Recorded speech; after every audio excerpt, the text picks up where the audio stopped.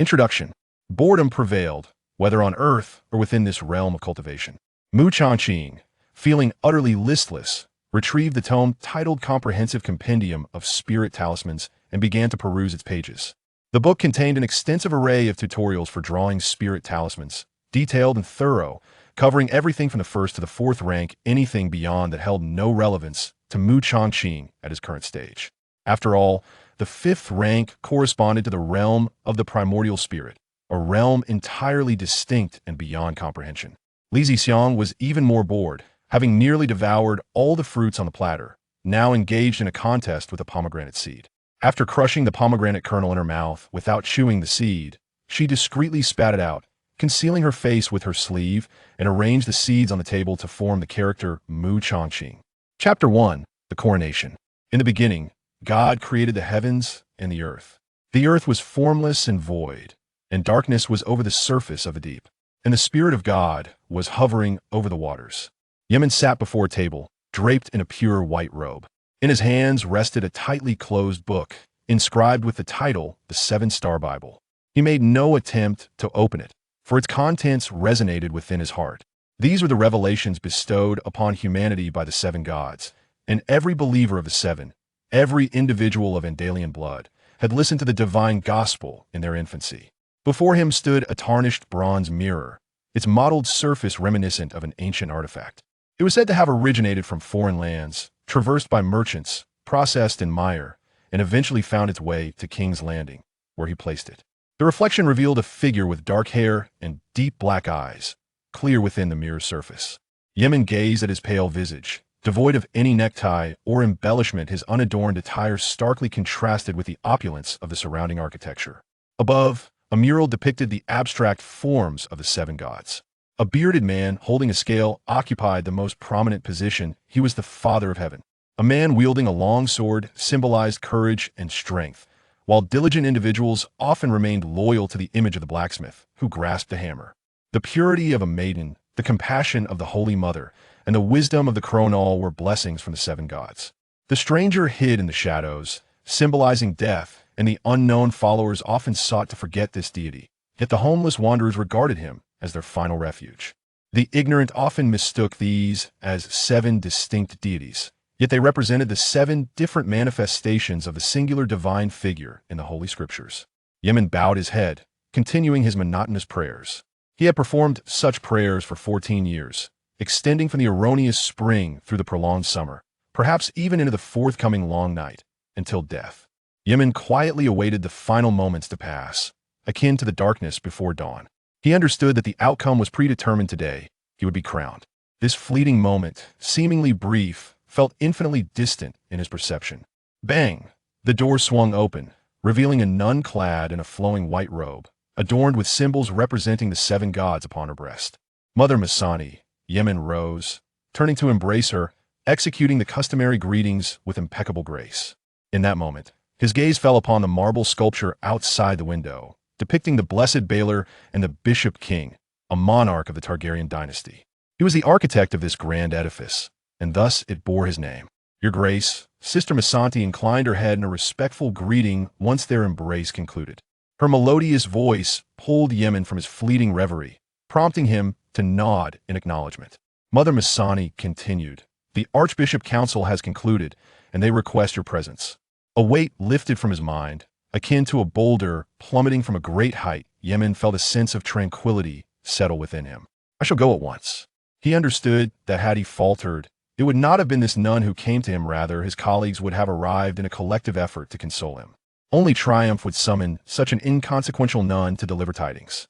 Sister Masanti regarded the man before her, composed and unflustered, her heart quietly admiring. Indeed, he is fit to become the archbishop, possessing a demeanor so profound. She instinctively felt a twinge of humility, unconsciously stepping aside. Thank you, Yemen replied, proceeding through the door. As he entered the corridor, the light dimmed, and the murals on the walls appeared blurred. Yemen recalled that the first image to greet him was that of King Hugo of the Hills, as the father plucked 7 resplendent stars from the firmament to crown him henceforth. The kings of the Undulls would be crowned by bishops. As he continued onward, he beheld a pure maiden brought forth by the girl, destined to become the queen. The Holy Mother blessed this king with 44 sons, the very foundation of the realm. An old crone foretold the nation's prosperity. The blacksmith forged sturdy armor, and warriors brought victory to their kin. In the end, all death was attributed to the stranger. This was a tale from 6 millennia past. As he traversed the corridor, Yemen journeyed through the annals of 6,000 years, passing by vivid depictions. He arrived at his destination, the assembly hall of the archbishops. This council convened to determine whether a new archbishop should be chosen, with him as a candidate. Unlike previous councils, the current archbishop still held office. In an act of propriety, Yemen voluntarily relinquished his right to vote, stepping aside from the proceedings. Pushing open the door, he beheld a long table set at the center, flanked by seated individuals, a mingling of both men and women. Predominantly, the assembly was male, with female archbishops in the minority. A quick count suggested nearly 100 souls gathered. Yemen recognized this as the epicenter of ecclesiastical power. United, they could mobilize the entirety of the church's influence, encompassing all land south of the Neck and half of the north. This was not the might of secular knights, but rather the formidable strength of faith. Yemen gazed towards the far end of the long table, where a figure appeared blurred yet discernibly corpulent. He pieced together the image from his memory while continuing his advance. The hall was eerily silent, each footstep resonating distinctly, overshadowing the natural sounds of breath and murmurs. The gluttonous archbishop loomed closer, his plump visage betraying a sense of anticipation. He was perpetually loquacious, yet now his lips were sealed, awaiting Yemen's arrival. Although he bore no semblance of authority, within the solemn confines of the church, amidst the backdrop of the entire congregation, he exuded an air of gravity and solemnity. Yemen understood this to be the essence of power. A beggar wielding supreme authority, his words carried the weight of immense consequence, impervious to contradiction. This was the aspiration he harbored. As he approached the current archbishop, Yemen ceased his errant thoughts. He bowed his head and softly uttered, "Archbishop." His voice, though faint, resonated clearly enough for all present to hear. The archbishop no longer donned the crystalline crown, which lay upon the table before him. The outcome was already determined. The archbishop, stripped of prestige, could not overturn the decision of the entire council. The corpulent bishop rose, his trembling frame seemingly on the verge of collapse, yet surprisingly steady, the silver thread robe billowing with folds. He spoke, "Brother Yemen, are you willing to forsake your earthly name and dedicate your life to the merciful Father, the Almighty Lord, praying and speaking on his behalf?" The bishop's words were succinct and unembellished, deviating from his usual loquacity. Yemen, unperturbed, nodded, "I am willing to forsake my name and serve in the radiance of the Lord." With a quivering hand, the bishop lifted the lofty crystalline crown and placed it upon Yemen's head. Then, as if all strength had been drained from him, he sank back into his chair, failing to rise again. Yemen turned, the weight of the crown pressing heavily upon him. Yet he found himself indifferent to its burden. He caught sight of a monk named Reinhard, and suddenly recalled his figure from the Silk Street. This was his subordinate, was it not? Yemen mused. He began to reminisce about the moments of his arrival in this realm. After all, the elation and disillusionment of success can easily evoke deep emotions. Chapter 2. The Day of Resurrection.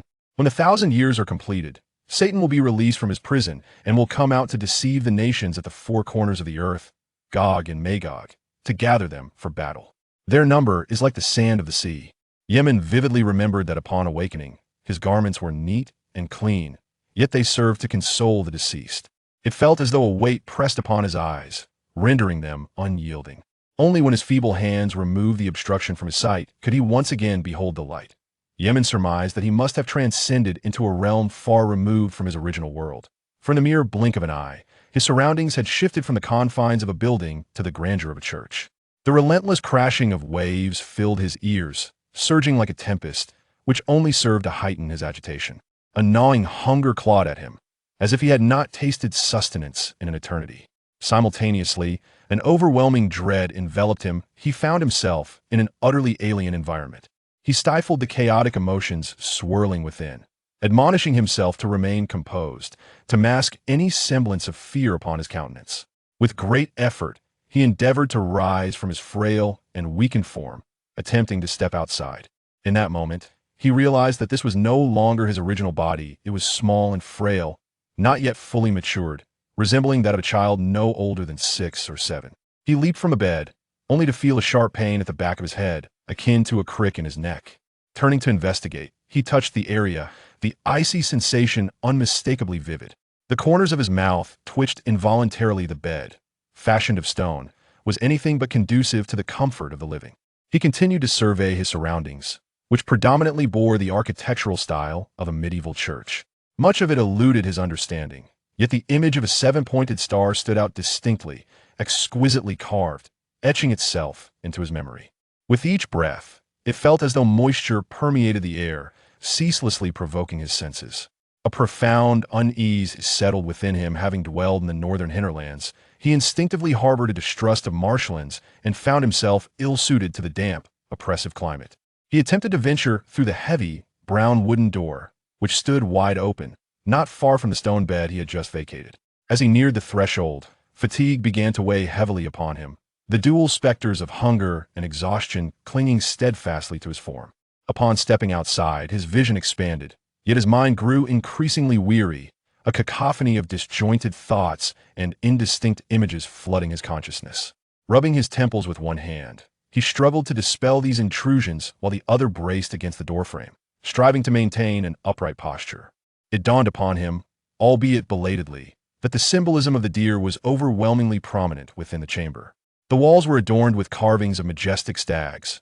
The motif echoed in his garments, and woven into the silks resting upon his bedside. His mind seemed on the verge of unearthing some clue, as scenes collided and coalesced, yet the elusive answer remained just beyond his grasp, leaving only an intensifying pain in his head that became increasingly unbearable. He gazed at the towering spire before him, as if the scent of the sea wafted in from beyond its walls. Just then, a voice pierced through his reverie. Yemen. He recognized the call as his own name, for the jumble of memories within his mind affirmed this identity. Turning around, he beheld a delicately featured boy, of similar stature but perhaps a year younger. Clad in green attire, with disheveled black hair, the boy appeared quite charming, his emerald eyes brimming with fear and trepidation, the embroidered stag on his shoulder trembling slightly. Lannister. Yemen instinctively uttered the name. Simultaneously, a torrent of memories surged forth in his mind, akin to the rhythmic crashing of the waves he heard nearby.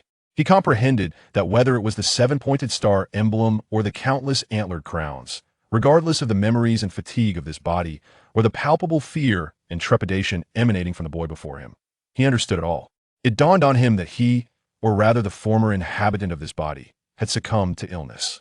Lannister, Yemen repeated with a more emphatic tone, lending credibility to his words. Fear not, for I am not one of those risen dead from your nursemaid's tales, nor am I possessed by the whimsical spirits of legend. Rather, at this juncture, Yemen hesitated, uncertain of how to proceed. His gaze inadvertently fell upon the 7-pointed star design, and a spark of inspiration ignited within him as he seamlessly continued. By the faint glimmer of the 7 gods, I felt the might of the divine, traversing through shadows and the realm of death. Summoned by the call of a stranger, I began anew. Pausing briefly, Yemen noticed the boy before him gradually calming, prompting him to continue. Is not all life and death beholden to the Lord? Is not all existence derived from the divine? Is not all that persists dependent on the... He paused again, then continued, is it not reliant upon the majestic power of the 7 gods? And thus I have returned from death. Lannister no longer appeared as fearful as before indeed. The mythical creatures and risen dead of nursery tales lacked such clarity, and here stood the holy sanctuary of the 7 gods, their watchful eyes upon them. He believed that no spirit could dare to disrupt this sanctity. Such were his thoughts. Yet his legs still trembled unconsciously. Lannister lowered his head, fixating on the emblem before him, repeatedly murmuring, the fires of wrath. He was of House Baratheon, bearing the true blood of the Storm King and the Dragon Lord Targaryen. Thus he ought not and could not succumb to fear. Lannister raised his head, the emerald hue of his eyes reflecting Yemen's figure. By the 7, you have been dead for 7 days, without sustenance or breath, and yet you have returned to life. May the 7 protect us. As he spoke, his voice, tinged with a hint of tears, transformed into one of envy. A child's fear comes swiftly, but departs just as quickly. Upon hearing this, Yemen pondered that indeed it had been 7 days. Was this not the first 7? He wondered if such beliefs were shared by foreigners. Contemplating this, he spoke with solemnity, 7 is the number favored by the 7 gods, and so I awakened on the 7th day after death. Observing the boy's envious expression, Yemen felt a sense of relief, musing whether such rhetoric could be sustained indefinitely. Regardless, it seemed he had successfully navigated this initial challenge. He would leave the rest to tomorrow. He continued, "Resurrection lies within me, and thus life is bestowed upon me. The 7 gods have resurrected me, and I undoubtedly have a mission yet to fulfill." Observing that he had paused, Bran instinctively inquired, "What mission?" Yemen replied with an air of calm, "I have yet to receive the divine revelation." And, disregarding Bran's expression of disappointment, he added, "However, the 7 gods have already bestowed upon me a sense of direction. I merely await the moment of destiny to arrive." Noting Bran's contemplative yet perplexed demeanor, Yemen understood that he needed to ponder the future. Desiring to offer a gentle smile, he merely managed to twitch his lips and ultimately abandoned the attempt. "Then, Bran, could you assist me in checking whether there is any food left in the kitchen? Anything will suffice, as I find myself rather hungry and eager to dine." Bran appeared even more bewildered, yet he followed Yemen's lead. Meanwhile, a crow flew past. Chapter 3. The Stigmata. Thus, I beseech thee to grant thy servant a heart of wisdom, that he may discern judgment for thy people and distinguish right from wrong. For who, if not thou, can judge this multitude? Yemen sat at the dining table, adorned with silken fabric upon which the image of a majestic crowned stag was prominently woven. Before him lay bacon, bread, and cheese, though modest. It sufficed to offer him some comfort amidst the hurried preparation. Beside him stood a maid, whose name Yemen had forgotten. In both his past life and the present, he found himself bereft of knowledge regarding her name. In the context of the past, such minor characters did not warrant the permanence of a name inscribed in text. In this life, those who served him in a less intimate capacity were not remembered either. In essence, it was this maid who brought forth his meal, for his diminutive frame could scarcely endure the demands of labor. The maid stood by, her visage reflecting a look of terror, her delicate features betraying an uncontrollable fear. Yemen mused that perhaps she had indeed seen a ghost, as he had once tasted death himself. Beside the maid was Ser Davos, the Onion Knight. This young noble was presently engaged in the futile task of adjusting his already pristine attire, yet he seemed unsatisfied, striving to appear even more resplendent, perhaps feeling embarrassment from the recent fright and wishing to reaffirm his own stature. Yemen made no effort to explain to the maid, just as he refrained from elucidating matters to Davos. After all, the words of a noble carried a weightier significance. He pondered whether he had become assimilated into this world, as if through the passage of time akin to a journey. Upon finishing his meal, Yemen deliberately restrained himself from overeating. He reminded himself that he had only just awakened, his body still frail, and thus it was prudent to refrain from excessive consumption. Yet, in an instant, he recalled that he had not merely awakened from slumber, but had returned from death itself. In this fantastical realm, would the knowledge of health from his previous life still hold merit? This remained a question. Yemen suppressed these whimsical musings and gazed towards the entrance, where a knight, or one destined to become a knight, stood. "When shall Ser Stannis return?" he inquired. Ser Davos Seaworth had not yet been officially knighted, although he had already sewn the small black ship on a gray background onto his attire, rendering it subtly inconspicuous. His appearance was unremarkable, with chestnut hair and brown eyes, partially obscured by a bushy beard that masked much of his face. "Ser Stannis is in discussion with Lord Stark and Lord Tyrell regarding certain matters. He may take some time," Davos replied instinctively, his tone grave, as if addressing a child. He clenched his left hand, the knuckles still bearing the marks of his past. He thought to himself that this must surely be a miracle of the 7 gods. A week prior, he had personally witnessed the child's eternal slumber, yet now, the boy's eyes were reopened, an occurrence that could only be attributed to the miraculous intervention of the 7 gods. Yu Ming nodded thoughtfully. "So, my great-uncle, Sir Habert, is with them as well?" he inquired, his curiosity piqued. "Indeed, Sir Habert is alongside Lord Stannis," Davos responded cautiously, his words carefully weighed after a moment of reflection. He found himself perplexed by this sense of trepidation. During the past year, he had navigated treacherous waters aboard the Black Ship, braving mortal peril for the chance to become a knight. Yet, in the presence of this boy, he felt an unsettling sensation of being seen through, causing him discomfort. Perhaps this was the blessing of the 7. Yu Ming nodded once more, lapsing into silence. He observed the boy's clenched left fist, perceiving his tension, his fear, and even his fervent devotion. He sensed he might even attempt to guide these feelings, an idea that both thrilled and terrified him. This could certainly be regarded as a pivotal moment in the narrative. The Onion Knight had yet to become a knight, yet had not lost his knuckles. A sudden thought crossed Yu Ming's mind, which he promptly dismissed.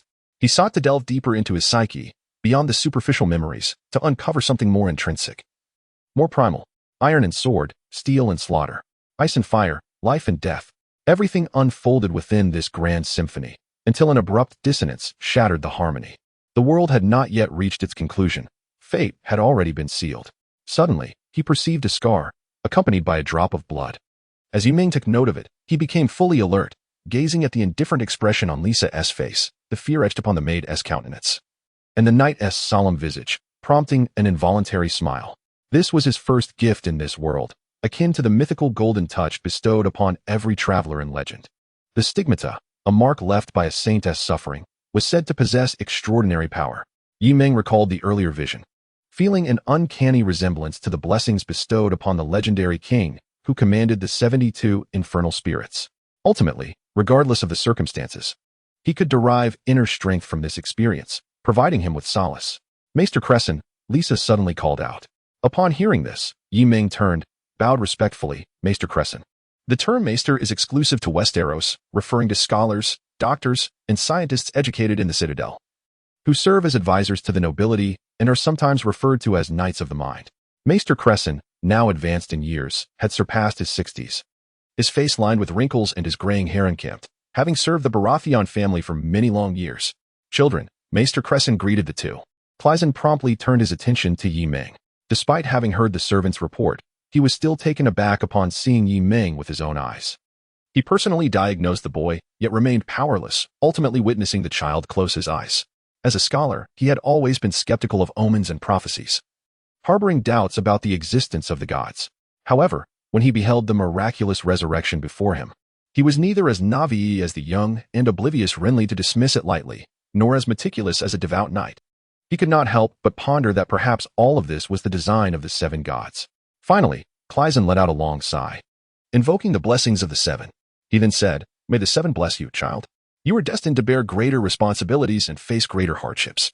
This was directed at Yu Ming, who feigned innocence, nodding as if he did not grasp the profound implications of the scholar's words. The old scholar did not expect a child to comprehend his message. He took a faltering step, his hands trembling slightly, and laboriously seated himself in a chair. "Children, you should rest for a while. During the banquet, Lord Stannis, Sir Harbert, and Duke Stark, along with Duke Tyrell, will be present, and you will feel more at ease then." After a pause, the old scholar continued, "You have been cooped up in Wind's Rest for a whole year." Meanwhile, Yu Ming observed the weariness etched on the scholar's face, his thoughts drifting to the liberation of Wind's Rest, envisioning the dawn of a new Baratheon dynasty, while the old Targaryen lineage lay buried. This was 283 years after the establishment of the dynasty by Aegon the Conqueror. Yu Ming was now 7 years old. Chapter 4. The Banquet. Stannis, broad-shouldered, sat upright in his chair, his countenance as hard as iron, revealing no excessive emotion. Still relatively young, he retained a full head of hair, untroubled by the concerns that would later plague him. Yu Ming sat opposite him, contemplating this fact. Stannis alone managed to plunge the entire atmosphere of the banquet into somberness. Renly and his beloved elder brother sat close by, and the usually lively child seemed to have vanished. Scholar Clisson was also seated beside this young nobleman, a battle-hardened commander. He had valiantly defended the castle with the few thousand men remaining, holding at bay an army of 100,000 for an entire year. Undoubtedly, he had become a true nobleman. Yet, in the eyes of the scholar, the face of this still-growing child bore no smile. He remained lost in the memory of the day his father perished at sea, helplessly watching as his father sank beneath the waves, leaving only a jester alive. That jester, the patch-faced fool, was not present. This was no frivolous banquet requiring a jester to entertain the guests. Yu Ming felt a modicum of relief at this, wondering if that fool was merely a madman who had survived by chance, or if it was the drowned god himself who had intervened. He certainly could not stake everything on a gamble, for what benefit would that yield? Compared to the morning's light, the day had already matured into twilight, casting shadows that were now visible. His great-uncle, Sir Harbert, sat enveloped in the shade, having once represented the Lord of Wind's Rest. Though it was Stannis who commanded this war, the aging lord, now somewhat feeble, bore witness to the ascent of King Robert, who had taken the Iron Throne and been crowned as the sovereign of the Seven Kingdoms. His dear friend, Duke Stark, had alleviated the siege of Wind's Rest, and, after negotiations with the Southern Protector, Duke Mace Tyrell, the Tyrells and their vassals had resolved to kneel in fealty. Meanwhile, He continued his march southward with his retinue and troops. His sister, the betrothed of King Robert, the one who bore the blood of the Starks, was rumored to be imprisoned by Prince Rhaegar in the fabled Tower of Joy on the borders of Dorne. Such was the truth known to the masses. As Yemen cautiously sliced the dessert on his plate with a small knife, he meticulously observed the others at the table. It had been a year since he last savored such exquisite fare, for which he was grateful to the generous Duke Tyrell, the stout lord of Highgarden. With his curly brown hair framing a striking visage, wore a clean and splendid collar, his neatly trimmed goatee betraying none of the ruggedness expected of a commander who had spent a year in the field. Out of courtesy, Stannis had invited this duke. Yet beneath the opulence of the duke's attire, Stannis's modest clothing and worn boots appeared rather incongruous. After all, he was, in truth, the victor of this conflict. Among those present, only Sir Habert gazed at Yemen with the purest affection and blessing, just as he had diligently managed the castle for decades, caring for each child within its walls. Maester Cresson had already been astonished once by the miraculous return from death, and now he was lost in contemplation of the history of the faith of the Seven, convinced that only the divine could orchestrate such wonders. Stannis himself might have been quite bewildered upon hearing the news for the first time. He nearly dragged the messenger out to punish him for the mockery and dishonor to his family. However, upon realizing it was the diligent old scholar who spoke, he restrained himself, accepting the reality and the miracle wrought by the Seven. Duke Tyrell had also stood in solemn silence before the church, offering prayers for the child who had succumbed to illness. By that time, the war had concluded, with only a few matters left to address. Even Lord Redwine had departed. Yet, at that moment, another noble had passed away due to sickness, and though still very young, it was a lamentable loss. Sacrifice in war is an honor for every noble, yet the torment of illness is a bitter pill to swallow. Thus, upon their reunion, although he felt shock, he was genuinely reassured, for in his eyes, war was forever detached from the innocence of children. He was incessantly praying, murmuring softly as if invoking the blessings of the seven gods. The influence of the seven gods' faith in the entire Bay Area was profoundly significant. The church's former headquarters was established there, and the Grand Star Cathedral once stood as a sacred site in the hearts of all devotees. Naturally, the more prosperous a place, the more likely it is to harbor filth. The stronger the faith, the more susceptible it is to heresy. Every matter possesses dual facets, and amidst the deep-rooted presence of this church, countless shadows linger. For instance, the love story between our future Flower Knight and the Duke of Windswept Fortress. Yemen's thoughts began to drift uncontrollably. At that moment, Duke Mace stroked his finely groomed mustache and cleared his throat, drawing everyone's attention to him. Mace relished this moment of prominence, which served to alleviate his recent failures at Windswept Fortress and restore his honor. He turned his gaze toward Stannis. Sir Stannis, this child bears a divine blessing. Perhaps we should place him in Old Town to absorb the gospel of the Seven. Stannis maintained a stern expression, rendering his thoughts inscrutable. We could also settle him at the Great September of Baelor, allowing him to be influenced by the teachings of the High Septon. Mace chuckled, even in Highgarden. I've heard tales of the High Septon's insatiable appetites. Such indulgence would not benefit this child. Stannis was a skeptic. To him, the old and new gods of Westeros, as well as the red god of Essos, and even the likes of the horse god, the ram god, and other such deities, were merely tools to deceive the common folk. Thus, there was no need for the Duke of Highgarden to intervene. Stannis retorted with a hardened demeanor, utterly dismissive of this failed and inconsequential figure from Windswept Fortress. Mace's face flushed crimson, his cheeks puffing up in evident fury. Yemen observed the unfolding drama with a detached eye. It was no wonder that Stannis found little favor in the future, as even now, glimpses of that truth could be discerned. At that moment, he glanced over at the indifferent Renly, who seemed preoccupied with thoughts of his nightly games. Sir Harbert, listening intently to their exchange, since the conversation had reached an impasse.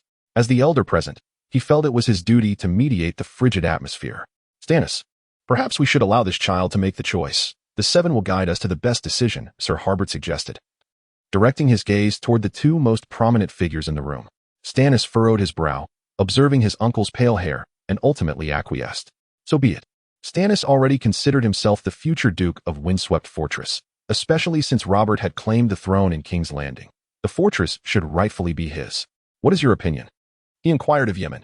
Yemen appeared somewhat dazed. After a moment of contemplation, he raised his head and declared, Then let us proceed to the Old Town. I wish to engage in my studies within the academy.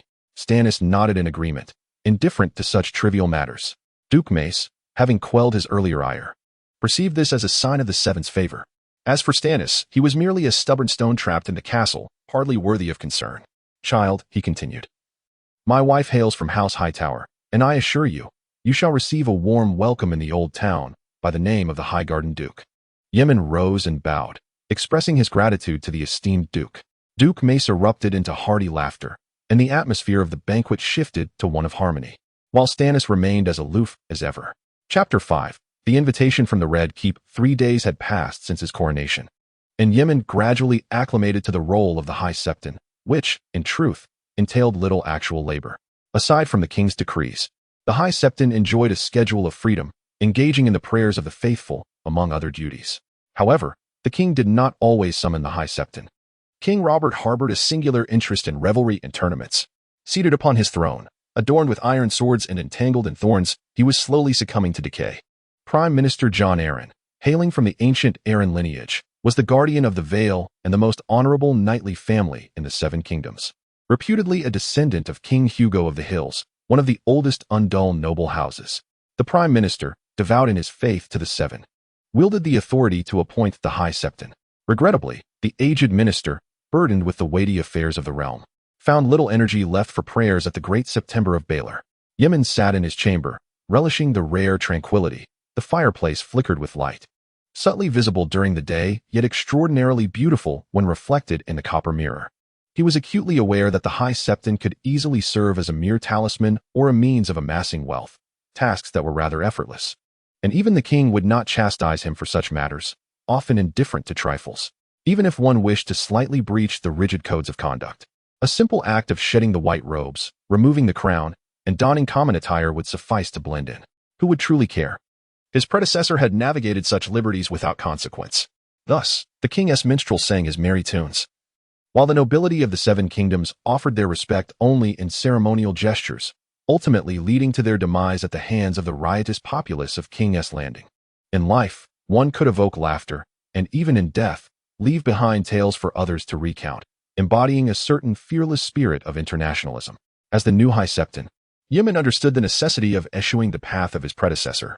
Every action has its consequence. Thus, while his predecessor languished in idleness, Yemen diligently reached out to the subjects of King's Landing. The price he paid was but exquisite delicacies, a handful of copper coins, and some warm words of comfort. These matters are rather straightforward. When he ascended to the esteemed position of Archbishop 4 years ago, transitioning from Old Town to King's Landing, he began to cultivate a presence that every citizen of King's Landing would admire for 3 consecutive years. It is unlikely that a figure as illustrious as the Archbishop, the High Septon of the Seven Kingdoms, would ultimately meet a fate at the hands of a mob. Although the populace may be forgetful, their persistence ensures that they will always remember the grandeur of the Archbishop. There was once an Archbishop who even rallied the clergy to arms, momentarily seizing control of the entire King's Landing, commanding an army of tens of thousands, rivaling the might of any of the Seven Kingdoms. Even though he ultimately succumbed to the flames of a dragon, the compromises reached amongst them did not diminish his authority. However, the predecessor of Maegor was tragically slain by the very impoverished individuals who should have been his staunchest supporters, a calamity difficult to articulate. One must remember, these are among the sources of the Archbishop's power. Has he merely learned to appease the king while neglecting his primary duties? Furthermore, the former Archbishop's opulence was glaring. His garments unmistakably signified his wealth. As Archbishop, financial resources are not lacking. The church's bank alone suffices to illustrate this. Not to mention the king's debt of over 900,000 golden dragons to the church. Yet, the lavish attire of the former archbishop naturally alienated him from the common folk, creating an invisible chasm. Indeed, the archbishop's vestments should not be excessively humble as to undermine his dignity, yet they must not be overly extravagant, inciting envy. For he is not a nobleman and does not require the common people to view him as an unattainable figure. Maegor's successor, the Great Sparrow, excelled in this regard. Yet his downfall was entirely foreseeable. After all, his success merely exploited the ongoing turbulence of the Seven Kingdoms, compelling others to compromise. For instance, a madwoman. Sighing, Maegor resolved to cultivate a flawless image, to construct an impeccable archbishop. Otherwise, the cautionary tales of the past loom large, a constant reminder to remain vigilant. While contemplating this, a series of knocks echoed at his door. Knock, knock, knock. Archbishop, came the voice of Sister Maester, who had been assigned to oversee his daily affairs since his elevation. To mitigate some obstacles, he had not opposed this arrangement. Moreover, given Sister Maester's affiliation with the Great September of Baelor, he found it difficult to refuse. It is well known that King S. Landing harbors no secrets, be it the king or the archbishop, in this game of power. One must instill a sense of reassurance in others to better survive. Maegor swiftly rose, adjusted his garments, and, upon finding himself presentable in the copper mirror, responded, "Come in. Archbishop, the master of whisperers, Varys, has come to pay his respects," Sister Maester announced, her gentle voice betraying an unusual hint of malice. Yemen found it unsurprising that in the realm of the Seven Kingdoms, locating an individual who harbored affection for the octopus spider was indeed a formidable task. The malice of the nun was all too familiar and warranted no concern. However, what preoccupied Yemen's thoughts was the role he played as a eunuch in the king's service, essentially the chief steward, who, despite possessing his own volition, could only serve as a mere conduit for the king's messages in public. While Yemen pondered this, the octopus spider, Varys, had already entered the chamber.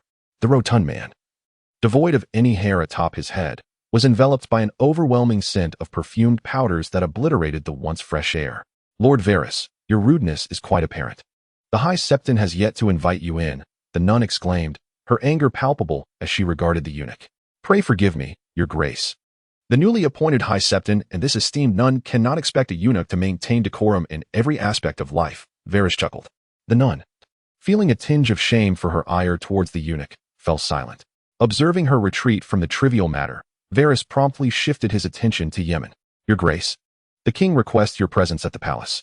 Sister Massenet was taken aback, realizing this was not an opportunity for her to interject. Thus she bowed to Yemen and discreetly withdrew. "Your grace, I wonder if you are prepared, or shall I wait a while longer?" Varys inquired, edging closer with feigned warmth. Yemen quietly evaded Varys' eagerness, replying, "No need, let us depart at once." Engaging in casual conversation, the two exited the Great September of Baelor. On their way to the Red Keep, Yemen refrained from indulging in baseless speculations. After a moment of contemplation, he asked, "Sir Varys, might the king be seeking refuge from the dragoness descendants in the east?" The octopus spider was never one to offend others without cause, and in response to such a significant inquiry from the High Septon, he swiftly provided a clear answer. "Does the High Septon truly possess the eyes of a prophet?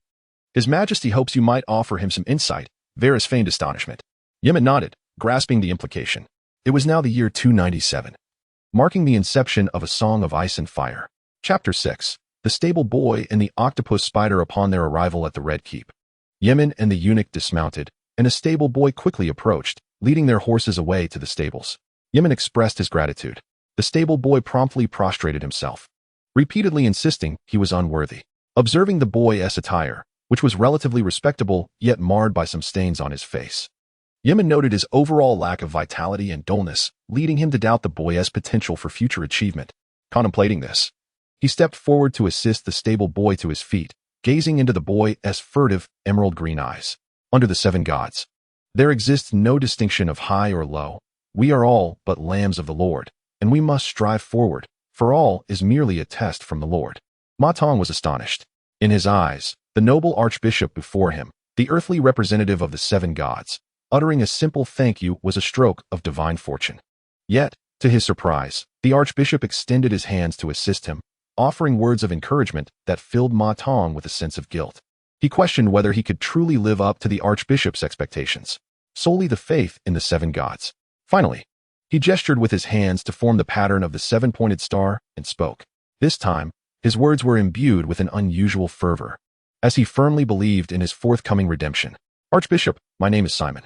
Ma Tong bore no surname. Hailing from a family of fishermen and raised in the capital, he was chosen to serve as a stable boy in the Red Keep. Apart from his equally humble friends, no one else knew his name. The aristocrats who frequented the Red Keep deemed it beneath them to waste time on the names of commoners, considering such details trivial as they indulged in the games of power. Now, as he revealed his name to the archbishop, he internally vowed to risk his life for the man before him. Naturally, Simon Yemen repeated the name several times, indicating he had committed it to memory. "A lovely name. May the seven gods bless you." With that, Yemen departed alongside the eunuch. Ma Tong stood watching the archbishop's diminishing figure, rendered speechless. Throughout the day, he found himself reminiscing about the kind visage and gentle words of the archbishop. Varys, perplexed by the entire affair, could not fathom why Yemen would squander time on an ordinary stable boy. He was no noble, nor had he mastered the art of swordplay, merely tending to horses. Even though he himself had once languished at the bottom of society, 2 decades as the master of whisperers had long since extinguished any remnants of empathy and compassion, leaving only calculation in its wake. In fact, he harbored a faint disdain, viewing such individuals as mere expendables, easily replaceable. He could summon a multitude at will.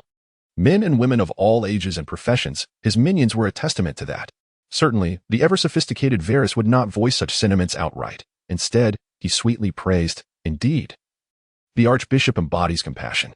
I have heard of your benevolence towards the common folk within the Red Keep. Truly, a bishop blessed by the gods." As he spoke, Varys placed a hand upon Yemen's sleeve. Yemen fought against the urge to shake off the touch, even as he avoided gazing at the stable boy, whose presence still bore the scent of hay. However, the immaculate eunuch found himself overwhelmed by an authentic malodor. A bishop blessed by the gods. Yemen held a measure of skepticism towards this claim. Varys clarified, "Archbishop, each archbishop forsakes their worldly name, yet the faithful require words to distinguish them." Yemen was aware of this, noting that his predecessor was affectionately dubbed the Fat Bishop, though it seemed he had only recently donned his crown. Before long, Varys elucidated Yemen's confusion. "My lord, it is said throughout the 7 kingdoms that you have risen from death within the church. Without a doubt, the 7 gods watch over you. The common folk are well aware that you are destined to become the archbishop, whether sooner or later. As anticipated, you have now been crowned. People affectionately refer to you as the Son of the Holy and the Son of Man, expressing the 7 gods' favor upon you and your care for the faithful." Yet, Yemen, lost in thought, finds himself both surprised and somewhat wary, realizing that he has neglected such imminent matters, which is indeed inexcusable. He is grateful to Lord Varys for shedding light on this. After a moment's hesitation, he continues to inquire, "Forgive my bluntness, but what is your view on the pair of siblings across the narrow sea?" Varys's expression remains unchanged. His smile is radiant as ever. "To speak candidly, my Lord Archbishop, what alternative is there for those dragon-blooded heirs but to atone with their lives?" Yemen is not taken aback. It is natural for a new dynasty to have no room for the exiled heirs of the previous regime. The idea of total eradication seems justified, yet this contradicts Yemen's own thoughts, not out of pity for the 2 young dragons, but rather due to the harsh realities of the quest for the throne, where dying en route is hardly deserving of sympathy. However, even disregarding moral considerations, from a purely pragmatic standpoint, it is evident that Daenerys, prior to marrying the Horse Lord, holds little value to those in the power sphere. Yet, the potential she brings is tremendously enticing. It could be said that now is the most opportune moment to acquire 3 dragons along with a dragon mother. Even if there are other challenges, they pale in comparison to facing 3 dragons. Yemen contemplates the advantages and disadvantages before responding. "Perhaps we should exhibit a bit more mercy." Varys feigns shock. "My Lord Archbishop, such sentiments will not endear you to His Majesty the King. We all know King Robert's ire towards House Targaryen." He lowers his voice, his anger palpable. "This is the language of House Baratheon, and who can quell the king's wrath?" His voice, deliberately subdued, sends chills down the spine. Yemen remains unfazed. "My lord, I harbor no expectations of the king forgiving them. Nor do I believe that Viserys can be persuaded by me to relinquish his ambitions of restoration." "Then, what precisely do you mean by mercy, my Lord Archbishop?" The ever-curious spider seems intrigued. Yemen recognizes that if he wishes to escort Daenerys away from Pentos, Varys must play a pivotal role, maintaining a mysterious connection with Illyrio, the governor of Pentos, as they both manipulate the fate of the unfortunate prince and princess across the sea. Even without his agreement, one should seek his tacit approval. Thus, Yemen resolves to be slightly more candid. "In my revelations, whether Prince Viserys succeeds or fails, it will not significantly impact the church or its followers. Indeed, it will have no effect. If history proceeds as it should, he will soon don a golden crown and depart from this world." Even disregarding the official history, he could hardly win the affection of the 7 kingdoms, nor could he find a single loyal vassal to serve him faithfully. However, Princess Daenerys, having grown up in the free cities, unblessed by the 7, could easily be swayed by the ambitious schemers of Essos, leading to chaos. Varys listened intently, sensing he had grasped the essence of the matter.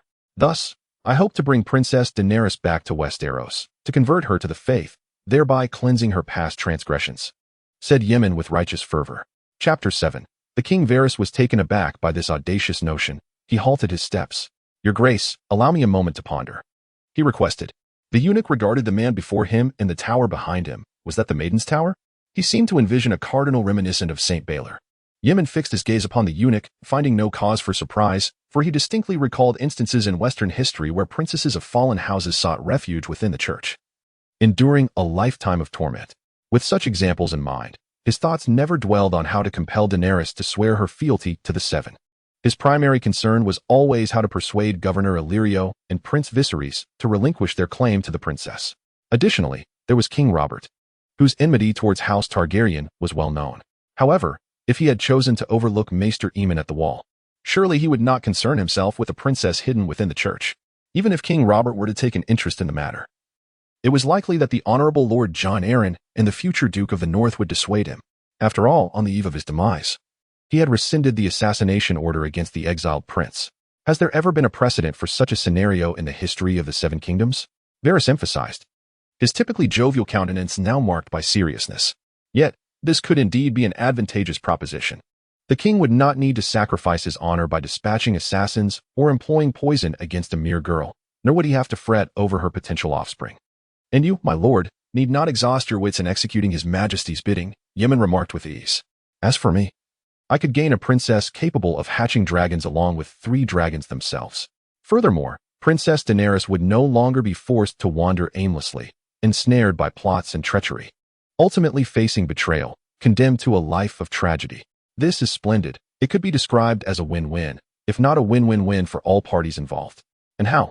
Your Grace, do you propose to extricate the princess from the plight of the exiled prince? Varys mused, not opposing the idea. Well aware that the Seven Kingdoms currently resembled a powder keg fraught with conflict. The 3 golden-haired Baratheon progeny of the Queen, the latent ambitions of Stannis and Renly, Dorne's relentless desire for vengeance against the Lannisters, and the considerable losses suffered by the Targaryen loyalists during the War of Usurpation all contributed to a volatile atmosphere. Perhaps it would be wiser to temporarily place the princess within the church to build her reputation, awaiting the arrival of young Aegon before reclaiming her. After all, utilizing the Dothraki to stir the pot would only result in scorched earth, and the Seven Kingdoms might not require further chaos.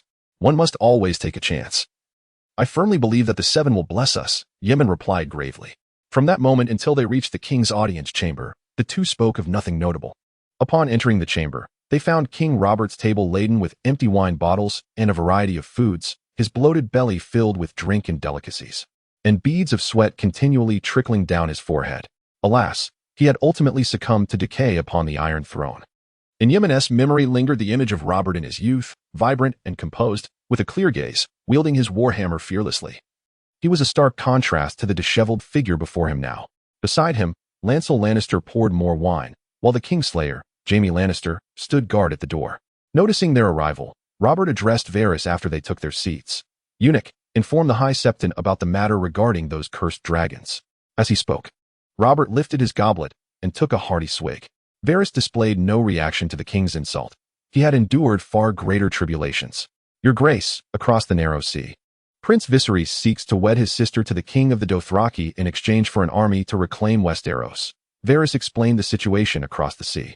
Upon hearing this, Robert, slightly inebriated and filled with anger, smashed a wine bottle, the sound startling Lancel, whose hands trembled noticeably as he held the wine. While Yemen and Varys remained unfazed. Is it so, Yemen? Do the Seven have a revelation for you to share? Yemen chuckled bitterly to himself.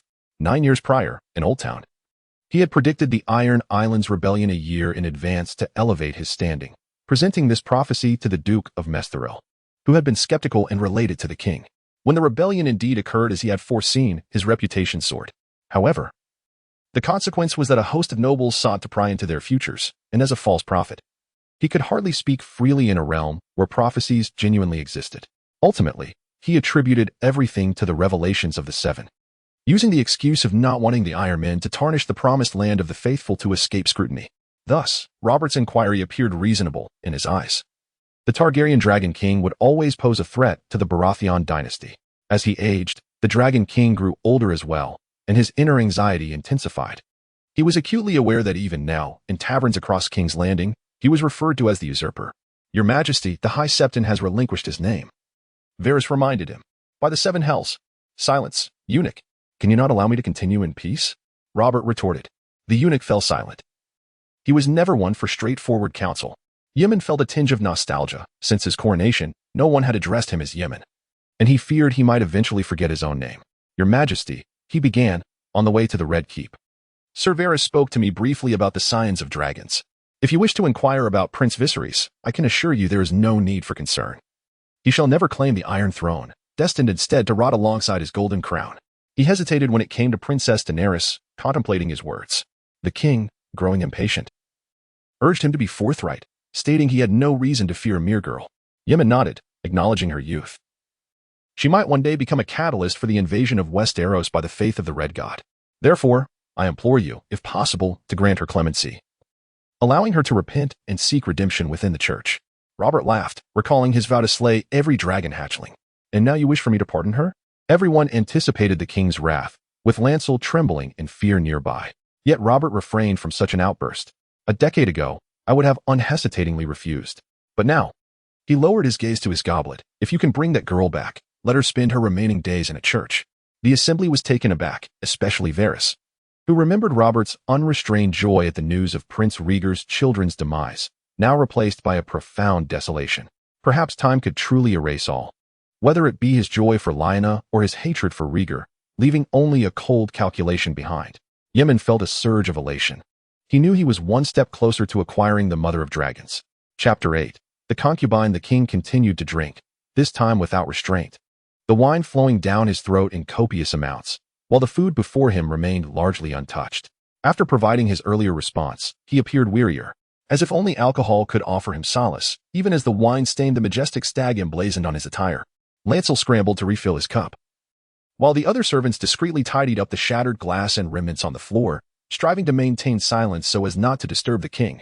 Varys, disinterested in the lavish spread before him, feigned appreciation for the rare delicacies. Ymma gazed at the exquisite feast laid out before him: cream bread, fruit salad, eel pie, bacon, roasted swan, and an assortment of other delights. Intrigued, he reflected that he seldom indulged in such elaborate fare due to his commitment to simplicity within the church. At that moment, the queen entered, clad in a deep green velvet gown that beautifully complemented her emerald eyes, her golden hair cascading casually over her bare shoulders, adorned with a golden sash at her waist, rendering her exceptionally captivating. She exhibited little concern for the eunuchs, scarcely granting them even a fleeting glance. As for His Majesty the King, her gaze was laced with disdain and contempt, though she maintained a facade of respect with a disingenuous smile. The White Knight, standing at the threshold, arrived in tandem with the queen, undoubtedly rendering him unable to behold the sovereign to whom he had pledged his loyalty. Ymma observed the tall, handsome man with golden hair. His sparkling azure eyes and razor-sharp smile appeared even more radiant with the queen's presence. As a swordsman, his hands remained poised near his gilded longsword, embodying a readiness to draw at any moment. Yet, before the queen, all of this softened. Both his chivalric honor and the formidable sword seemed to dissipate with her arrival.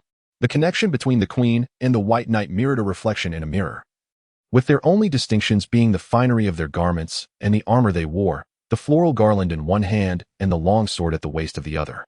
After all, they were twins, the offspring of Duke Tywin, born simultaneously. At this moment, the king had succumbed to inebriation, sprawled over the table, his snores echoing loudly. Ymma pondered why the king placed such trust in a regicide. Having betrayed a monarch, regardless of the justification, he should have harbored fear as a successor in the face of such treachery. Yet the king exhibited unwavering confidence, even willing to entrust a quarter of the kingdom's forces to him in the future. Was it to combat dragons? Or born out of anxiety regarding them? Or perhaps mere contempt and an overestimation of his own martial prowess? Cersei cast a scornful glance at the king, who resembled a wild boar, before addressing his attendant. Lancel, will you not escort your king to his chambers? Do you intend for him to perish here? Lancel had been fixated on her exposed skin since her entrance, but retreated under Jaime's fierce gaze. Upon hearing the queen's command, he appeared even more timid, attempting to lift the king and carry him to a bed in the tower. However, he failed, the king's weight proving too burdensome. Thus, Lancel turned his gaze to his cousin, the White Knight Jaime Lannister, seeking assistance. Jaime, noticing his cousin's plea, shrugged helplessly, preparing to approach. At that moment, Cersei interjected. Jaime, you must accompany me for a stroll later. Leave the task of handling Robert to your cousin. She then directed her attention back to Lancel. As for you, simply summon a few servants to attend to Robert. Do not disturb Jaime. Cersei's feelings of disdain intensified. Once more, she lamented not having borne a son, for no one could truly inherit their father's valor and cunning. Lancel, upon hearing her words, acquiesced meekly. Jaime never turns down Cersei's requests. He silently uttered an apology and disregarded his cousin's actions, watching as the servant summoned by Lannister struggled to place Robert upon the bed. At that moment, the queen shifted her gaze to Maegor, scrutinizing the newly crowned archbishop. Her emerald eyes flickered with suspicion and a myriad of other emotions.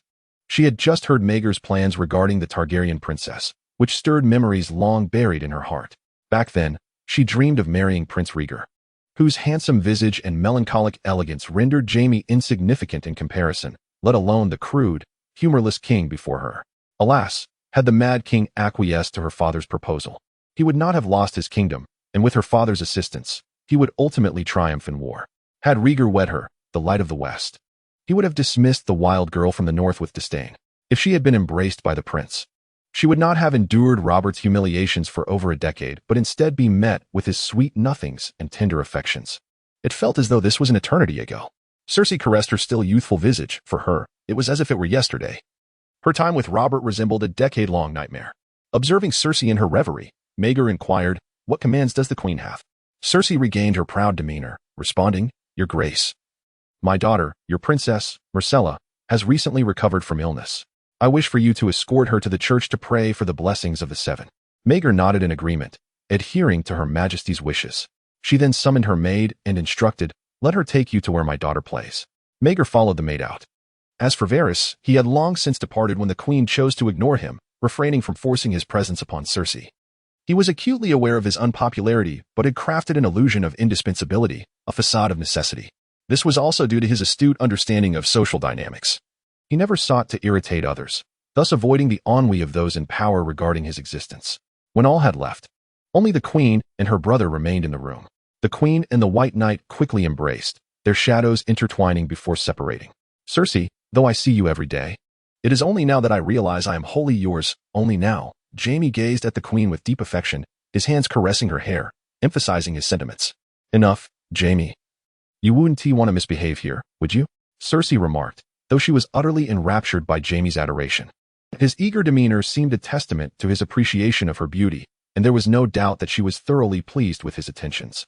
"Certainly not. We shall retreat to a tranquil haven." Thus, the queen vanished alongside James within the king's reception hall. Chapter 9. The Princess Yemen trailed the footsteps of the maidservant, traversing through numerous towers until arriving before the princess's chamber. The maidservant informed him that the princess, having recently recovered from an illness, was forbidden by the queen from mingling with her companions today. Instead, she was being entertained by the old nurse with tales of ancient lore. Along the way, Yemen continually envisioned future prospects while grappling with present challenges, managing to suppress the tumult of thoughts and anxieties within, remaining silent as he permitted the maidservant to summon the princess. At this moment, the crimson sun hung low in the sky, having passed the zenith of noon, and Yemen pondered the fragments of information he had gathered about Princess Myrcella. He had known her for approximately a year. A serendipitous encounter facilitated by Lannister when he was introduced to the Red Keep, after which their interactions had been scarce. The princess possessed a complexion as fair as milk and a cascade of beautiful golden curls, bearing a striking resemblance to the queen, both epitomes of beauty. However, her demeanor was gentle and her constitution frail, starkly contrasting with the queen's robust nature. Reflecting upon the queen, Yemen recalled the scene from earlier, imagining that she was now entwined in mutual affection with her mirrored counterpart, savoring a romantic evening together. At that juncture, the princess emerged. Adorned in a tasteful floral skirt that danced gracefully with each step, her movements poised and her eyes exceptionally clear.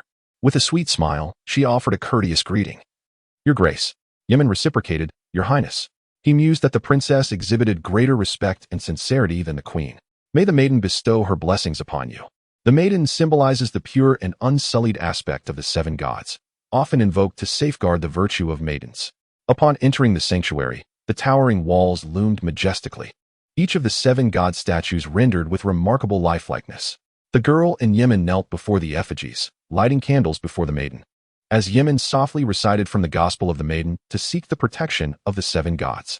"Your Grace, do the children of the forest truly exist?" The princess posed her long-held question to him, one of the most learned individuals she knew, a spokesperson for the seven gods. The children of the forest are legendary diminutive humanoid beings who, even in adulthood, maintain the size of a child. They refer to themselves as the singers of the earth, possessing enigmatic magical powers. Yemen chuckled, having thought this little girl would remain perpetually mature and composed. Yet, she now exhibited a childlike expression. Surely in her eyes, these whimsical beings were cherished friends, especially since her old nurse was likely regaling her with such tales upon her exit. "Your Highness, The children of the forest do indeed dwell among us. Whether in the Dawn Age or the Age of Heroes, they have lived freely across the continent of Westeros. Yemen replied, stroking the princess's golden tresses. Then what about now, your grace? Messala inquired, gazing intently at the youthful visage of the High Septon. At present, beyond the wall, there still exist the tribes of the children of the forest, and on the Isle of Faces, they also make their presence known, Yemen replied, observing the princess's innocent smile. And what of other regions? For instance, the Kingswood. Are the children of the forest not said to dwell within the woods? Messala pressed, a hint of dissatisfaction in her voice. Yemen pondered the fate of the children. If they continued to inhabit the forest as they once did, it was inevitable that they would soon fall victim to the surrounding populace or be reduced to mere vassals of the nobility. Despite a select few among them wielding formidable powers, the majority of the children lacked even the ability to work with metal, remaining entrenched in a stone age that rendered them no match for humankind. The ancestors who wielded bronze and the Undulls with their iron had systematically encroached upon the territory of the children, confining them to remote areas far from the wall. Naturally, Yemen could not voice the harsh reality that the children had been driven away by humanity. Thus, he deftly sidestepped the topic. The children fervently venerated the old gods. And as the Undulls worshipping the Seven grew more distant, so too did the two factions become irrevocably separated, never to meet again. Consequently, even within the forested realms close to human settlements, these enchanting beings were no longer visible. Disappointment clouded Messala's features, her exquisite countenance revealing a trace of melancholy. What of the north? The ancient peoples there still revere the old gods. Might they still glimpse the children of the forest? Messala queried, her discontent evident. Regrettably, Yemen shattered her hope once more, confirming that even in the north, the children remained elusive. Unable to distinguish between the worshippers of the old gods and the undull adherents of the Seven, the children had retreated from all of humankind. Messala reluctantly released her grip, grasping Yemen's white sleeve. And what of the fabled magic? Is it truly as wondrous as tales suggest? Yemen mused upon the peculiar nature of magic in this world. The children possessed the power to obliterate entire regions, their might akin to nuclear weaponry, a forbidden sorcery. Yet they had been ousted from their homeland by a band of primitive folk. As time marched on, with the extinction of dragons, magic had receded from human experience for over a century. While magic was indeed enchanting, it had regrettably vanished from the fabric of our lives. The Citadel housed numerous tomes of magical lore. Alas, none of the spells inscribed within could be summoned in the present day. During his studies of the Holy Scriptures at the Starry September in Old Town, Yemen had not forsaken the proximity of the Citadel and its repositories of arcane knowledge. However, like others before him, until the red comet streaked across the sky and the dragons were reborn, no individual could conjure even the most rudimentary of spells. For obsidian candles, crafted from glass, hung perpetually in the Citadel, yet now no one could ignite them in the darkness. Thus, they had become a cautionary adage for new scholars. A man, despite his vast knowledge, is not omnipotent. Messala hung her head in disappointment, observing the sorrow in her eyes. Yemen felt a pang of heartbreak and resolved to share a story to elicit a smile and divert her attention. My dear princess, have you heard of Count Landau Taliber from Jiaoling? Messala nodded. I know. He once defeated my father and earned the reputation of a renowned general. The little girl's spirit sank further. Count Landau, disheartened by his son's timidity, summoned 2 male witches from Quers to grant him courage through their dark arts. Yemen paused, taking in the curious glint in Messala's eyes. What happened next? She inquired, a hint of shyness evident as she playfully stuck out her tongue. Yemen continued, these 2 witches, with their pale skin and blue lips, slaughtered a cow and bathed the Count's son in its blood. The princess shivered, tightening her grip on Yemen's loose sleeve. And then, what did the wicked witches do to the Count's son? In the end, nothing transpired. The Count's son remained as timid as ever, lacking even the bravery to slay a chicken with a sword. Count Landau was furious and severely punished the 2 charlatan witches. Yemen took the princess's hand, offering her comfort. Ah, the princess exclaimed, somewhat astonished, yet her displeasure dissipated, allowing a smile to resurface. Very well, your highness, our prayers to the 7 gods have concluded. Let us take our leave. Yemen rose to depart, with the princess following closely behind. Chapter 10, The Dragon's Skull Beneath the Cellar. As they exited the church, twilight descended gradually. The sun's fading luminescence painted the marble walls and crystalline towers in a soft glow, illuminating the sanctuary with an ethereal brightness. The sculptures of the 7 gods were enveloped in radiance, rendering their faces indistinguishable. Messala clung to the sleeve of the archbishop, who walked slowly, matched by her own deliberate pace. She glanced back at the 7 gods, now appearing even more divine in the sunset's embrace, along with their elongated shadows. Brimming with anticipation for the surprises tomorrow might hold. Your Highness, have you seen the dragon within the Red Keep? The Archbishop's clear voice resonated, exuding a peculiar magnetism that irresistibly drew one in. Mizera shook her head. Her days were spent listening to tales from the old nurse, learning etiquette from the nuns, witnessing her father inebriated daily, and basking in her mother's affection, never straying from their sight. Her understanding of the Red Keep was merely that of a larger garden, and she had never endeavored to explore its depths, thus remaining oblivious to its secrets. At that moment, she pondered silently. Surely Joffrey must know of such things. He roamed the Red Keep freely, often neglecting his lessons, wielding swords and knives in playful abandon with his attendants. On one occasion, he even killed a pregnant cat, slicing open her belly to present the kitten to their father, a display of his supposed bravery. By the 7 gods, she thought, I have never witnessed such a gruesome scene, nor have I seen my father express such fury as he did that day. His father had knocked out his teeth. Yet Joffrey never felt remorse. Ever since that fateful day, she had been haunted by the same nightmare for several consecutive nights, waking up as if she could see the bloody belly of the black cat and Joffrey's sinister grin. However, she ceased to be afraid. Neither of the nightmares nor of Joffrey, not due to the comfort offered by her father and mother, but because of an innate courage and confidence that blossomed within her. Yemen observed the little girl's expression, a blend of hope and trepidation, and couldn't help but chuckle internally. Let us go take a look, he suggested. The dragon's skull lies hidden within the Red Keep. Mizera clenched her hands tightly, feeling a twinge of fear. Yemen, noticing the girl's mingled anticipation and apprehension, reassured her. By now, it resembles mere stone, an artistic piece rather than a source of terror. Observing Mizera's fidgeting hands, Yemen inquired, What is the matter? Do you wish to behold it? The dragon is a legendary creature, far surpassing the forest dweller. Mizera recalled the dragon's immense form and fierce rage from the stories. Feeling a pang of fear, yet her excitement overshadowed it, and she felt grateful to the Archbishop. At that moment, a handmaiden, appearing somewhat distressed, announced, Your Grace, Your Highness. The Queen wishes to see the princess after the prayer concludes. Mizera dared not counter this, looking up at Yemen. He chuckled softly, comforting the handmaiden. There is no need for undue worry. The dragon's bones are stored in the cellar, and the princess shall merely take a glance. It shall not consume too much time. The handmaiden remained uneasy, yet she refrained from contradicting the Archbishop's words. Upon reaching the cellar, darkness enveloped them. It was so profound that one could not see their own hand before their face. Yemen instructed the handmaiden to bring forth a candle, and in the darkness, the stone walls appeared exceptionally damp. Mizera grasped Yemen's sleeve tightly, feeling an unusual tension, as if she were embarking on an adventure akin to those in tales. Though she had never before experienced such a thing. A drop echoed, splashing onto the ground. Mizera felt a wave of anxiety. She could even hear her heart pounding violently. They traversed the cellar for quite some time. How long exactly, she did not count, but it felt like they had walked a distance of 50 or 60 meters. At last, the room illuminated, and Mizera beheld a figure standing there, roughly her height. She looked at Yemen with anticipation, the forest dweller. The handmaiden, startled by the short, large-headed shadow, wobbled the candle she held, causing the light to flicker. Yemen had his suspicions but kept them to himself, focusing instead on Mizera. At that moment, the figure ahead turned, and a voice followed, certainly not the melodious tones of the beautiful beings from legends long departed. The figure was short, with disproportionately short legs, an oversized head, and mismatched eyes, one black and the other blue, creating a particularly eerie effect in the dim light. Long, straight hair shone golden, almost white, and the beard on its chin intertwined shades of brown and gold. Uncle, it's a pleasure to see you, Mizera exclaimed, a hint of surprise in her voice. Tyrion Lannister appeared equally astonished. How thoughtful of us. As he spoke, he cast his gaze towards Yemen, who must surely be the renowned Archbishop.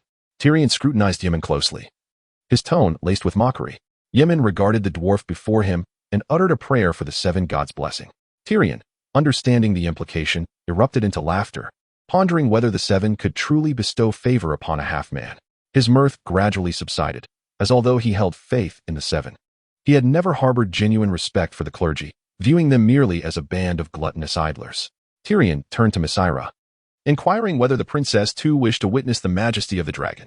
Mizera nodded, her eyes drawn to the skull of the dragon illuminated by the light. In the dimness, she appeared to perceive a multitude of vast, hollow eyes glaring at her. The shadow of the dragon's sharp teeth cast upon the ground in a serrated pattern. She ran forward, gently caressing it, as if she could sense the breath of life. Yet, the cold touch and unyielding texture spoke of death's essence. Such was the nature of the dragon. Turning back, she noticed an even larger skull standing at the entrance. Its gaping maw lined with teeth akin to swords, which she had overlooked upon her initial entry due to the darkness. Once more, Yemen gazed upon this exquisite tableau. With 19 dragon skulls arrayed together, large and small, intertwined. He pointed to the largest of the dragon bones and declared to the princess, "This is the Black Death." The princess felt a surge of excitement. How could one not be thrilled when witnessing such an ancient myth come to life? The diminutive devil, Tyrion, added, "The Black Death." Vagr was written by Aegon the Conqueror as he united the 7 kingdoms into a new realm, his voice growing increasingly animated. Mysaira observed her uncle's uncontrollable enthusiasm and contemplated the reason for his presence in the cellar, asking, "Uncle, do you also have a fondness for dragons?" Tyrion murmured, "I am enamored. To me, dragons are far more than mere creatures of existence." Yemen regarded these magnificent beings, awe-inspiring in life. Yet only in death could one truly appreciate their beauty. Their jewel-like hues and smooth textures, their teeth forged in the crucible of dragon fire, were no longer fearful of the flames, embodying the union of life and death. Mysaira struggled to comprehend her uncle's obsession with dragons. To her, while they were undeniably splendid and grand, they were devoid of charm. She could admire their towering forms, but would never genuinely come to love or be enamored by them. Instead, she felt a greater sense of dread. She could not fathom the calamity and suffering such formidable beings would unleash when alive. Yemen mused, surely, the 7 kingdoms shared this sentiment, for they did not cherish the fiery wrath of dragons. Chapter 11. The Little Demon in the Darkness. A cold wind swept through, rendering the traces left by the dragon unable to retain their fiery essence. Yemen noticed that Princess Micella appeared somewhat weary and thus suggested they depart from this place and return to the Sunlit Lands. The maid had long wished to leave, for she constantly felt as though those dragons might awaken and unleash a torrent of dragon fire upon her. Yet, here she held little sway to voice her opinions, and thus remained silent. The princess lingered in the cellar for a while, admiring the bones of the dragons. Once her curiosity was satiated, she found only a chilling emptiness upon seeing the remains, devoid of the wonder she had felt at first glance, for they were, after all, the relics of the deceased. Tyrion, however, remained captivated by the dragon bones, wishing to recount the names of the dragons by their skulls. He could even recite them: Balerion, Vagr, Meraxes. These were the might of the conqueror who swept across Westeros, while Sunfire and Moonsinger were the dragons that shone brilliantly during the Dance of Dragons. Yet, having lingered here for an extended period, and with the passage of time bringing maturity, he increasingly mastered his inner desires.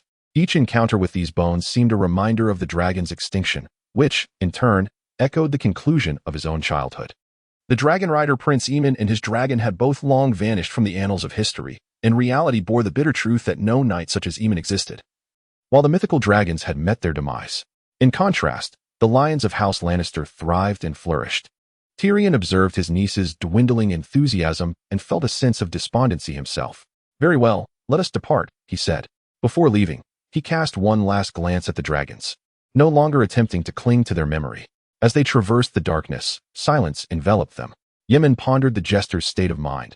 Theoretically, he was the heir to Casterly Rock, yet his father had never entertained this notion. Undoubtedly, he harbored deep sentiments for House Lannister. Having ultimately slain his own father, what emotions lingered there? He was a man of contradictions, wielding a rare blade in the game of power, surpassing his brother, the Kingslayer Jaime. While his brother had utilized his sword to slay a king on the brink of losing his kingdom, Tyrion had harnessed his fury to propel a nation to ruin. If Jaime were but a noble warrior, then Tyrion was undoubtedly the arbiter of the realm. At this moment, Tyrion did not dwell on the myriad thoughts that the High Septon might entertain. To him, this chance encounter with the High Septon was merely a prelude to supper. He had encountered far too many individuals of high birth: kings, queens, prime ministers, and dukes. He was not one of the uneducated commoners who would feel any particular reverence for the High Septon. He even laughed heartily at songs that mocked the former High Septon. Devoid of any sense of awe, he respects honor, yet he harbors no belief in it. He venerates the Seven, but regards them merely as instruments. He harbors a deep-seated hatred for his father, yet he has unwittingly become his father. He can show compassion for those who suffer, yet he can also strike them down mercilessly if they obstruct his path. Emerging from the cellar, the sun had not yet set. The orange sky resembled blood, beautiful yet cruel. "Princess, you ought to return to your mother," Yemen remarked, gazing at Mysaira's flushed visage, which had improved significantly since their first encounter.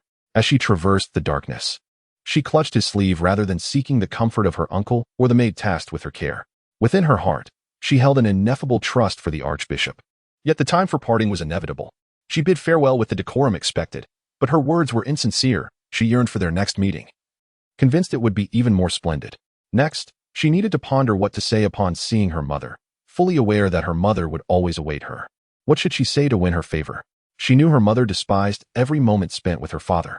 After Messira and her maid departed, the little imp lingered behind. Motionless, Yemen observed the stationary Tyrion and inquired, "Lannister, why do you not join your sister for dinner and fine wine?" Tyrion silently shifted his gaze from his departing niece to the archbishop, admitting to himself that he knew nothing of this new archbishop, barring the tales spun by minstrels. He understood the miracle of his resurrection. It was undeniable. Stannis, with his perpetual scowl, and the guardians of the South had no reason to deceive, especially with multiple nobles present at his funeral. This sparked a curiosity within Tyrion. He wished to know what sort of individuals the divine favored and why he, the little imp, was not among them. "My dear sister, and I share mutual disdain. I do not wish to disturb her enjoyment." "And what of you, Archbishop? Why do you not relish the Queen's generous hospitality?" Tyrion pressed further. "It is late. I do not wish to intrude upon the Queen," Yemen replied casually. This was a falsehood. Yemen merely sought to avoid the company of women and did not wish for his judgment to be clouded by desire. The Queen truly deserved her title as the most beautiful in the Seven Kingdoms. Yet he had no desire to sit at a table filled with countless others recounting their shared experiences. The little imp discerned the Archbishop's disinterest but was unfazed. His life was rife with deceit, and it would be peculiar for anyone to speak only the truth. "So, are you heading back to the great September of Baelor, Archbishop?" Tyrion inquired. "Indeed. Where else could I go? I do not possess a palace like the king or those noble lords," came the reply. "Then would you mind sharing a portion of the journey, your grace?" Tyrion asked. "It would be my honor," Yemen answered. As the two individuals exited the Red Keep, Yemen mounted his noble steed, the same one he had arrived on, while Tyrion sought out the mare adorned with his specially crafted saddle. Being a dwarf, he required such a unique saddle to avoid the risk of tumbling from the horse's back. Otherwise, he would be relegated to riding the diminutive ponies meant for children. "My Lord High Priest, I embark on this path towards Silk Street in pursuit of merriment. Would you care to join me?" Tyrion inquired with keen interest, well aware that a certain archbishop frequented that locale, and they had even crossed paths on several occasions. Yemen, however, remained unperturbed by the provocation. "No, little imp. You may indulge at your own expense," he replied. Tyrion found this response rather dull. He had not anticipated encountering yet another ascetic. Of course, Yemen had never been devoid of desires, yet for the sake of loftier ideals, one must often relinquish certain pleasures. Was Wang Mang humble before his usurpation? No. He merely held the hollow title of archbishop, lacking the requisite power to entertain frivolities. Only those who truly savor the intoxicating nectar of power may afford the luxury of embracing beauty. Moreover, he harbored a genuine aversion to consorting with women in the pleasure gardens.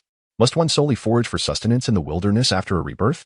Upon reaching the Street of Silent Sisters, it was time for their parting. One turned left towards the temple, while the other veered right towards the brothel. Tyrion confessed that he had never fully deciphered the man before him. Chapter 12. High as honor perched upon the lofty hill of Aegon. The Red Keep has been the epicenter of power in the Seven Kingdoms since its inception. Here, those who chase honor may attain it, those who covet power seek it, and those plagued by disquiet harbor their unrest. The hand of the king, beneath the monarch, holds the most esteemed authority. He can draft proclamations, summon armies, and formulate and enforce laws. For some, this position bears no distinction from that of the king himself. The once noble bastard, Bloodraven, had dwelled in this role for over 2 decades, possessing the authority to determine the fate of kings.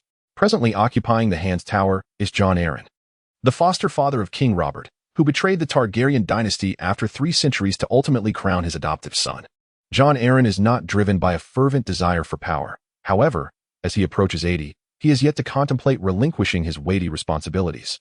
Fully aware of the instability of this nascent kingdom, and he cannot abandon his foster son. At a time when the king shows no concern for the realm's affairs, Jon could be deemed the nucleus of power in this land. In the council meetings, he could even elevate a man with no family history, merely a second-generation knight, Peter Baelish, to the position of Master of Coin. Currently, Jon sits in his parlor. Before him lies an invitation embossed with the 7-pointed star, a symbol of the archbishop's impending visit. His attendant, Shaif, stands nearby. He has served the Hand for 4 years, his rugged features betraying the lingering innocence of youth. In the realm of the Mao Do novel network, Xiufu found himself perplexed by the Prime Minister's choice of him as a servant. Yet, He was resolute in his ambition to ascend, to become a knight, to attain nobility. A knock echoed through the air, prompting Xiufu to hasten to the door. For it was his duty. Upon opening it, he was greeted by a smiling countenance, clad in the modest white robe of a cleric, devoid of any blemish. Save for the 7-pointed star emblem upon his chest, the only vibrant hue adorning his garment. Would he, upon being knighted, be anointed with holy oil by the esteemed archbishop? Such was the solitary thought that occupied his mind when he finally beheld the fabled archbishop, favored by the 7 gods. "Thank you for gracing us with your presence, Your Excellency," came the aged voice of the Prime Minister. As Yemen entered, he offered a smile and a nod of gratitude to the attendant while taking in the opulence of the Prime Minister's reception room. The carpet from Meyer, the golden adornments by the window, and exquisite porcelain from the Far East, all treasures from across the lands, from the Sea of Sunset to the Land of Sunrise, were displayed here. Remnants of past Prime Ministers' collections. Even for those who hold no affection for wealth, one could still partake in the sweet nectar of power within these walls. From this vantage point, the grandeur of the Red Keep was laid bare. Yemen bowed, interrupting the Prime Minister's reverie. At this moment, Xiufu stepped forward, drawing out a chair for Yemen to take a seat. John observed the Archbishop's dark hair and youthful features, reminiscent of his adopted son in his own youth.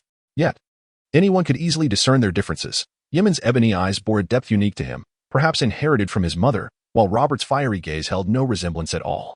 John understood Yemen's intentions. The Archbishop sought to journey across the narrow sea to Pantos to procure a descendant princess from Prince Viserys and his protector, Illyrio, for a ludicrous prophecy that foretold the potential exploitation of the princess by the Church of the Red God. John, of course, was skeptical of such claims. However, the Archbishop's prophecy from 9 years prior concerning the Iron Islands rebellion had been eerily accurate, instilling a sense of dread within him.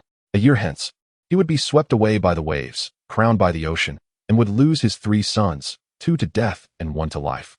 Yet all would drift away from him, be it lineage or crown. Thus, during the Ironborn's uprising, Balon had failed and surrendered, relinquishing his crown. In the turmoil of war, he lost 2 sons. His youngest was taken as a ward by the Duke of the North and kept in Winterfell as a hostage. Why must the Archbishop personally venture to Pantos to meet that beggar king? John implored. Yemen chuckled softly, fearing that others might not persuade that distant prince. Although Viserys had been crowned on Dragonstone by his mother, Queen Riella, a king without land or vassals was merely a jest. Nevertheless, all 7 kingdoms acknowledged his princely status. Even in the face of his nation's demise, John fell silent, for in truth, he held little faith that the Archbishop could bring back Princess Daenerys. For Prince Viserys, whether by adhering to family tradition to take her as his wife or sending her for an alliance, is far more valuable than placing her in a sanctuary. As for Governor Illyrio, his attempt to protect the remnants of the former dynasty in Westeros certainly harbors ulterior motives. He would not relinquish the princess without purpose. Nonetheless, the so-called governor is not an insurmountable obstacle. As long as Prince Viserys consents, the governor must yield. For he is merely a merchant who has ascended to the position of governor through his wife. While he may manipulate a deposed princess and prince at will, he cannot ultimately dictate their fate. Should he refuse to surrender the princess with the prince's agreement, it would only provoke the might of the 7 kingdoms. Even before the armies arrive, other governors from Pentos would likely hand her over to quell the wrath of the 7 kingdoms. However, can the High Septon persuade the prince? John pondered with skepticism. It is often said that when a Targaryen child is born, the gods cast a coin to determine whether they shall be great or mad. Whether great or mad, the prince has no reason to relinquish the princess without cause. In truth, even with the blessings of the 7, he does not believe the High Septon can accomplish this. This matter transcends the realm of the 7, belonging instead to the eternal, unchanging desires of the secular world, for which the 7 cannot offer salvation, thus establishing 7 layers of hell for punishment. Even so, the number of those deserving hell is countless. Your Grace, I truly do not wish for you to put yourself in peril, John earnestly expressed. The Arryn family is the most ancient of the Undul nobility, and the Knights of the Vale are renowned throughout the 7 kingdoms. John, a believer in the 7, does not wish for the High Septon to stray from his homeland over a princess of little consequence, risking his safety. Yemen, witnessing the sincerity on John's face, felt a slight stirring within him. Though he had donned the crystalline crown symbolizing his office and recited the scriptures of the 7 countless times, he lacked true faith and could not comprehend the devotion of the faithful. Nevertheless, he expressed his gratitude. Thank you for your concern, Chancellor. However, this is not a perilous journey. If I fail to bring back the princess, it shall be the will of the 7, and I will return without insisting.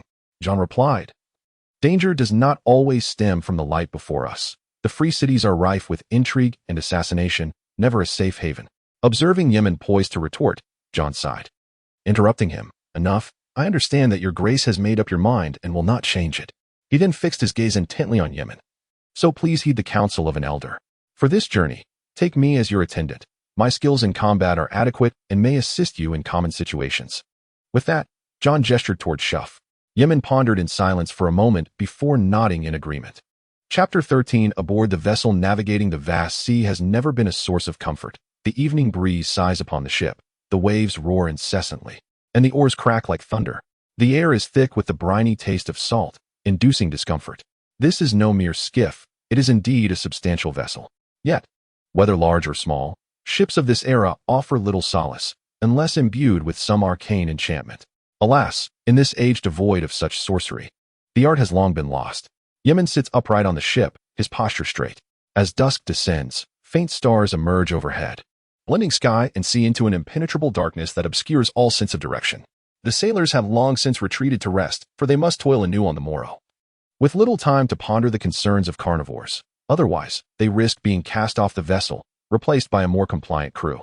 Some choose to sleep upon the deck, believing that only under the embrace of the sea breeze can they shed the fatigue of the day and drift into peaceful slumber. When Yemen attempts to persuade them to return to their quarters, citing the detriment to their health, they burst into laughter, though without the usual mockery. Yemen understands the reason for their mirth. When one teeters on the brink of life and death, who has the leisure to contemplate the well-being of the morrow? Nonetheless, he endeavors to persuade them. The sailors cease their laughter, straining to absorb the Archbishop's teachings, as the first light of dawn begins to break. And they recall the evening meal they had shared. Typically, they would engage in boasting and jesting in this space, yet now they listen to divine blessings. However, Yemen remains uncertain whether their attentiveness is genuine. He knows that once he departs, they will likely return to their former ways. With sincere inquiry, he seeks to understand their reluctance. The sailors glance at one another, none willing to be the first to speak. Yemen does not rush them. He trusts that these simple men will explain in due time. At that moment, a young sailor steps forth before his elders.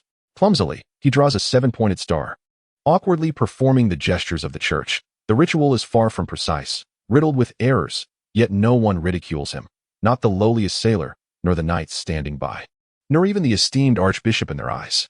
With determination in his gaze, he addresses Yemen, "Your Grace, we have grown accustomed to this." Upon uttering these words, his face flushes, though the sun-kissed hue renders it scarcely noticeable. Still, he feels a pang of embarrassment and shame, striving to diminish this sense of disgrace, which he perceives as unbecoming of a man.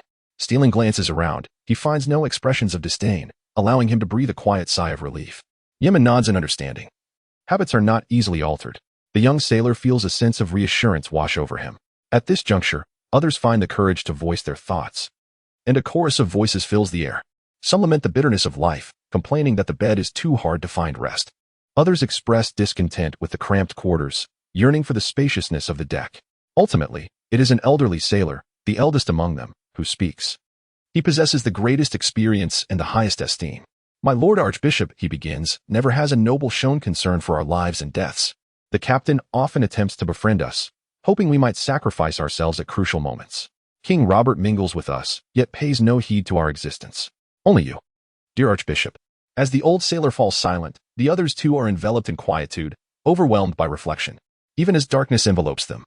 Long after Yi Meng has departed, they continue to ponder the day's events, a conversation that may endure for quite some time. The memories of this night likely to be relived in their twilight years. When Yi Meng returns to his chamber, Xiufu observes from the side, having witnessed the entire exchange. Xiufu does not hail from a lineage of noble heritage, nor does he have a father of noble knightly stature. His father is merely an ordinary hired rider. By all rational accounts, he should never have been selected as the prime minister's attendant. Yet, fate is capricious, and from the valleys, he has caught the prime minister's eye, granting him the opportunity to become a true knight, to etch his family crest, to proclaim his surname. He has even envisioned a new crescent as the emblem of his lineage, perhaps to be passed down through generations. He empathizes with the sailors' excitement, for he shares their sentiments. However, he cannot fathom why the Archbishop would squander time on such matters. As the Prime Minister's attendant, he frequently encounters prominent figures. Do they, like the Archbishop, genuinely concern themselves with the plight of the lower classes? Since becoming the attendant, Xiufu has grown indifferent to such issues. a sentiment that sometimes engenders a sense of inferiority within him. Reflecting carefully, he realizes that these esteemed individuals seldom exhibit concern. Rather, they are preoccupied with the loyalty of the common folk and their capacity for unwavering service. Of course, he remains silent, a mere sword, meant for action rather than contemplation. Yiming sits quietly, recalling the sailors' poignant helplessness and their cautious demeanor, observing Xiufu, who remains stoic and dutiful. Having spent over a decade in this realm, he is acutely aware of its harsh realities. Across 8,000 years, there have been moments when kings and nobles have perished at the hands of unruly mobs. Yet throughout history, it is those very individuals and their surnames that have established dominion. Stark, Lannister, Arryn, Martell, Targaryen, and Darry, families said to endure for millennia, remain unyielding. The ancient houses of Westeros are numerous, their names unchanged, their bloodlines still coursing through the veins of those who govern their ancestral castles. While a scholar might find this shocking, those who inhabit such a world feel only an overwhelming despair, devoid of any semblance of hope. Before Yiming lay a resplendent golden crown, exquisite and opulent, unmistakably a masterpiece of a renowned artisan, infused with the distinct essence of Westeros. This was not the crystal diadem of the archbishop, rather, it was the royal crown of a king. Undoubtedly, this was not a trinket hoarded by Yiming for his own amusement. He was acutely aware that the grand path to kingship lay in fortifying walls, stockpiling provisions, and biding one's time, rendering the petty act of concealing a crown for personal entertainment beneath his dignity. Such pursuits were the solace of the defeated. This crown belonged to the Targaryen dynasty, aged and storied, yet its authenticity remained unblemished. It had once adorned Prince Viserys, crowned by his mother, Queen Riella. Even stripped of lands and vassals, he was a king in every sense. Though derisively dubbed the Beggar King, his royal identity could not be dismissed. As he traversed the free cities, with the Seven Kingdoms gradually stabilizing and the rebellion in the Iron Islands quelled, the free cities deemed him a figure of little consequence, withdrawing their former courtesies. Faced with dire straits, he sold his mother's crown, descending from wisdom into madness. This crown, having traversed many hands, ultimately found its way into the treasury of King Robert, where, after a brief period of excitement, it was relegated to obscurity. Yiming retrieved the crown from the chancellor and returned it to Prince Viserys as a means of making an entrance. The journey ahead was long and fraught with peril. Chapter 14. Governor of Pentos. Pentos, one of the 9 free cities on the continent of Essos, stands in close proximity to King's Landing, separated only by a narrow sea and the island of Dragonstone. The lands between Pentos and Bravos were once the ancestral home of the Undulls, now known as the Mountains of Andalos. Originally established by merchants, Pentos has intermingled with the indigenous populace, resulting in a lineage predominantly of Undull descent, making it Westeros's closest kin by blood. However, this does not imply any cultural affinities between Pentos and Westeros. Through the passage of time, Pentos has long abandoned the faith of the Seven, and it is a rarity to find any trace of the Seven throughout Essos. While the worship of the Seven forbade the ownership of slaves, Pentos, along with the rest of Essos, barring Bravos, was steeped in the practice of slavery. Despite losing its standing in the conflict with Bravos and being prohibited from owning slaves, the affluent citizens of Pentos continued to exploit the institution of slavery. Illyrio Mopatis's wife was one of the 40 ancient families that established Pentos, and her cousin was the Prince of Pentos, which afforded him the governorship through their marital connection. However, following her death, he fell in love with a courtesan from Lys, the notorious city of pleasure, inciting the prince's ire and severing his ties with the court of Pentos. Illyrio's corpulent form languidly perched on the edge of his bed. Through the window, he beheld a statue, one crafted by the sculptor Somalaran at the tender age of 16. Back then, he was youthful, robust, and strikingly handsome, a stark contrast to his present self. Before him lay a portrait of his beloved wife, Syra, whose life was tragically claimed by a plague. He had even preserved one of her arms as a memento, a barbaric custom of Pentos. Illyrio whispered her name, as memories of her visage began to fade, leaving him reliant on the portrait for recollection. Perhaps the only love he had ever encountered in his life. His hand clutched a recently opened letter from an old friend, Varys, the master of whisperers in King's Landing. Their enigmatic correspondence spanned across the sea. As he perused the contents of the letter, confusion enveloped him. He bore no anger towards the unforeseen complications in his plans, yet he found it perplexing that a high-ranking archbishop would show such concern for a fallen princess. The memory of that girl stirred within him, recalling the shock of her beauty upon their first meeting, sparking an impulsive desire to possess her, which he ultimately relinquished.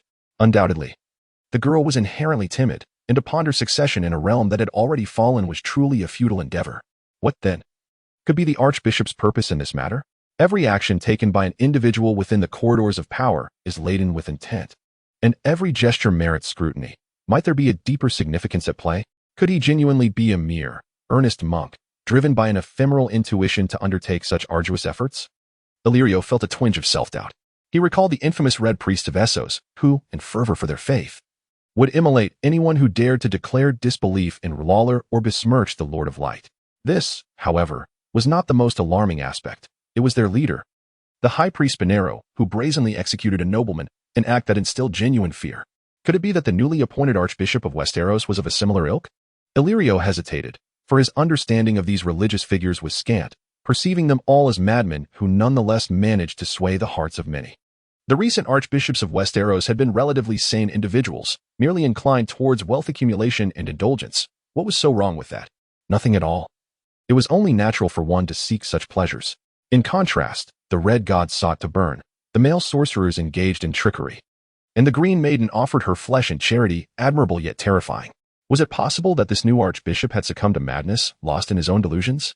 Yet, it was said that he had died and returned to life as a child, favored by the seven gods. Illyrio ceased his spiraling thoughts, regardless of the archbishop's intentions. He doubted he could ever persuade Prince Viserys. After months of interaction and clandestine observation, he was acutely aware of Viserys' madness and the peculiar affection he harbored for his sister. This was not surprising, as the Targaryen lineage had long embraced the tradition of sibling unions. He harbored grave doubts about whether this archbishop could indeed whisk Daenerys away. Of course, should this archbishop be favored by his deity and manage to persuade the ailing prince to fortuitously abscond with the young girl, he would not be overly concerned. Admittedly, such an outcome might jeopardize his plans to wreak havoc upon Westeros with the aid of the Dothraki, but this scheme had always been a spur-of-the-moment decision. Initially, he had even contemplated murdering the beleaguered Prince Viserys to claim the princess for himself. Though this notion was quickly dismissed, it underscored that he did not regard the brother-sister duo with any significant importance. Ultimately, who would value a prince and princess reduced to mere objects of ridicule? In his eyes, the Dothraki were merely a fuse to ignite chaos in Westeros, not a means to govern or conquer. However, in Westeros, countless elements could serve as a catalyst. None were indispensable. The nascent kingdom was always at its most perilous phase. It might have endured the ravages of war and retained some semblance of military strength, yet the hearts of the people remained unsettled, their loyalty unanchored. Illyrio absently stroked the silky purple velvet, lost in contemplation. He summoned a servant who attended to Viserys and Daenerys. Of course, they had long since discarded their former names, now adorned with the noble title of freed slaves, as slavery was prohibited in Pentos. He inquired about their current circumstances. The servant trembled with trepidation, masking his fear with a facade of composure. Upon hearing the servant's report, he noted that the situation remained unchanged. Viserys, in his fury, continued to strike Daenerys, referring to her as the sleeping dragon. Daenerys, as usual, cowered in silence, never daring to protest, displaying no particular preference for her attire. Far too timid for her own good. He found satisfaction in these developments. At least this brother-sister pair remained under his control, allowing them some latitude in their actions, ensuring they would not be caught off guard by unforeseen circumstances. Calculating the time, he surmised that the archbishop would soon arrive. For King's Landing and Pentos were in close proximity, and the journey by ship took only a few days. Trade between King's Landing and Pentos was notably brisk.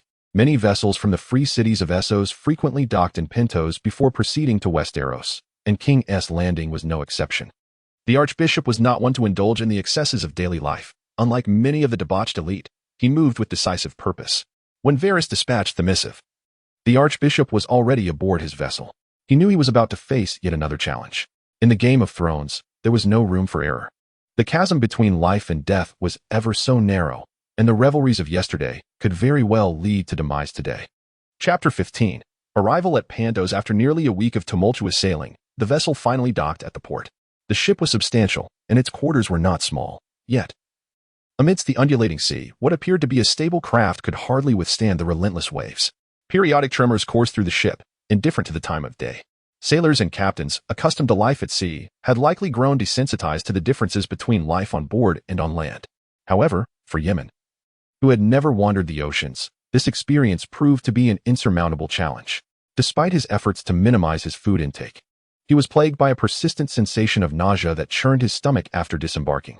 Ruv, a promising squire, had spent nearly 4 years at the side of the prime minister, absorbing his thoughts and insights. Yet, hailing from the Vale, he lacked sufficient nautical experience, rendering his performance no more dignified than Yemen's.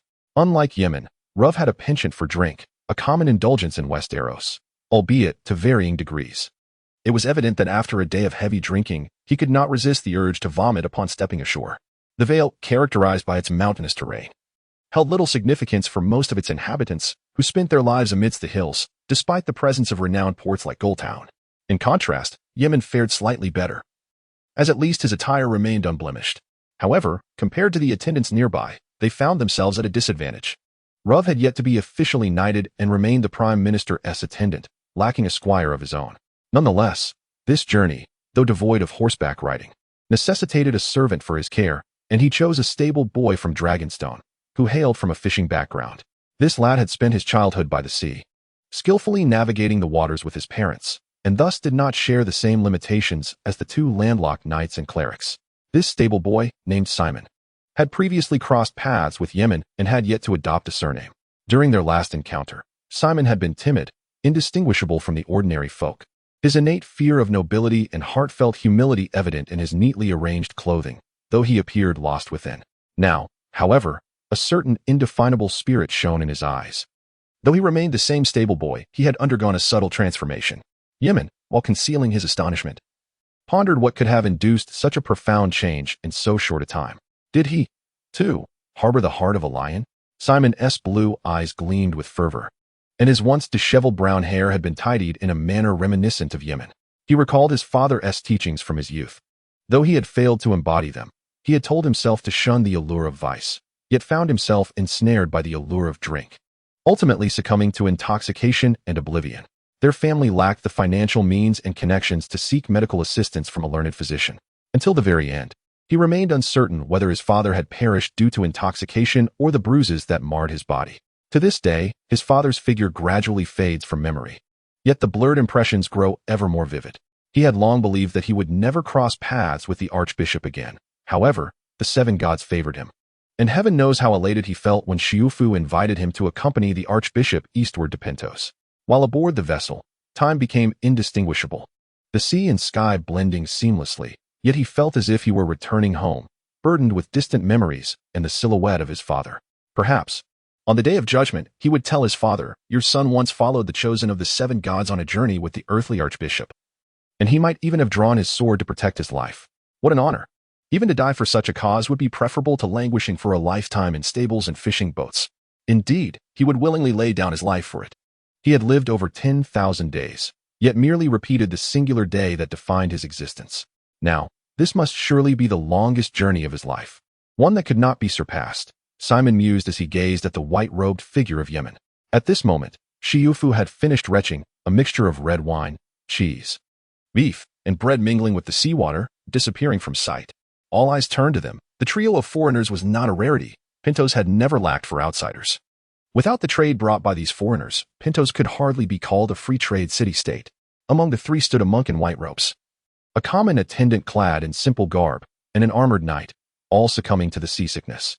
While this was not peculiar in itself, as Pentos was connected to distant lands by the sea, it was uncommon to encounter someone prone to seasickness. Yet, every novice experiences such discomfort at some point, rendering it less surprising. Notably, the knight and the monk were distinct from the mercenaries, as knights from Westeros seldom ventured to Essos, and the same held true for monks. The practice of slavery, which the faith of the Seven strictly prohibits, was rampant in Essos.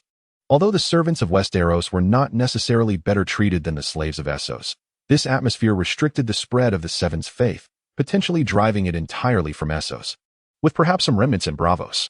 After leading the horse off the ship, the animal resisted with a sudden kick, appearing somewhat irritable. Such behavior was understandable. Horses had an innate aversion to the sea, much like the Dothraki horsemen who roamed the plains of Essos. Firmly believing that the ocean harbored curses and was rife with toxins, Simon assisted nearby, refraining from casually inquiring of the archbishop, instead turning to Xiufu and asking, "My lord knight, shall we first seek lodgings or pay a visit to the governor of Pentos directly?" Xiufu was greatly pleased by the title of my lord knight and, of course, did not presume to answer unilaterally. He replied with decorum, "We ought to consult the archbishop." Simon understood that he lacked the authority to make decisions. Yet he eagerly anticipated his conversation with the archbishop, which filled him with joy as he waited eagerly for Yi Ming's response. Yi Ming cleared his throat softly. Despite his considerable composure, he could not ignore the intense gaze directed at him. Having just arrived in Pantos, there was no rush to meet Governor Illyrio. It was prudent to first secure accommodations and present a letter of introduction to the governor, thereby arranging a suitable time for their visit.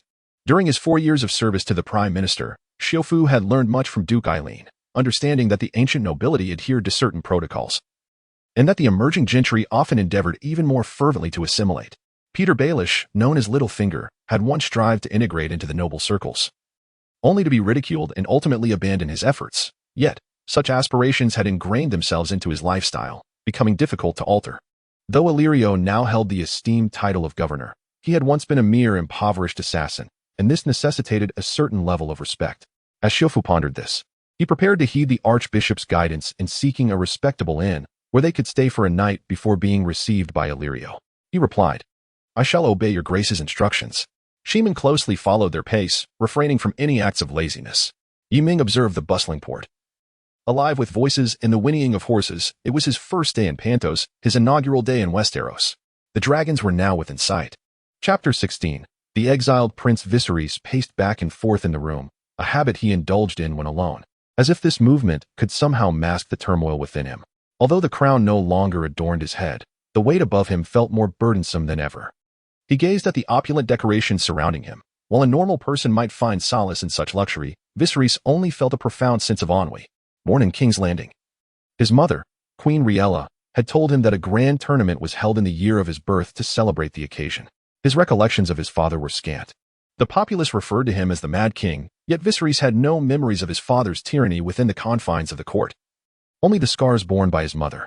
Was it that his mother had sheltered him too well from the harsh realities? The thought of her brought him a pang of sorrow. He remembered the smile on her face as she held him tightly when they fled to Dragonstone after his brother Rhaegar's defeat at the Trident. He recalled her forced sadness when King's Landing fell following the betrayal of Tywin, who had always been loyal to their father. He vividly remembered the weight of the crown during his own coronation. He remembered it all. True dragons never forget. On the day his sister was born, a rare storm obliterated the last of the royal fleet, and shortly thereafter, his mother passed away, leaving him utterly alone. In the realm of the Maudo Novel Network, all believed that the Targaryen dynasty was on the verge of collapse. The noble families, who had sworn allegiance for centuries, seemed indifferent to their oaths. At that time, there were those who conspired to abduct him and his sister, intending to deliver them to the loathsome usurper, much like the actions of Tywin Lannister. Fortunately, Sir William Darry intervened at the last moment, aiding their escape to Braavos, granting them a fleeting extension of life. Sir William, the esteemed instructor of the Red Keep, taught the renowned Prince Rhaegar the art of swordsmanship when the prince sought to hone his skills.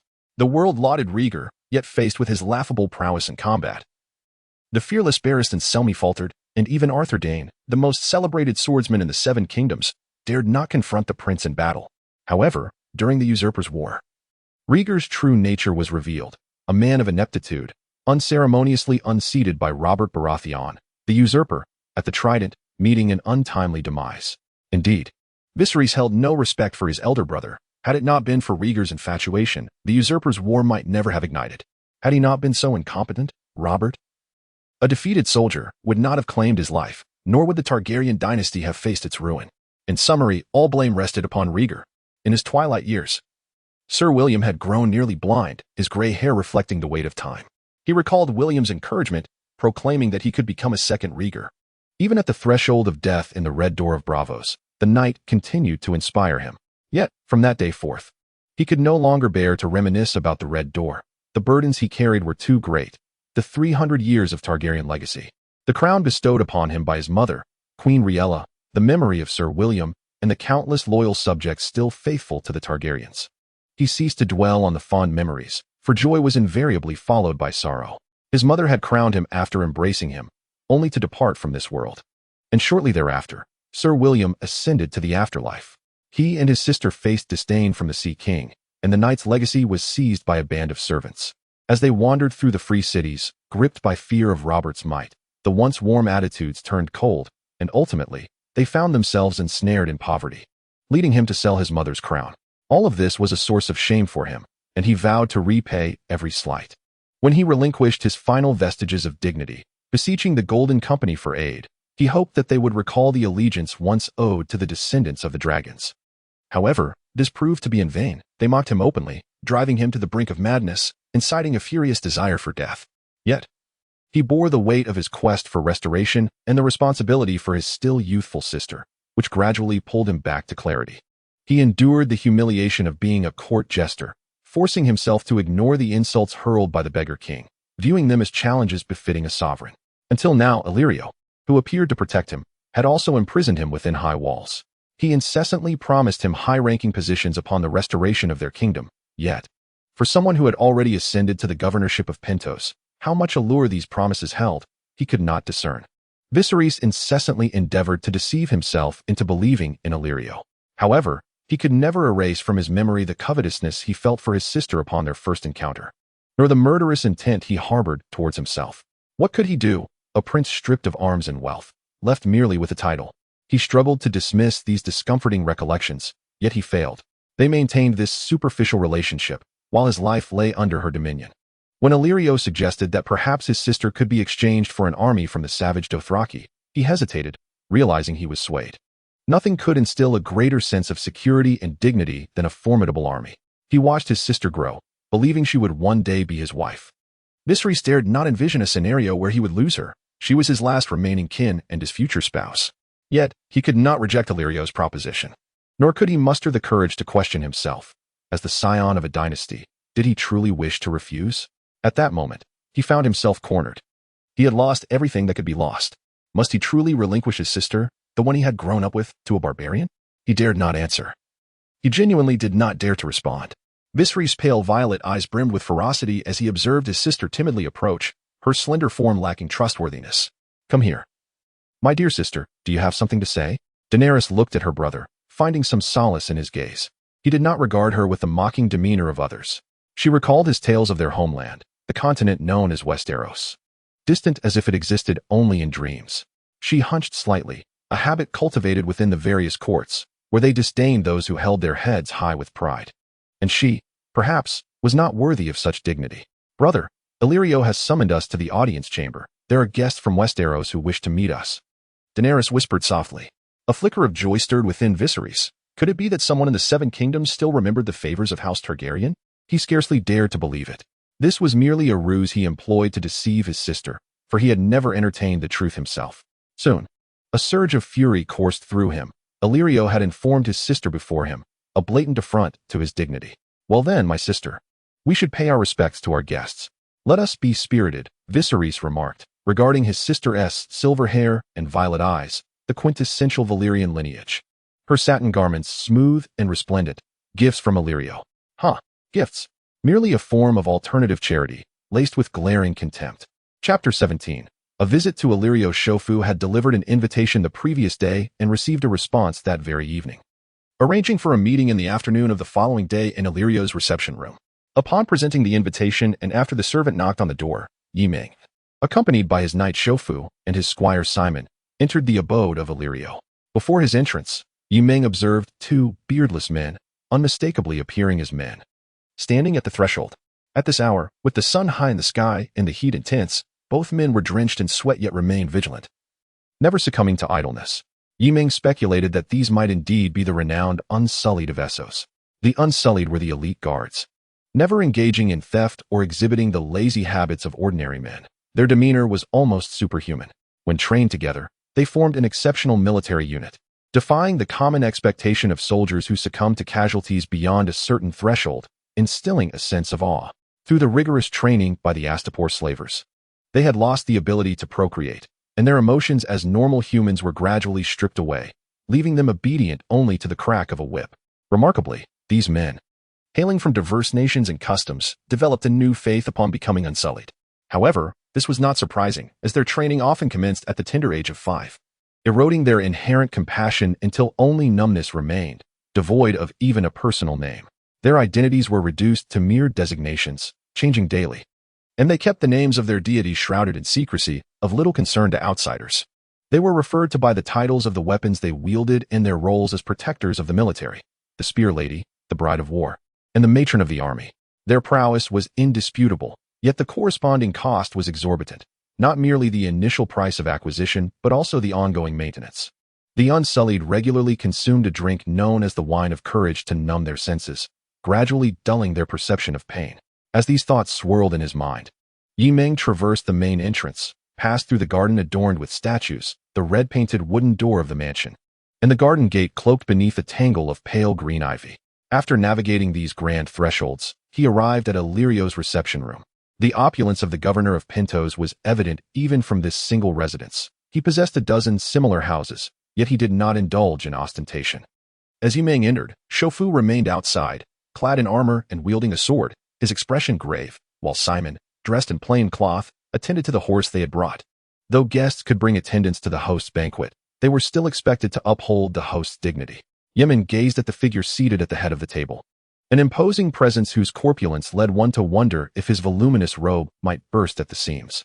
The corners of his mouth curled into a smile, adorned with a yellow, handlebar mustache, while in his hands he wielded a wooden mallet and an iron chisel, leaving Yi Ming somewhat perplexed. He speculated that this might be a peculiar custom of Pentos, yet regrettably, during his studies in the Citadel, he had focused primarily on the histories and enigmatic magics of Westeros, leaving him ill-acquainted with the ways of foreign lands. The table was inlaid with agate, bedecked with pearls, and scattered with various other gemstones. As Yi Ming approached, Illyrio's smile deepened, but Yi Ming did not take it as a gesture of welcome. For him, the paramount desire was to maintain stability, without the interference of those outside his plans to disrupt his endeavors. Nevertheless, for the sake of his own ambitions, he could only offer a polite apology. The thief is executed, the usurper is a lord. This was not merely a judgment upon Illyrio, but also a self-encouragement. He extended his apologies for the imposition of his visit, greeting the governor with, "May the Seven bless you, esteemed governor of Pentos." Yi Ming wore a smile that appeared exceedingly benign, yet concealed the depths of his thoughts. Illyrio spoke fluently in the common tongue of Westeros. "Your grace. The presence of the High Septon graces my humble abode. There is no need for such formality. But pray tell, what brings you here?" He seemed engrossed in the wood he was rubbing between his hands, entirely disregarding the jewels adorning his person and the table. Yi Ming was slightly taken aback. He knew Illyrio was proficient in the common tongue, but had not anticipated such fluency. Yet, a poor lad who managed to attach himself to the fortunes of a noblewoman, ultimately rising to become the governor of Pentos and a wealthy merchant, could not be trifled with. Just as Yi Ming prepared to speak, a serving maid presented a goblet of wine. Illyrio continued, "But before we delve into the matters at hand, your grace might enjoy a taste of wine from your homeland."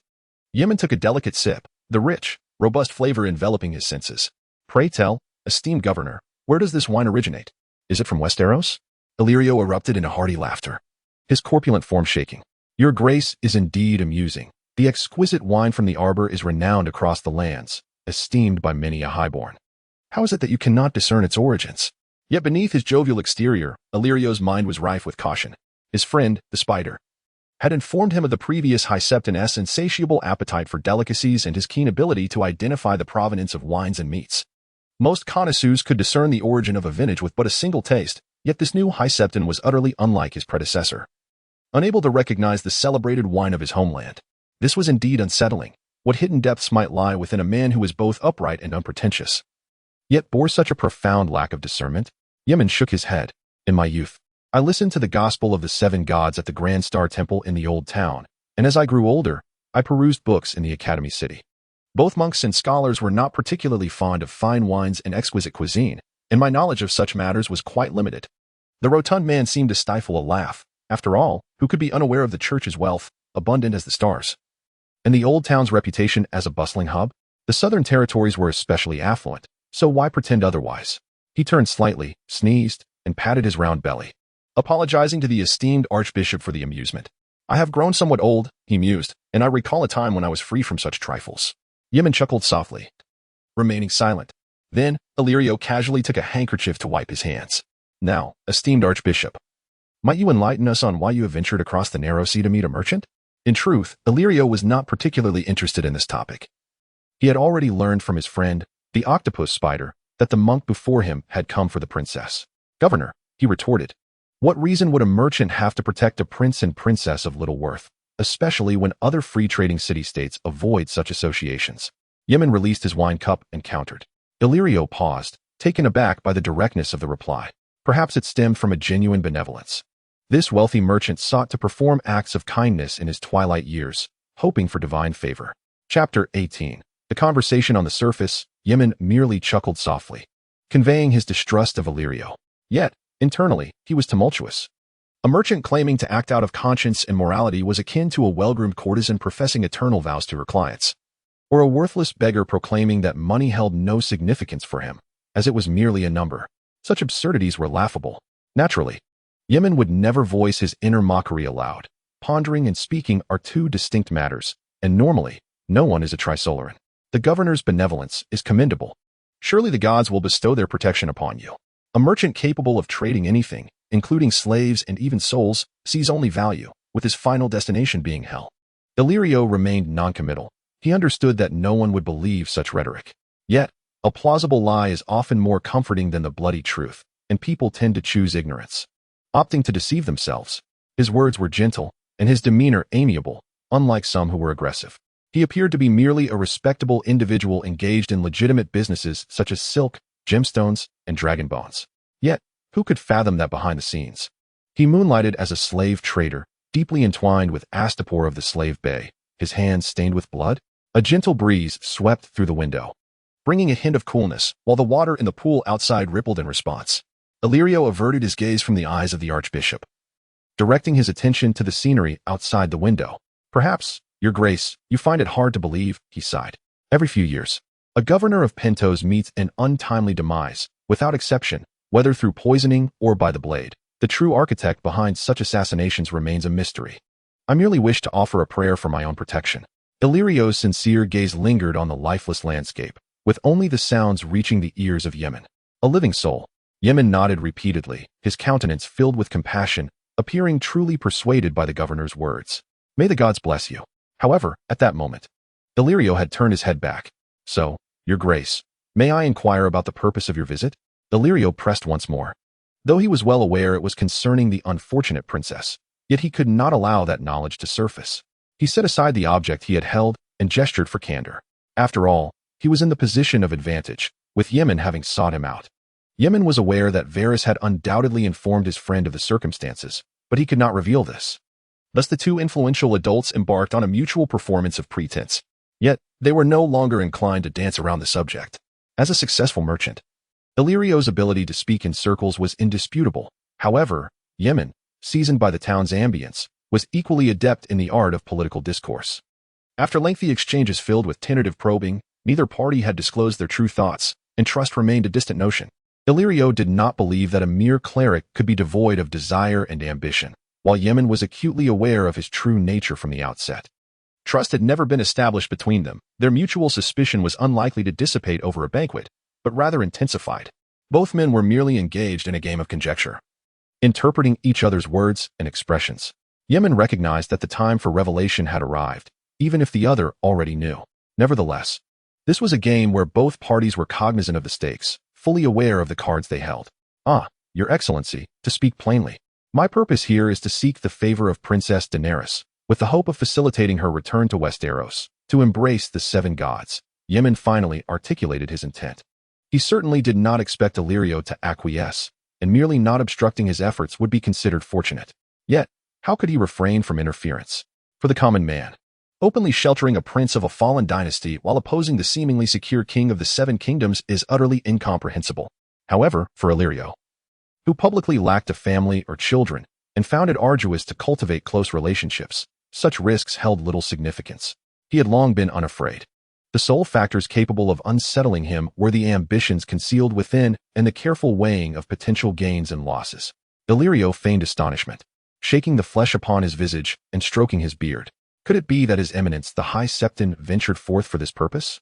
A look of perplexity crossed his features, a sentiment born not only of courtesy, but genuine bewilderment.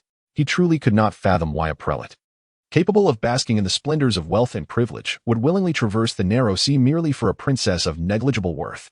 Indeed, she might serve as a pawn in a marriage alliance, yet such unions have historically been the domain of two powerful houses seeking to fortify their ties. What then remained of House Targaryen? A beggar king's title, possessing little more than a nominal claim over the Seven Kingdoms. These were mere illusions, devoid of substance, especially under the firm reign of King Robert. Thus, he was free to manipulate them, which is why they had been expelled from Bravos by a mere throng of servants. Without any noble lifting a finger to assist, they were, in name, still a king and a princess. However, in truth, they were but jesters, living at the whim of their supposed master. Their existence yielded no benefits. Rather, it attracted suspicion from others. Illyrio's decision to harbor the pair was not motivated by the potential gains they might offer. Quite the contrary, they presented more of a liability. He sought to use them as a visible target to draw the attention of the Seven Kingdoms, and if fortune favored him, they could also serve as sacrificial pawns, clearing the path for a true king. This target would be ineffectual in the hands of others, and, in his possession, merely an encumbrance. After all, he could manipulate Viserys. Yet Viserys was no mere puppet. He possessed his own thoughts. Should he prove to be a competent pawn, he might well acquire the ability to break free from his constraints. Illyrio had never been so naive. The positions of player and piece are always relative. A piece too powerful may turn upon its master, whereas one too weak is of little use. Like a tasteless morsel, it is neither satisfying to consume nor easy to discard, leaving one in a state of perplexity. What confounded him further was the High Septon's choice of Daenerys. Compared to Viserys, who still held a nominal claim to the Seven Kingdoms, Daenerys had little to offer beyond her beauty and Targaryen blood. At this thought, Illyrio could not help but chuckle. The Targaryen lineage held no significance for the faith of the Seven. Surely it could not be merely for her beauty. Yet, a figure of such stature as the High Septon would not be so naive as to be swayed by superficial allure. Moreover, he had heard from his acquaintances that the High Septon was indifferent to matters of lust. Illyrio continued, "To be frank, Your Eminence, both Prince Viserys and Princess Daenerys are residing in my abode. If you truly wish to escort the princess back to the faith, you must first persuade Prince Viserys." He paused, rubbing the plush velvet of his seat. "I shall summon them, and you may converse with him." Yemen, upon hearing this, expressed his gratitude with a nod. Chapter 19. Conversation, Part 2. On the surface, Illyrio appears to be an affable merchant, yet in reality, he engages in trade that costs countless lives. Conversely, Yemen, who seems to be a revered archbishop of the Seven Kingdoms and a true pope, does not embody the integrity that his facade suggests. Externally, Yemen leads a life devoid of extravagance, unlike some of his peers who indulge in debauchery and commit numerous sins against their faith. He possesses the remarkable ability to engage with the commoners, whom the nobility often scorns, winning their affection and crafting an impeccable persona. Indeed, in the current realm of the Seven Kingdoms, he would undoubtedly be celebrated as one of the most beloved and trusted figures. In truth, the dream of indulging in the lap of luxury while wielding global power is a coveted aspiration for every time traveler. In a certain sense, they are all restless spirits, posing a threat to every ruler. Yet, Yemen does not harbor the desires he outwardly projects. The adage "build high the walls, amass grain, and delay the title of king" resonates profoundly with those who aspire to achieve greatness. He undoubtedly yearns for a display of might that commands reverence from all corners. However, the reality is that he lacks both the noble lineage and moral righteousness, does not command an army of 100,000, and is overshadowed by a newly established monarch who overthrew the previous regime with iron and sword, alongside a pantheon of gods whose existence remains uncertain. Behind him stand the Seven Gods and the Church of the Seven. Regrettably, based on his understanding of the original text and observations of historical and contemporary life, the Seven Gods do not constitute a reality. There are no compelling miracles or manifestations of magic to substantiate their existence. The revelations derived from the fasting prayers of successive archbishops in their secluded chambers are difficult to distinguish as divine mandates or the delirious ramblings of the famished. Ultimately, they inspire little trust. The magnitude of power one wields dictates the scope of their vision. To Illyrio, the pinnacle of ambition is merely the Iron Throne, whose allure is potent enough to enthrall anyone. This allure is known as power. Yemen, however, gazes further. Power is but the nearest waypoint on his journey. Having savored countless delicacies, he is indifferent to gourmet foods, his aspirations reaching far beyond the easily attainable roadside wildflowers. Illyrio and Yemen share no common tongue. Despite both being scheming politicians with designs on usurping thrones, nevertheless, this does not hinder their amicable exchange. Illyrio perceives Yemen's lack of interest in the fine wines from his homeland of Changqing Island, prompting him to summon a waiting handmaiden to present tea from distant lands. A gesture that is half boastful and half hospitable.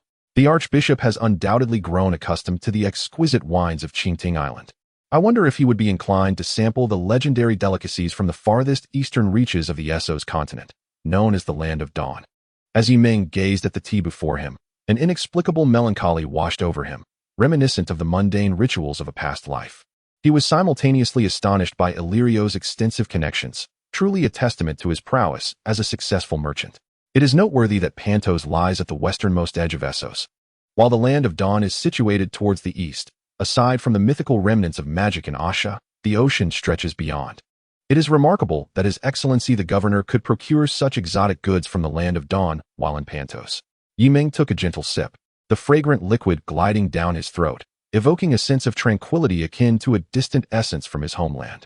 Illyrio, with a glimmer of pride, acknowledged that although the Land of Dawn is positioned far to the east, for a merchant, 2 years is but a fleeting moment, yet it yields tremendous profit. There will always be those willing to venture forth. Illyrio subtly showcased his capabilities, emphasizing his own worth. In his view, no one is beyond the reach of friendship. The Archbishop's visit, ostensibly to escort Princess Daenerys, may not be particularly amiable toward him at present. Nevertheless, the faith of the Seven is a deeply entrenched belief in Westeros. Should he gain the Archbishop's support in the future, it would be invaluable for consolidating power.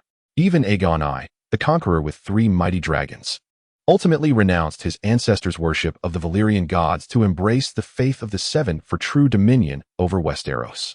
Thus, forging a genuine alliance with the current Archbishop of the Faith of the Seven would undoubtedly play a pivotal role in Aegon II's future claim over the Seven Kingdoms. Hence, Illyrio chose to cultivate a friendship with Yi Ming. The Land of Dawn is said to be one of the most ancient nations in the world, with a storied past that spans 8,000 years from the reign of the Dawn God in the Age of Dawn to the eras of the Grey, Indigo, and Pearl White dynasties, followed by the Scarlet, Purple, and Tea Brown dynasties, culminating in the present Blue dynasty of the Bu clan, a legacy that has endured through the ages. Yi Ming felt a profound sense of loss. This seemingly ethereal golden empire had awakened long-buried memories, yet they dissipated like a fleeting dream. Illyrio chuckled softly, perplexed by why the Archbishop, a devout undul from Westeros devoted to the Seven, harbored such deep affection for the distant Golden Empire, yet he sensed the sincerity in his words, a sentiment that stood out in their conversation. The esteemed Archbishop spoke of the legendary capital of the Land of Dawn, which surpasses any free trade city-state in the West, even King's Landing pales in comparison. It is said that the population of the Bu Emperor's capital exceeds 1 million, teeming with unimaginable wealth. Illyrio, too, found himself drawn to the fabled nation abundant with gold and cheese, yet his primary interest lay in their affluent lifestyle. However, these matters were still far removed from his concerns. Yi Ming continued, recounting tales of the House of the Dragon, whose emperor wielded power exceeding that of the kings from the 7 kingdoms, reigning over the realm of 1,000 gods and 100 kings, with the emperor as the sole sovereign. The grandeur of the emperor's palace eclipsed even the entirety of King's Landing, rivaling the illustrious Valyrian Empire at the height of its glory. Valyria once dominated the western lands, though it has since fallen. The rulers of the free cities still bear the blood of Valyria, and their common tongue remains the Valyrian language. Nobility converses in the elevated Valyrian tongue, while commoners employ the vernacular. The original languages of the land have largely faded away, with only a few ancient peoples preserving their unique cultural heritage. It could be said that the ancient Valyrian Empire was the Rome of this world, with all aspiring to its splendor. The Golden Celestial Empire no longer enjoys its former glory. The emperor can only be regarded as the singular sovereign within his capital, while elsewhere, each governs their own domain. Illyrio added, based on reports from his fleet, that the lands beyond have grown somewhat desolate. Yi Ming, upon hearing this, felt no surprise. He was already aware of these matters. The two engaged in amiable discourse, sharing a delightful camaraderie reminiscent of long-lost friends reunited, both exhibiting wit in a harmonious setting. Chapter 20. The descendants of the Dragon King Yi Ming and Illyrio, one sipping tea and the other indulging in wine, displayed little interest in each other's preferences. Yet the atmosphere remained unexpectedly pleasant. However, it was not entirely unexpected, as both were adept at concealing their true intentions as politicians. At that moment, Illyrio raised his greasy right hand, spread his palm, and gestured toward the entrance with a smile. "My lord, the esteemed Archbishop, the individual you wish to meet has arrived." It seemed as if he were genuinely considering Yi Ming's interests. "Forgive my candor, but Prince Viserys bears a striking resemblance to his father, and your objectives may be difficult to achieve." Viserys' father was the last king of the Targaryen dynasty, infamously known as the Mad King Aerys II. His cruelty toward the nobility was notorious. He once burned his own father before his son, indulging in his twisted pleasures. Ultimately, he met his demise upon his own throne. Illyrio's countenance reflected sorrow, and I, too, cannot contravene the sacred rites of hospitality by delivering the princess to you. Yemen felt a twitch of irritation within. Tempted to voice his frustrations, yet he patiently reassured, "Governor, your words are excessive. The rites of hospitality are sacred and inviolable, protected by the 7 gods. How could I permit you to breach your oath?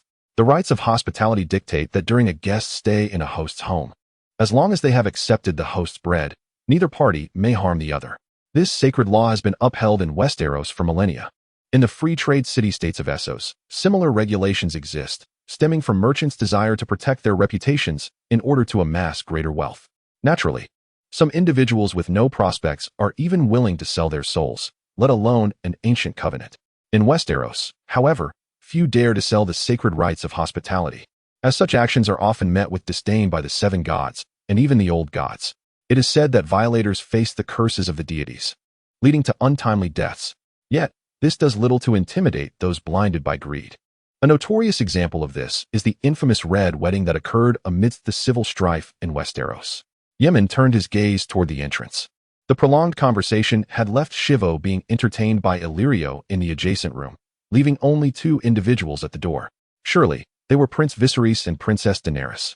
Viserys stood to the left, positioned closer to the front, his attire immaculate and his features striking, though a hint of sorrow lingered just beneath the surface. Nearly invisible to the casual observer, he shielded his sister, though only faintly, from view, carrying no sword and adorned with little ornamentation, yet still managing to convey a semblance of noble etiquette. Yemen sighed quietly, lamenting that he never comprehended that etiquette was not a true symbol of nobility. It was merely a construct devised by the aristocracy to signify their differing statuses and powers. The display of decorum from one with nothing to their name invites mockery. For a prince stripped of all, what else could he do but maintain his manners to assert his identity? Currently, he was under the protection of Illyrio, residing in his house, allowing Illyrio to summon him at will. Previously, he had relied on the protection of other free trade city-states, forced to play the jester for their amusement. He claimed to be the rightful king of Westeros, a statement that could not be entirely disputed. For indeed, he was a king, earning him the moniker of the Beggar King. He now stood tall, attempting to exude regal presence. However, true kings are indifferent to their own comportment. Their authority is innate and carries its own gravitas. To his right stood his sister, Daenerys. Both siblings bore the silver hair and violet eyes characteristic of the Valyrian bloodline, strikingly beautiful in a manner that transcends mere mortals. In contrast to her brother, Daenerys appeared timid, striving to conceal herself behind him, her gaze averted, even hesitant to meet the eyes of Yemen, a stranger. One of her hands clung lightly to Viserys' sleeve, failing to grasp it firmly, perhaps due to his slight movement. Meanwhile, her posture sagged slightly, detracting from her beauty. If Viserys made an effort to uphold the decorum of nobility, despite a certain incongruity, one could still perceive the essence of royal demeanor. Daenerys, however, seemed entirely free from such concerns. She appeared excessively timid, lacking even a trace of the regal demeanor befitting a princess. Yemen discreetly compared Mysera with Daenerys.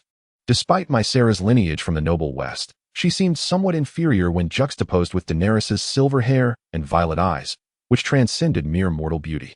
Yet, undeniably, the poised Mysera embodied the quintessential image of a princess far more than the timid Daenerys.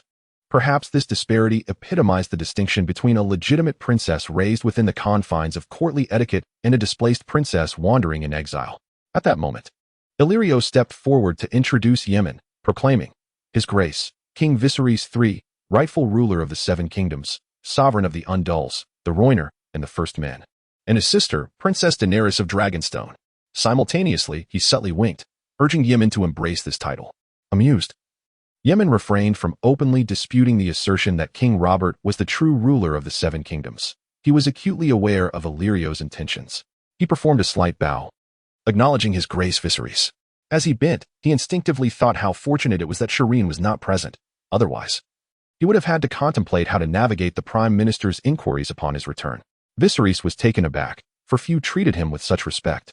Most regarded him as a mere jester, and this unexpected honor eased the tension he had long endured. Meanwhile, Daenerys, still young and naive, could not discern whether the murmurs surrounding her were expressions of reverence or mockery. Concurrently, Illyrio approached them, introducing Yemen as one blessed by the 7. The intermediary between the gods and mortals, a favored soul resurrected by divine grace, the guiding morning star of humanity, Lord of Lords, High Priest, and the Archbishop of the Faith, the Nameless One. Viserys was astonished, not merely by the lengthy titles but by the final phrase, Archbishop of the Faith. Since Aegon the Conqueror unified Westeros, the Targaryen dynasty had forged a close bond with the faith of the Seven. Unlike Daenerys, who lacked cultural knowledge and learned only through her brother's tales, she remained oblivious to the underlying significance of these words. Viserys possessed profound understanding of the Targaryen legacy intertwined with the Church's history. From the brutal Maegor burning down the Great September to the dissolution of the Church's militant faction, and the beloved Baelor establishing the Great September of Baelor, the Targaryens had indelibly marked the Church's chronicles.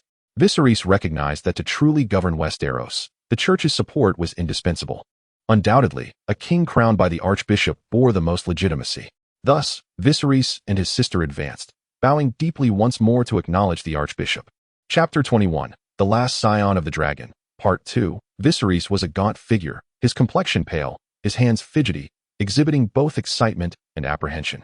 He was perplexed as to why the Archbishop had come to seek him, feeling both terror and joy at this unexpected visit, which presented an opportunity for him. For someone at the end of their rope, even grasping at a straw by the roadside would be irresistible, a desperate attempt to find redemption. Moreover, the arrival of an archbishop was far more significant than any mere straw. Viserys recalled the grand endeavor of restoring his family's legacy, and a faint flush crept onto his pallid face. His weary yet resolute countenance softened as hope began to bloom within him.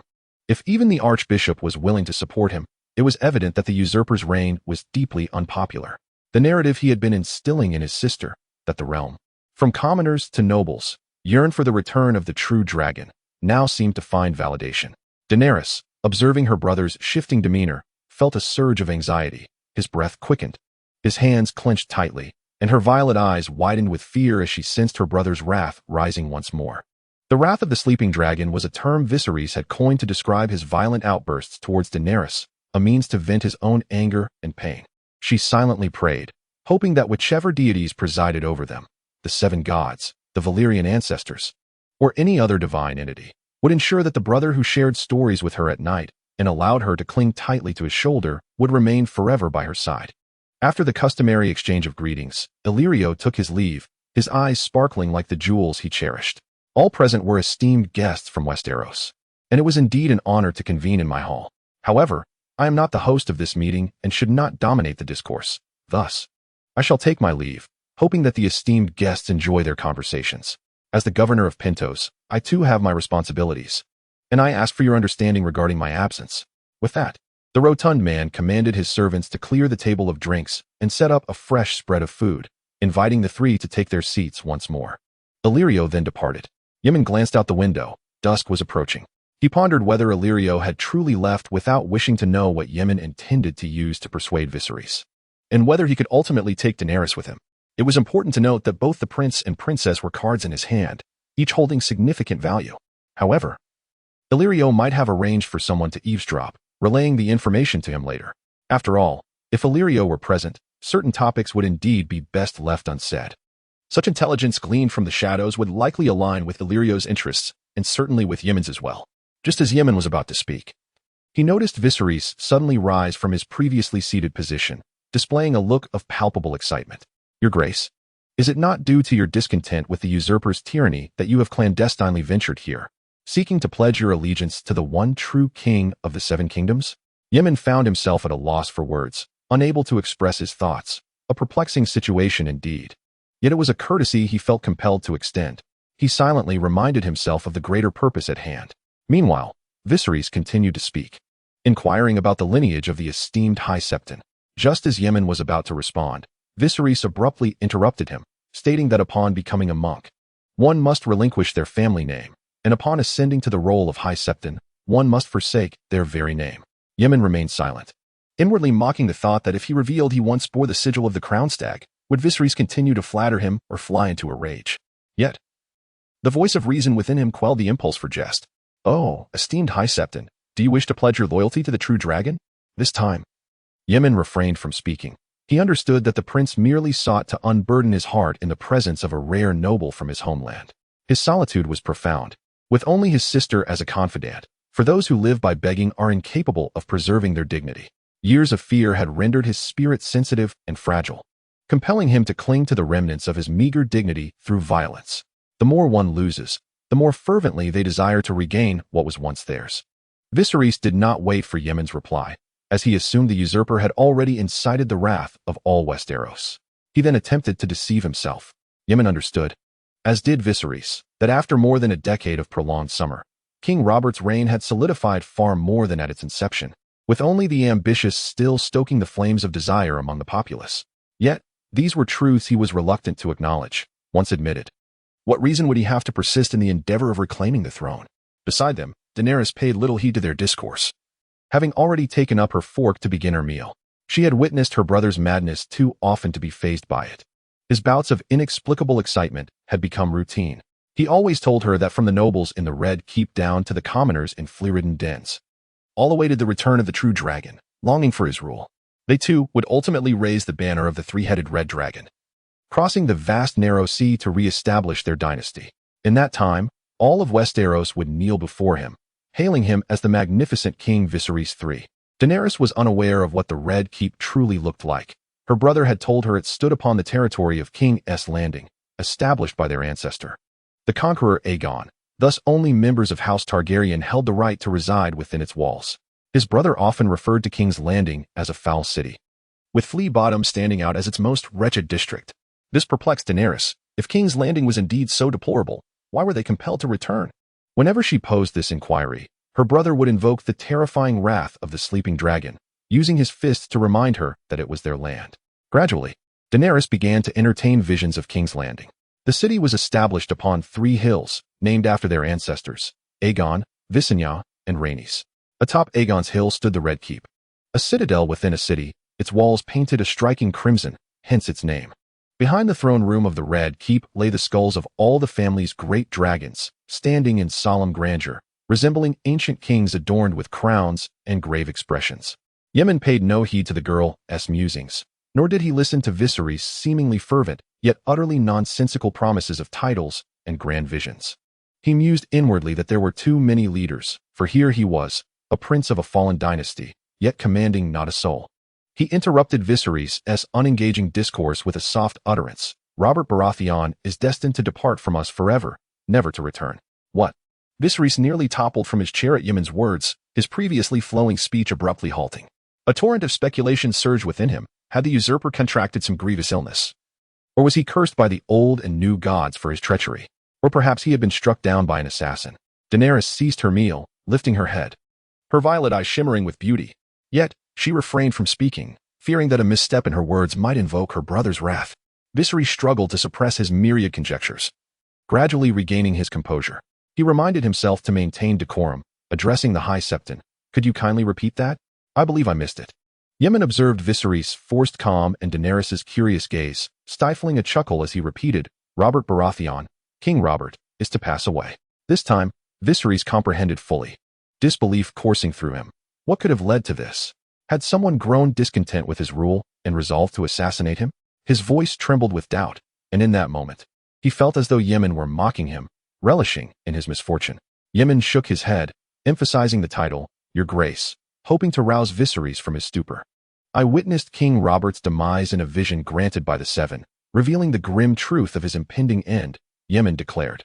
In truth, he had merely perused one more tome than the denizens of this world, a chronicle that encapsulated the past, present, and future, thereby rendering a definitive judgment.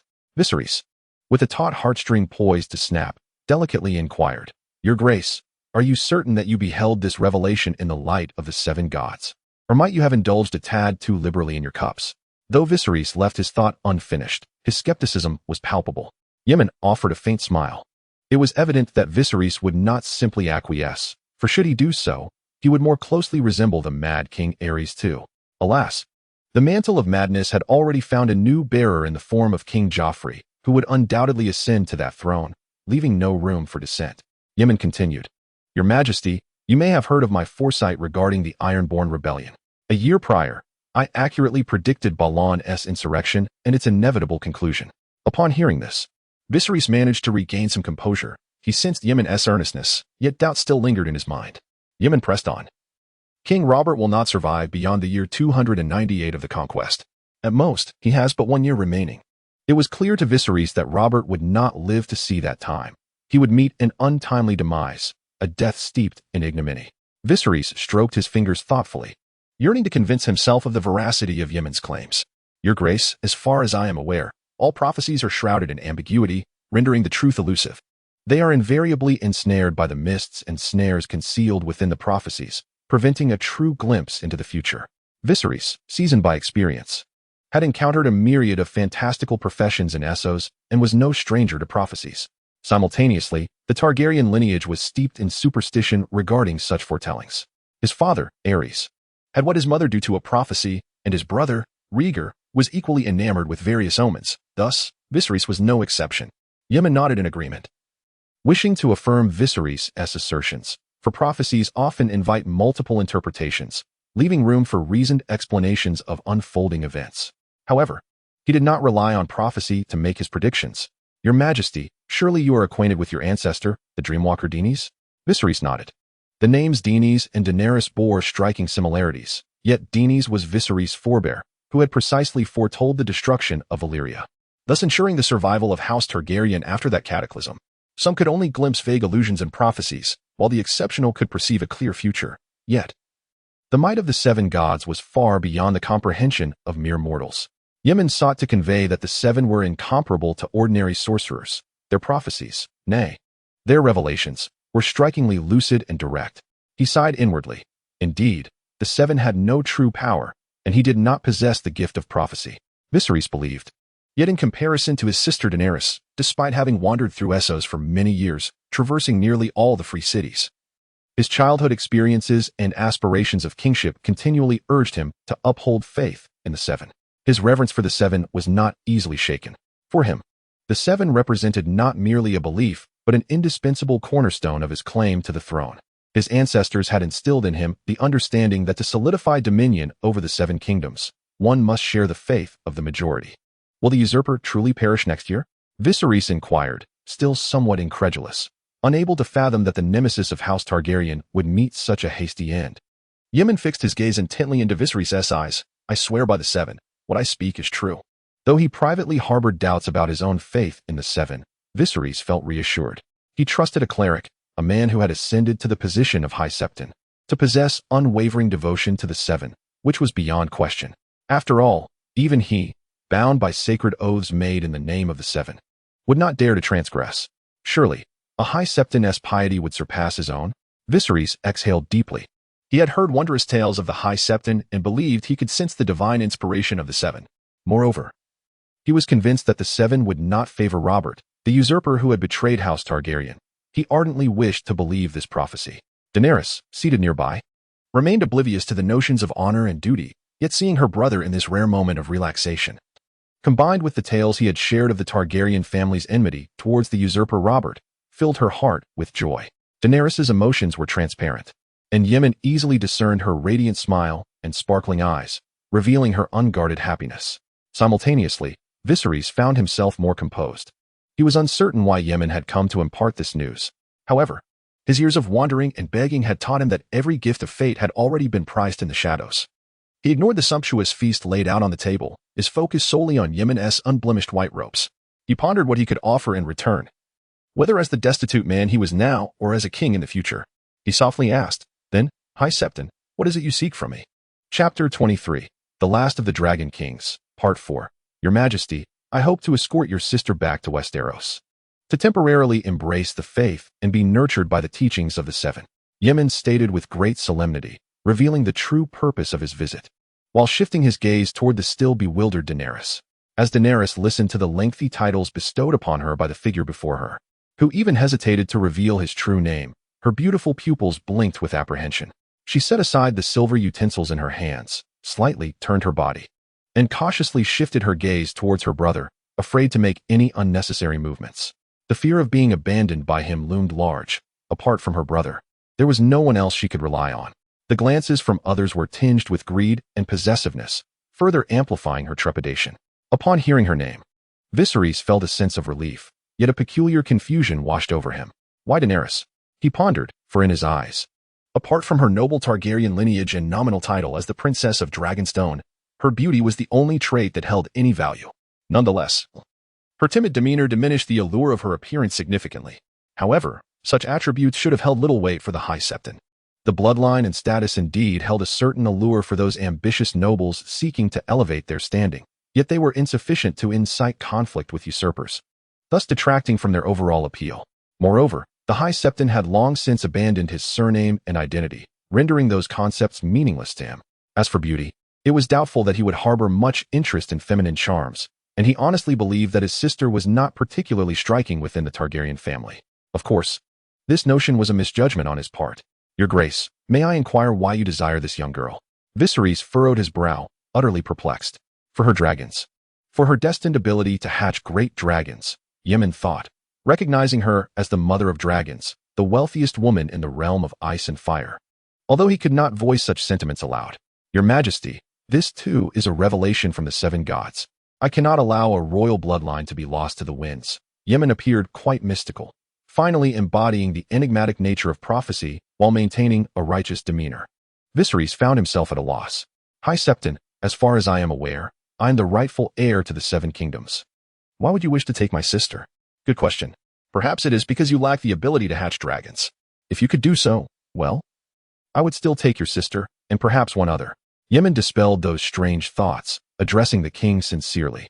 You are of age now, no longer susceptible to the manipulations of those with ulterior motives, while your sister is far too naive, easily swayed by others, unable to discern true good from evil. Viserys bowed his head, pondering the meaning behind those words. The first part was easily grasped, as it spoke of his faith in the seven, a belief he would not easily abandon. Simultaneously, one must assume that even a high-ranking archbishop lacks the power to shield a king from usurpers. Viserys was consumed by a sense of pride, vanity that was all too fragile. The latter part of the statement, suggesting an inability to discern good from evil, perhaps hinted that Daenerys would ultimately forsake the faith of the seven. In his revelation, did this not inflict considerable damage upon the church? The archbishop's words were excessively tactful, leading Viserys to conjecture. Perhaps this was indeed the truth. Viserys felt a pang of melancholy. Your Grace, I beseech you to allow me some time for contemplation. Ultimately, he declined, albeit without resolute firmness. Daenerys exhaled quietly in relief, for she was certain her brother would not cast her aside. He had proclaimed her his sister and his future wife. They would, like their ancestors Aegon and Visenya, unite in marriage and reclaim the Iron Throne of Westeros, where all would cheer and celebrate their ascendance. In her violet eyes shimmered a yearning for that moment. Her life was dedicated to this aspiration, never once contemplating the grand ambitions of her brother. She dreamt of returning to the days of her childhood, within that red door. Gazing at the lemon trees outside with her brother, Aesir Willem caressed her hair and called her little princess, while her brother regaled her with tales from their homeland. The old town of Old Town, the roses of Highgarden, the wall in the north, and the Red Keep in King's Landing all were so splendid. Yemen pondered silently. Viserys had not outrightly refused, thus his hopes remained high. Your Grace, if you could temporarily send the princess to the church. Yemen emphasized the word temporarily, hoping to garner his attention. Then, when you reclaim the Iron Throne of Westeros, you may retrieve her, akin to your blessed ancestor, Saint Baelor, and his three sisters. Yemen clarified his perspective. In the end, when you reunite with her, I shall personally officiate your coronation. This is merely a brief parting, a prelude to a more fortuitous reunion. Viserys appeared increasingly hesitant. He clasped his hands together, nervously rubbing them, his face etched with indecision. He spoke again. Your Grace, please grant me a few more days to deliberate. Yemen smiled, recognizing that Viserys' resolve had begun to waver. With further persuasion, he surmised that his purpose for visiting would soon be fulfilled. Daenerys, observing her brother's softening demeanor, felt a surge of despair. Having lived alongside him for over a decade, she had witnessed his watchful gaze as she grew, and she had roamed with him from Bravos to nearly every free trade city, never once apart. Daenerys possessed an intimate understanding of Viserys. She had sensed his shifting disposition even before Yemen, and this realization filled her with dread. She remains oblivious to the fact that Viserys would even consider offering her to the savage Dothraki. Otherwise, her resistance to the faith of the seven would not be so pronounced. After all, happiness is often a matter of comparison. Waiting for her brother, the Dragon King, to return is far preferable to being subjected to the brutalities of savages for a lifetime, even if it means feigning joy. Yemen ceased to mention Daenerys, shifting his gaze toward the lavish spread of delicacies and fine wines that he and Viserys had long neglected. Viserys, feeling a slight sense of relief, believed that with the death of the usurper, some measure of vengeance for his family had been achieved, albeit not by his own hand. Nonetheless, it alleviated his long-held resentment. He recognized the need to reevaluate his future direction.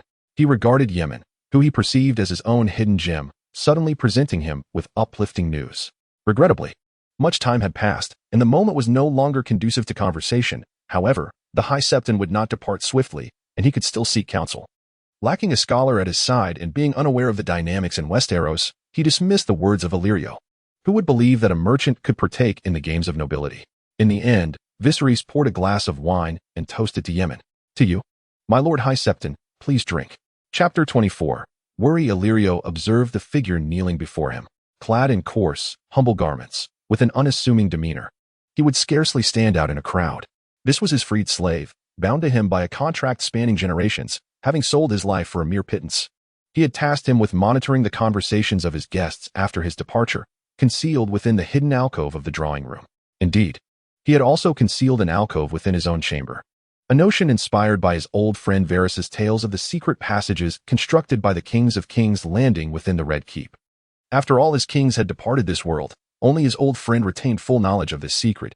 Others could glean only glimpses, if they could perceive anything at all. If his guests believed they could enjoy a sense of peace and comfort in their chambers, they were undoubtedly mistaken. Illyrio would ensure they felt the delightful embrace of hospitality. To him, his guests held no secrets, just as they did not deceive themselves. Oh, the gods! After hearing the report from his slave, Illyrio struggled to contain his reaction. Striving to maintain a powerful and invincible image before his servant, for only then could he exert better control over them and compel them to work more effortlessly. Even so, he could not suppress a sigh of exasperation. He instructed the slave to repeat Yemen's words. King Robert is destined to die within the year. In the tale recounted, he expressed a profound yearning for the meeting with Viserys and the High Septon, engaging in lengthy discourse, and they agreed to reconvene in a few days. However, the topics of discussion no longer piqued his interest. He dismissed the slave, seeking solitude for contemplation. Illyrio, the governor of Pentos, had long maintained his position, even without the backing of his former wife's family. During this time, he had avoided the mysterious backstabbing and untimely demise that befell others, thus establishing a notorious reputation for resilience against poisonings that claimed lives, underscoring his adeptness and capability. In stark contrast to the widely rejected Westeros, magic and sorcery were generally tolerated on the eastern continent of Essos, becoming an integral component of the power dynamics among free cities. Much like the citadel of Qarth, it had evolved into a form of religious belief. Religion and governance often represent two sides of the same coin, each governing the ethereal faith and the mundane power, respectively. Even as the citadel began to decay and the male sorcerers lost the abilities they once boasted, they still retained a semblance of influence. Illyrio was acutely aware that the arcane had receded from them. The once enigmatic mysteries had devolved into blatant deceptions. It was said that the red god of Volantis could once reveal visions of the future within flames. Yet, in the present day, it had merely become a bargaining tool for high priests and magistrates, stripped of its sanctity. The prophecies of Yemen concerning the king sent chills down his spine. The timing was too close, within a mere year, a verifiable juncture, especially as Yemen invoked the name of his devoutly worshipped deity as a guarantee, claiming it to be a revelation. Such easily disprovable facts could not serve as a foundation for others to be duped. Otherwise, it would only serve as a source of ridicule. Illyrio did not perceive Yemen as a figure of mockery. He understood that Yemen relied on his own authority, employing formal means to ascend to an irregular position as a High Septon. Conventionally, the next High Septon of the Seven would only be elected upon the death of his predecessor, almost without exception. Yet Yemen had audaciously convened a meeting to consider his selection as the new High Septon while the previous one still lived, creatively instituting the title of Grand High Septon to facilitate the arrangement with his predecessor. Throughout this process, he faced no opposition and suffered no loss of reputation, highlighting his remarkable cunning. Illyrio was unconvinced that Yemen had achieved this solely by virtue of being a favorite of the Seven. He did not believe that the former High Septon would possess such selflessness as to relinquish his position willingly. Looking out the window, Illyrio noted the deepening night, illuminated only by the flickering candles and the glimmer of gemstones within the room. When he came to believe that the prophecy was indeed true, an overwhelming dread surged unnaturally within his heart. His attempt to abduct Princess Daenerys suggested that the prophecy was not immutable, but rather subject to alteration. Yet, he made no effort to alter the fatal destiny that beset his king. On the contrary, his overt devotion to Princess Daenerys, motivated by his own interests and those of his church, was so profound that he was willing to take personal risks to persuade Viserys. It is noteworthy that even his old friend, known as the Spider and possessing ulterior motives, Varys, had fervently advised Aerys against allowing Tywin's army into the city prior to its fall, demonstrating loyalty until the king's demise. Yet, this archbishop was utterly nefarious. He exhibited no concern for his king, as if the monarch were merely a garment to be casually discarded. Truly, the church was akin to kin. While the king was but a piece of clothing, when the attire became sullied, it could be easily replaced, but the severance of familial bonds was an intolerable affront. This archbishop, who incessantly extolled the virtues of knighthood, shockingly harbored no ideals of fidelity to the realm, fixated solely on his own self-interest. It was astonishing that Essos, the true heart of humanity and a beacon of civilization, was rife with schemes and betrayals, while even the barbaric lands of Westeros, where traditional knightly virtues were once upheld, had fallen into such disarray. Illyrio felt as though he had returned to his youth, fighting for survival alongside Varys, facing the capriciousness of life and death, yet compelled to persevere. Ultimately, both ascended to the zenith of their lives. Varys became the master of whisperers, successfully sitting among the great nobles in the small council, while Illyrio first rose through the patronage of his ex-wife, subsequently amassing power and securing his position as governor, even without the backing of any ancient Pantos family. Illyrio meticulously documented all of this on an envelope, gazing at the raven that stood by the window, nearly merging with the night, his plump fingers gently stroking its feathers. The practice of raising ravens for messages was initially mastered by the scholars of the Citadel, yet this skill was not exclusive to them. Many had learned it. And acquiring this ability was not particularly challenging. Illyrio often communicated through ravens or, more discreetly, by dispatching trusted individuals bearing secret signals. He addressed the empty sky, saying, "Old friend, may you be well. Be cautious of this archbishop. You have misjudged him this time. You previously informed me in your letters that though he was not overly simple, he conveyed a sense of naivete. Now, you declare him a genuinely good man. And I dare not believe it." Chapter 25. The collapse of honor. Since their conversation a few days prior, Viserys' demeanor towards Yi Mon has grown increasingly respectful. He genuinely believes that Yi Mon is his hidden talent, a prodigious figure whose allegiance could secure the kingdom for him. In a rare display of emotion, Viserys, who had previously sold the crown, returned it to Yi Mon, shedding tears in the presence of Yi Mon and his sister, despite his later refusal to acknowledge the incident. Consequently, his stance on Yi Mon's proposal regarding Princess Daenerys has softened considerably. He is nearly ready to accept it, though reason advises him to ponder for a few more days. He eagerly anticipates further revelations from the esteemed High Septon that might facilitate his return to the throne. Yi Mon is acutely aware of this, yet he also understands the vacuous bravado and insatiable greed that lie within Viserys. If he were to hastily present his plans, Viserys would undoubtedly demand more. Thus, Yi Mon opts to tantalize him, occasionally sharing insights about the current affairs and marriages among the great houses of the Seven Kingdoms. For someone of royal lineage like Viserys, these glimpses into Westeros are rare treasures, albeit merely superficial insights. Illyrio, of course, possesses similar information.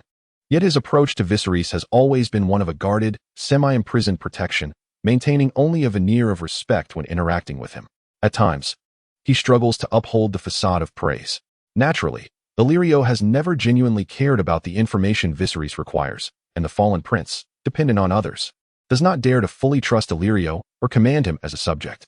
While Yi Mon's insights serve merely to entice Viserys, they are invaluable to the isolated prince. Meanwhile, Illyrio's attitude towards Yi Mon has undergone a significant transformation, which perplexes him. To the former Illyrio, Yi Mon was not merely a pawn, despite his arrogance. He would never underestimate the sole High Septon of the Seven Kingdoms, viewing him as someone easily manipulated like Viserys and Daenerys. Yet now, Illyrio seems to regard him with an inexplicable distance, a cautious reverence.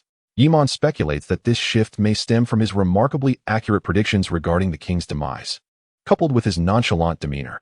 For those in power, the ability to foresee the future offers immense advantages, provided such prophecies are controllable rather than the overt death notices Yi Mon has delivered. For Viserys, he was likely overwhelmed by the excitement within his heart, perceiving only the allure it held for him. However, for Illyrio, who lurked in the shadows, such prophecies were akin to curses. They were far too uncontrollable. As if fate had decreed his demise, one could struggle with all their might, yet remain powerless to alter the outcome. What distinction lies between such prophecies and curses?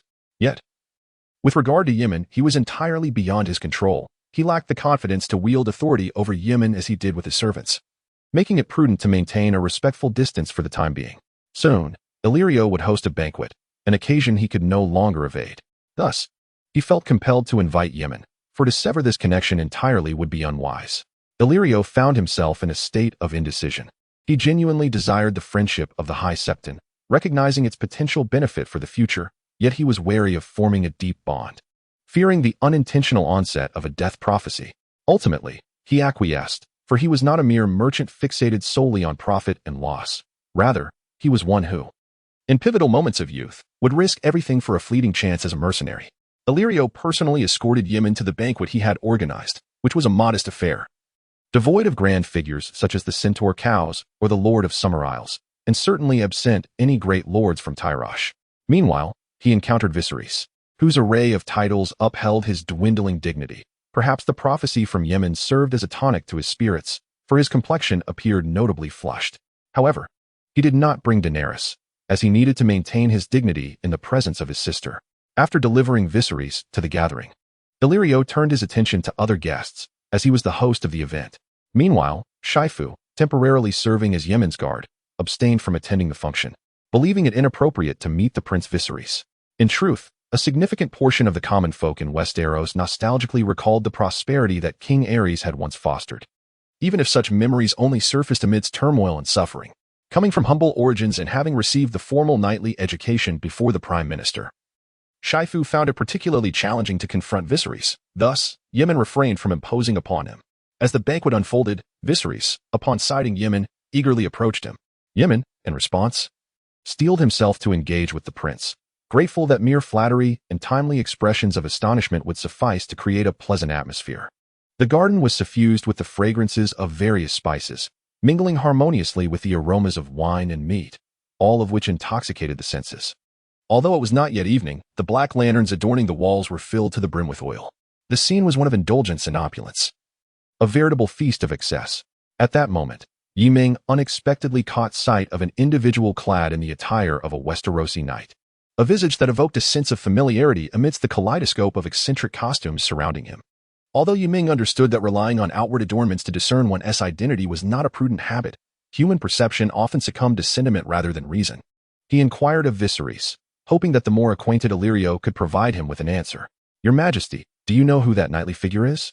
Viserys, with a haughty tilt of his head, gazed at the person Yi Ming indicated.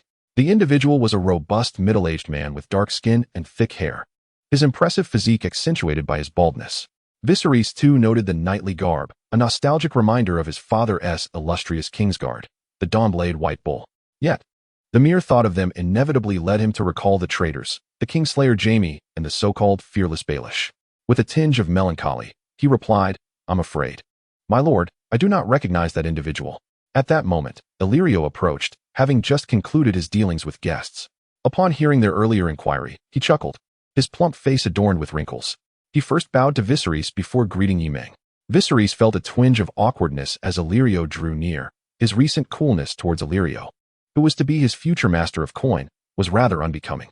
Illyrio elucidated to Yi Ming, that fellow was once a noble of Westeros, anointed with holy oil by the former High Septon. However, due to a breach of law and a betrayal of honor, he fled. Chapter 26. The Great Bear. Yi Ming suddenly comprehended the situation. This was none other than the foremost sycophant of Daenerys Targaryen, who had, regrettably, devolved into a mere jester without attaining any significant position. Jorah Mormont, the former Lord of Bear Island, in his quest to win his wife's favor, yet lacking sufficient funds, he resolved to sell off poachers from his lands. Ironically, he fell prey to the honor-bound Duke of Winterfell, his liege lord Eddard Stark, who apprehended him.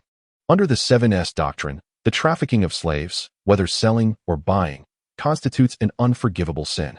Eddard Stark, also a staunch traditionalist, decided to impose the death penalty on this loyal vassal for his transgressions. He had already departed from Winterfell, intending to personally execute the sentence. Meanwhile, Jorah, having caught wind of this grim tidings, dared not betray his lord, yet the prospect of death loomed large. Thus, he fled with his wife to Essos. Regrettably, this did not culminate in a favorable resolution. His wife betrayed him for wealth, turning instead to the trade prince, Tyrion Lannister. Subsequently, after being drawn into Daenerys' circle, there is no need to elaborate further. Upon hearing Illyrio's account, the gaze of Yaman gradually morphed into something peculiar. as if he recognized the individual from a bygone era. He nodded towards Illyrio in gratitude. Similarly, Viserys, having listened to Illyrio's introduction, discerned the worth of Yora more clearly than the indifferent Yaman. Viserys was acutely aware that to conquer Westeros, he needed the support of the noble lords across the various fiefdoms. Thus, he pressed Illyrio with further inquiries. What transgression had he committed? Naturally, Illyrio refrained from revealing his sordid persona as a slave trader in front of the High Septon. As he sought to curry favor with Yaman, with a pained expression, his plump visage quivering, he lamented, "He has been clandestinely selling slaves to the Tyroshi, which is utterly unforgivable." However, he quickly added, "Yet, one must consider his poverty. It is somewhat understandable for a lord to be driven to such desperation." Yaman shook his head in mild disinterest, but chose to continue the discourse. "I recall he once emerged victorious in a grand tournament, even besting the Kingslayer, Jaime Lannister." Illyrio feigned surprise, impressed to learn of such a background. Viserys, indifferent to Yora's past misdeeds, found himself ravenous for any ally from Westeros. Whether a second son or a disgraced exile, the fact that this unassuming man possessed such a history intrigued him, as it met both his needs for status and capability. Moreover, having vanquished the Kingslayer added an intangible allure to Yora's persona. Regrettably, Viserys knew nothing of Jorah Mormont, and thus chose to remain silent for the moment, intent on acquiring further knowledge. Illyrio continued, "How does the High Septon recall this individual?" Yaman reminisced. "He was once a knight of noble lineage from the north. The Mormont family is also of undull nobility, and that is all I can recall." Illyrio stroked his beard, understanding at last. Meanwhile, Viserys could hardly contain himself. Inquiring of Illyrio, "My lord, may I recruit this guest of yours?" Viserys endeavored to project an air of nonchalance, yet his hurried words betrayed his eagerness. Illyrio smiled slightly, replying, "Of course, there is no reason to object. I believe Sir Jorah Mormont would wish to follow a true king to reclaim the lands and honors he has lost." "My liege." Viserys exhaled inwardly, realizing that no one would reject the opportunity to reclaim what was rightfully theirs. He murmured to himself, "His lands and honors. My kingdom and dynasty." Viserys seemed to be rallying himself, convinced of our striking similarity. He would undoubtedly choose to follow me, the true king of the Seven Kingdoms. Viserys gritted his teeth, determination etched upon his face. Illyrio nodded with a smile, as if soothing an innocent child, reiterating, "Of course, your majesty." As Viserys approached, he discerned more clearly the intricate design of a black bear, a creature of the wilderness, embroidered upon Yora's attire. The lines etched on Yora's weathered face rendered him formidable.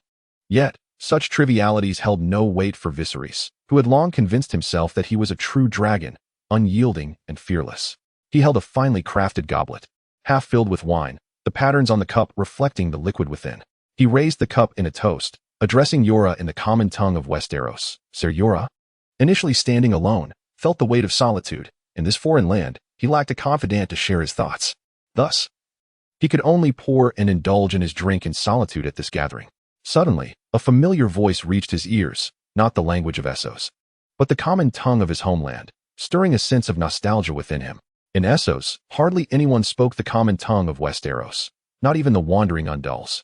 Jorah turned, expecting to see a familiar face, but instead, he encountered a gaunt visage, silver hair, and violet eyes, an unmistakable Valyrian appearance. Such features were not rare in Essos, where many shared this lineage, but few spoke the common tongue, as few were inclined to learn a language from another continent. Jorah's demeanor faltered as he blurted out, "Prince Viserys." He refrained from mocking him as the beggar king, a term often used by the affluent of Essos, yet he also did not address him as a loyal subject would. Using the title Your Majesty, he was aware of Viserys' protection under the governor Illyrio from Pentos, a fact not shrouded in secrecy, making Viserys' presence here somewhat unsurprising. Viserys frowned slightly, disliking the title of prince. He was a king now, yet this was certainly preferable to the derisive terms others might use. He chose silence, turning to Jorah and stating, "Sire, please refer to me as your king." Jorah felt a pang of discontent. He knew of Viserys' coronation by his mother, the ridicule surrounding the sale of his crown, and the undeniable reality of King Robert sitting upon the Iron Throne. Robert's hold on his throne was as steadfast as a mountain, nearly unshakable. Jorah did not believe the Targaryen dynasty had any chance of resurgence. However, out of respect for the 3 centuries of Targaryen rule, he refrained from voicing his dissent, opting instead for silence. Viserys believed that once he acknowledged his title as a knight, he could restore his honor, provided that he secured a pledge of loyalty in return. In Chapter 27, Jorah Mormont was initially disinterested, having once fought alongside King Robert during the rebellion in the Iron Islands. he was acutely aware of Robert's valor and charisma. Even Viserys' brother, the seemingly flawless Prince Rhaegar, had succumbed to Robert's might, leading Jorah to doubt that a mere Viserys could reclaim power with the support of a group of deluded souls in Essos, especially given that even his father, the notorious Mad King Aerys II, had faced insurrection during the War of the Nine Penny Kings. After these rebels seized control of Tyrosh and further encroached upon the Stepstones, the former king, Aegon II, had even contemplated leading his forces into battle. Such audacity was remarkable. It had even led to the demise of Robert's grandfather, the then Duke of Storm's End and Hand of the King, Mernard Baratheon, who perished in his son's embrace, unable to quell the uprising. Ultimately, the rampant Blackfire rebellion was subdued without them ever stepping foot on the soil of the Seven Kingdoms. Presently, King Robert's wisdom far surpassed that of the Mad King, who had lost the favor of the nobility, while Viserys lacked the strength and cunning that characterized the former Ninepenny King. Such rhetoric, of course, failed to convince Jorah Mormont. Previously, Jorah had maintained some association with the infamous Spider, but for reasons unknown, that connection had abruptly severed. He mused bitterly. Had even the notorious Varys deemed him a mere exiled knight, unworthy? Indeed, a man stripped of honor and title, relying solely on past knowledge and a sword, could hardly command respect. Jorah was preparing to dismiss Viserys' entreaties when he unexpectedly spotted the figure of Yemen, clad in white robes, standing not far away. Unlike other Northmen who worshipped the old gods, the Mormont family, of untold descent, had long revered the seven faces of the one god. For his valiant service during the Iron Islands Rebellion, particularly at the Siege of Pike, Jorah had earned the admiration of King Robert. Having been an early climber of the walls, an act that had garnered him the anointment of the then Archbishop, he recognized that the figure adorned in the garb of a priest of the Seven was indeed the newly appointed Archbishop, as he had witnessed the previous Archbishop firsthand. Though their garments varied in opulence, they shared a common style, symbolizing the Archbishop's singularity. At this juncture, Viserys, growing increasingly impatient, noted Jorah's prolonged silence. He was perplexed. For one who had lost all, was it not expected to pledge fealty to a new king? Moreover, he is the true and sole sovereign of the Seven Kingdoms, while the others are mere usurpers. He reiterated, "Sir, I comprehend your hesitance." Viserys felt a profound melancholy, realizing how arduous it was to recruit a fallen noble, requiring such delicate persuasion. This was not a matter to be resolved lightly. We are both acutely aware of the formidable power of the usurpers. Nonetheless, the more daunting the situation, the more resolute we must become, clinging to justice and morality. Ultimately, Viserys proclaimed, "Sir, no genuine knight wanders eternally without a home. I am prepared to grant you a royal pardon, absolving you of all your transgressions, allowing you to transcend the role of a mere mercenary and reclaim your former honor as a knight." Viserys believed he had expressed himself with sufficient sincerity. Had this been the past, when he could discern no glimmer of hope, he would have found it humiliating to utter such words. He would have perceived it as a degradation, for he had lost all dignity, and thus clung desperately to this last vestige of self-preservation. However, upon witnessing the Archbishop braving peril to deliver the news of the usurper's demise and returning with the crown he had once sold, the refined essence of his former self seemed to revive. That evening, he dreamt once more of the day his mother crowned him. At that time, she was already with child, her figure remarkably swollen. King's Landing had fallen, and his father had been slain by regicides, though his parents shared a rather shallow bond. Her visage was etched with deep weariness. This was the final glimpse of his mother in Viserys' memory, for he would not witness her smile again until after his sister's birth. Viserys understood the simplicity of the coronation his mother bestowed upon him. His recently departed nephew Aegon and all his nieces had perished at the hands of the Mountain, leaving him as the last hope of House Targaryen. It was an afternoon bathed in the waning light of sunset, and all were aware that the Targaryen reign had waned. His mother was cognizant of this, although he was not at the time, but he later came to understand. She entrusted him with her crown and the name of House Targaryen, along with the weight of responsibility. From that moment on, he understood that his life would be dedicated to the pursuit of that throne. In his youth, he harbored disdain for the throne adorned with swords and held a certain aversion towards his father, yet thereafter, he could only strive towards the legacy of his father's seat. Although the Targaryens were of Valyrian dragon blood, 3 centuries had transformed them into quintessential Westerlanders. From a young age, Viserys worshipped the Seven and was crowned in the church on Dragonstone by his mother. He firmly believed that the Archbishop's arrival signified the Seven's favor upon him, as well as upon House Targaryen. Divine right ruled, and the audacity of the usurpers could only prevail temporarily. One day, he would reclaim his place upon the Iron Throne. Viserys fixed his gaze upon Jorah Mormont's eyes, unwavering and resolute. Jorah could sense the sincerity emanating from Viserys. Having heard the notorious tales of the Beggar King's exceptional cruelty, he had never anticipated encountering such patience. He was acutely aware of his predicament, a homeless man, destined to perish without even a trace upon the Mormont family tree. He had no offspring, having ceded his family title to his aunt, who remained unwed. For his own wife had willingly chosen to follow the powerful Lord Manderly. Stripped of honor, he had even sunk to consorting with the spider, only to be ultimately cast aside, where, then, lay his sanctuary, to adapt to this new existence. He had even taken it upon himself to learn the languages and customs of the savages. Ultimately, what more could he possibly lose, be it family or honor? These were relics of a past he had already forfeited. He was devoid of all. He understood the amicable rapport between his lord and the king, and he dared not hope that the king would defy his dear brother's wishes to grant him a pardon. After all, he was well aware of Eddard Stark's stubbornness. The king could not dissuade him. Indeed, he might even sway the king with that thick-headed disposition of his, foul and unyielding. So, why couldn't he cast caution to the wind and wager everything? He had no retreat left, wandering aimlessly in Essos until death paled in comparison to the honor of fighting valiantly for a new king until his last breath. The names of the Ninepenny Kings would be remembered: Mary's Blackfire, Aegon Targaryen, the Nine Eyes, Demon Blackfire, Spotty Tom, Leonor Valerion, Jaehaerys Blackheart, Sammarow's Sand, Old Mother. Yet, no illustrious name would be left for him. Having already become infamous, what was there for him to hesitate over? In the end, Jorah knelt upon one knee, unsheathing his nearly inseparable longsword and placing it at Viserys' feet. "Your Majesty, I am now your knight. May you trust in my loyalty, in the name of the old and new gods." In that moment, as Jorah raised his gaze, he fancied he glimpsed the visage of Viserys' brother, Prince Rhaegar, the Silver Knight.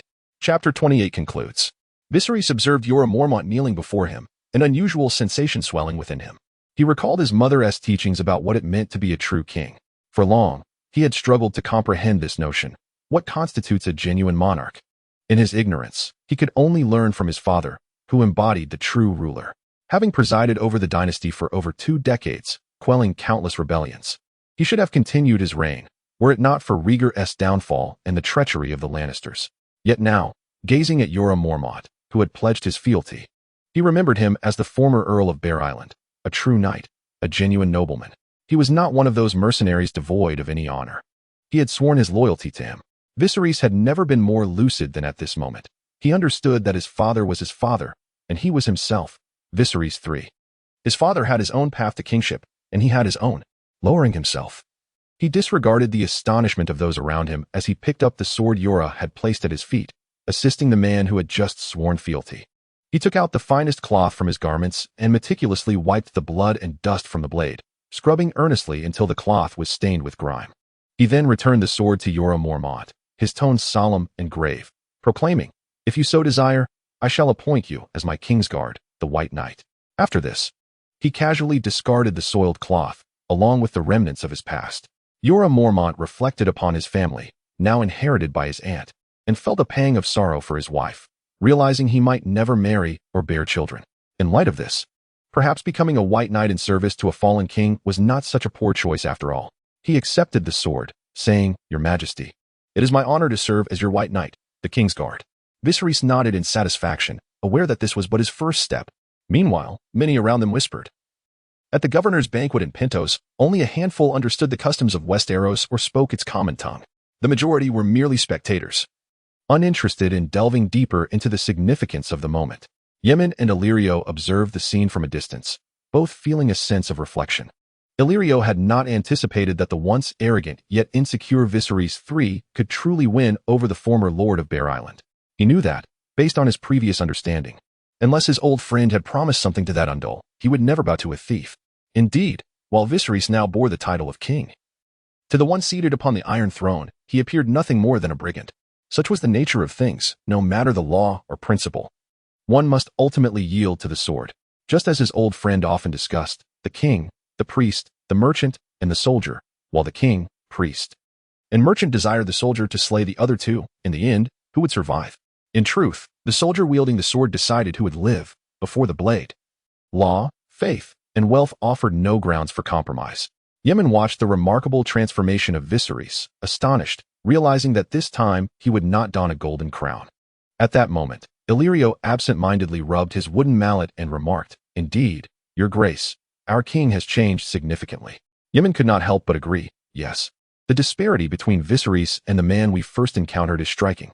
As soon as the words left his lips, Yiming sensed an awkwardness. Yet what had been spoken could not be retracted. Illyrio chuckled softly, attributing the transformation of his majesty to the influence of the esteemed High Septon. Upon hearing Yiming's remarks, Illyrio discerned that he bore no genuine affection for Viserys. After all, who would genuinely invest their heart in another without reason? The women of Silk Street professed their unsullied love, yet it ultimately revolved around mere monetary gain. Conversely, those who truly sought love refrained from disclosing their status, as it would taint the purity of their feelings. Illyrio silently invoked the name of Scylla in his heart. Merchants are often steeped in deceit, rarely revealing their secrets. And those like him, who engage in the games of power, are even more so. He reaffirmed his belief that the High Septon before him harbored no overwhelming desire to assist Viserys, instead regarding everyone with a disdainful equality. It was merely concealed well. And his humble demeanor earned him the favor of others, who deemed him a good man. Yiming paid little heed to Illyrio's praise, deeming it excessive. "Your Grace, I believe this is merely Viserys' inherent nature, possessing a royal bearing." Illyrio did not dispute this assertion. Indeed, the king's son is nurtured to be a king, leaving little room for others to vie for such a position. Was it through luck or valor that one could compete? Yiming, intrigued by Illyrio's response, found it astonishing that a man of mercenary origins could possess such contemplative insight about the world. Illyrio, aware he had overstepped, chose not to await Yiming's reply. He offered a slight bow and took his leave. "Your Grace, I must attend to the proceedings of this banquet." Thus, the rotund figure departed. And Yiming regarded the broad silhouette of the man, his profound gaze filled with interpretation. Undoubtedly, he could be considered an eminent individual. Having once been bold and combative in his youth, fighting fiercely to amass a fortune, his intellect shone through, allowing him to carve out a reputable name in the profit-driven realm of commerce. Although Pantos was initially established by merchants, granting them considerable tolerance, millennia had passed, and power had long been monopolized by a few founding families at the pinnacle, leaving little room for others. His fortune was equally remarkable, having caught the eye of a scion from one of those families, ascending to the position of governor. Ultimately, he nurtured his own influence, even after a falling out with his former wife's family, managing to maintain his governorship without it dissolving into obscurity. The hardships he faced were beyond the imagination of outsiders, as both capability and fortune were indispensable. At that moment, Viserys approached, accompanied by his newly appointed Kingsguard, Jorah Mormont. Viserys appeared notably more composed. His gait no longer bore the frivolity and unease of their initial encounter, and his demeanor had shed its former affectation, truly embodying the royal bearing he often extolled. Jorah Mormont, trailing behind him, seemed to have reluctantly begun to find common ground. Yet, one could not help but ponder whether he would, like certain of his illustrious predecessors, become the unrecognized king of the Red Keep, having consorted with the queen. Yaman mused silently. Upon spotting Yaman, Jorah Mormont was filled with curiosity. How could the esteemed High Septon be present at the banquet hosted by the governor of Pentos, seated alongside Prince Viserys? Nevertheless, he refrained from voicing his inquiries, treating Yaman as a stranger, for in truth, he was unfamiliar with the newly appointed High Septon. Yaman took a sip of tea, surveying the surroundings. The banquet was nearing its conclusion. Chapter 29. In a foreign land in the days that followed, Yaman made no effort to engage with the numerous figures present at the banquet, despite this being the primary objective for many. For him, however, his allegiances lay firmly in Westeros. Although Pentos was within reach, it held little allure. Yaman regarded the invitation in his hand, delivered to him by Jorah Mormont, the former lord of Bear Island and current member of the Kingsguard, on behalf of Viserys, a duty befitting the White Knight. Grasping the embossed emblem adorned with a dragon motif, he briefly questioned whether he was indeed within the canonical realm of A Song of Ice and Fire. The transformation of Viserys was striking. Yet, this did not presently affect him, nor could it significantly alter the trajectory of the Seven Kingdoms. What truly occupied his thoughts was the likelihood that Viserys was on the cusp of making a momentous decision. Although Yaman and Viserys were both accommodated through Illyrio's arrangements, this did not imply their proximity. As the governor of Pentos and a renowned merchant, Illyrio's properties were numerous and difficult to quantify. While his influence paled in comparison to the great dukes of the Seven Kingdoms, the wealth amassed in the mercantile city-state of Pentos, which thrived on free trade, surpassed that of the Duke of Winterfell in the north. Of course, their strengths were not directly comparable, as wealth constituted but a fraction of an individual's power. We are no longer in an era where wealth equates to authority. The proliferation of capital is constrained by productivity, preventing its unlimited extension, and consequently, the resources that can be leveraged remain modest. At that moment, the aspiring knight Serhov arrived, bowing respectfully. Your Grace, how much longer must we remain here? The people of the Seven Kingdoms cannot fathom your prolonged stay in this foreign land. Yaman chuckled softly. Pintos was essentially the ancestral homeland of the Unduls from 6 millennia ago. Even today, despite the presence of ancient nobility, the allure of returning to this homeland had faded. Let us not speak of the illiterate farmers who have dwelled in Westeros for generations, oblivious to the fact that their ancestors once inhabited Essos thousands of years ago. At this moment, as Shofu glanced at the countenance of the esteemed High Septon, noticing no sign of change, he produced a letter and remarked that the Prime Minister had sent his regards, hoping to persuade the High Septon to return to King's Landing at the earliest opportunity. Yemen picked up the letter, which bore the sigil of House Aaron, a pale blue eagle soaring freely above the clouds. This letter was not addressed to Yemen, but rather to his attendant, Shofu, with the intention that he subtly encouraged the High Septon to refrain from investing his energy in futile endeavors. In the Prime Minister's perspective, whether or not Yemen succeeded in retrieving Princess Daenerys was of little consequence. Even if she were brought back, it would not absolve his son, King Robert, of the usurper's taint. Rather, it would invite further scorn. Conversely, failing to bring her back would tarnish the High Septon's reputation in Essos, reflecting poorly on the Seven Kingdoms as a whole. The former corpulent High Septon was well known for his inadequacies, yet he merely squandered his time in King's Landing. The vast and resource-rich realm of the Seven Kingdoms could easily support a more extravagant king without diminishing the High Septon's share. However, this new High Septon was too restless. Upon assuming his position, he had immediately ventured abroad, which was simply unacceptable. The disgrace of the former High Septon was confined within the realm, providing mere amusement, as the scandal did not escape its borders. Yet, should the new High Septon lose face, it would be in Pintos, where the Seven Kingdoms lacked the means to disguise laundry powder as a dangerous weapon, leaving no room for concealment. Thus, the Prime Minister wished for the High Septon to avoid prolonged absences abroad. As Yemen perused the letter, his squire, Simon, entered the room. In this free trade city of Pintos, while many merchants from Westeros frequented, it was still a large city predominantly inhabited by common folk who often did not speak the common tongue. Here, none of the three were particularly proficient in the Valyrian language. Shofu hailed from humble beginnings, Simon was a fisherman, and Yemen could barely recognize letters, making daily communication quite challenging. Consequently, they shared a sense of alienation in this foreign land, which fostered a deeper camaraderie among them. In recent days, they had found themselves with ample leisure time, and Simon seized the opportunity to seek out Shofu for instruction in jousting, swordsmanship, and equestrian skills. Though Shofu, being of common birth himself, could not formally take Simon as his squire. After all, he was merely a knight's attendant. He generously offered guidance, fully aware of the struggles faced by those of lower status. Shofu may not have been a master teacher, but to the utterly inexperienced Simon, he represented a towering figure. After all, he was the Prime Minister's attendant. It was hardly a jest to compare the abilities of a policeman in a remote valley to one serving beside the Prime Minister. Simultaneously, Sheeman diverges from those mercenaries who are ardently devoted to honing their martial prowess and extolling their swordsmanship. In addition to his martial training, he diligently seeks the guidance of Yi Ming in matters of literature. Yi Ming, naturally, is more than willing to oblige. For even in his previous role as a high priest, he dedicated himself to imparting knowledge in King's Landing, enhancing both the scholarly qualities of the clergy and the cultural literacy of the willing commoners. This is not particularly surprising, as many clerics often instruct individuals in literacy, utilizing the Holy Scriptures as their primary texts. This practice contributes significantly to the deep-rooted nature of the faith of the Seven. After all, while the highest-ranking archbishops and cardinals may succumb to corruption, the lesser clerics possess little means to engage in such misconduct. This is Westeros, a realm dominated by nobility, where no archbishop has ever dared to bypass the king and interfere in local affairs. Yi Ming aspires to become the principal of a prestigious academy in another world, hoping to amass a following akin to Confucius, with disciples numbering in the thousands, thereby exerting influence throughout all of Westeros. Sheeman approaches Yi Ming's teachings with utmost seriousness. Lacking any foundational knowledge, his initial studies commence with basic literacy, reflecting the plight of most ordinary individuals in Westeros. Even in the Citadel, the education primarily caters to the second sons of nobles, leaving scant opportunities for commoners. Furthermore, even under the guise of fair competition. These individuals could never hope to compete on equal footing with their noble counterparts, the disparity being all too evident. On this particular day, as leisure envelopes them, Illyrio has not come to extend an invitation to any gatherings, nor has Viserys made any attempts to bridge their relationship.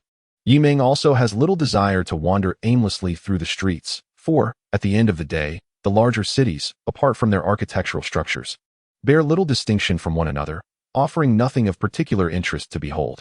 Yi Ming sets the letter down, returning it to Xu Fu, instructing him to convey a response to the Prime Minister, assuring him that the Archbishop shall return shortly.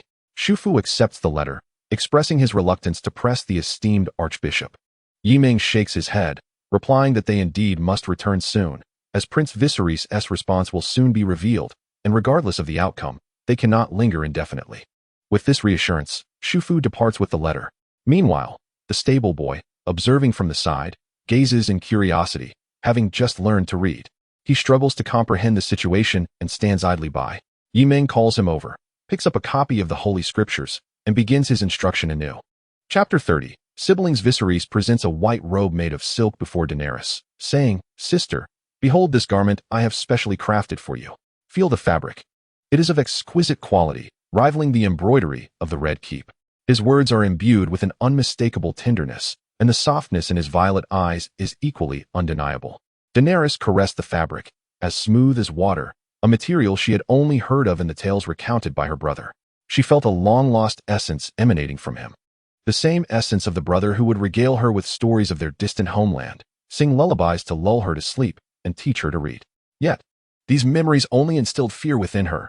She would rather have the wrathful brother, burdened with the fury of the sleeping dragon, return to her side than confront this familiar stranger before her. Clutching the exquisite garment tightly, she inadvertently wrinkled it. This was something she ought not to have done. "Brother, do you wish to cast me away?" Daenerys mustered the courage to utter these words, yearning to say more, but the words faltered. She attempted to gaze into her brother's violet eyes, seeking the familiar shadow from her memories, be it the gentle caretaker of her childhood, reminiscent of a prince from a fairy tale, or the brother awakened intermittently by the dragon's fury. Yet, all that remained was an absence. The two figures had merged, their smiling visage mocking her with cold derision. Viserys tenderly ruffled his sister's hair. "Dany, you are my sister. I shall never deceive you, nor abandon you." His comforting hands came to a halt. Daenerys leaned before her brother, absorbing his reassurances, yet she could see through the faade. It was a lie, an excuse crafted by him. Their time together had been interminable. From the moment of her birth until now, they had never been apart. "Brother, you must promise me," Daenerys implored, daring to voice what she would normally repress. Typically, she would cower before her brother's dragon-induced wrath, hesitant to defy him. But now, fear had transformed. She feared more the prospect of an irrevocable separation from him.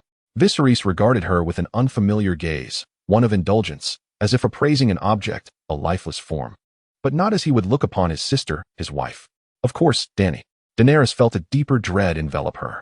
She recalled her brother's recent studies of the Seven, and the fervent discussions he engaged in with the High Septon, shrouded in mist and robed in white.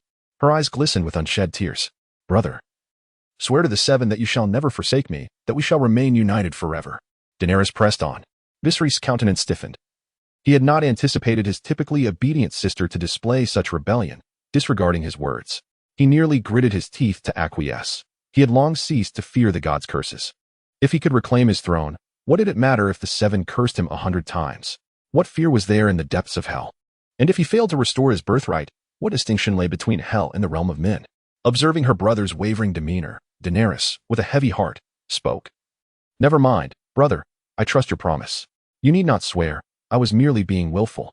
Daenerys did not wish for her brother to suffer due to her own capriciousness, even though he had already resolved to abandon her. She felt her cheeks growing increasingly damp, tears nearly spilling over, yet she held them back. She was bewildered by her brother's deceit and longed to express her obedience, promising to be well-behaved and to refrain from provoking his ire. However, she found herself unable to articulate her thoughts, and tears streamed forth uncontrollably. Viserys let out a sigh and reached out to wipe away her tears, forgoing a handkerchief. "Dany, we will not remain together forever. We shall inevitably part ways, albeit temporarily." He emphasized the word temporarily, yet Daenerys could only perceive this as their farewell. She was aware of her brother's grand ambitions, but had never witnessed him so serious before. In her memories, he was always brimming with confidence. extolling the grandeur of their Targaryen lineage at feasts, hoping to garner support from the guests, which he promised to repay upon his restoration. Yet, the response he received was often one of mockery. The jesters were not just her brother. She, too, was part of that jest, and in her innocence. She failed to understand the scorn in their gazes. But her brother comprehended it all and endured in silence. As Daenerys matured, the laughter directed at them grew louder and more unrestrained. Gradually, her brother's wrath began to awaken like a sleeping dragon. He spoke of it as the fury of a true dragon, yet she only perceived the anger, never having witnessed a true dragon. Daenerys lifted her gaze. Viserys now towered over her, and she could only look up as she spoke. "Brother, do you intend to send me to that high septon?" Viserys had recounted tales of the faith of the Seven, albeit rarely, with most of his narratives revolving around locations such as the Eyrie, Old Town, Highgarden, and the Red Keep. With only fleeting mentions of the faith, Daenerys possessed a nebulous understanding of the faith of the Seven, knowing only that the High Septon hailed from their homeland of Westeros. As her brother had said, "From our land." Viserys' expression darkened. He sought to evade the topic, but ultimately responded, "It is merely a temporary separation." Daenerys remained silent. She had never wished to part from her brother. Viserys felt helpless. He understood his sister's sentiments, yet in his mind, this was the best arrangement he could secure for her. He recognized that as he embarked on the path to reclaiming his throne, he would lack the means to care for her adequately. If he were to adhere to his original plan of selling her to the savage Dothraki in exchange for an army, he recalled his time wandering among them. Accompanied by his white knight, Jorah Mormont, he had learned their language and customs. Knowing that these savages lacked an understanding of trade and could hardly be relied upon to honor agreements. Simultaneously, the armies of these savages would not heed his command, indulging instead in rampant pillaging, even proving to be less reliable than mere mercenaries. This thought led Viserys to recall the Golden Company. How advantageous it would be to secure their support. Composed of the younger sons of Westerosi nobility, remnants of the Blackfire faction, and various disgraced individuals. They represent the mercenary group in Essos that most closely mirrors the customs and culture of Westeros, thus likely avoiding the disdain of the Seven Kingdoms. Despite their previous humiliation of him, Viserys clenched his teeth. If he were to trade Daenerys for an army, disregarding the question of whether the Horse Lords would honor their word, the crux of the matter remained. He would be unable to command the Horse Lords. Whose throne would it be? Those lords of the Seven Kingdoms who still held some loyalty to House Targaryen would never rally behind a barbarian leader, especially one who was not even a legitimate leader, but merely a figurehead. He constantly proclaimed himself the true dragon. Yet he was acutely aware that he was not his ancestor, Aegon the Conqueror, who had subdued all of Westeros with a band of foreign warriors. He possessed no three mature dragons. Should the Archbishop's words hold true, the Seven Kingdoms would undoubtedly descend into chaos following Robert's demise. He would inevitably garner some support. Whether for personal gain or ambition, for his name alone was a resounding banner. At that moment, he might find an opportunity to vie for power. However, he feared he would lack the energy to care for Daenerys. Abandoning her to the church, if he succeeded, he could reclaim her. If he failed, she could live out her days in peace. Viserys gently caressed Daenerys' long hair, refraining from voicing these thoughts. Chapter 31. The final response upon his reunion with Viserys. Yemen no longer exuded the regal presence he had previously attempted to maintain. Instead, he resembled a balloon, inviting anyone to poke at him. Yet ever on the verge of bursting, clad in a striking red robe, he appeared quite distinctive, while Jorah had donned a white cloak, the attire of the Kingsguard. The Kingsguard was originally established by Aegon the Conqueror to protect the king from the relentless assassins of Dorne, comprising 7 knights sworn to this duty. Although these guards were ostensibly mere bodyguards, lacking apparent status, they were ultimately just that, a bodyguard. However, over time, the Kingsguard became intertwined with the customs of the Undulls, earning the title of knights among knights. They swore vows to remain unmarried, to bear no children, and to relinquish their claims to hereditary lands. For those younger sons who could not inherit their family estates, this was undoubtedly an appealing alternative. Moreover, the Kingsguard could rightly be considered the most trusted elite of the King's retinue, embodying the greatest warriors and the finest military commanders. Only Rhaegar, the Targaryen scion, could be so naive as to entrust 3 members of the Kingsguard with safeguarding his beloved in a distant frontier, far removed from the political epicenter of the Seven Kingdoms. The Mado Novel Network, however, this is not solely his domain. Some kings believe it is entirely justified to send their iron guards to protect their wives, children, or even mistresses. Yet, truly wise kings would delegate such responsibilities to knights loyal to the crown, rather than employing them in trivial roles such as guarding the gates. The illustrious Dawnblade, Arthur Dayne, boasts a multitude of achievements, one of which includes the eradication of the bandit group known as the Kingsguard Brotherhood that plagued the Royal Protection Detail. He was not only a masterful warrior but also a man of exceptional character, earning the respect of both royalists and rebels alike. In contrast, the champion of this alternate world, Rhaegar Targaryen, tasked with guarding his mistress Lyanna, had never even set foot on the battlefield during the War of Usurpers, ultimately meeting a disgraceful end within the confines of the Tower of Joy. This was the Silver Knight Rhaegar Targaryen, whom the people of the Seven Kingdoms trusted wholeheartedly, revealing the unjust nature of the Targaryen dynasty's downfall. Of course, his successors, the Baratheon dynasty, proved even more lamentable, as King Robert's capabilities were akin to those of the Mad King Aerys, perhaps explaining the widespread notoriety of Prince Rhaegar's name. In this contest of failures, Rhaegar, being the least flawed, was ironically elected the best king of the Seven Kingdoms, despite never having ascended to the throne. Subsequently, the quality of the Kingsguard declined sharply, each generation worse than the last. Yemen shifted his gaze from Yora, although the sight of the bear in white robes was amusing. He was acutely aware of the purpose of his visit. Would Viserys be willing to entrust Daenerys to him?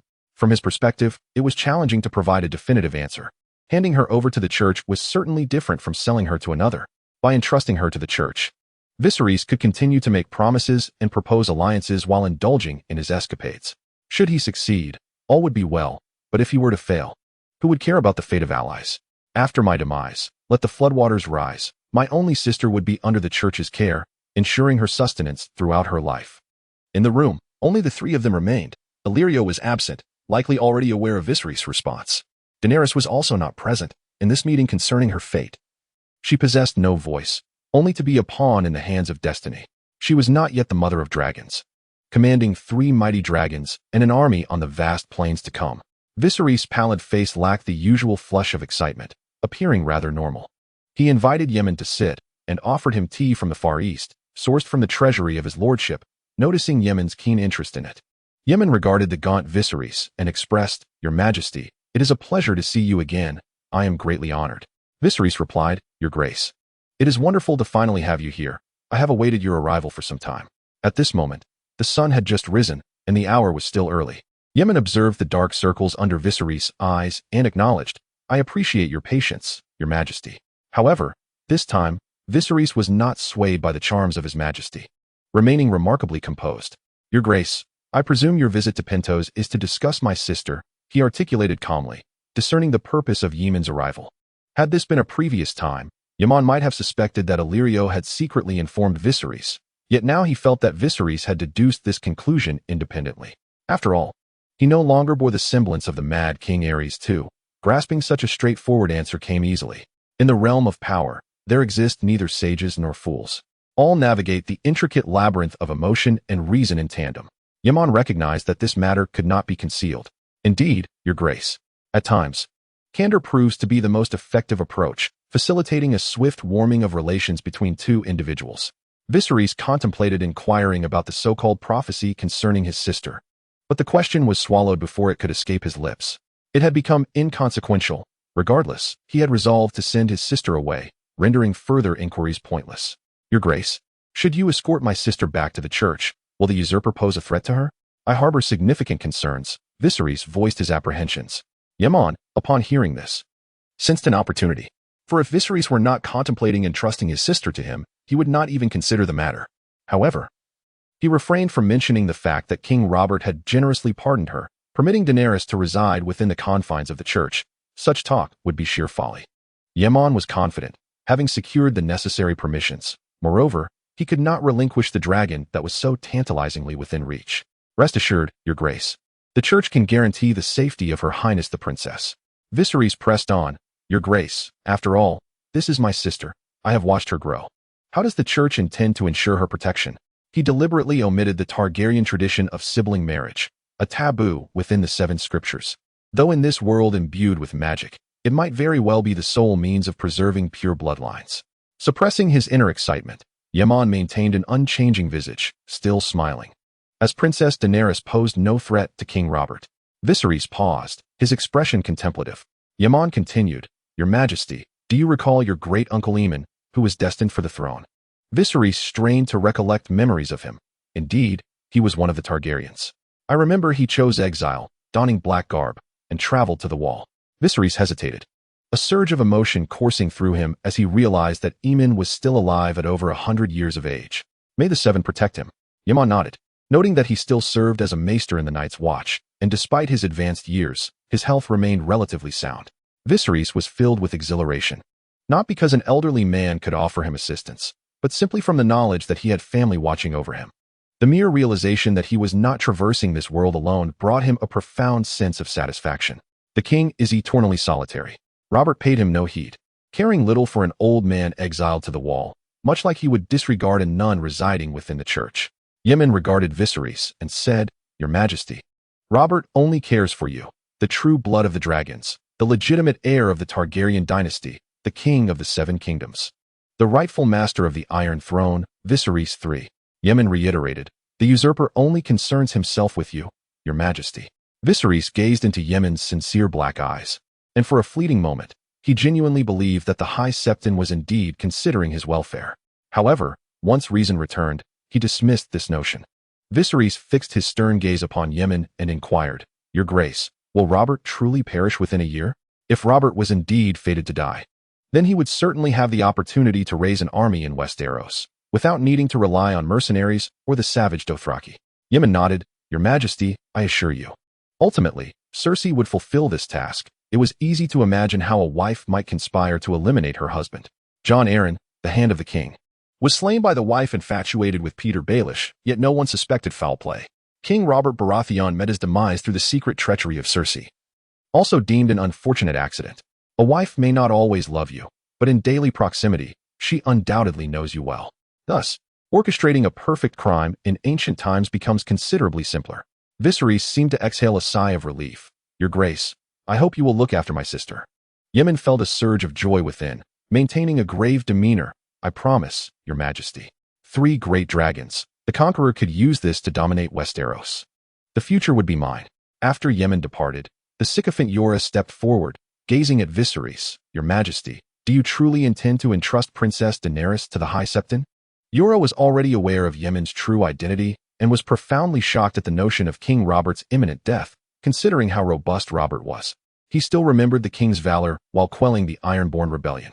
Certainly, he could not now envision that the once handsome man had transformed into a corpulent figure. Though his strength remained, his spirit had waned, forever trapped in the past. Viserys looked at his white knight. "Sire, this is the best choice. In the future, I fear I shall lack the energy to care for Daenerys." Yora fell silent, understanding that Viserys would inevitably raise a rebellion, yet he lacked a stronghold. King's Landing had become the stronghold of House Baratheon. He was acutely aware of the harsh and brutal nature of war, and under these circumstances, the notion of adequately caring for the princess was truly a delusion.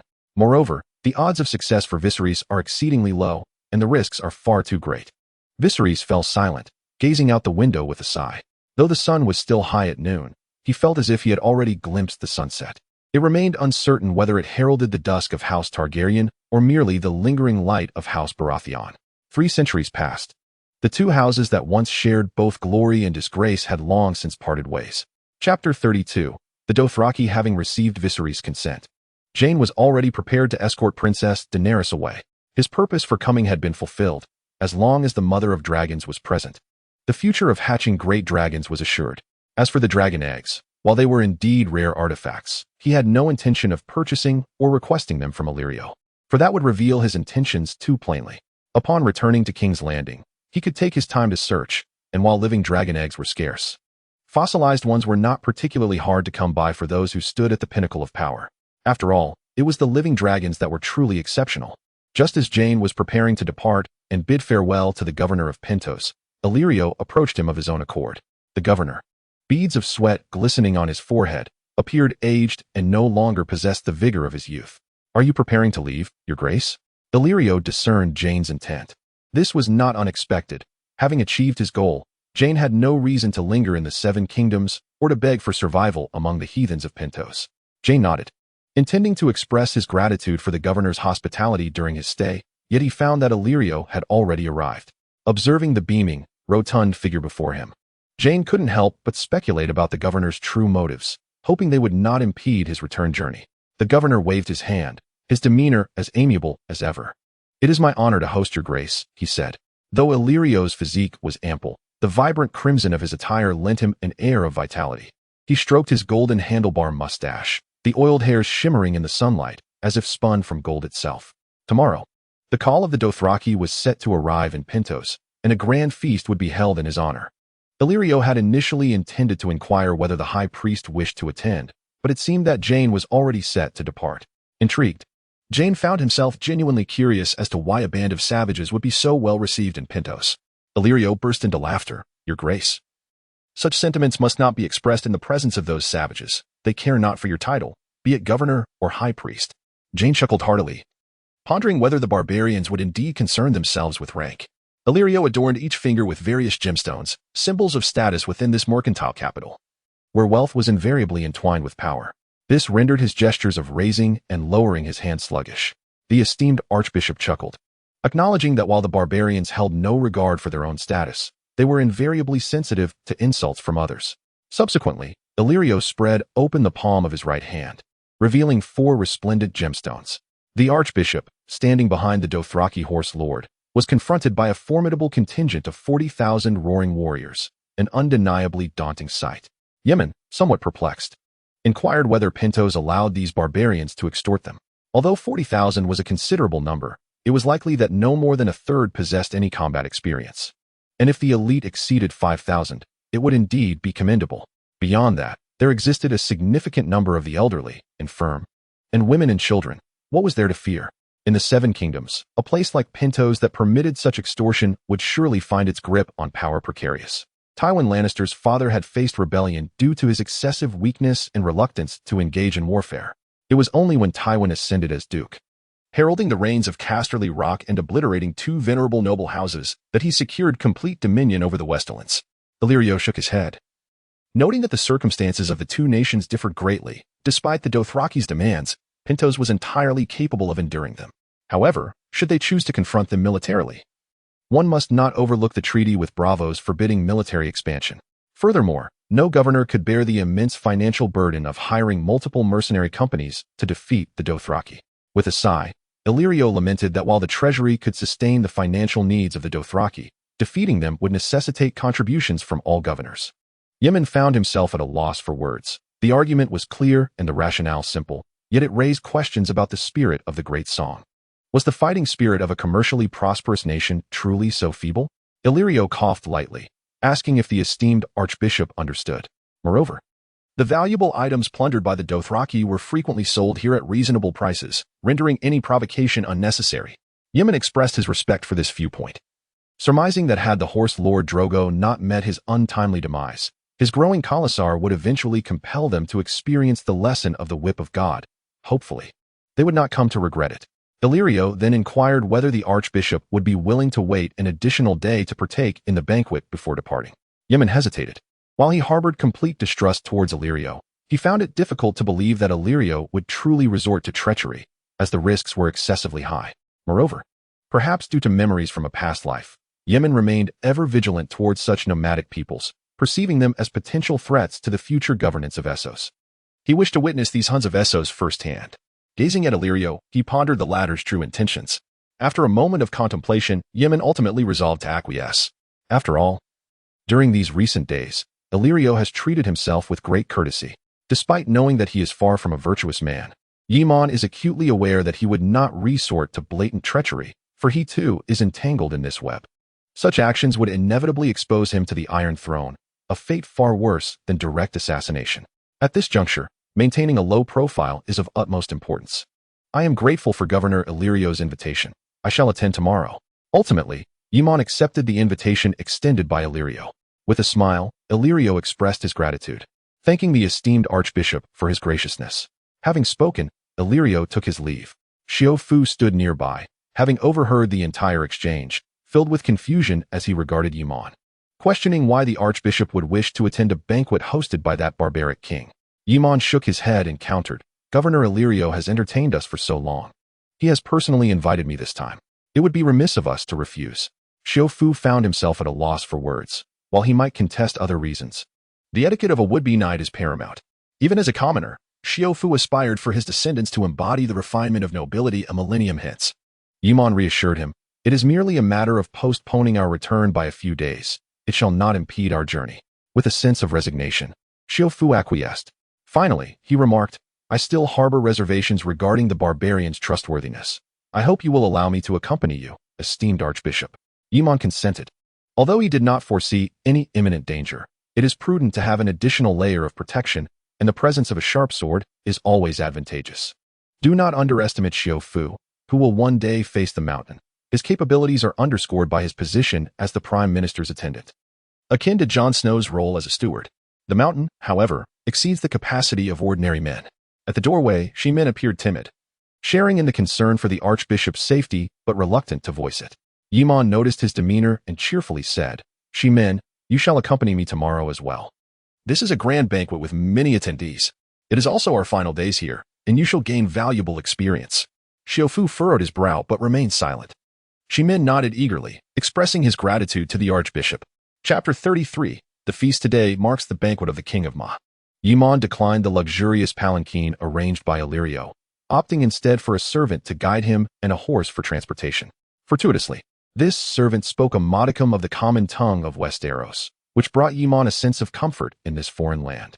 He, along with Xiaofu and Shimin, set forth. Xiaofu donned a light armor, his waist adorned with a formidable sword, concealed within a dark sheath, at the ready.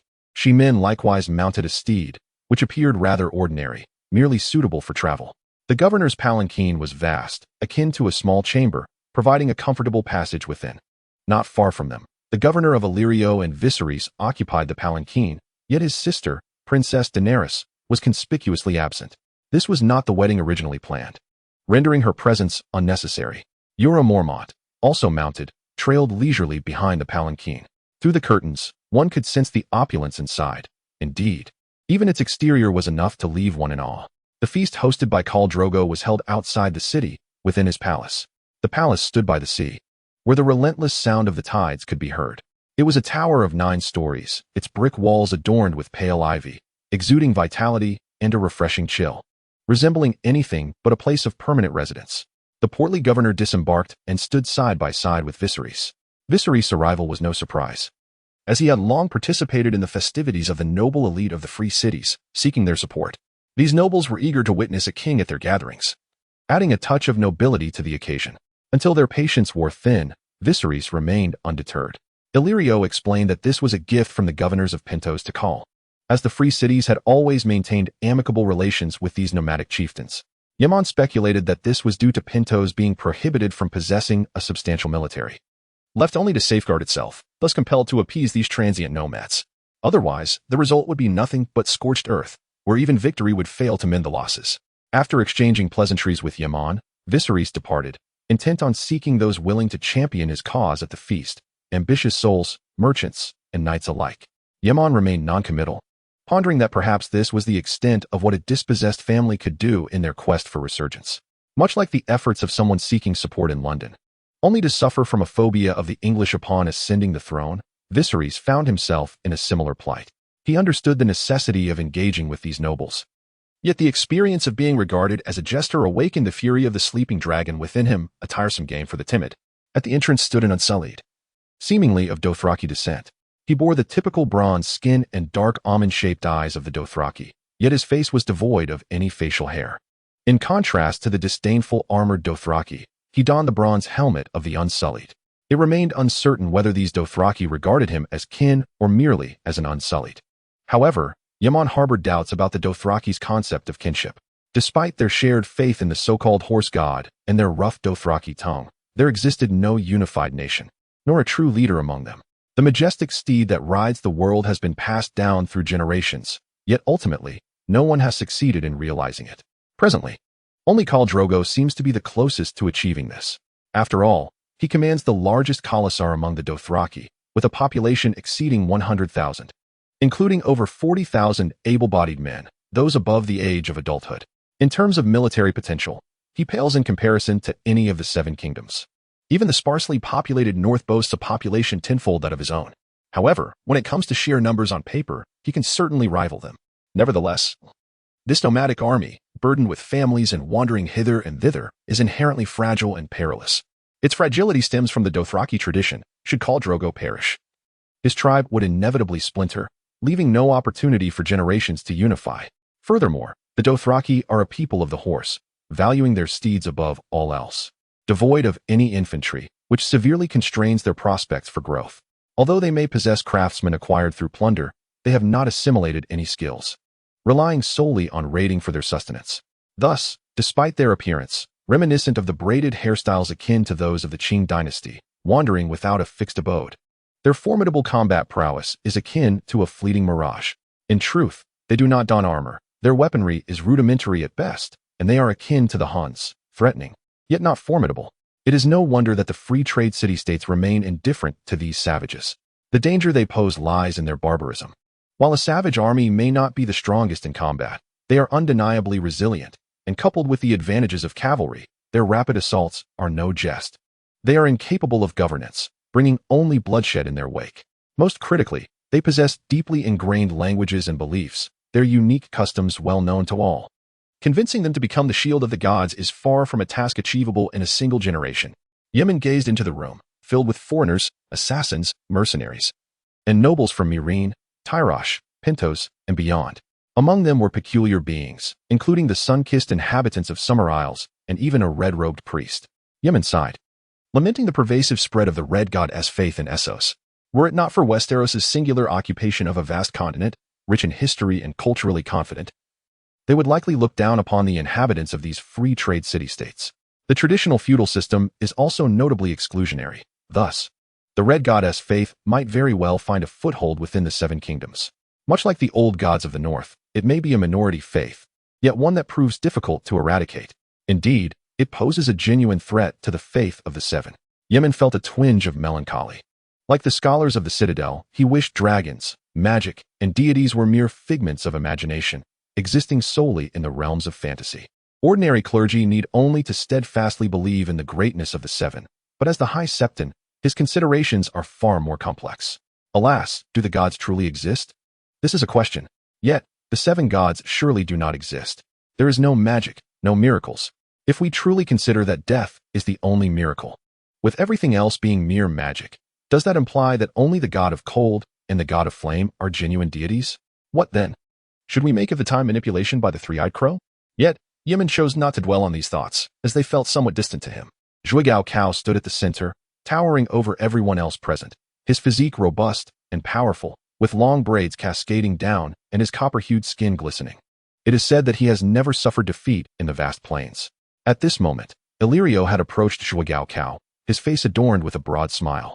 Completely devoid of the earlier disdain for the barbarians, bowing and scraping in an effort to ingratiate himself. Wait, why does it seem that he is walking towards me? Yemen felt a ripple of unease. Indeed, they had come to him, yet his countenance remained composed and dignified. He was no Daenerys, lacking any capacity for resistance. Even the savage centaurs understood the importance of inviting nobles to foster connections. Offending a nominal leader with millions of followers across the continent would yield no benefit for him. Damn Illyrio, Yemen cursed inwardly, making a mental note of it.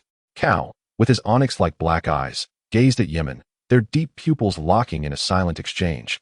As he inquired in his own tongue, "Did you take my gift?" Illyrio, wearing an apologetic expression, turned to Yemen to translate. Meanwhile, the gathered nobles turned their attention towards them. Chapter 34. Blades and swords. Yemen cared not for the gazes of others. What truly filled him with trepidation were the three bloodsworn standing beside Zhuge Cao, brandishing their curved blades. In the customs of the Dothraki, the bloodsworn serve a role akin to that of the Kingsguard in Westeros, albeit with even greater prestige. They may share in all of Cao's treasures, including women. But one rule is paramount: they may not ride Cao's horses. It sounds amusing indeed, able to ride women but not horses, but such is their custom. Horses far surpass women in importance. For this people, horses are essential for survival and strength, while women are merely spoils of war and diversions in life. This principle applies not only to foreign women, but also to their own. Should Cao perish, they too cannot survive. If Cao is slain by another, they must vow to avenge him, and then take their own lives in atonement. Such primitive customs ensure that their leader does not succumb to indulgence, safeguarding the leader's strength. However, when Cao dies, his son will not simply inherit the mantle of Cao, he may very well be killed instead. While a hereditary rule may appear less effective than a meritocratic one in primitive societies, it serves to ensure the cohesion of the nation, thus enabling the continuous accumulation of strength and the growth of power. However, the strength of the Dothraki horseman is limited to a single generation, with the death of Khal. His Khalasar will inevitably crumble, lacking the opportunity to accumulate power, ultimately succumbing to incessant internal strife, never truly attaining greatness. Of course, Yi Ming has little interest in such matters, who would willingly delve into the customs of savages. Nevertheless, the 40,000 swords at Khal Drogo's back compel him to confront these realities.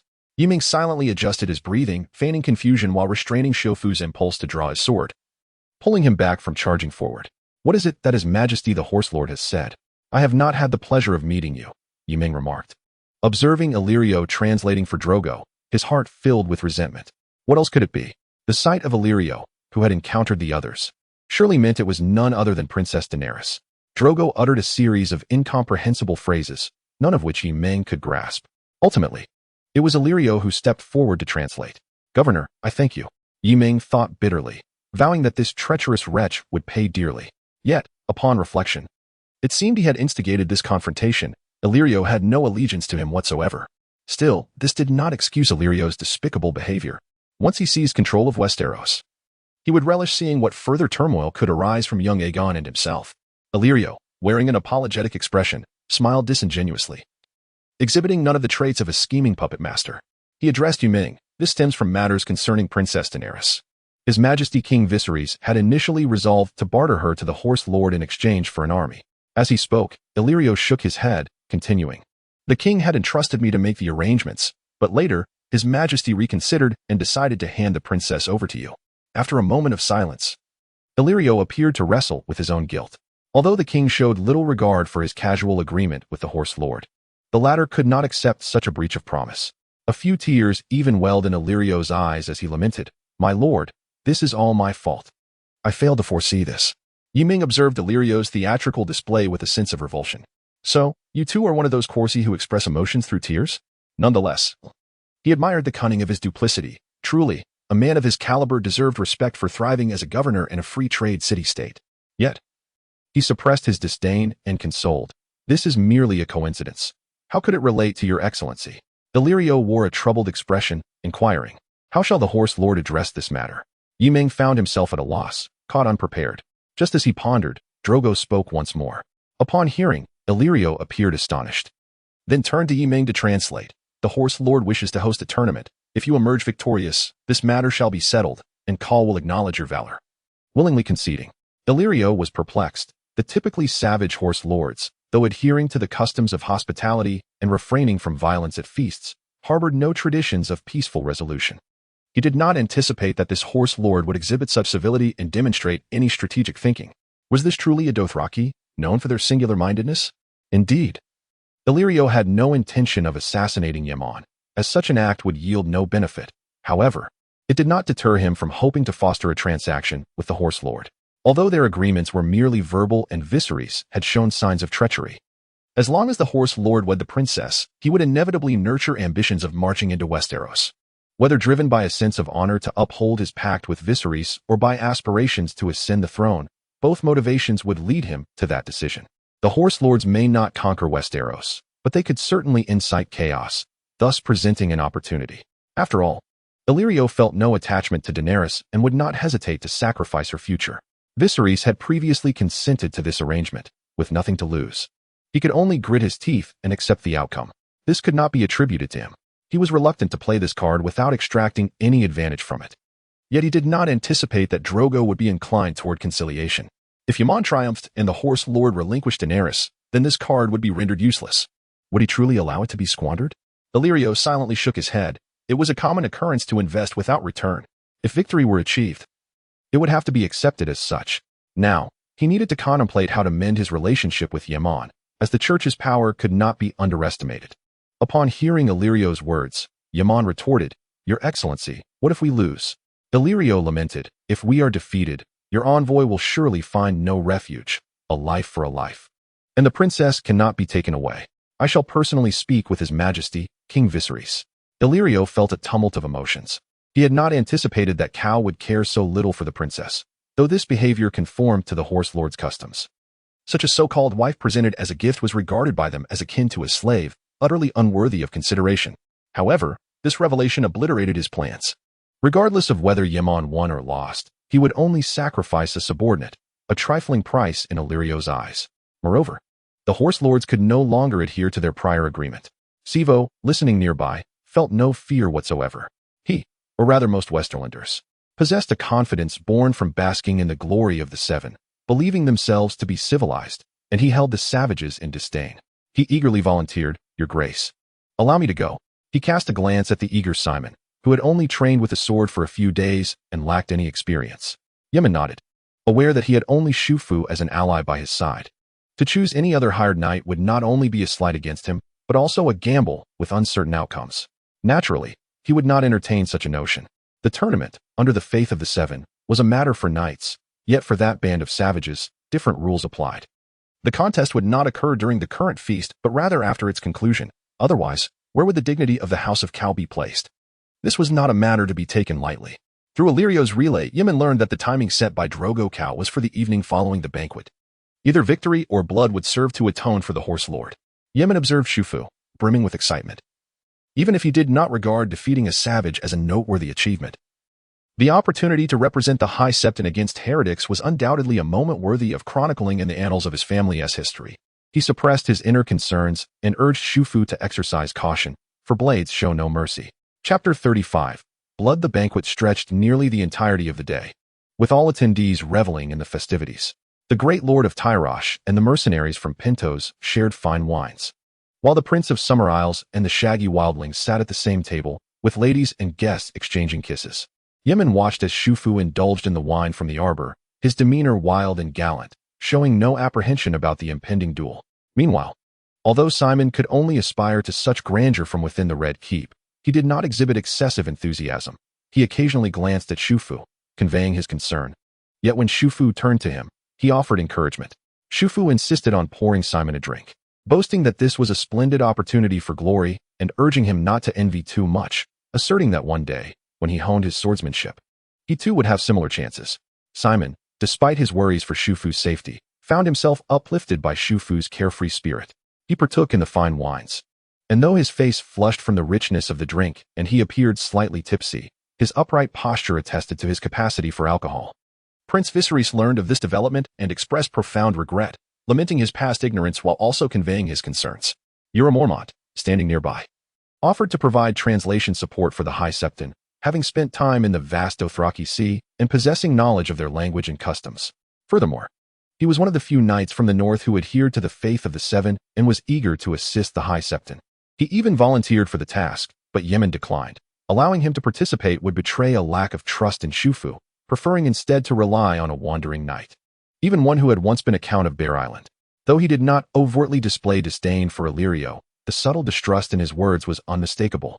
Meanwhile, Illyrio stood by, absorbing the unvarnished distrust expressed by the Great Bear. What emotions might swirl within him? In truth, he did not exhibit any outward dissatisfaction. After all, finding someone trustworthy in the free city of trade is an arduous task. He would not allow this distrust to dim the smile that adorned his face. Rather, the resplendent gems that adorned him only served to enhance his allure, drawing others near. Illyrio also conveyed his remorse to the high priest, promising to make amends. Naturally, Yaemon would not place faith in his words, yet the essential respect and superficial courtesy must be upheld. The banquet continued until the sun dipped below the horizon. By twilight, most of the esteemed guests had departed, occupied with their own affairs, leaving behind a handful of wandering souls. Furthermore, the higher-ranking Kalas of the Cows tribe were not inclined to leave just yet. If one were to view Drogo's Khalasar as a nascent nation with a burgeoning sense of identity, then these Kalas undoubtedly represented the nobility that led their respective factions. The tribes governed by different Kalas varied in size. Some comprised merely hundreds, while others approached 10,000. Cows could be considered the largest Kalas, and conversely, the smallest Kalas could be seen as cows, for if the common Kalas were to perish, none would yield to Cows' offspring, nor heed the most powerful Kalas within the tribe. Theoretically, they were all equals, with none subservient to another, save for the singular cows who had conquered them. This dynamic has prevented the integration of these steppe tribes. Drogo has historically managed to unite more tribes than anyone else. Yet any further consolidation would be unsustainable for a tribe that survives through plunder. However, this is the limit of the Dothraki, should they persist in their traditional ways. Conflicts among the horse lords are exceedingly common. Even during mundane times, trivial matters often spark disputes. Should one seize another's spoils, including slaves, a duel must ensue. The future Daenerys would ultimately incite disdain among a portion of the horse lords, a sentiment unaltered by her status as Khale's Khaleesi, perhaps even intensifying it. In Drogo's eyes, Yemen's act of taking Daenerys could be perceived similarly, as this so-called princess was merely an unreleased gift, with the original owner having rescinded the offer, thus rendering it lighter in significance. Undoubtedly, to these savages, such occurrences are commonplace and resolvable by their customs. Drogo would not personally engage in battle. To him, it was a trivial matter. Instead, he sent forth the youngest and most ruthless-looking member of his blood riders to fight on his behalf, seemingly disregarding all but cows. The Bloodsworn, my blood and kin, can undoubtedly represent Khal Drogo himself. According to Yora's translation, his name is Kaso, devoid of a surname.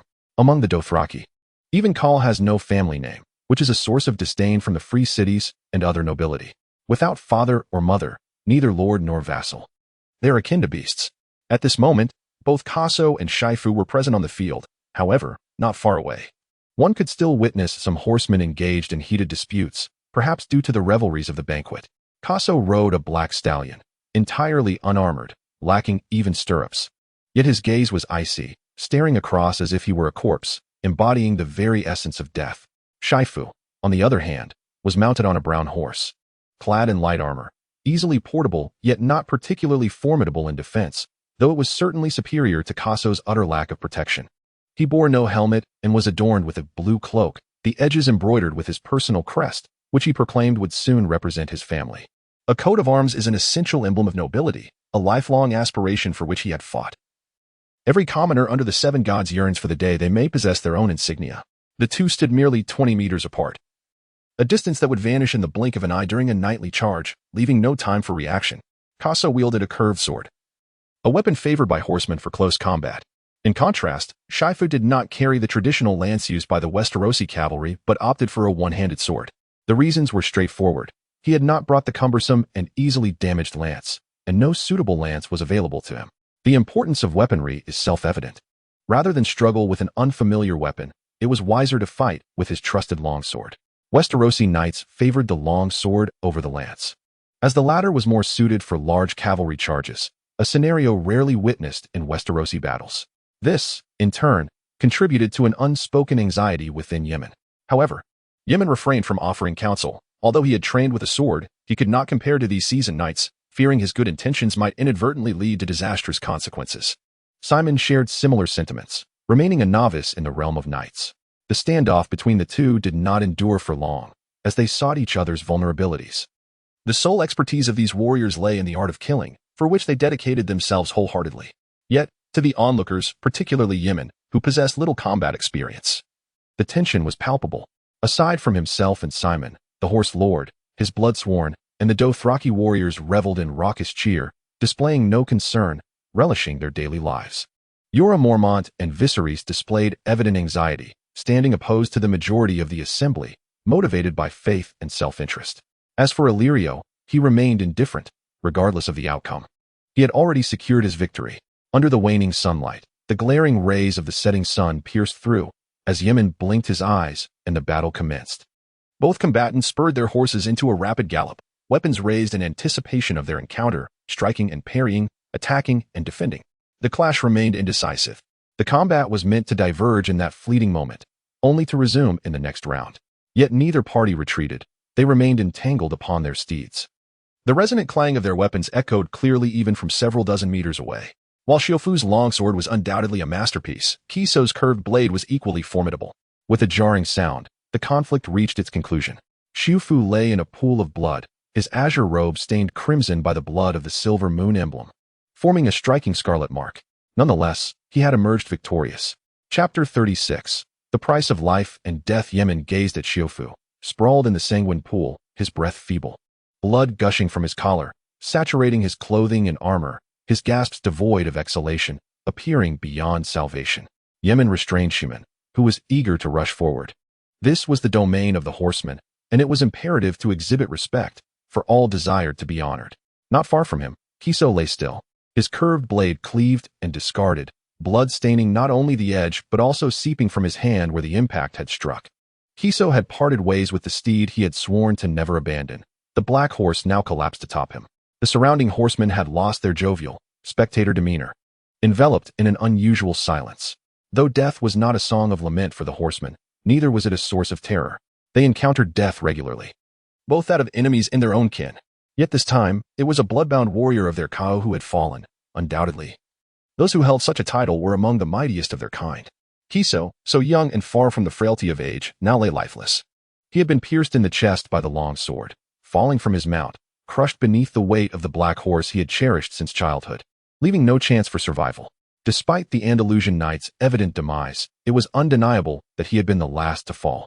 Zuigiko's expression remained unchanged as he calmly regarded Yemen, his gaze devoid of anger but tinged with respect as he looked upon the still-breathing form of Shufu. The horseman honored only the strong and the victorious. He spoke a string of words, none of which Yemen comprehended. This time, Illyrian did not come forth to translate. He was indifferent to the outcome of the duel and had not caught the words of the Horse King. Joram Alman took on the weighty task instead, his eyes filled with respect and reminiscent hues as he regarded Xiufu. Once upon a time, he too would have willingly perished for honor. A true knight. He began his praise. Then he turned his gaze towards Yemen, observing the deep sorrow etched upon the archbishop's face. My lord, there is no need to mourn for Sir Shofu. He is a victor, a true knight, and the 7 gods shall carry his soul to the heavens. Finally, he translated. Cao has acknowledged your victory, Archbishop, recognizing the valor of the Undull knights. Henceforth, he shall no longer be entangled in the matter of the princess. Yemen nodded slightly. Feeling a rasp in his voice, his elation upon victory not as profound as he had imagined. Thank you for the translation. But will Cao not react to the death of his bloodsworn? Yura shook his head, exclaiming, My lord, you worry unnecessarily.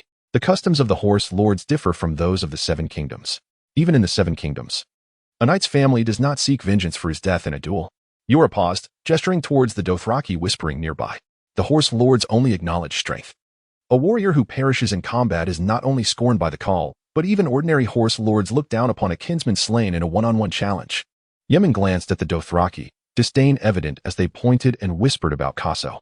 Yura perceived Yemen's thoughts. My lord, those horse lords consider this blood-sworn Kaso to be too weak, utterly unworthy of serving Cao. Yemen remained silent.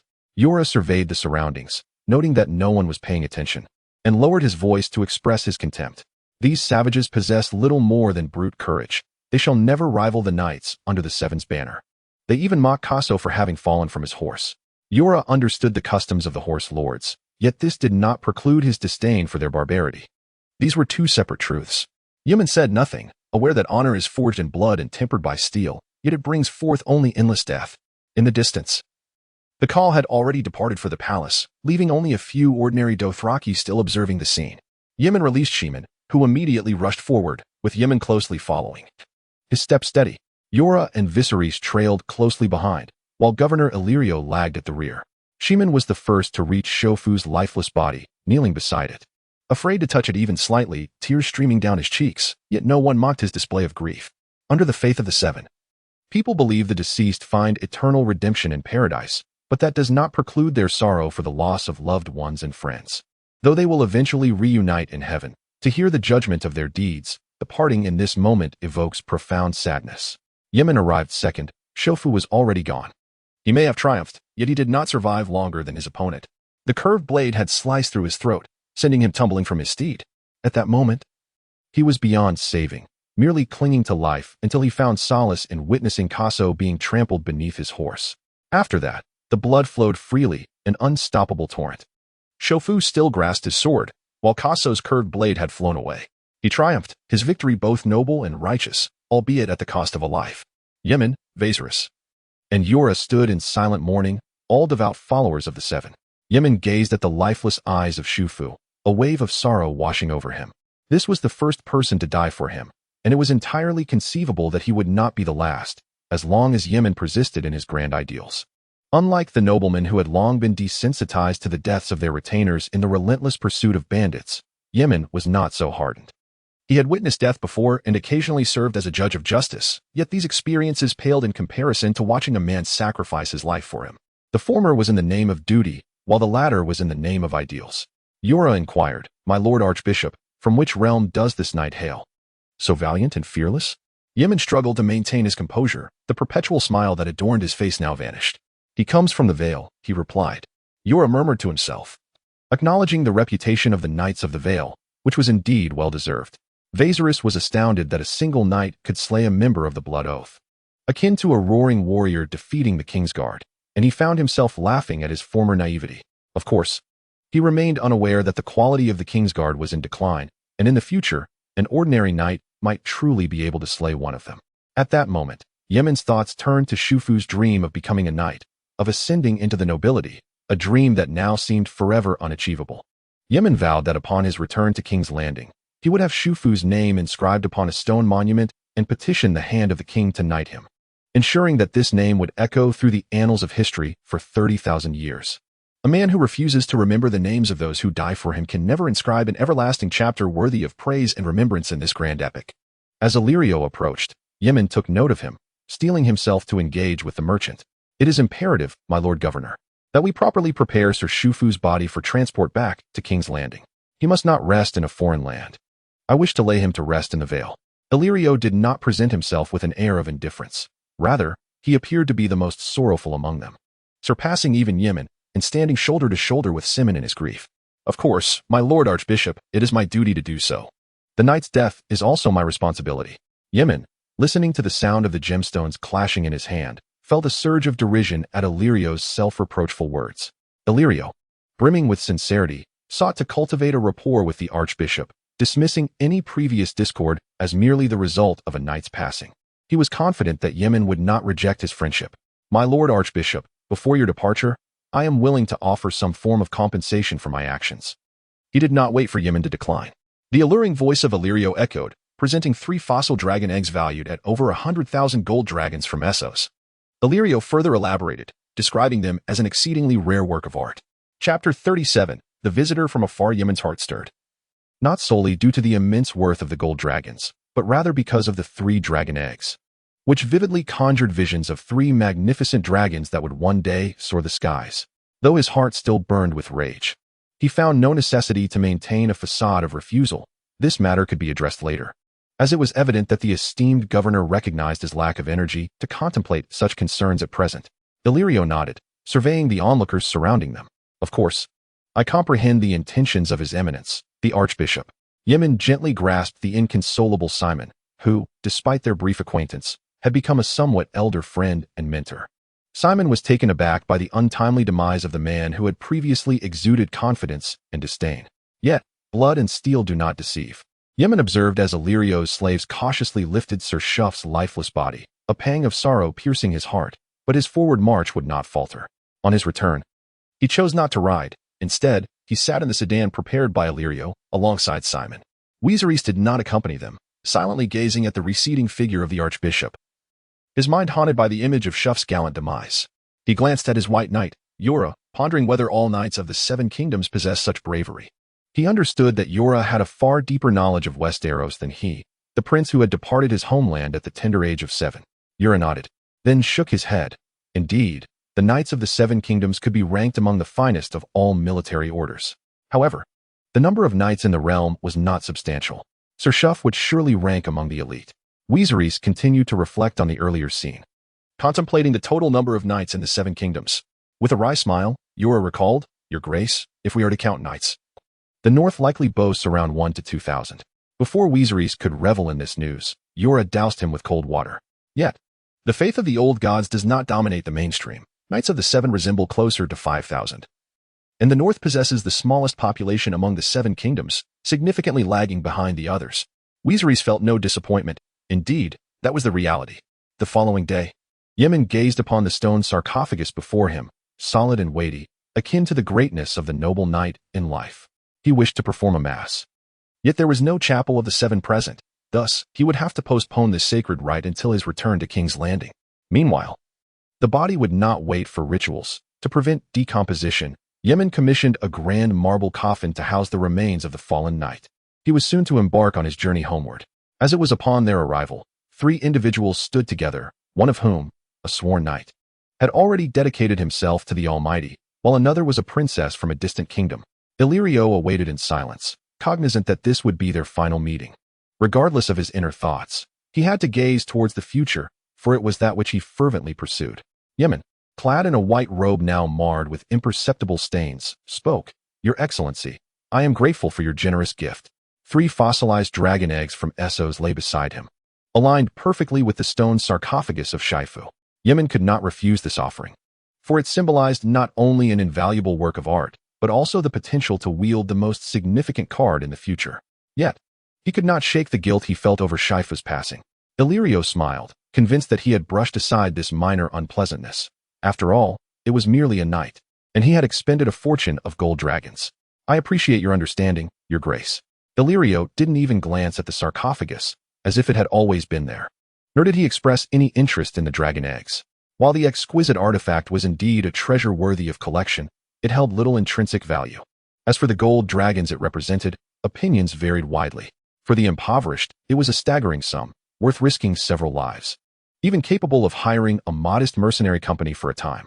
However, he had never cared for wealth, nor did he harbor any interest in money. Mercenaries were a double-edged sword, unworthy of trust. The only eternal power was that which could endure through the ages. To pursue this goal, the scattering of gold coins was but a mere formality, a lesson learned from his transformation from a simple merchant to the governor of Pentos. Yet, he remained oblivious to the cold gaze lurking beneath the facade of reconciliation, deeming it a trivial matter.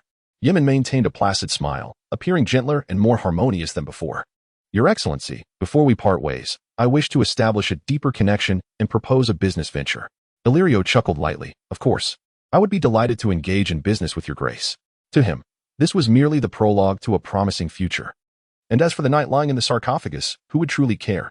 "I do," Yemen silently proclaimed within himself. He concealed his dissatisfaction and stated, "Your Excellency, I wish to procure a quantity of grain. The church will surely offer you a satisfactory price." Illyrio hesitated. "Your Grace, you know I primarily deal in jewels and dragon bones. I have little experience with grain transactions." Yemen nodded. "Certainly, but grain is among the least technical of trades. Difficult to deceive in. Pentos is bountiful in resources, so this should not pose a significant challenge." Illyrio also concurred with this perspective. How much food would the esteemed High Septon require? Although he lacked extensive experience in large-scale grain transactions, Illyrio believed that, as a governor, it would not pose a significant challenge, especially since Pentos is renowned for its fertile lands. Moreover, this endeavor promised substantial profit. What merchant would decline an opportunity that could garner favor while also yielding financial gain? Yemen, contemplating the impending 3-month siege of King's Landing and the continuous influx of refugees from the Riverlands, proposed a figure that represented approximately half a year's worth of grain consumption for the city. Illyrio was taken aback by this revelation, exclaiming, "Your Grace, could you please repeat that?" Yemen obliged. Illyrio, now wearing a wry smile, remarked, "Your Grace, that is not a sum I can easily procure." Understanding the gravity of Illyrio's predicament, Yemen reassured him, "My lord, you need only transport it gradually over 6 months to a year, in batches, 1 shipment for the church, another for sale." Reflecting on his foreboding prophecy regarding Robert's impending demise, Illyrio pondered deeply before acquiescing. "If that is your request, I shall comply."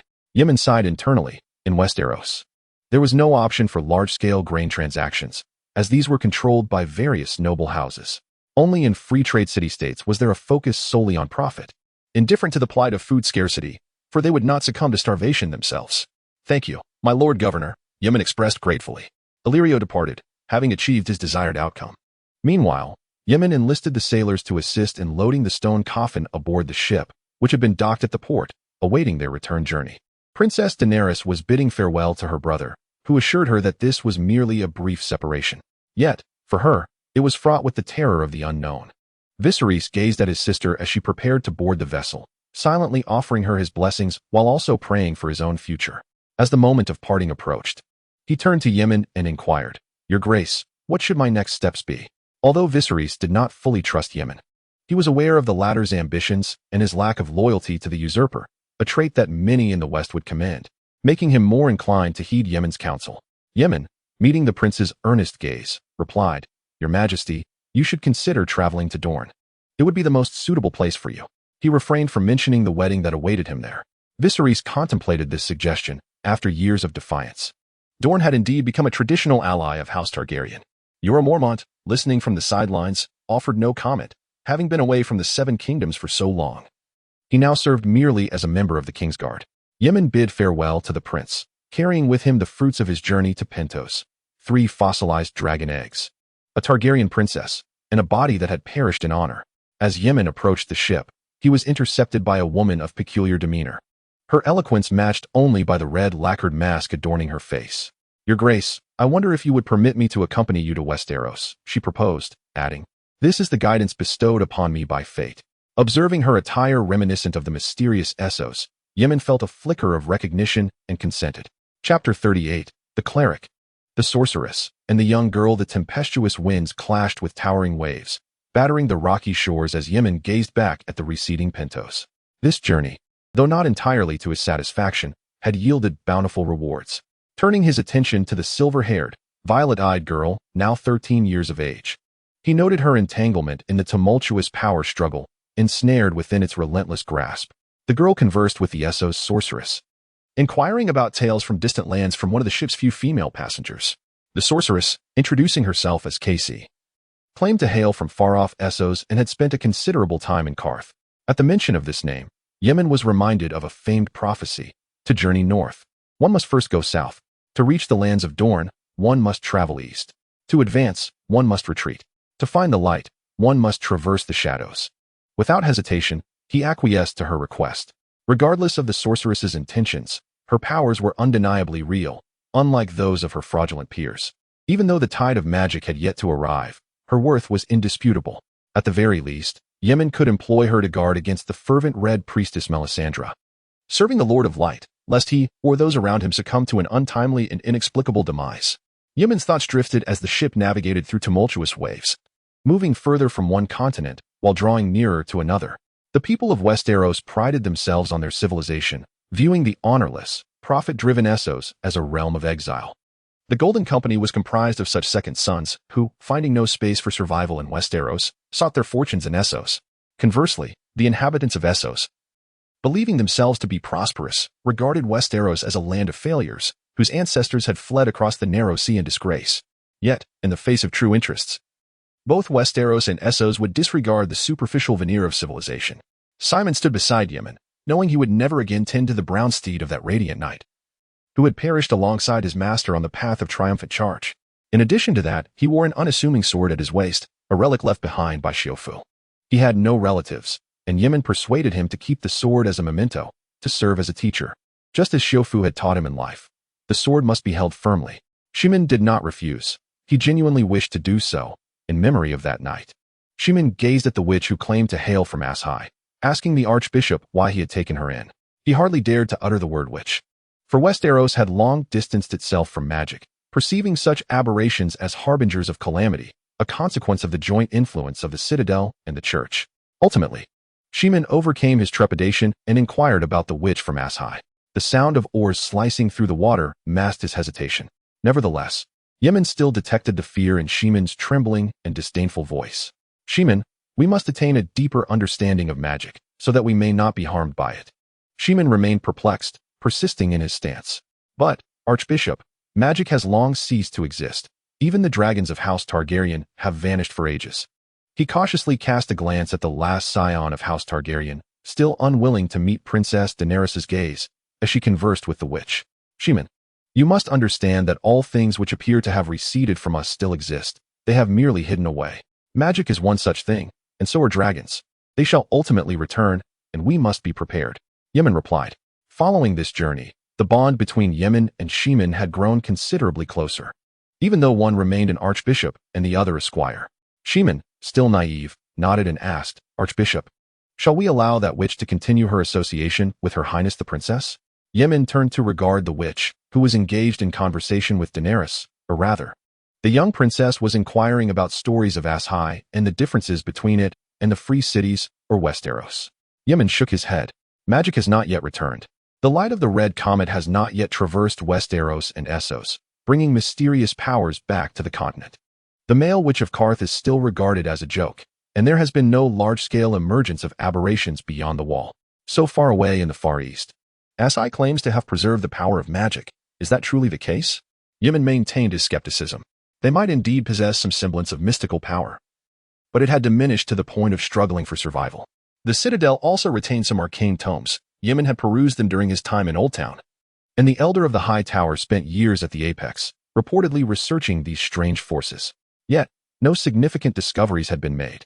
Scholar Marwyn had once traveled the eastern continent for 8 long years, seeking ancient texts and visiting renowned male witches and shadowbinders. Yet he too could not wield any power. Yemen once believed he would be the exceptional one.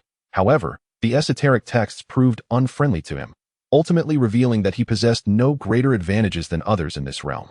He shook his head, dismissing her concerns, for magic is not a tool to be wielded recklessly or to inflict harm without thought. Moreover, Yemen found himself intrigued by the question of whether the legendary reincarnation of Azor Ahai truly was Daenerys. Following the resurgence of magic, the high priest of the Red God, Bonero, boldly proclaimed in Volantis to his followers, even advocating for the liberation of slaves without regard for the consequences of his influence. In light of this, could those burdened with the mantle of savior, like Jon Snow, Stannis, and of course Daenerys, be slain? Yemen did not harbor a desire for their demise to disrupt the larger fight against the White Walkers, but every situation has a leader, and that is what must be contested. Yemen stated, there is no need for concern. He even harbored a slight hope that the enigmatic Shadowbinder from the original text could glean insights into Azor Ahai's true nature. The winds on the deck intensified, obscuring the distant silhouette of the eastern continent as the ship sailed further away. Yemen was not one to easily adapt to life aboard a vessel. He prepared to return to the cabin. Sheeman, you should take care as well. Life on board is no easy feat, Sheeman smiled. Your Grace. I hail from a fishing background and can endure these swells. It is you, who seldom lives on a ship, that ought to rest. Observing the healthy glow on Sheeman's face in contrast to his own pale reflection upon the water, Yemen conceded. As he reached the cabin door, another jolt rocked the ship, and he grasped the handle just in time, offering a wry smile. Life at sea indeed required a period of adjustment.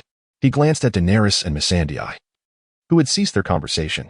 Daenerys, typically accompanied by handmaidens, found herself without one, as Yemen had politely declined Illyrio's suggestion, not wishing to have an agent of Illyrio by his side. Under the faith of the Seven, the presence of slaves is forbidden, and he used this rationale to refuse the proposal. Thus, the young girl temporarily lacked someone to care for her, a situation that would soon be remedied upon their return to King's Landing. Despite the girl's resilience, having walked barefoot on roads during her childhood, Yemen felt no justification for neglecting her. He genuinely wished to look after her. Missandei stood nearby, greeting Yemen, never having removed her mask, maintaining an air of mystery. Nevertheless, her demeanor suggested a noble lineage and a youthfulness. Daenerys gazed at Yemen with her striking violet eyes, aware that she had left her brother behind and was on her way to King's Landing, her homeland, now the seat of the usurper's power. She gazed at the unfamiliar stranger, acutely aware that he would become her support in King's Landing. Despite knowing that he had made a commitment, she could not quell the fear that gripped her heart. The denizens of the free trade city were steeped in deception, and she wondered if Westeros mirrored this. The care Sir William had bestowed upon her in her youth remained etched in her memory. Yet she remained uncertain whether the usurper's realm of King's Landing was still as loyal to the dragons as he had been. Daenerys stifled her panic, casting aside any semblance of royal demeanor, and approached with a greeting, Your Grace, the High Septon. Chapter 39. Judas Yemen observed the vessels docked in the bustling harbor, where countless ships congregated, the air thick with the sounds of trade and lively chatter. The sun shone brightly, the voyage had been smooth. Free from tumultuous waves and relentless rain, storms had spared this route. Daenerys tugged gently at Yemen's white sleeve, her voice timid, Your Grace. Have we arrived at King's Landing? Yemen surveyed the thriving city, his heart unmoved. He patted the little girl's head, affirming, This is King's Landing. Daenerys beheld the city of her brother's dreams, devoid of any joy. It was her brother's homeland, where he had flourished, while she had not. Beside them, Tyrion watched, his thoughts lingering far away. The experience in Pentos might haunt him forever. He caressed the hilt of his sword, pondering if he would ever evolve into a figure akin to his brother. As they disembarked, Yemen requested the sailors to delay their departure momentarily, wishing to carry the knight's stone coffin back to his soul's abode. The sailors readily acquiesced, willing to extend their labor. Upon stepping onto solid ground, Yemen took the little girl's hand, beckoning the enigmatic which trailed behind. At that moment, someone in the crowd recognized the robed figure, devoid of the triple crystal crown, and shouted, Your Grace, the High Septon. This exclamation drew the attention of those nearby, marking Yemen's return. The throng of people instinctively parted, honoring him in the bustling harbor. Some foreign merchants were perplexed by the scene, inquiring of local companions. Yet they soon gleaned the answer without awaiting a reply. Voices rang out, reverently calling his name. "Your Grace, the High Septon, favored by the Seven." Yemen responded with the warmest smile, employing the most humble words in reply. At that moment, Yemen sensed Daenerys's grip on his hand tighten, her palm damp with sweat. Her anxiety was palpable. He held her hand firmly, unable to devote further attention to her, yet this reassurance allowed her to gradually relax. In that instant, he was no longer a solitary high priest, but a humble shepherd of the people, regardless of whether the one bowing before him is an awkward and bewildered sailor, a rude and flustered hired knight, or a distinguished merchant clad in fine garments. All emit an air of poverty or peculiar fragrances, yet they all express the utmost reverence. Yemen reciprocates this gesture with equal courtesy, regardless of wealth or destitution. The distant courtesans dare not approach but still extend their greetings, while the beggars clad in tattered or coarse robes silently recite the scriptures, beseeching the blessings of the seven supreme gods. This delightful and comforting act, simple in nature, is not one that the lofty nobles are inclined to undertake, lowering themselves to such a display. The monks only reveal this facet of themselves within the church. Apart from the homeless beggars, the Beggars' Guild is a wandering congregation, simultaneously fulfilling the roles of monks and devotees, positioned at the base of the ecclesiastical hierarchy. They bear striking similarities to the wandering monks, yet there is no room for confusion between the two. Both the Beggars' Guild and the wandering monks lack a fixed place of worship, tasked with disseminating doctrine throughout the seven kingdoms, soliciting alms from the impoverished and bestowing blessings upon these faithful, thereby sustaining their existence. However, the Beggars' Guild has committed grave transgressions that are not easily atoned for. They are forbidden from donning splendid attire, with some even walking barefoot to atone for their sins. They are both sinners and devotees. Yemen's complexion has paled somewhat due to recent voyages, rendering his movements somewhat sluggish. Nevertheless, this does not diminish the affection the people of King's Landing hold for him. All are aware that this is not rooted in arrogance, but in humility, as he is reluctant to overlook anyone standing in the front row. Even with the most fervent faith, these worshippers have noticed the archbishop's waning visage, gradually dispersing to return to their daily lives. Yet, upon returning home, they take delight in recounting to neighbors and friends the blessing they received from the archbishop. Throughout this, the oddly dressed which remains unnoticed by the crowd, as King's Landing is always bustling with an array of eccentric characters seeking survival. As for Simon, he is rendered even more inconspicuous, closely following Yemen to avoid being lost amid the fervent throng. Among the silver-haired, violet-eyed former princess, some elderly individuals and middle-aged folk exhibit expressions of nostalgia. Westeros is not the eastern continent teeming with descendants of Valyria. One can encounter such appearances casually on Silk Street. Here, this visage belongs solely to the heirs of House Targaryen, who established this city and held it for 3 centuries until losing it a decade ago. Despite the new king's claims of possessing the fiery blood of dragons, the people still note that the former 3-headed red dragon banner has transformed into that of the crowned stag, with Targaryen giving way to Baratheon. Yet, some continue to reminisce about the glory days of the Mad King Aerys too. Daenerys heard a voice that filled her with anticipation, and she softly inquired of the only familiar face she recognized. "Your Grace, do the people of King's Landing still remember House Targaryen?" She had often listened to her brother recount how the nobility and common folk of Westeros secretly stitched banners of the 3-headed dragon, longing for the return of the true dragon. Yemen could perceive her yearning from her words, which bore no veil of concealment. "I'm afraid, Your Highness, that indeed some elderly commoners still reminisce about their former king, your father, His Grace Aerys too." Yemen's words ignited hope within Daenerys. Perhaps her brother might indeed return, and the Targaryen legacy would continue under his reign. Yet, the subsequent words shattered her reverie. However, these individuals are few, and the great lords of the 7 kingdoms remain haunted by the madness of the Mad King. Yemen observed the disappointment flicker across the young girl's face, akin to a child whose candy has been snatched away. Unlike her brother, she did not grasp the weight of family honor. The grandeur she heard was solely from Viserys' tales. Yemen enumerated, "The Baratheons now occupy the Iron Throne. Your father murdered the Stark heirs, while the Lannisters cruelly took the life of your brother's wife. The Arryns of the Vale were the first to respond to the rebels, and the Tullus allied through marriage. The Greyjoys are nothing but a band of shameless marauders." Daenerys' complexion grew increasingly pale, a picture of vulnerability that was heart-wrenching. She yearned to counter, mentioning the Tyrells of Highgarden, whose southern realm flourished due to her ancestors' grants, and the Martells of Dorne, who had intermarried with the Targaryens for generations. This was what her brother had told her. She was uncertain of its veracity. Yemen concluded, Even the Tyrells of the Reach have succumbed, tirelessly striving for a queen's crown, yet ultimately bested by the Lannisters. The Martells of Dorne are confined within the borders of Storm's End and the Reach, with no opportunity for advancement in the realm's current stability. Daenerys could not retort. She felt both timid and somewhat enraged. "Your Grace, were you deceiving my brother all along?" A sense of relief unexpectedly washed over her. She and her brother were destined to wander, relying solely on one another, and had now lost the last vestige of power that was theirs. Yemen firmly denied. "Of course not. My words regarding Prince Viserys are entirely sincere. He does possess a glimmer of hope for reclaiming the throne, though it may be but a flicker," he added.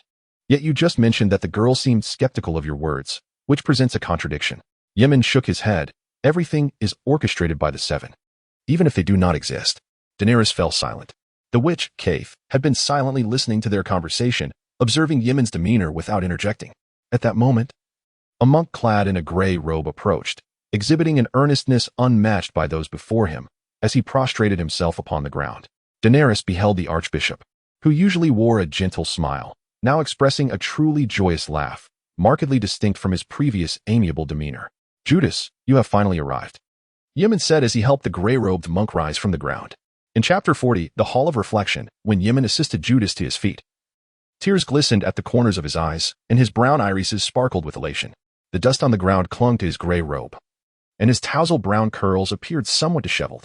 This disarray starkly contrasted with the usual fastidious nature he embodied. Nonetheless, Yemen recognized him instantly. Once Yemen released his grip, Judas spoke. "Your Grace, my lord, I have always been here." Yemen, somewhat perplexed, inquired, "Judas, what brings you here?" In Yemen's recollection, Judas was meant to be nestled within the warm opulence of the cathedral, rising at dawn to wash and prepare under the gentle caress of the breeze. Indulging in his morning repast attended by servants, he would occasionally manage the affairs of the church, sometimes engrossed in the financial dealings he oversaw, never taking more than a single copper star despite his covetous heart. Then, he would humbly kneel before the statues of the seven gods, confessing his daily transgressions and greedy thoughts, only to emerge unchanged, embarking on the next day's routine ad infinitum. In Yemen's memory, he had never appeared so unkempt. Hearing Yemen's question heightened Judas's emotion. "My lord, ever since your departure, I have yearned for your presence, yet you commanded me to oversee the church's affairs." He choked on his words for a moment before continuing. "I dared not defy your orders, attending to the day's tasks by night, and from sunrise to sunset. I remained at the port, ever awaiting your return." With a hint of grievance, he added, "Yet, not a single letter has graced me." Daenerys chuckled softly, unable to fathom how an adult could be so tethered to another, even an archbishop of such stature. Judas, however, remained oblivious, offering no response. Yemen felt a surge of emotion but also a pang of helplessness. "Judas, this journey to Pandos, including the time spent sailing, will be merely 20 days. Not exceeding a month." Judas seemed to disregard this time frame, perceiving it as an eternity. "My lord, do you have any instructions for me?" he inquired earnestly. Yemen gestured towards the ship that had returned him, steadfastly docked nearby, alongside a knight who had ascended to the heavens. A sense of melancholy washed over him as the white robe collected dust. "On board lies a sarcophagus containing the remains of a knight who sacrificed himself for me. I wish for you to gather some individuals and a cart to place him within the great hall of St. Beller, where I shall personally offer my prayers." Without a moment's hesitation, Judas responded, "Is it the attendant of the chancellor?" He should not yet have been formally knighted. Shemin had been quietly listening from the side, refraining from any remarks, but upon hearing those words, he could no longer contain himself and tightened his grip on the sword at his waist. Xiufu was a true knight, unmatched even by the most valiant of the royal guards. Matawa understood that becoming a genuine knight was Xiufu's lifelong aspiration, and he could not tolerate anyone addressing him as a mere squire. Judas shrugged, indifferent to Matawa's fervent outburst. Yet the prime minister had yet to formally confer the title upon him. Shemin was about to speak further when Yimeng intervened, wishing to prevent any discord among his companions. Yimeng gazed into Judah's eyes and remarked, "Enough, Judah." The prime minister had promised to knight him upon his return. Moreover, he sacrificed himself for my sake. How glorious! He truly deserves to be recognized as a worthy knight. Judah, almost without hesitation, shifted his stance, no longer mentioning the matter of the knightly squire. It was then that Shemin's anger truly subsided. Yet he was aware that this monk did not genuinely acknowledge Xiufu's valor and honor. He merely praised him for his sacrifice for the archbishop. Would he be the only one to remember Xiufu's glory? Shemin tightened his grip on the longsword left behind, thinking, "No, there is also the esteemed archbishop." Observing Yi Ming's sorrowful expression, he pondered. Meanwhile, Judah, somewhat belatedly, asked, "My lord, did you encounter any peril in Pantos?" His demeanor was frantic, his limbs restless. Yi Ming shook his head, casually dismissing the matter, stating it was merely a trivial incident, nothing to be concerned about. "Now, Judah, please assist me in bringing that knight's stone coffin back to St. Beller Church." Judah felt a sense of helplessness, wishing to inquire further. The thought of the one who sacrificed for the archbishop stirred a tremor in his heart. How could it be merely a trivial matter? However, he did not wish to defy the archbishop's wishes and reluctantly accepted the task, saying, "Yes, my lord." As he turned, he thought of the horse servant, secretly resolving to extract the truth from him later, not wanting to press the archbishop any further. Yet, Yi Ming looked at Judah, weary from travel, and turned his head, suddenly feeling regret. "Look at what idea I have concocted. You are burning the midnight oil here, languishing in the day, and your complexion is so haggard. How can I ask you to do this, Judah? I shall have someone else handle it." Judah immediately shook his head. "My lord archbishop, it is my honor, and besides, I am not at all fatigued." As he spoke, his heart was filled with joy, and he hurried away to prepare a cart capable of transporting the stone coffin. Thus, he departed. Throughout the entire episode, he did not cast a single glance at the beautiful Targaryen princess or the enigmatic Ayasha witch. He neither concerned himself with their identities nor cared whether they harbored ulterior motives, for he believed that under the archbishop's influence, even the most notorious villain of the Seven Kingdoms, the demon mountain Gregor Clegane, would convert to the mother. Yi Ming wished to speak again to retain him, but he had already vanished. At this moment, the witch Kixi, adorned with a crimson mask, spoke rarely. She was indeed a most uncommon devotee. Yi Ming, of course, comprehended Judas's piety, which was beyond question, yet he found himself perplexed as to why the witch would choose to utter words. "Madam, do your words bear a deeper significance?" Yi Ming pondered, and he posed the inquiry directly. Kixi refrained from any cryptic utterances and instead articulated her thoughts clearly, her voice resonating through the mask with an ethereal quality. Unwavering faith can withstand magic and curses. In conclusion, she added with profound implication, regardless of the veracity of one's beliefs. Without hesitation, Yi Ming raised and caressed the scales of justice upon his chest, a symbol of the Father's fairness, his expression solemn, the seven gods supreme. Simon, listening nearby, silently invoked the seven gods, hoping for their protection from the terrifying curses, while only the young Dany, lost in her thoughts, was oblivious. Having wandered through the free city-states for quite some time, she had never encountered the arcane mysteries of magic and curses. Her understanding of the seven gods limited to the occasional murmurs of Viserys. Kixi likely smiled, though her features were obscured by the mask, rendering it uncertain. Nonetheless, she refrained from further discourse, leaving her beliefs ambiguous. However, Yi Ming felt a stirring in his heart, and before he could reflect further, Dany tugged at his sleeve. "Your Grace, are we to proceed to the great cathedral of St. Beller next?" Dany was aware of the cathedral's headquarters, thanks to Viserys, and she also knew it had been constructed by her ancestor, St. Beller. She was well versed in the legacy of every Targaryen king, as Viserys recounted their names and deeds through stories, ensuring she did not forget her family's grandeur. Baelor I had journeyed on foot to Dorne, traversing the vast sands, successfully negotiating peace with the Prince of Dorne after his brother, King Daeron I, had been treacherously slain there. This was regarded as a miracle he had wrought. Yi Ming shook his head. "No, that is not your destination." Dany blinked her beautiful violet eyes, curiously inquiring. "Then, where are you taking me, your Grace?" Yi Ming gently uttered a name, the Hall of Whispers. Chapter 41. The father Dany felt quite confounded. She distinctly remembered the archbishop residing in the great cathedral of St. Beller. So how could it be the Hall of Whispers? Moreover, what was the Hall of Whispers? There were many churches in King's Landing, and to her, it was merely a foreign place, devoid of any comprehensive understanding. Her melodious voice rang with inquiry. "Where is the Hall of Whispers?" Yi Ming observed the curious expression on the young girl's face, sensing she was beginning to relax. "Do you know of the Dragonette?" Dany recalled with careful thought. Her brother had once mentioned that the Targaryen bloodline coursed with the essence of dragons, and their lineage had once boasted over a dozen dragons. Although this was dwarfed by the 300 dragons of Valyria at the height of its power, it had instilled fear in the hearts of all. Dragonstone is a colossal structure resembling a grand nest, situated atop the Rennie's Hills, where the Targaryen family once nurtured their mighty dragons. The entrance of Dragonstone is wide enough to permit 30 knights to ride through side by side. Viserys had once boasted that when dragons still roamed beneath the dome of Dragonstone, fiery light would emanate from its windows at night, a manifestation of the dragon's flames.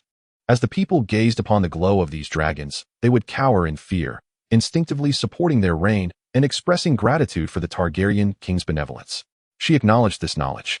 Yemen remained silent, allowing him to glance aside, where they had arrived at their destination.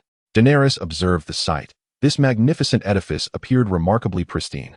Yet the aged rubble at the corners revealed its antiquity, merely refurbished. She turned to Yemen and inquired, "Is this Dragonstone?" Daenerys had distinctly heard her brother mention that Dragonstone had been reduced to ashes, leaving only ruins behind. The structure before her, though bearing the marks of history, stood intact and unadorned. Yemen shook his head, indicating it was now known as the Hall of Contemplation. Daenerys was puzzled.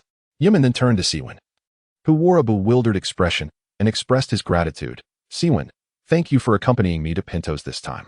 Siwyn waved his hands repeatedly. "Your Grace. It is my honor to accompany you to Pentos." The cold hilt of Siwyn's sword began to feel warmer in his grip. Yemen sighed. "Siwyn, if you wish, I can arrange a comfortable position for you at the church, far easier than serving as a stable boy at the Red Keep." Siwyn expressed his heartfelt thanks. "Thank you, Your Grace." Yemen then directed his attention to Kisi, the witch from As High, who exhibited no outward expressions or gestures. For reasons unknown, Yemen often sensed a hint of mockery behind her mask, as if she were lamenting fate itself. He dismissed this thought, believing it was merely his imagination. "My lady, you are ill-suited to reside in the church. For tonight, it shall suffice. I will arrange for you a room nearby afterward." Yemen was confident she had her own intentions and would not concern herself with such trivial matters, so he spoke plainly. Indeed, Kisi said little in response, merely nodding. "Then I thank you for your hospitality, Your Grace." The group stepped uneasily into the Hall of Contemplation. Siwyn did not make any unnecessary movements. Although the opulence of the Red Keep rivaled that of the church, the exquisite tricolor marble, mosaics, and intricately carved stained glass of the Seven's Temple left him awestruck. The solemn and dignified atmosphere profoundly impacted him. He had only ever gazed at the splendor from outside the windows and had never truly experienced it from within. As a devotee of the Seven, he dared not act inappropriately. In contrast, the movements of Kiksi appeared more casual, her gaze drawn to the dazzling crimson domes that resembled a sunset, collectively forming a mural that chronicled heart-wrenching tales. Some depicted historical epics, while others were narratives from the Holy Scriptures. Yet, when displayed here, no one seemed to care about their authenticity. As a witch of As High, her focus lay more upon the ancient wisdom embedded within. Magic was born from such depths. Princess Daenerys was profoundly moved. She had never encountered a residence so opulent, so grand in design, with its interlacing checkered marble floor in two colors, the towering dark brown columns, walls adorned with murals, and the immaculate double-layered dome. Furthermore, 7 towering walls stood majestically. There was but one church, yet the walls symbolizing the 7 gods numbered 7. It was overwhelming. Daenerys could only compare it to the most lavish Governor-S estate she had ever seen, yet even the house of Governor Illyrio paled in comparison. Being within these walls, one could not help but feel insignificantly small. Despite being nominally referred to as the Princess of Dragonstone, she had never systematically studied etiquette, nor resided in a grand house to cultivate her demeanor, nor been shaped by the ever-present attire of servants to exude an air of superiority. Yemen gently caressed Daenerys' silvery, pure locks. This was the original dragon's lair. Sheeman showed little astonishment. He had heard of the Archbishop's efforts to renovate the dragon's lair and transform it into a church. Kiksi was somewhat taken aback, unable to fathom that the dragon's lair had indeed been converted into a church. Daenerys felt similarly. She was aware that the dragon's lair had collapsed, akin to the extinction of the Targaryen dragons, and their royal bloodline had faded from Westeros. Yet, from these ruins, a church had risen. Although she had come to terms with the decline of House Targaryen, she remained deeply shocked, even harboring a flicker of anger that she instinctively dared not express. What could all of this signify? Yemen paid no heed to their thoughts and instead reflected on his past. The dragon's lair had been in disrepair for many years. Although some impoverished members of the Flea Bottom occasionally rested here, its dilapidation remained unchanged. Yemen gazed into Daenerys' violet eyes, captivated by their vastness and impact. He disregarded the girl's inquiries and continued, explaining that her ancestor, Aegon I, the conqueror and the first king of Westeros, had constructed this sanctuary in the Rune Hills to commemorate his wife, who perished in Dorne, thus naming it the Shrine of Remembrance. Daenerys was filled with nostalgia. She had heard tales of Aegon mourning his sister. It was said that he married Visenya out of duty and wed Rhaenys out of desire. How deeply he must have cherished her, for the pain of loss would be equally profound. Yemen perceived the girl's reverie, but did not interrupt her fantasies. In the future, The ruthless Maegor would burn the church and build the dragon's lair in its stead at the original site. As of today, the legacy of the Targaryens has faded, with the Iron Throne now occupied by the descendants of Rhaenys, even though the usurper's veins still pulse with the blood of that ancient lineage. Meagrin represents the last vestiges of the Targaryen bloodline, causing Daenerys to shiver, as a flicker of faith in the seven gods ignited within her heart.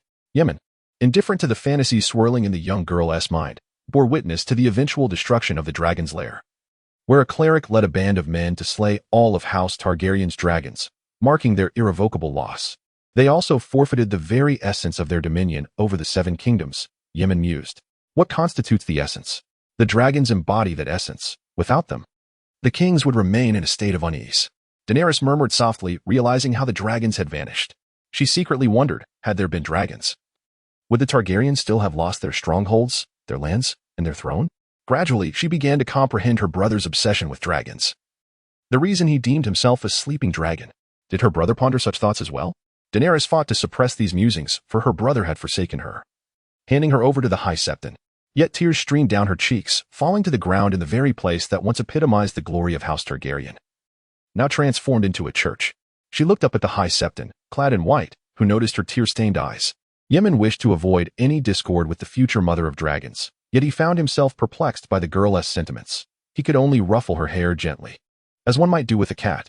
For reasons unknown, he sensed a comforting smile emerge from the princess. Perhaps that was the sensation of regaining a sense of security, much like the significance of Maegor and Viserys in her heart. Yemen pointed to the statue of the Father in heaven, with its hands holding scales of justice.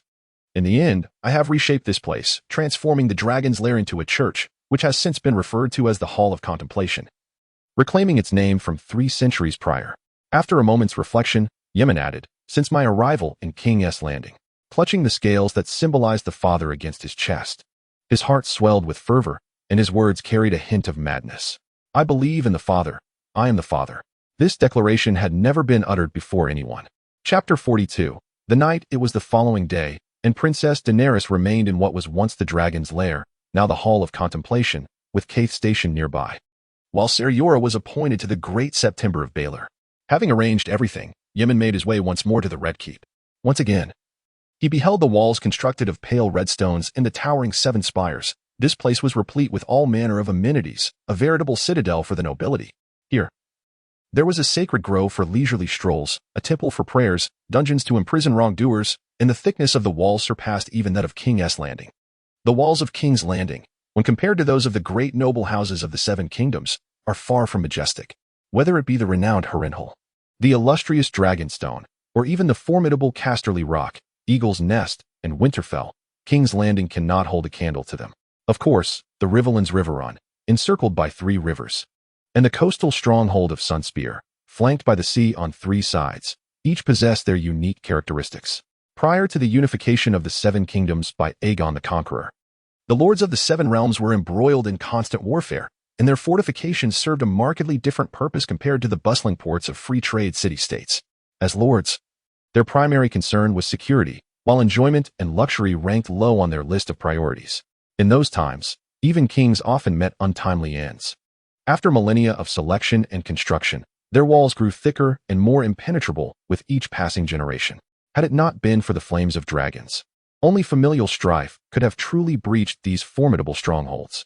King's Landing, naturally, pales in comparison. However, the Red Keep is not so easily dismissed. Originally intended for military use, it has undergone significant development through the efforts of the 7 kingdoms, now standing on par with these millennia-old cities. Yet, the understanding of these later generations is often quite superficial.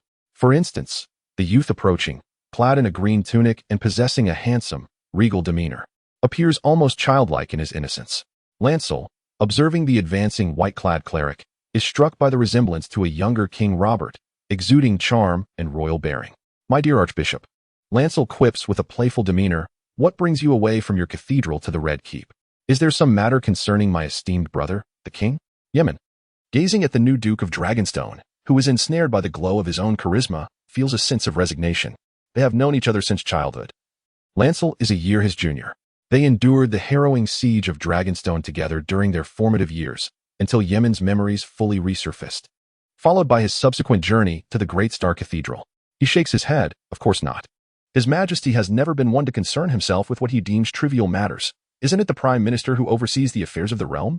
Lancel bursts into laughter. Indeed. The king dreams. But does the Prime Minister weave those dreams?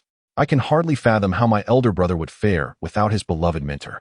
Having grown up in Dragonstone, Lancel took on as his squire the son of the South's guardian, Loras, who is now known as the Knight of Flowers. Upon reaching adulthood, he assumed the role of the Lord Chancellor in King's Landing. He shares deep bonds with many of the southern nobility and enjoys amiable relations with the vassals of Dragonstone.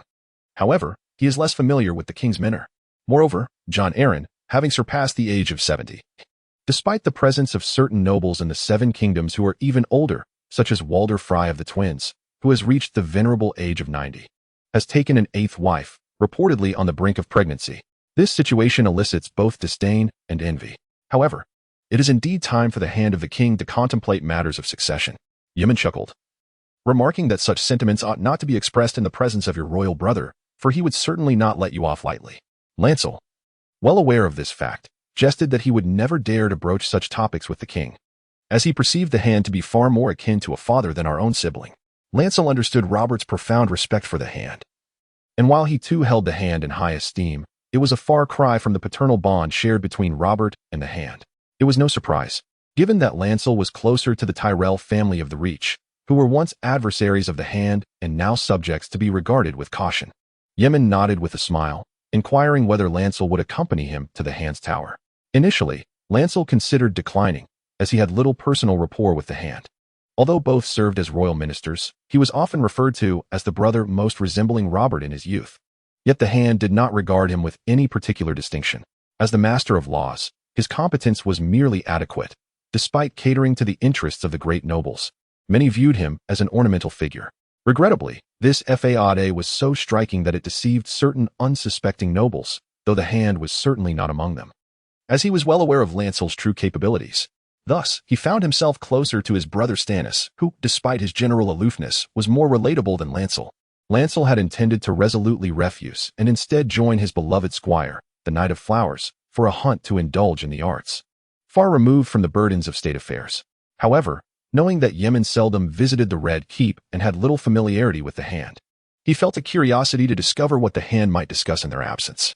Consequently, Lancel readily acquiesced, expressing his desire to engage in discussions regarding matters of state law. He adjusted his collar, striving to avoid any semblance of being underestimated, for it was indeed his duty as the master of laws. Yemen nodded, feigning an expression of complete agreement, affirming that matters of state should not be neglected. Lancel felt a twinge of embarrassment, for he had no significant issues to discuss. At most, he had trivial matters among the nobility that he had already managed. Nevertheless, his emerald green eyes sparkled with a sense of duty, as if the weight of the Seven Kingdoms rested upon his shoulders, embodying an unwavering sense of obligation. Yemen found the display somewhat amusing. Yet he understood that this was simply Lancel's nature, especially after he had been unceremoniously knocked aside during a tournament, his antlered helmet, a symbol of his house, having lost one of its prongs. Everyone was so taken aback that they dared not utter a word. The unmarried noble maidens were even moved to tears, and the noble ladies were no less affected, dabbing at their moist handkerchiefs. Yet, Lannister appeared utterly unfazed, rising to bow to the guests on the stage, laughing heartily as he departed. Curiously, he refrained from punishing the wandering knight who had injured him, a feat that would have been effortlessly within his noble power.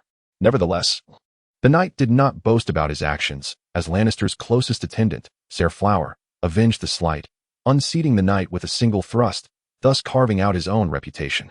This pleased Lannister even more. He was indifferent to being perceived as a stepping stone or a joke, who hasn't committed a few foolish acts. As a highborn lord, he was indeed a knight, contrary to the idealized image of a chivalrous protector of the impoverished. He resembled the derisive label given to southern knights by the northern folk, a summer knight. As a noble, he could be regarded as a decent man, neither oppressing the common folk nor abusing his power, which was quite rare. The only lamentable aspect was his naivety. Chapter 43. Honor. The Prime Minister's hall was bustling with nobles seeking preferential treatment, with few commoners mingling among them, and those who did were often escorted by clerks, standing out starkly in the sea of finery. This time, Yemen noticed the furtive glances of the commoners hidden beneath their tattered garments, as well as the curious and disdainful looks from the nobles, not to mention the haughty expressions and condescending glances of their servants. These servants seemed to exhibit even more pride than their masters, though only in the presence of those of lower status, which could not detract from their genuine confidence. Yemen sighed inwardly, reflecting on the teachings of the faith of the Seven in Westeros, which professed that all were followers of the Lord, all were his lambs, and that there was no disparity among people, even prohibiting slavery. This was unfathomable within the various cults of Essos, where even the renowned Red Faith could not hold a candle to it, marking it as the most progressive belief system. Just as the old gods and the Red God revel in blood sacrifice, deities are far from the idyllic figures people desire. The Seven, lacking any miracles, have been romanticized by the Undulls as the most benevolent of gods. Only within faith do these deities appear most pure. Lannister, standing nearby, sighed in perplexity. Yemen inquired, "My lord, do you harbor any doubts?" Lannister initially shook his head, wishing to deny this reality, but soon nodded, saying, "Your Grace, I cannot fathom why it seems that the commoners have lodged far fewer complaints in recent days." Yemen chuckled, pondering how to articulate his thoughts. Is it not evident that the common folk are coming forth to appeal? Originally, Lancel intended to adopt a more solemn demeanor. However, he could not suppress the semblance of Stannis that adorned his face, and thus he erupted into laughter. "Your Grace, you are unaware of certain realities," he remarked, gesturing toward the commoners led by the clerks. "When I first assumed the role of Minister of Justice, while the number of commoners was indeed scant, it was not entirely absent. The ladies have taken to this as a source of amusement, which speaks volumes about its rarity." Yemen, intrigued, inquired, "Lancel, do you often keep track of such matters?"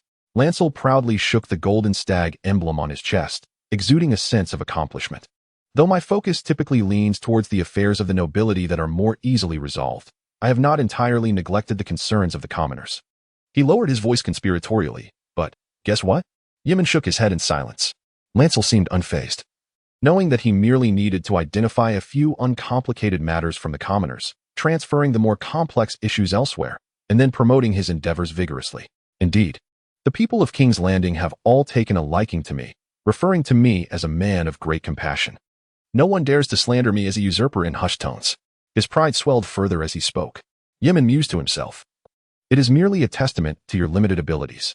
Robert looks down upon you, and Westeros is not fraught with the complications of the War of the Ninepenny Kings. Otherwise, a man as flamboyant as Lancel, courting the affections of the commoners and befriending the vassal lords like Duke Mace, would find himself in a world where ambition and capability are irrelevant." Nevertheless, Yemen nodded with a smile, feigning confusion.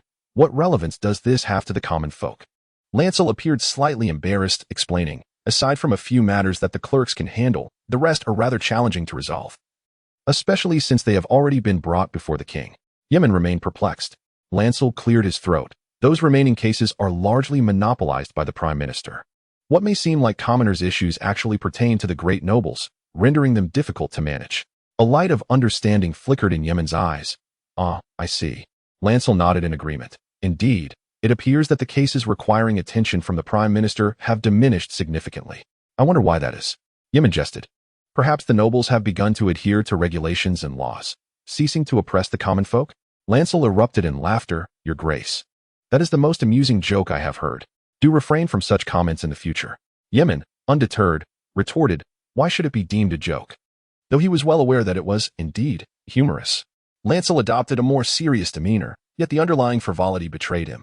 To expect the nobility to behave differently is akin to fantasizing that merchants will cease to be avaricious.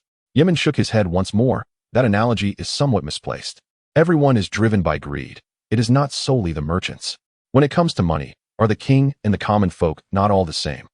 As Lancel laughed heartily, he found his previous thoughts somewhat inappropriate.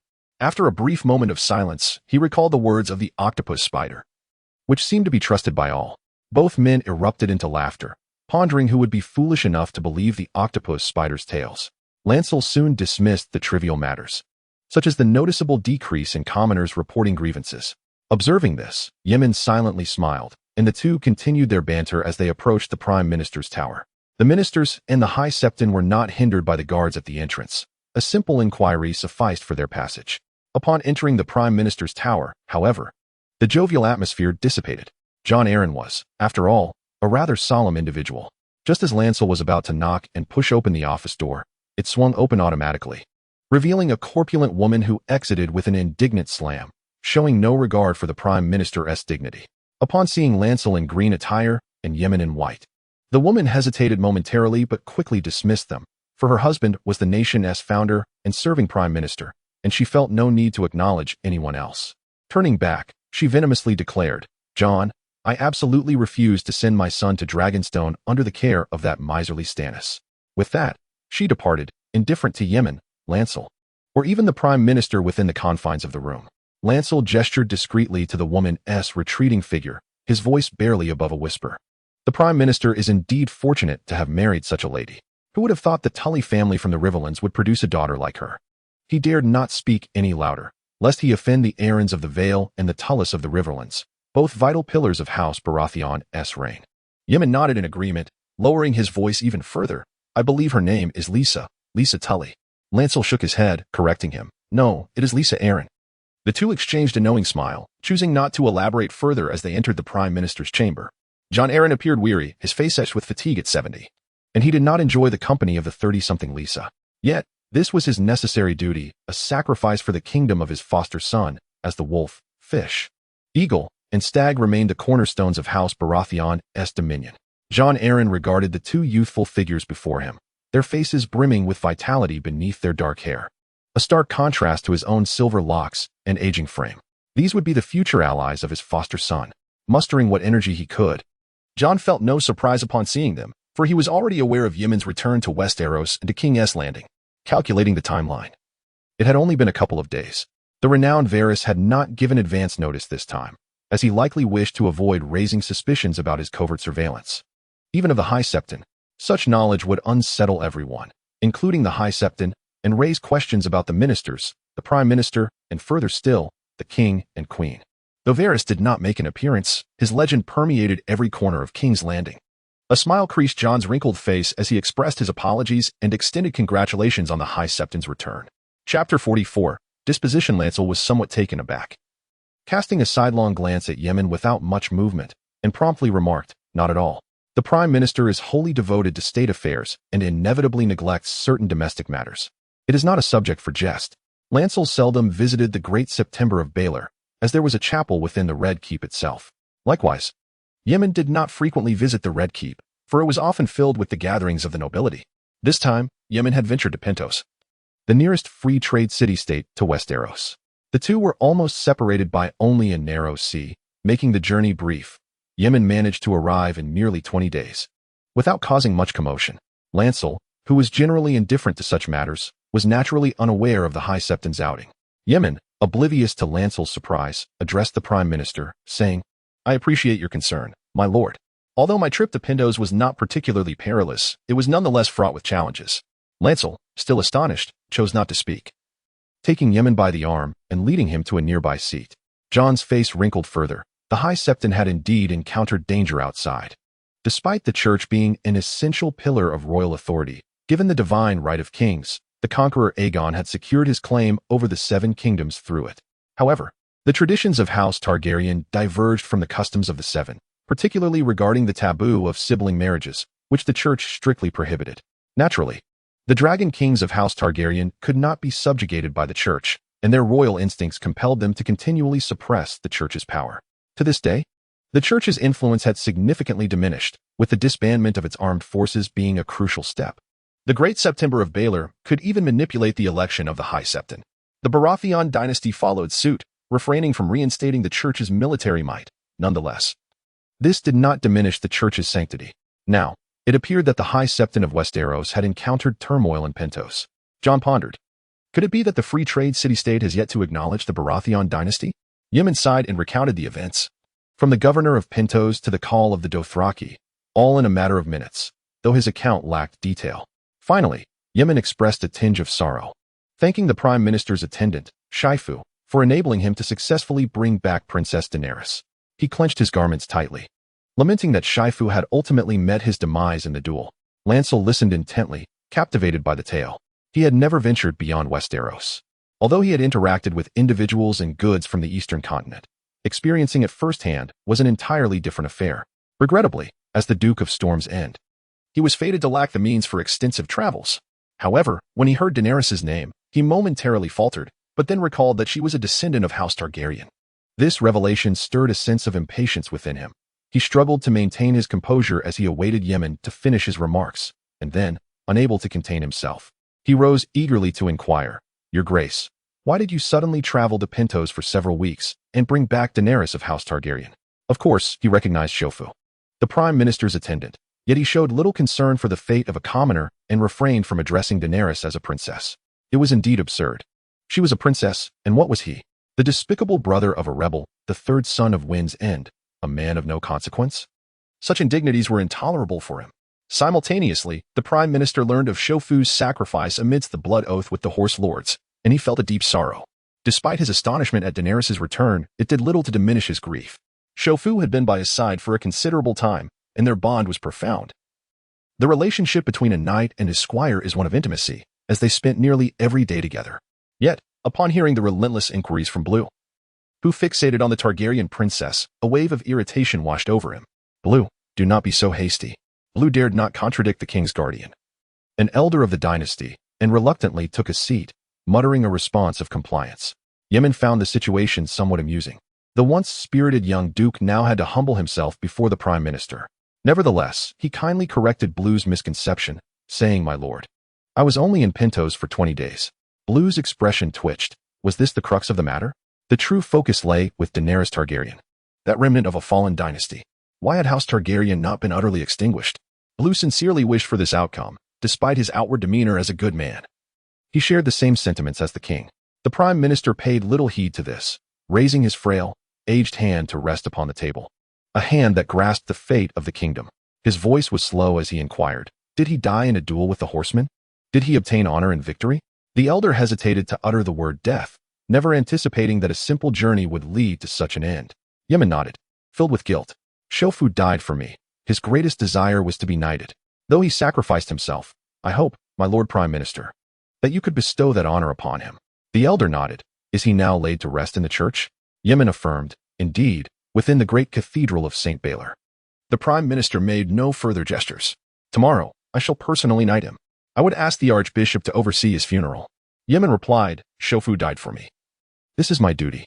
The Prime Minister shook his head gently, stating, "This is his honor.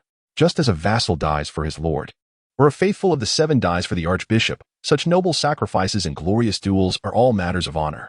Yemen softly replied, "Indeed, it is so." After listening for quite some time, Lancel realized the unfolding events, yet the conversation did not shift towards Daenerys, but rather revolved around a humble servant. Naturally, he too had his own attendants and could empathize with the Prime Minister's sentiments. However, a sense of urgency began to gnaw at him, prompting him to inquire, "Your Grace, where have you placed Daenerys?" This time, the Prime Minister cast a fleeting glance at him, offering no further elaboration. After clarifying the matter of Ser Yura, it was indeed this information he sought to uncover. The deceased were gone. Yemen understood that in their hearts, the overarching fate of House Baratheon held paramount importance. "I have situated her in the House of the Undying. Let her serve as a nun, as I promised, and the king has already consented," he stated. Lancel clicked his tongue, recalling the tale of the conqueror who had erected the House of the Undying. It seemed fitting to place Daenerys within the church. She could hardly escape.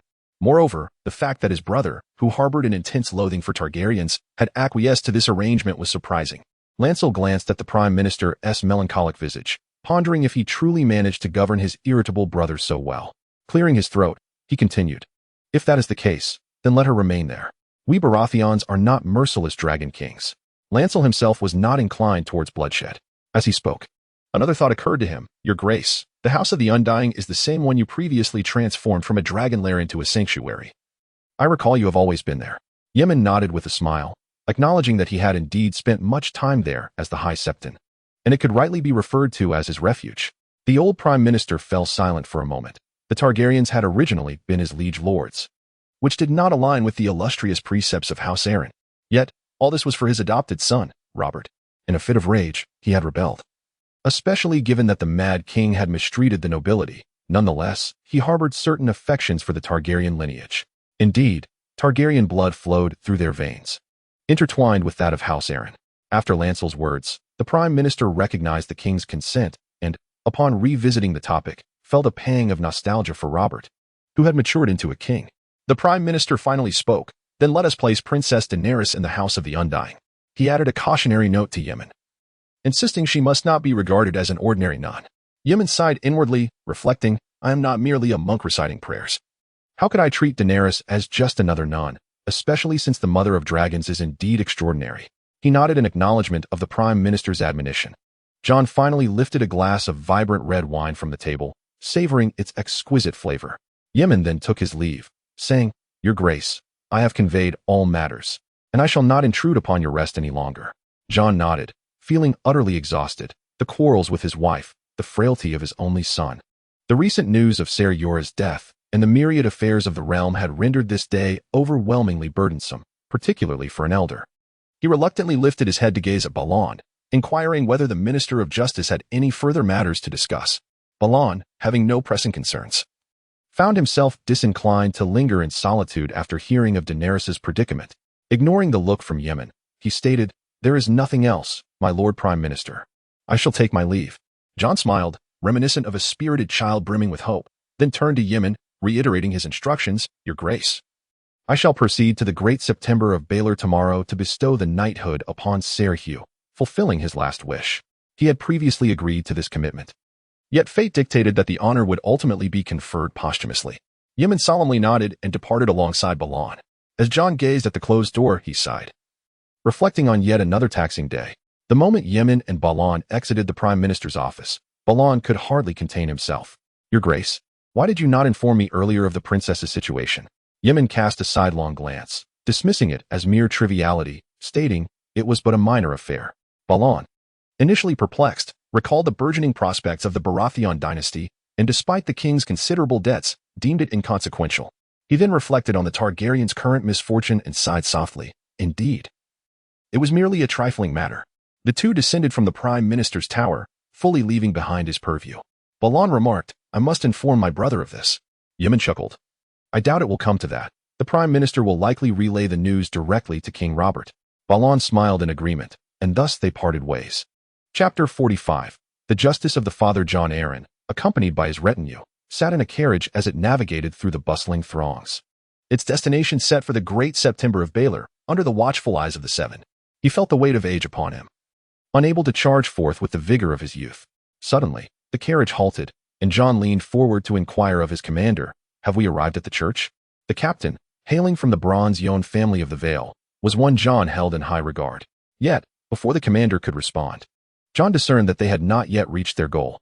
Drawing back the curtain, he beheld the thronging masses. The carriage could scarcely progress, moving no faster than one could on foot. Yon's face flushed with embarrassment. Not yet, my Lord Prime Minister. After a moment's hesitation, he suggested, Should we not summon additional guards to disperse the crowd in your name? Jon smiled, revealing half the teeth he had lost at his wedding, the other half now nearly gone, rendering the expression anything but amiable. There is no need for such measures. These common folk also seek the blessings of the Seven at the church. As Prime Minister, it is my duty to uphold this. These people are subjects of Robert. Yorn felt a deep sense of shame, yet he resolutely stated, But, my Lord Prime Minister, you are of considerable age, and there lies quite a distance to the great cathedral of St. Baelor. Jon interrupted him. I am not yet so old as to be unable to walk, Yorn. In my youth, I was indeed one who dared to hunt tigers. Yorn fell silent, conceding to his words. He assisted the Prime Minister down from the carriage and entrusted the vehicle to another attendant who accompanied them, instructing him to wait there.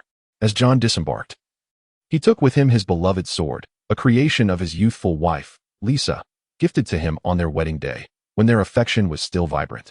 And Lisa was both young and beautiful. Of course, this nearly octogenarian had little right to make such observations. The blade was intricately engraved with patterns reminiscent of the vast skies over the mountains, the hilt resembling the head of a soaring falcon, with the guard adorned with two elegantly extended wings, exquisite yet impractical. He usually bore this sword only when serving as a stand-in for the Iron Throne. As they walked toward the cathedral, Jon declined the assistance of the guards, striving to manifest his enduring valor. However, after a short while, he found himself struggling, ultimately supported by Captain Yorn and another knight. With a hint of self-deprecation, he remarked, Indeed, I am growing old. Yorn and the other knight refrained from engaging in this topic, opting for silence. On their way to the cathedral, the common folk donned garments of varied hues, while Jon's somber attire, a deep blue that bordered on black, blended into the crowd. Nevertheless, the opulence of his fabric, coupled with the sky blue velvet cloak adorned with threads of gold and silver, the insignia of his noble lineage, and the guards that trailed behind him. All spoke volumes of his elevated status. The people, unversed in heraldry, did not recognize him due to his infrequent appearances in King's Landing. Yet they dared not approach too closely, choosing instead to keep a respectful distance. Upon reaching the cathedral, John's gaze was immediately drawn to the statue of Saint Baylor in the square, where several individuals were engaged in prayer, a sight that brought him solace. He did not wish to disturb the devout, quietly entering the church. Inside, he was greeted by a gathering of noble ladies, evidently having arranged to come together for prayers. Among them, there was not a single commoner. John could surmise their motivation for visiting the great cathedral of St. Baylor. The Red Keep's chapel was reserved solely for the king, while others could utilize it but were prohibited from overstepping their bounds. In contrast, the Cathedral of St. Baylor was ostensibly open to all, yet some were inherently more equal than others, just as the king stood above the common nobility. And these nobles naturally held greater privilege than the common folk outside. With merely a hint of monetary allure, they could monopolize the entire cathedral, unburdened by concerns of reputational loss. The noble and affluent ladies adorned in intricately patterned shawls, closely fitted to their forms, wore sumptuous velvet gowns with plunging necklines. Predominantly influenced by Andalusian customs, complemented by sleeves crafted from jacquard fabric, possibly featuring delicate lacework. John, possessing scant knowledge of such matters, observed the intentional gaps between the sleeves and the long skirts, revealing puffs of pristine white silk satin. Their wide necklines displayed ample bosoms, allowing glimpses of their alabaster skin, which they adorned with shimmering jewels, enhancing the allure of their ensemble. John noted that his knight's gaze had been irresistibly drawn to these voluptuous figures. Cursing under his breath, he coughed twice, chastising the old knight for his indecorous behavior, particularly within the resplendent confines of the church. Why were these women not ushered out? Had the monks accepted bribes? The prime minister's aged voice jolted the valiant knights from the veil into awareness, their heads bowed in shame, unable to meet the darkened countenance of their lord. Yet they silently mused that such a spectacle should not tarnish the honor of knighthood. The ladies recognized the prime minister's crest, yet their unfamiliarity with him rendered them hesitant to engage in conversation. A vast chasm existed even among the nobility. At that moment, a monk clad in white approached, and John immediately discerned that he was not the archbishop, for his striking red hair set him apart from the dark-haired prelate. The monk bowed and said, "My lord prime minister, the archbishop has awaited your presence for some time." John smiled, replying, "Then lead the way." The monk hesitated, glancing at the prime minister's guards, a look of discomfort crossing his face. "My lord, weapons are not permitted within the sanctum." John said nothing further, instructing the guards to wait at the entrance as he proceeded deeper into the church with the monk. Once they departed, the ladies exhaled in relief, exchanging glances, and finally directing their attention to the knight stationed at the door, whispering amongst themselves, their interest in the prime minister's affairs waning. John, smiling, inquired of the monk's name. With utmost respect, the monk replied, "My name is Andrew, my lord prime minister." John surmised he might possess Tully blood, given the vibrancy of his red hair. Upon reaching the Hall of Lanterns, John finally beheld the Archbishop of the Seven Gods. Yemen, facing the solemn visage of the Father above in prayer, turned upon hearing footsteps and was met with the presence of the esteemed Prime Minister John Arryn. Sweat beaded on his aged features, a sight unimaginable in his youth. Yemen promptly invited him to sit, saying, "My Lord Prime Minister, please take a seat." Simultaneously, Andrew, supporting the Prime Minister, stood respectfully beside him, exhibiting a demeanor of greater reverence than before, having met with his grace, the Archbishop. Yemen, devoid of arrogance, reciprocated the gesture and invited him to take a seat. John glanced toward the center of the hall, where a sarcophagus lay, and he recognized it as the remains of Shufo. He silently offered a prayer, refraining from uttering a word. After a period of silence, Yemen broke the stillness, addressing the Prime Minister.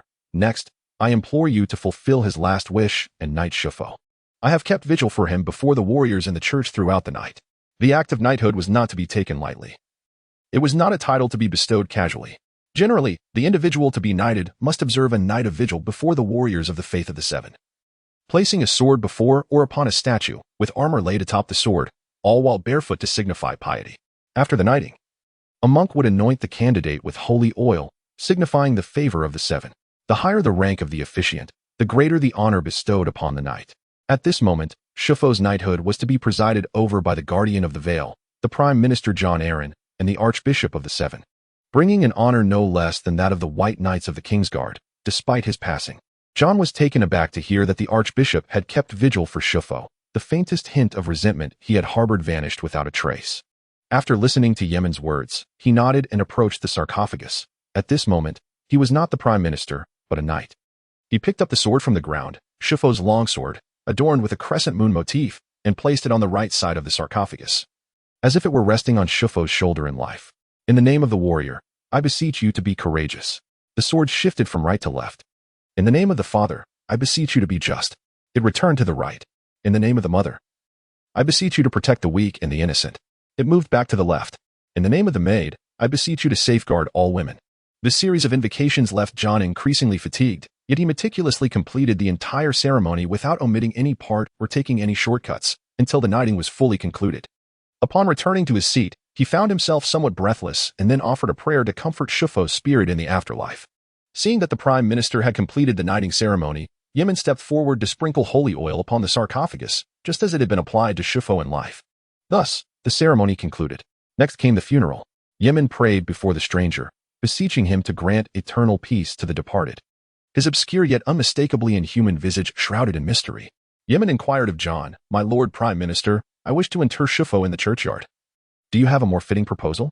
John hesitated for a moment, recalling that Shufo had no relatives and often lived in solitude, lacking close friends. Given these reflections, interment in the churchyard seemed a commendable choice. He acquiesced, and there was nothing more to discuss. It was best to comply with the archbishop's wishes. John prepared to depart, for his guards must have been anxiously awaiting his return.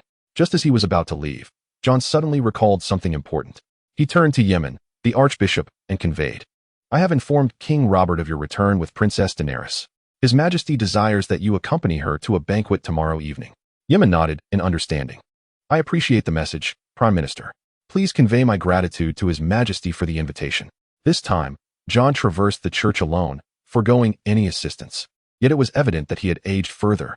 He pondered the well-being of his guards stationed at the entrance, wondering how they were faring. Surely they were not mingling with the noblewomen. Andrew regarded Yemen with concern. "Your Grace, how will King Robert handle the return of Her Highness, Princess Daenerys? We are all aware of his animosity towards the Targaryens." Yemen remained composed, replying softly, "The king has agreed to leave her fate to the church, and with the Prime Minister's counsel, there is no cause for alarm." Andrew nodded in agreement, acknowledging, "Indeed, the Prime Minister is a man of great honor, and His Majesty has always heeded his advice. There is truly nothing to fear." At that moment, Simon burst forth from a small side door, collapsing onto the ground before the stone coffin, weeping uncontrollably, filled with sorrow. He had been hiding there for some time. Yemen and Andrew exchanged glances, silently offering their prayers. Chapter 46, The Royal Banquet, Part 1. Yemen stepped slightly ahead, directing his gaze towards Daenerys, informing her that they had arrived at the Red Keep.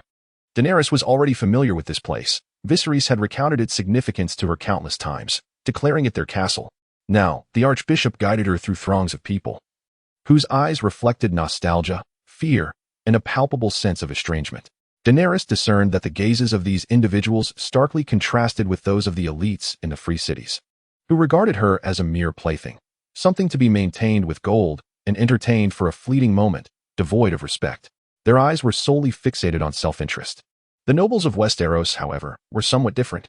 The distinction did not lie in any inherent difference among these individuals, in truth. Whether they prayed to the Seven or knelt before the Red God, they were all in search of their place in this world, striving to ascend higher. The elites of the eastern continent perceived the Targaryens as utterly diminished, unworthy of sharing the same table, relegated to the status of jesters.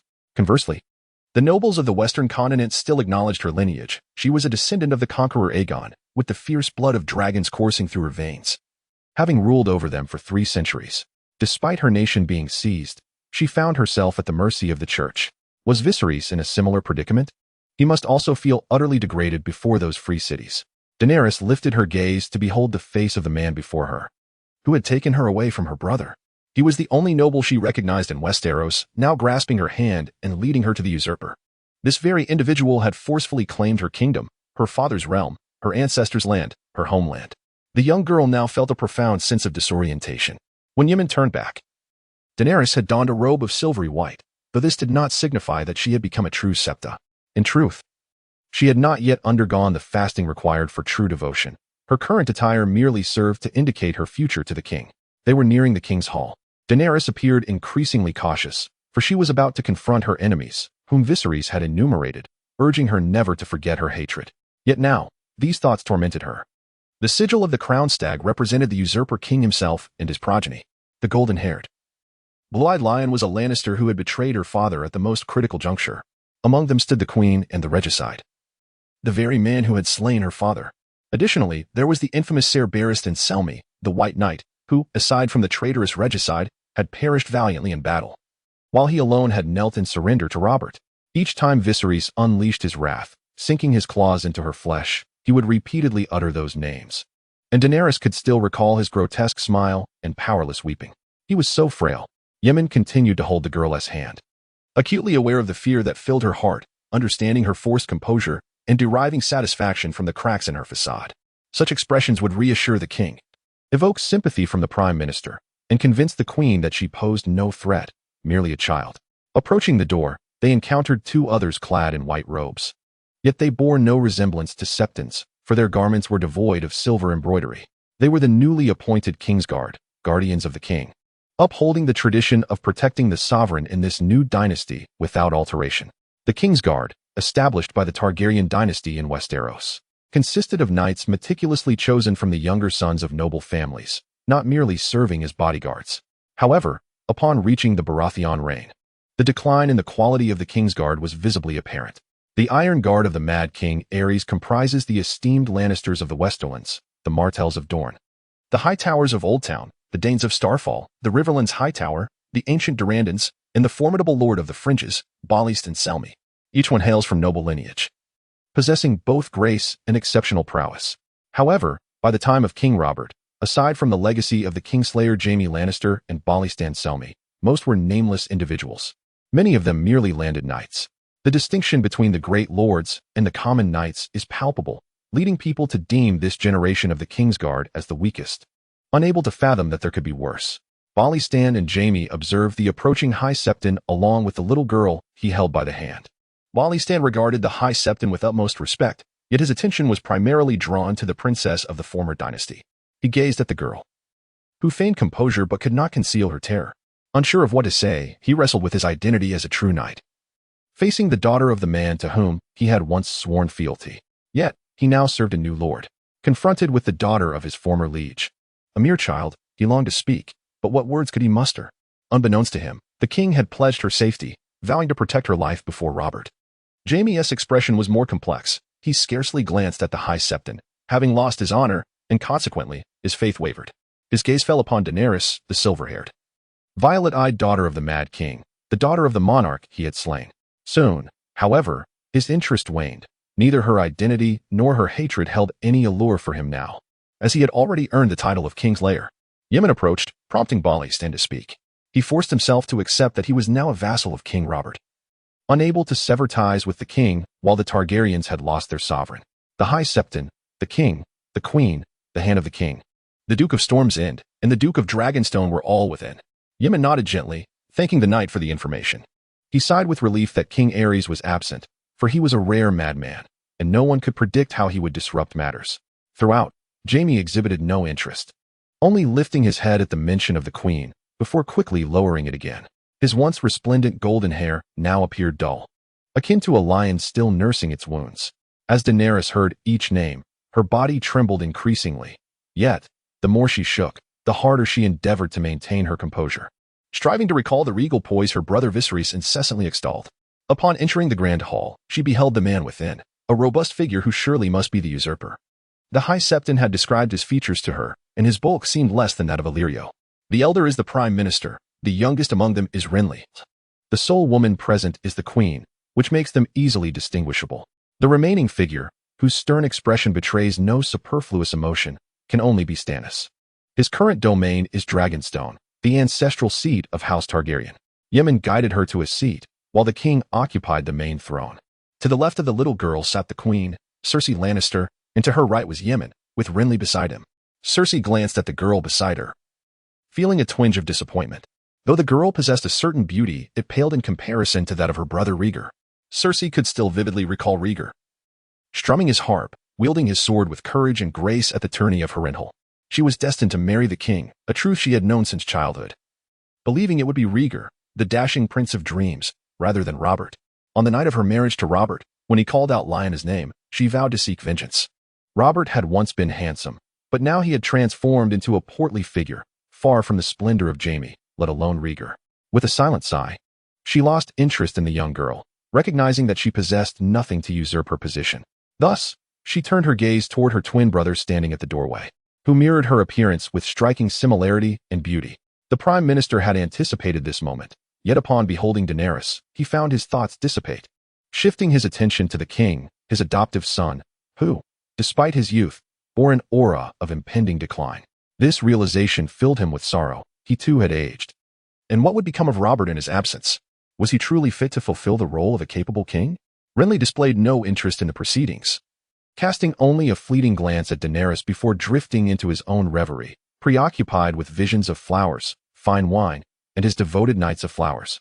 Rather than enduring the spectacle of a little girl's discomfort, Stannis sat upright, betraying no emotion, resembling a stone, and did not spare Daenerys a glance.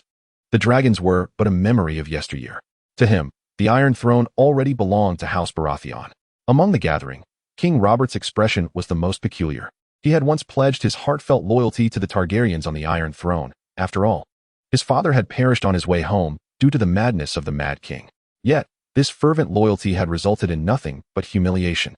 He had once loved Lyanna Stark, the wolf from the north. However, that bastard Rhaegar, after claiming victory at the tournament, had crowned Lyanna with the diadem of love and beauty, entirely disregarding his own marriage and Lyanna's betrothal. He had suppressed his fury then, but ultimately, Rhaegar had escalated his transgressions, forcibly abducting Lyanna, a duke's daughter, and imprisoning her in that accursed Tower of Joy. Upon contemplating this matter, his fury surged uncontrollably. He remained oblivious to the multitude of insults Rhaegar had hurled at Lyanna. All he knew was that vengeance was paramount. Thus, he raised the banner of rebellion. After seizing the Iron Throne, he found it unyielding and uncomfortable, yet he had grown accustomed to its rigidity over the years. Habit is a poison, and power is an even deadlier toxin. When intertwined, they ensnare one in a relentless addiction. He had once vowed to eradicate all the Targaryen dragonlings, yet upon encountering Daenerys, he discovered that his anger was not as profound as he had anticipated. Did he truly love Lyanna, or merely cling to the shadow she had left in his heart? Robert chuckled, gazing at Daenerys. Little girl, I personally dispatched your brother. Have you heard? Chapter 47, The Royal Banquet, Part 2. Daenerys trembled slightly, acutely aware of the looming terror before her. She yearned to grasp Jaemon's hand, but ultimately refrained. For she was a princess of House Targaryen and could not succumb to a usurper so easily. Swiftly, she acclimated to the pressure. As if she were born amidst incessant strain, the weight of national revival, the brutality of her brother, the impetus of hatred too much to bear. Daenerys endeavored to elevate her voice, attempting to project the Targaryen legacy, yet, akin to a voice without support, hers sounded frail and insignificant, a feeble whisper among the multitude. Just as Daenerys prepared to counter Robert's words, despite his kingship and the fury he wielded over her, her voice was abruptly silenced. Enough, Robert. Do not bully a little girl. What can a child recall? Was she even born then? The Prime Minister interjected, a rare audacity allowing him to disrupt the king's discourse. His voice, though aged, resonated powerfully in the presence of the sovereign.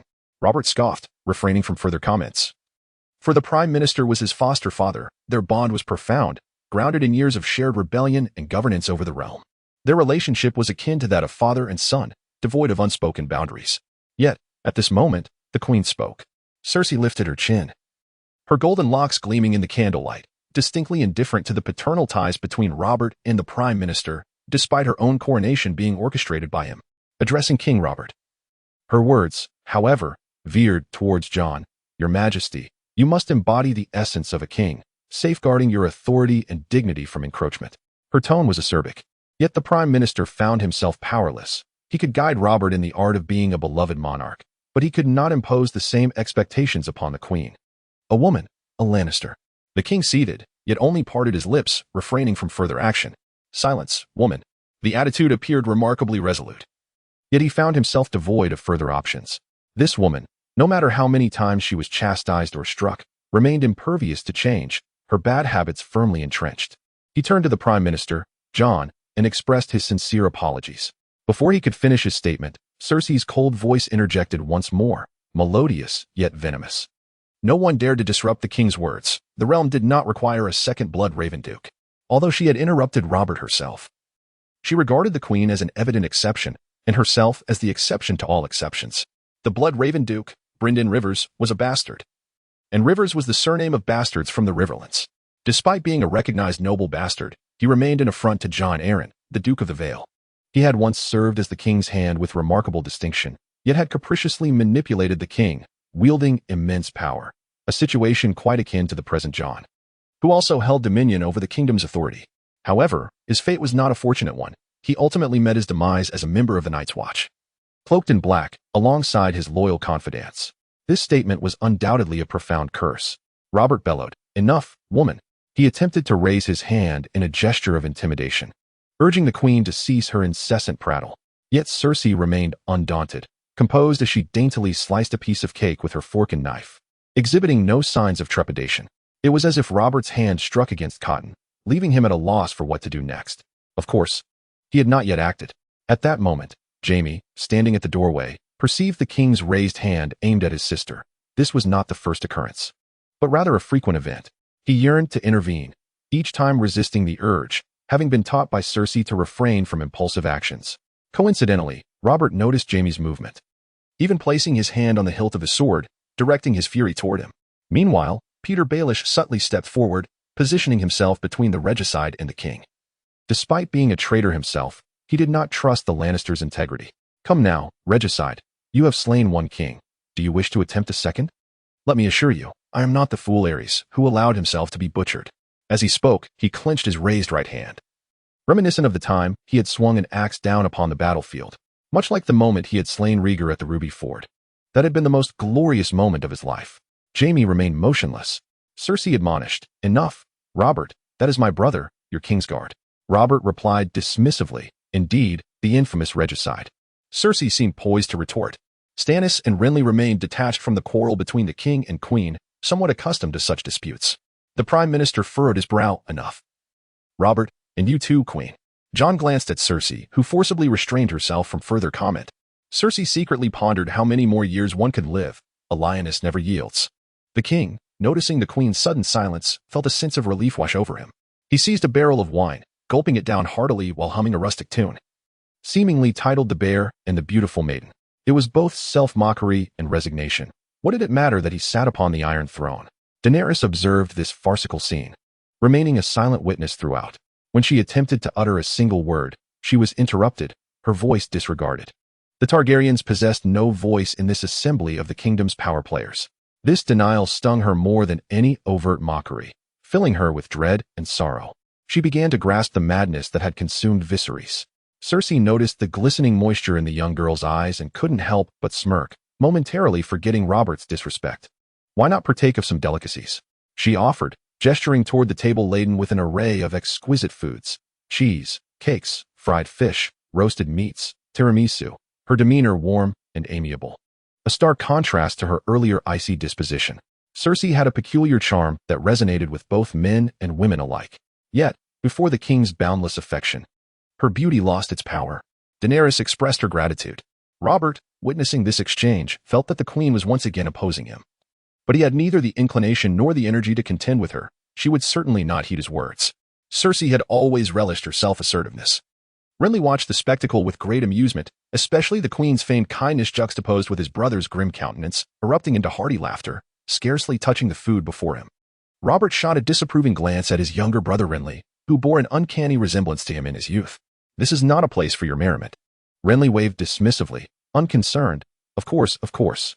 Robert wished to inquire about Viserys, who tirelessly sought allies and protection among the free cities of trade. However, the moment he glimpsed Daenerys' bewildered and helpless expression, his interest waned. How could a mere child possess any knowledge of such matters? Robert held women in contempt. Thus, he refrained from further questions, feeling a wave of irritation wash over him at the sight of that silver-haired, violet-eyed visage, reminiscent of Rhaegar, stirring a desire to slay him once more. In Westeros, such features were unique to the Targaryens, unlike the free cities of the East, which maintained a considerable lineage of Valyrian descent. The queen continued to playfully tease Daenerys, while Jane observed the scene with no hint of concern. Though Daenerys was undeniably beautiful, she appeared timid and somewhat hunched, lacking the confidence to perceive any threat from Cersei, who believed herself to be the more exquisite of the two. In fact, She found a certain enjoyment in provoking this girl, who bore a resemblance to Rhaegar. Yemen was acutely aware that Cersei would tremble at the thought of Sansa Stark standing behind her and would be apprehensive about Marjorie, supported by the Tyrells. However, she would remain indifferent to Daenerys, who possessed nothing. Much like her attitude towards Sansa after the demise of Robb and the presumed extermination of the Starks. She regarded her with disdain, no longer perceiving her as a threat. She firmly believed that prophecies would not manifest through such a person. As Yemen surveyed the surroundings, he noted Stannis, engrossed in the sumptuous dishes upon the table, seemingly indifferent to the quarrel between the king and queen. Perhaps, deep within, he relished Robert's embarrassment. He understood that the Targaryens had lost all chance of resurgence. The 7 great houses would scarcely allow such a thing to transpire. This was a truth in Westeros. Unless the Targaryens could conjure a few dragons, emulating their ancestors. Renly lounged in his chair, oddly embodying the decorum of nobility while appealing to the common aesthetic. He was perpetually fixated on such superficialities, dismissive of genuine knowledge. His indifference towards Daenerys was palpable, after casting a few glances her way.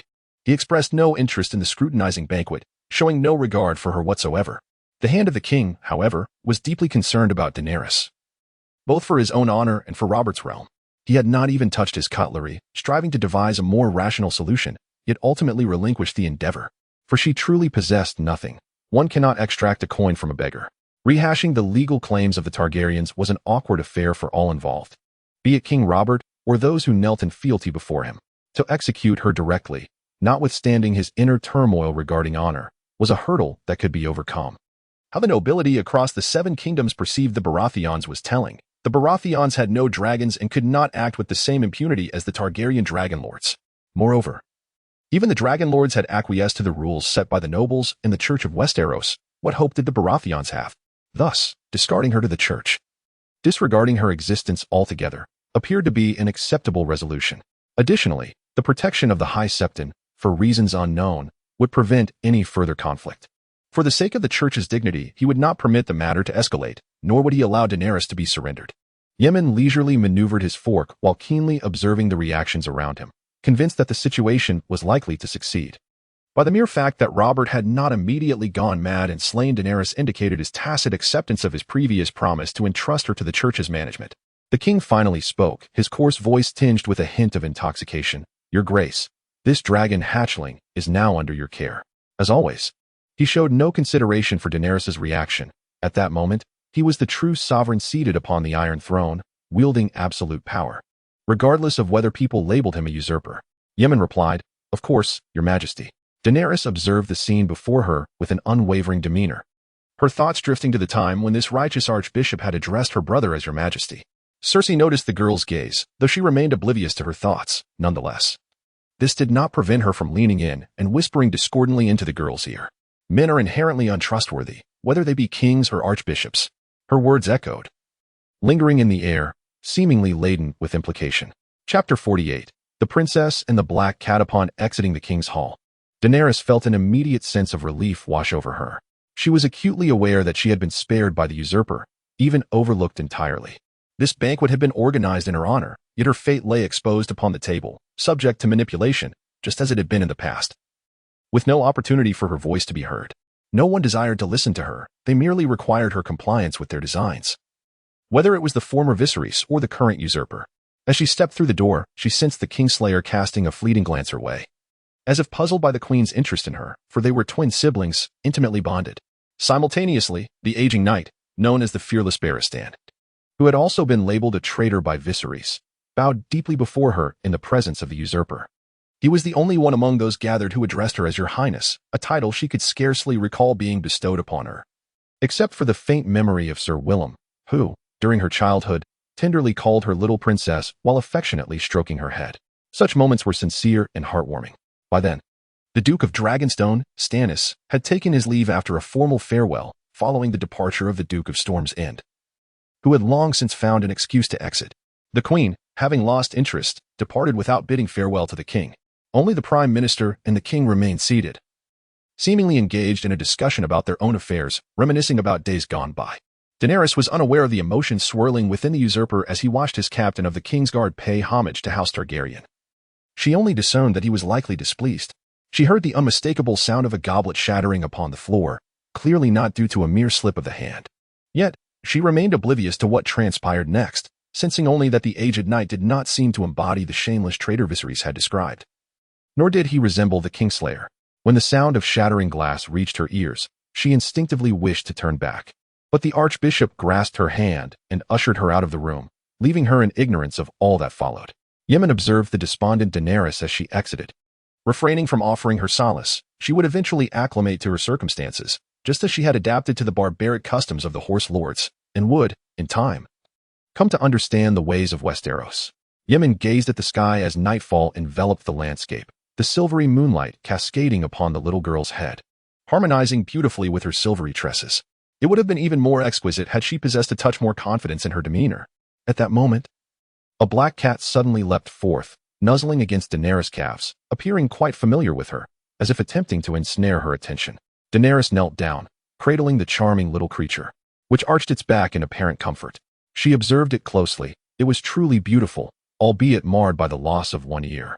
Despite having gained the liberty to wander freely within the Red Keep, it bore the burden of an incomplete form. Similarly, Daenerys herself, possessing a robust physique and having seldom fallen ill throughout her life, had never truly tasted the sweetness of freedom. The one-eared black cat lay nestled in her arms, tranquil as a shadow, light as a feather, showing no signs of struggle, as if it had returned to its rightful home without a hint of defiance. Daenerys lifted her gaze to the High Septon. "Lord, may I take it back to the church?" she inquired, fully aware that the authority to decide did not rest with her, but rather with the esteemed figure before her. Before a response could be rendered, the sound of footsteps approached, and a little girl with golden hair, clad in a blue satin dress, arrived, somewhat breathless, trailed by an elderly nun. The nun first bowed to Yemen, noticing Daenerys' silver hair and violet eyes. Her lips parted, but no words emerged. The little girl also offered a curtsy, addressing him as Lord. Yemen returned the nun's greeting before turning his attention to the girl, Princess Myrcella. Daenerys regarded this child, remaining still, for she was unfamiliar with the customs of Westeros. She pondered, is she truly a princess? Myrcella's gaze fell upon the black cat in Daenerys' embrace, a look of longing crossing her face. This was the kitten she had pursued for quite some time, yet it had never granted her any favor, always eluding her grasp. Had it not been for the nun's protection, it would have attempted to swat at her, startling the nun beside her. Noticing the fervent glimmer in Myrcella's eyes, Daenerys said nothing but tugged gently at Yemen's sleeve, seeking a response to her earlier question, now sensing a hint of danger. The black cat was quite affectionate towards her, and she did not wish to see it snatched away. Yemen, perplexed by the two girls' fondness for the feline, acknowledged Daenerys' gesture and replied, "Cats are not permitted within the church. Especially not a black one." Instantly, the vibrant hue of Daenerys' violet eyes dimmed. At that moment, the black cat nuzzled against her chest, as if offering solace. Myrcella cautiously approached Daenerys, asking, "May I pet it?" The nun quickly interjected, "Your Highness must be cautious. This cat is quite unruly." This warning, however, was not directed at her. Daenerys was well aware. She listened to their presumptuous words, her heart inclined to refuse. Yet upon gazing into the pure and yearning emerald eyes of the slightly younger girl, she acquiesced. At present, she was a remarkably kind-hearted individual, perhaps even a touch timid, which starkly contrasted with the legendary madness and grandeur of the Targaryen lineage. Daenerys gently handed over the black cat, soothing it to remain still. Myrcella accepted the exquisite creature, yet it proved far less docile in her arms than it had been in Daenerys' embrace. The nun found it difficult to intervene, cautiously observing the restless feline. "Your Highness, this black cat is notoriously unruly. It is said that during a banquet hosted by His Majesty for Lord Tywin, this little demon boldly leaped onto the dining table and brazenly snatched a roasted quail from the Lord's plate."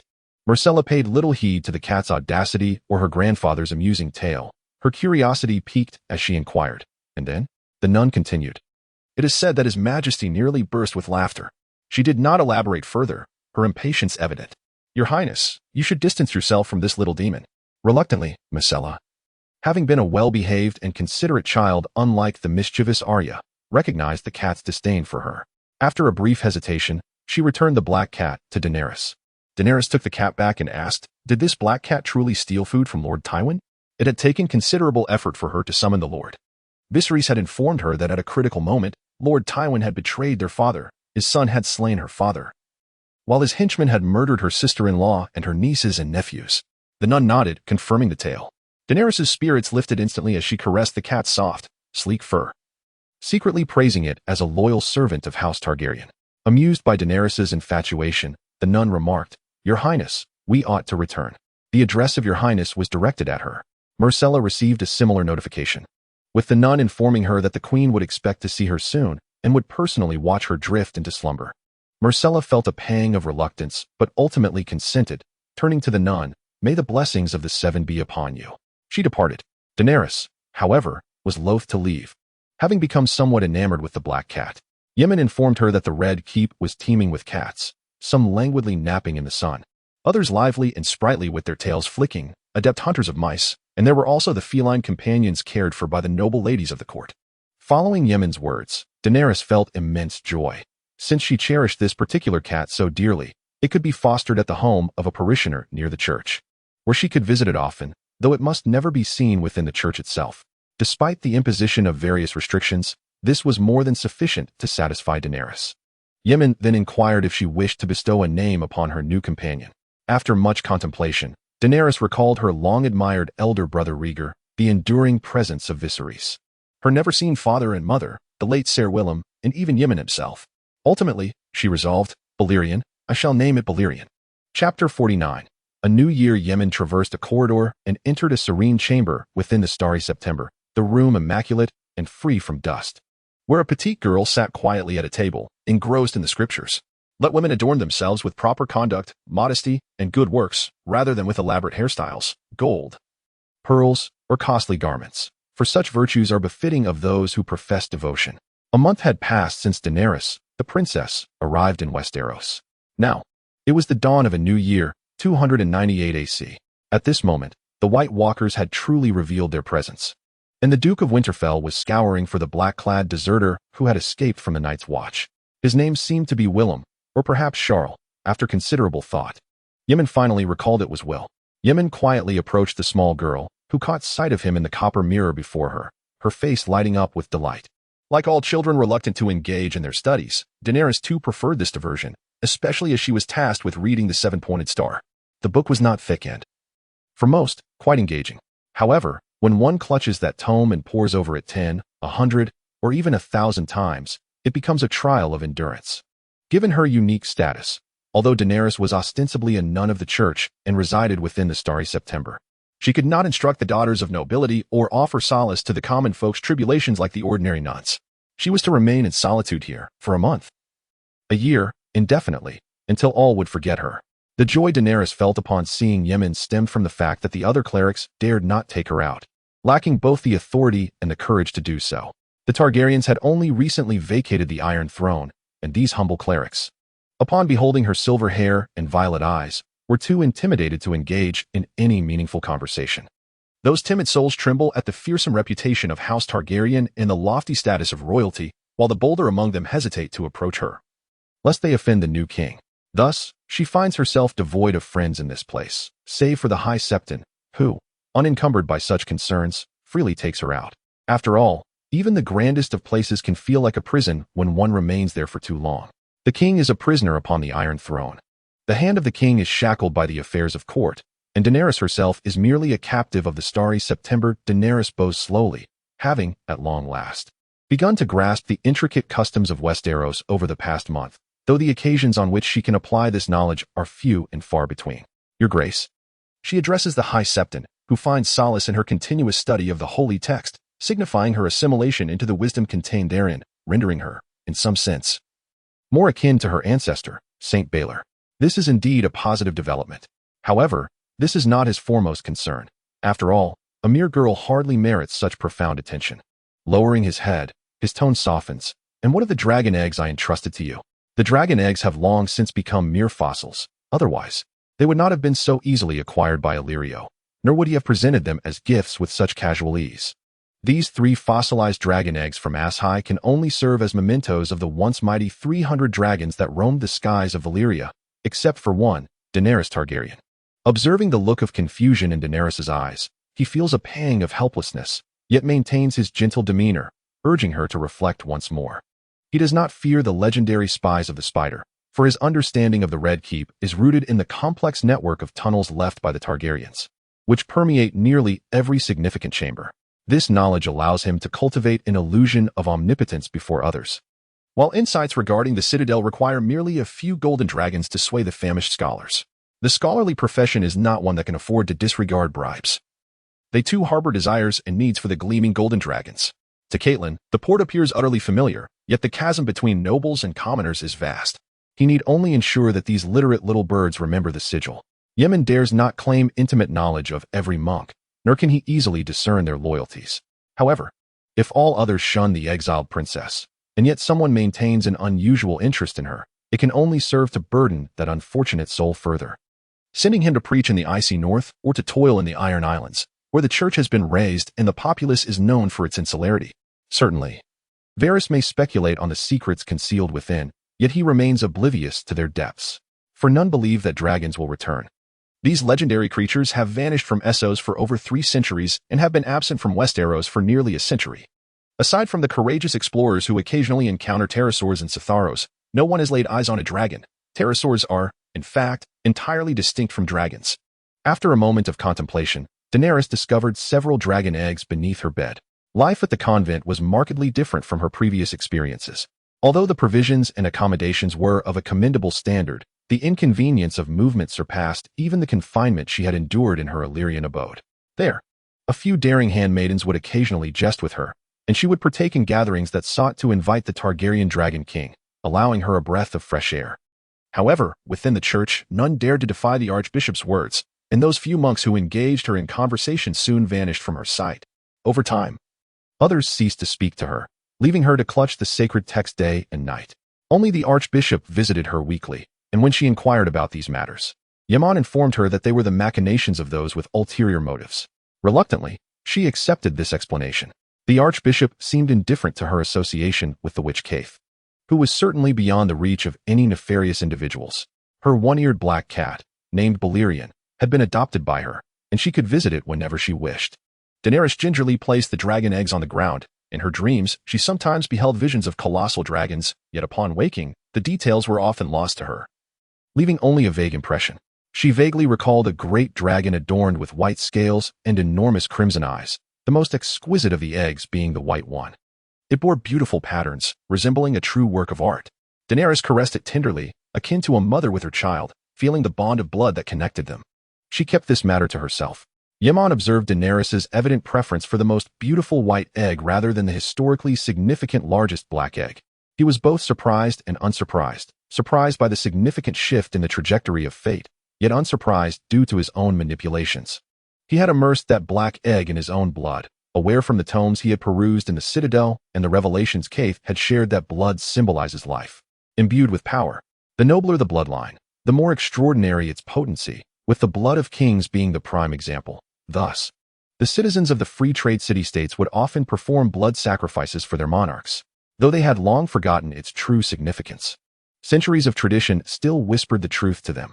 Ultimately, Kaith, in an ethereal tone, intoned to the archbishop, "Without a doubt, your blood possesses immense power." Behind her mask, her lips may have bitten down slightly as she reiterated, "Immense." Thus, Yi Ming sprinkled blood upon the dragon egg, yet to no avail. It remained merely a fossil. He still felt the lingering weakness in his left hand from the significant blood loss experienced a month prior, accompanied by a spasm in that very limb. Subsequently, he entrusted the dragon egg to Daenerys for safekeeping. Presently, the results appeared promising, although he felt no connection to the egg, unlike Daenerys' original dragon dreams. Yi Ming then encouraged her to release the dragon eggs, as he intended to take her out for a stroll and visit her one-eared black cat, named Balerion, which was being fostered by the witch Inyasha. However, this black cat was ultimately not the formidable Black Death of yore. It could offer no protection, merely a semblance of solace. Reluctantly, Daenerys withdrew her hand, and perhaps it was merely an illusion, but she sensed an intense warmth emanating from the cold dragon egg, akin to the fire of her dreams. Following this sensation, she even felt a semblance of newfound strength. Though she had never engaged in any strenuous activity such as horseback riding to validate it, Daenerys felt elated at the prospect of venturing outside, for it made her feel less like a prisoner, no longer bound to recite those rigid doctrines from dawn till dusk in the church. It was said that this place once served as a dragon's lair, yet Daenerys could not find the essence of a dragon's den as she had envisioned. It simply felt like a church to her. After gathering her belongings, she followed Yi Ming out of the church, and despite her familiarity with the place, she instinctively grasped his sleeve. Her violet eyes sparkled with a hint of dependence. As they stepped outside, the scene appeared somewhat chaotic. Two women were bickering at the church entrance, one cradling a child. One woman was dressed plainly yet neatly, while the other was garishly adorned but disheveled. Judah stood nearby, attempting to mediate. Chapter 50. The courtesan and the village woman, seeing the two women persist in their quarrel before the church, seeking justice. Yi Ming released Daenerys and approached them, wishing to mediate their dispute. Daenerys was equally curious, hoping for an amicable resolution. Upon noticing Yi Ming, Judah felt a pang of shame for having failed to resolve the matter, leading to Yi Ming's direct intervention. Yi Ming stepped forward, observing Judah's fatigued countenance, marred by furrowed brows. Judah, what has transpired here? After Yi Ming was appointed as the archbishop and relocated to the Grand St. Beller Cathedral, he entrusted the chapel, which he had personally restored, to his assistant Judah, who concurrently managed all affairs of the church's bank, safeguarding the church's assets. Judah opened his mouth, ready to speak, but hesitated, burdened by guilt and uncertainty. The woman, dressed in somewhat gaudy attire, caught sight of Yemen's crystal crown and, as if she had glimpsed her salvation, shrieked, "Your Grace, it is this woman. She is shameless and seeks to take my child." Her voice brimming with indignation. She clutched a swaddled infant in her arms, pointing accusingly at a modestly dressed woman who bore a resemblance to a village matron. Unfazed by the accusations, the ordinary-looking woman, her garments even specked with dirt, appeared more incensed, tears cascading down her cheeks. It was evident that she had a natural talent for wielding her tears to elicit sympathy. "Pray, Your Grace, discern the truth. It is this shameless woman who aims to snatch my child. Look at her high heels, her short skirt, and her low-cut top. She is clearly a harlot, and who could trust the words of a harlot?" The bystanders whispered amongst themselves, largely casting their disbelief towards the flamboyant woman, doubting that a prostitute would wish to nurture a child, rendering her words utterly unconvincing. Yemen, having heard their murmurs, refrained from forming a judgment as the crowd began to stir restlessly, with some attempting to hurl objects at the alleged harlot. After enduring a prolonged summer for over a decade, it seemed the people had forgotten the harshness of winter. They casually sowed their fields, reaping bountiful harvests. Indifferent to the loss of trivial possessions, Yemen urged them to calm down and heed the judgment of the archbishop. Judah, observing the escalating chaos, quickly approached Yemen and whispered, "Your Grace, both women have borne a child. They reside next to each other, both in the flea nest." After a brief hesitation, Judah continued, "The woman in vibrant attire is a harlot who seeks her livelihood on Silk Street, but resides in the flea nest. The other woman, too, lives there, her husband clad in golden robes. Neighbors claim they both gave birth nearly simultaneously, only to awaken to one child alive and one deceased." Judah's voice lowered further, barely audible, even to Dany Lizzie, who stood closest to Yemen, as only a faint buzzing sound reached her ears. "I believe this is merely the village woman causing an uproar. How could they so easily have exchanged children? Even as neighbors, they are impoverished and lack any means of protection." Yet the village woman remained steadfast, adamantly claiming the living child as her own. The surrounding crowd, moved by her pitiable weeping and their disdain for the harlot, rallied in her support. "Your Grace, I am at a loss on how to compel this village woman to confess." Yemen listened intently, as Judah's whispers grazed his ear. On one side of the tipple of thought lay Silk Street, while on the other, the flea nest. The prostitutes of Silk Street were categorized into various tiers, most appearing glamorous at first glance, yet many were relegated to the confines of the flea nest. The flea nest is the most destitute area of Junlan, inhabited by those regarded as the most contemptible of society. It is said that the foul odor of Junlin emanates from this place, permeating the entire city. The holy sanctuary of thought is situated between two extremes, once serving as a conduit for the dragoness nest. Just as Rhaenys, the second wife of Aegon, is often perceived to have transgressed the tenets of the seven gods, so too does the Grand St. Baylor's Cathedral and the Fire Mages Guild overshadow her. In contrast, the Silk Street on the Rhaenys Hills is the only notable landmark. It appears as though the ridicule of later generations hangs invisibly in the air. Yemen observes the two obstinate women before him. The striking courtesan visibly bears traces of fear, not born of terror, but rather of insecurity. A common prostitute, she lacks the opportunity to ascend to the bed of the Prime Minister, unable to flaunt her wealth and status, instead consumed by trepidation. Yet, before the crystalline crown of the High Priest, she does not withdraw. In stark contrast stands the formidable village woman, who exudes an intimidating presence, bolstered by the support of those around her, displaying a haughty demeanor. However, When her gaze falls upon the child cradled by the courtesan, she reveals no sentiment. Even during the dispute, her efforts are lackluster. Yemen has discerned the truth. He perceives their inner turmoil, both uncertain of how the renowned archbishop will adjudicate their fates. The courtesan clings to her identity, while the village woman is concerned with Yemen's reputation. Yemen speaks, asserting that one claims the child as her own, without any violation of the Seven's principles, while the other insists her child has been swapped through a theft unworthy of the Seven's gaze. Both women nod in agreement, perspiration forming on their foreheads, compelled by their discord over the child. Yemen declares that he cannot bear to witness their quarrel and proposes that the child be entrusted to the church to be nurtured under the auspices of the seven gods. The courtesan, upon hearing this, is filled with elation, her bosom heaving with gratitude as she hands the child to Yemen. Born in a brothel, the child has no father to acknowledge his existence, destined to bear the surname of a royal bastard and live in the disdain of others. Yet, as a cleric, he would earn the respect of all, living without want. As a mother of humble origins herself, she wishes for him to live with honor. Yemen takes the child, gently unwrapping the swaddling cloth to reveal him still asleep, likely exhausted from the earlier commotion. The village woman, consumed with resentment, asserts, "He is my child. I do not wish for him to become a cleric. I desire for him to be a knight like his father." Her husband is no knight, merely a man in golden robes, but in the eyes of the ignorant village woman, a loyal servant to the king bears no distinction from a knight. Others around them share her confusion but remain silent, trusting in the judgment of the archbishop. Though doubts linger in their hearts as they glance at the archbishop's white robes and crystal crown, Yemen did not comment on the difficulties of abducting a child. Instead, she elucidated that for a prostitute, surrendering her child to the church was akin to losing him entirely. She was forbidden from entering the church, only able to watch from afar as her offspring grew. A profound silence enveloped everyone, with no one daring to refute her words.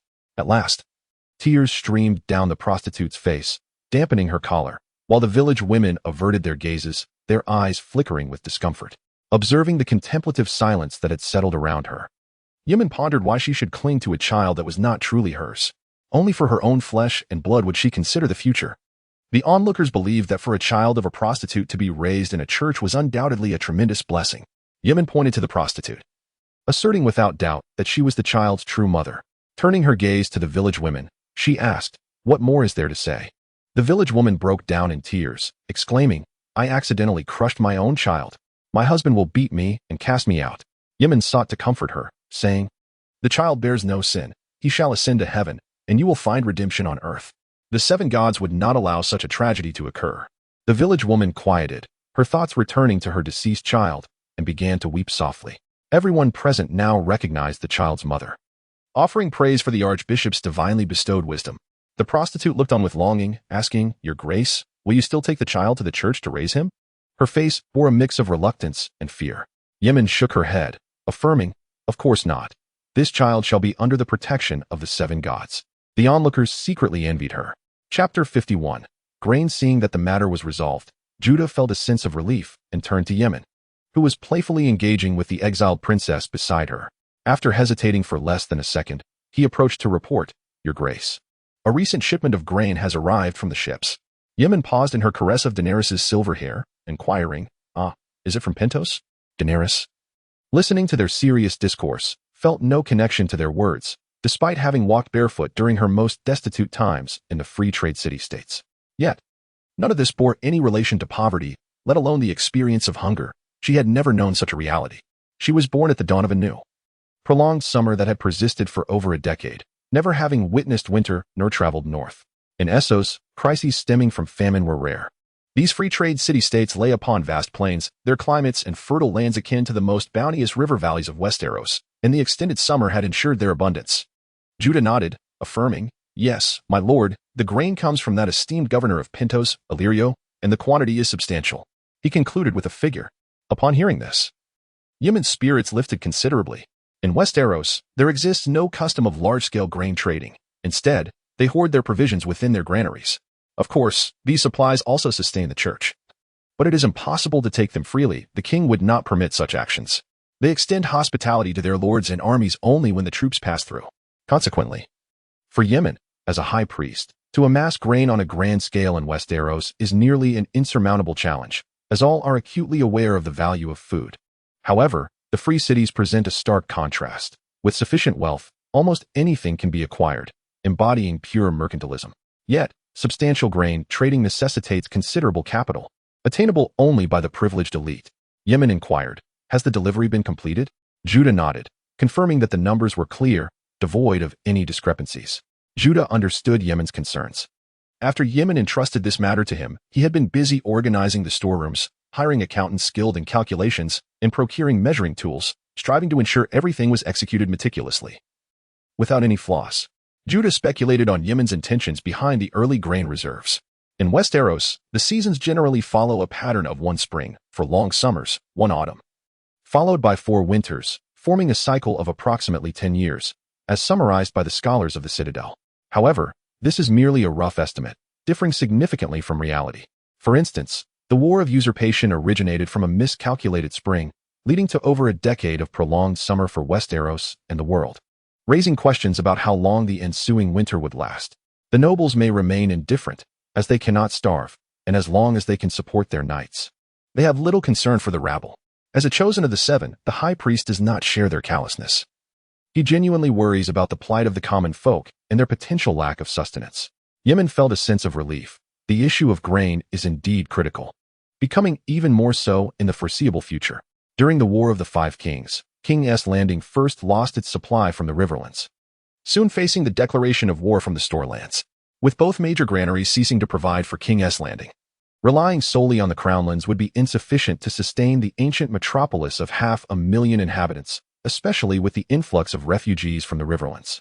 During this time, neither the high priest nor the king, regardless of their esteemed status, could garner any goodwill among a populace deprived of food. According to the original course of fate, Yemen's predecessor perished amidst civil unrest. Avoiding such a fate is simple. One merely needs to prevent Robert from rising to power. Robert's death is not an inevitable event. It is even easily preventable. However, what benefits would this bring to the church or to the people of the 7 kingdoms?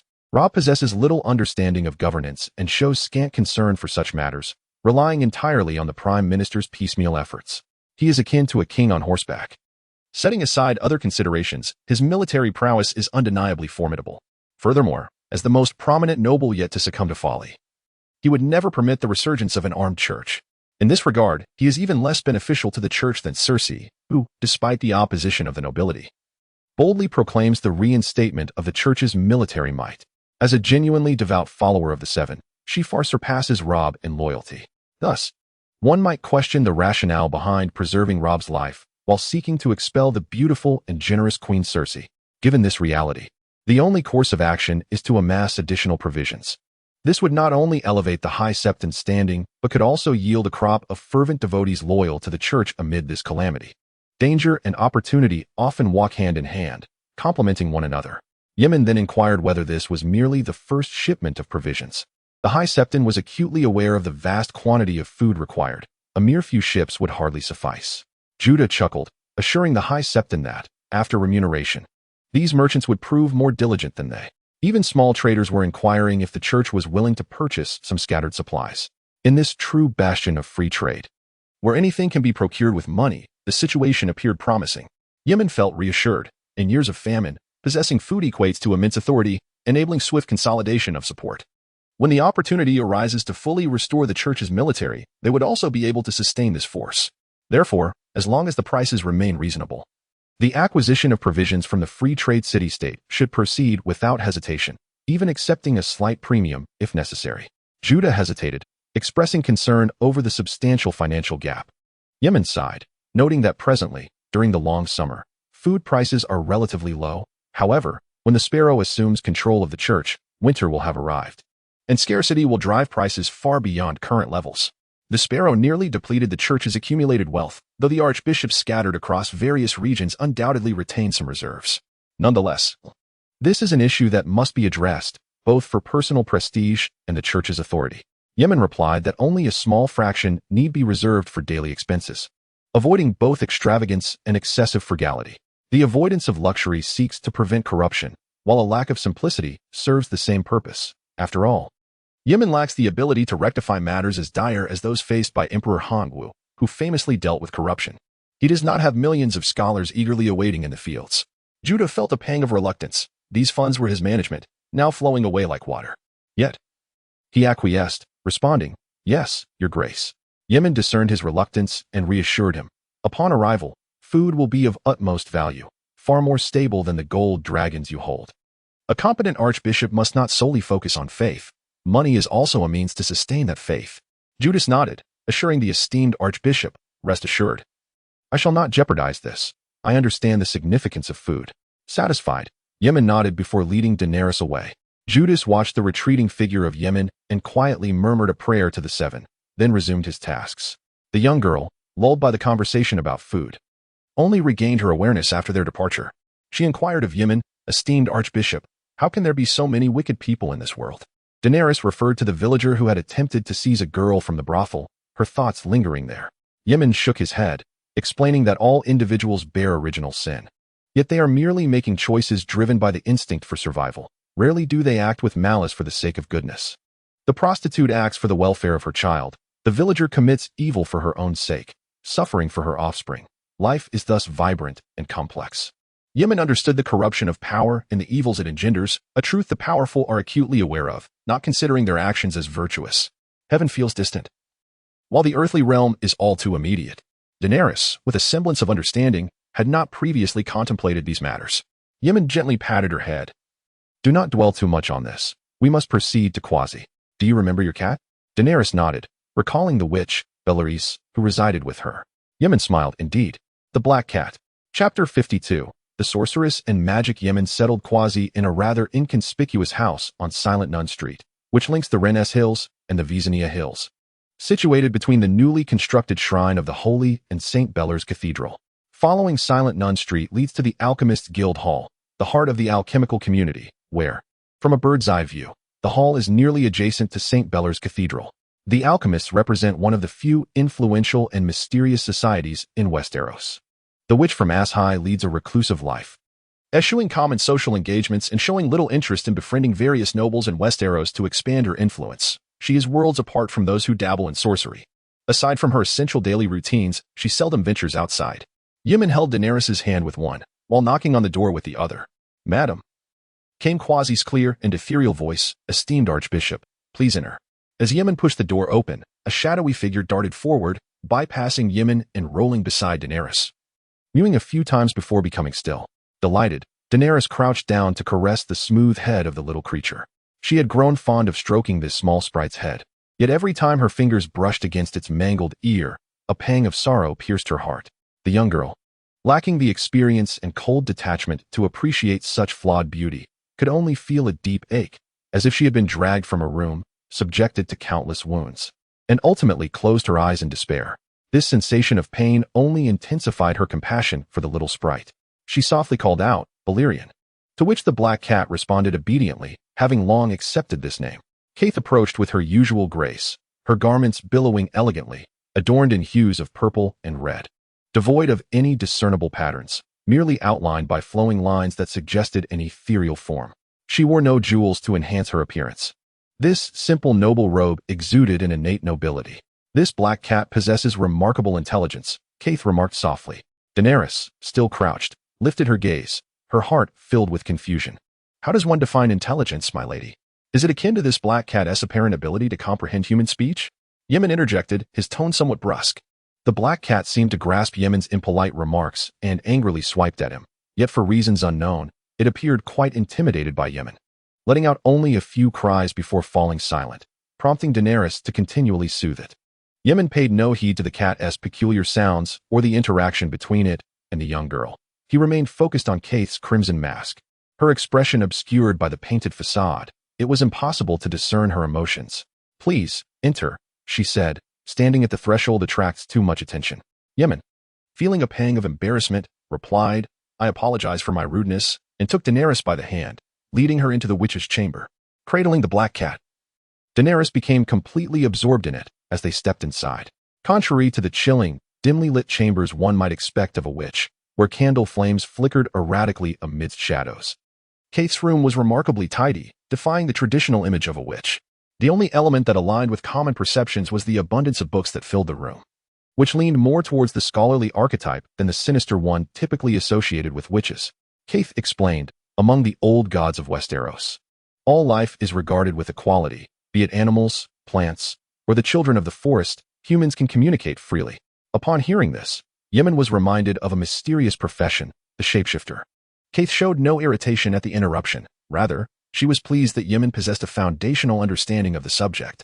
Shapeshifters can inhabit the bodies of animals, and those of a higher caliber can even perceive from the perspective of plants, at which point they may be referred to as green seers. The sight of the green, Yemen murmured. Quaishi continued to elucidate. Indeed, the vision of the green, a sight unlike that of ordinary mortals, permits one to perceive the past and even the future, which accounts for their prophetic nature, often referred to as the priesthood of the old gods. Yemen, with a stern countenance, asserted that the seven are the only true deities. In the scriptures of the seven, the existence of other gods is never acknowledged. The world was birthed by the seven, and all things emerged from this divine genesis. As Daenerys listened to their discourse, a sense of bewilderment enveloped her, leaving her puzzled as to why the High Septon had adopted such a grave demeanor. Quaishi did not engage in a debate over this subject, nor did she even so much as twitch a finger, effortlessly gliding past the topic.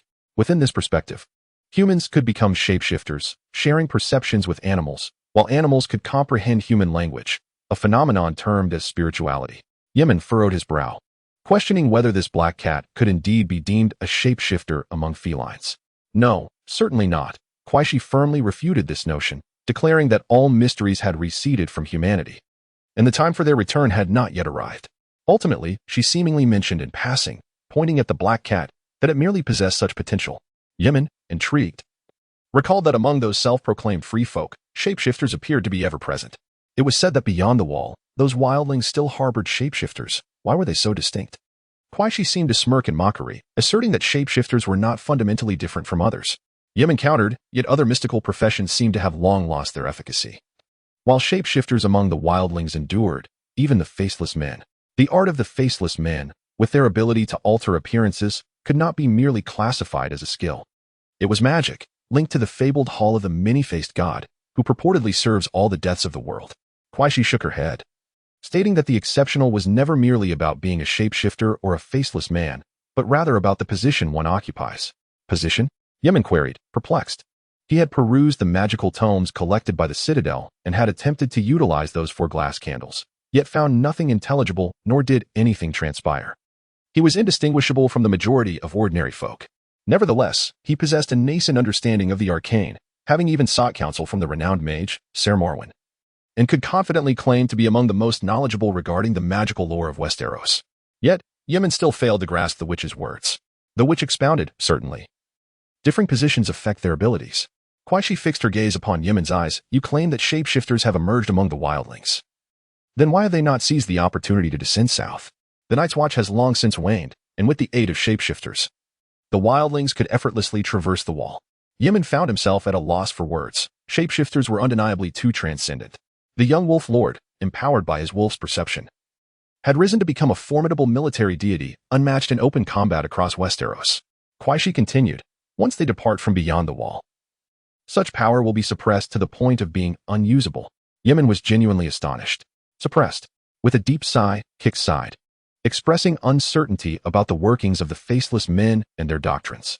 During his time in Ashai, he wielded magic with ease. However, upon leaving, even in Essos, he found himself devoid of its influence, and upon reaching Westeros, he could not even sense the presence of magic. Daenerys, casually stroking her cat beside him, seemed entirely indifferent to this information, bearing no burdens, and lacking the original courage that had propelled her into the halls of the immortal. Yemen found it hard to fathom that Westeros could be so utterly beyond his comprehension. Chapter 53, The Sorceress and Magic, Part 2. Kix was certain that, in terms of mysticism, Westeros was indeed a profoundly isolated realm. Yemen pondered continuously. If the wall to the north was a barrier against the influences of the arcane, while the far east, Ashai, retained the remnants of magic due to its unique geography, then Westeros itself lay almost in a desolate expanse of sorcery, one of the last places where the mystical might awaken. He naturally recalled a particular location, Dragonstone. Dragonstone was exceptional, not merely for its abundant deposits of dragonstone, which was a rare weapon capable of harming the White Walkers, but also because this obsidian mineral was intrinsically linked to the arcane. The Valyrians crafted glass candles from it, and the four in the Citadel had been obtained through exchanges and gifts from Valyria. Although the real-world obsidian possessed no extraordinary qualities in this realm, it held a unique significance. One of the export goods of that enigmatic city, Asfi, was Dragonstone. Geographically, Dragonstone was indeed closer to Westeros, situated adjacent to Blackwater Bay, while maintaining a considerable distance from Essos. Nevertheless, the Valyrian freehold had shown no ambition towards Westeros, yet maintained a presence on Dragonstone. Surely, this was not merely due to the island's volcano? Upon hearing her birthplace mentioned, Daenerys lifted her head, no longer engrossed in the Black Cat, her attention drawn elsewhere. Kix was somewhat astonished. He had not anticipated that the High Septon would consider this aspect. In purely geographical terms, Dragonstone was evidently nearer to Westeros, and could easily be perceived as a part of it on the map. Yemen listened intently, aware that they were approaching a critical juncture. However, in terms of mysticism, Dragonstone belonged to Essos, bearing no connection to Westeros. Of course, after 3 centuries of Targaryen rule, the current circumstances might differ. The witch from Asthi hesitated, asserting that Dragonstone now belonged to Westeros while simultaneously being under the jurisdiction of Essos. She emphasized that this was the case at present. Yemen contemplated deeply. Was this due to the earlier Valyrian dominion over Dragonstone and the subsequent Targaryen reign over Westeros?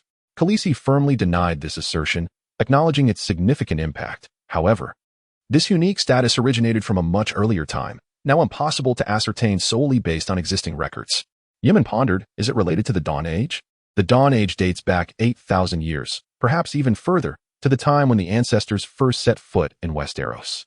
This era has left no written records, surviving only through oral tradition, and some scholars from the Citadel even regard it as mere folklore. Khaleesi deftly evaded the question, offering a cryptic remark that hinted at an even earlier time. Yemen began to comprehend that if it were any earlier, it could only trace back to the children of the forest and various ancient entities, akin to the age of the 2 trees in Middle-earth, a time when humanity left no narrative. Daenerys felt herself growing drowsy, utterly disinterested in these discussions, until her black cat, Balerion, meowed, drawing her attention. Unlike a young girl, she did not believe this feline could truly protect her like the legendary harbinger of doom, the Black Death that could consume cities in flames. Yet, it remained one of her few remaining comforts, a solitary companion to soothe her heart. Yemen remained oblivious to the girl's melancholy, a solitude crafted by his own hand.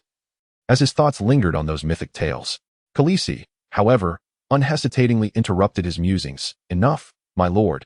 These matters are far removed from us, much farther than magic. Yemen understood well that these concerns were strikingly close to him. Lady Stoneheart, the miraculous resurrection of Jon Snow, the handiwork of the Red God, the Night King's ability to wrestle with dragons, the actions of the Cold God, the three-eyed Raven's battles across time and space, perhaps belonging to the old gods. What once felt like a warm sentiment now chilled to the bone, evoking genuine terror. This was no adversary an ordinary person should confront.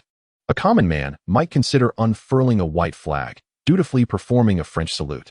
However, surrender would entail losing everything, and clinging to the bitter end would yield no different outcome. What, then, is the purpose of such a struggle?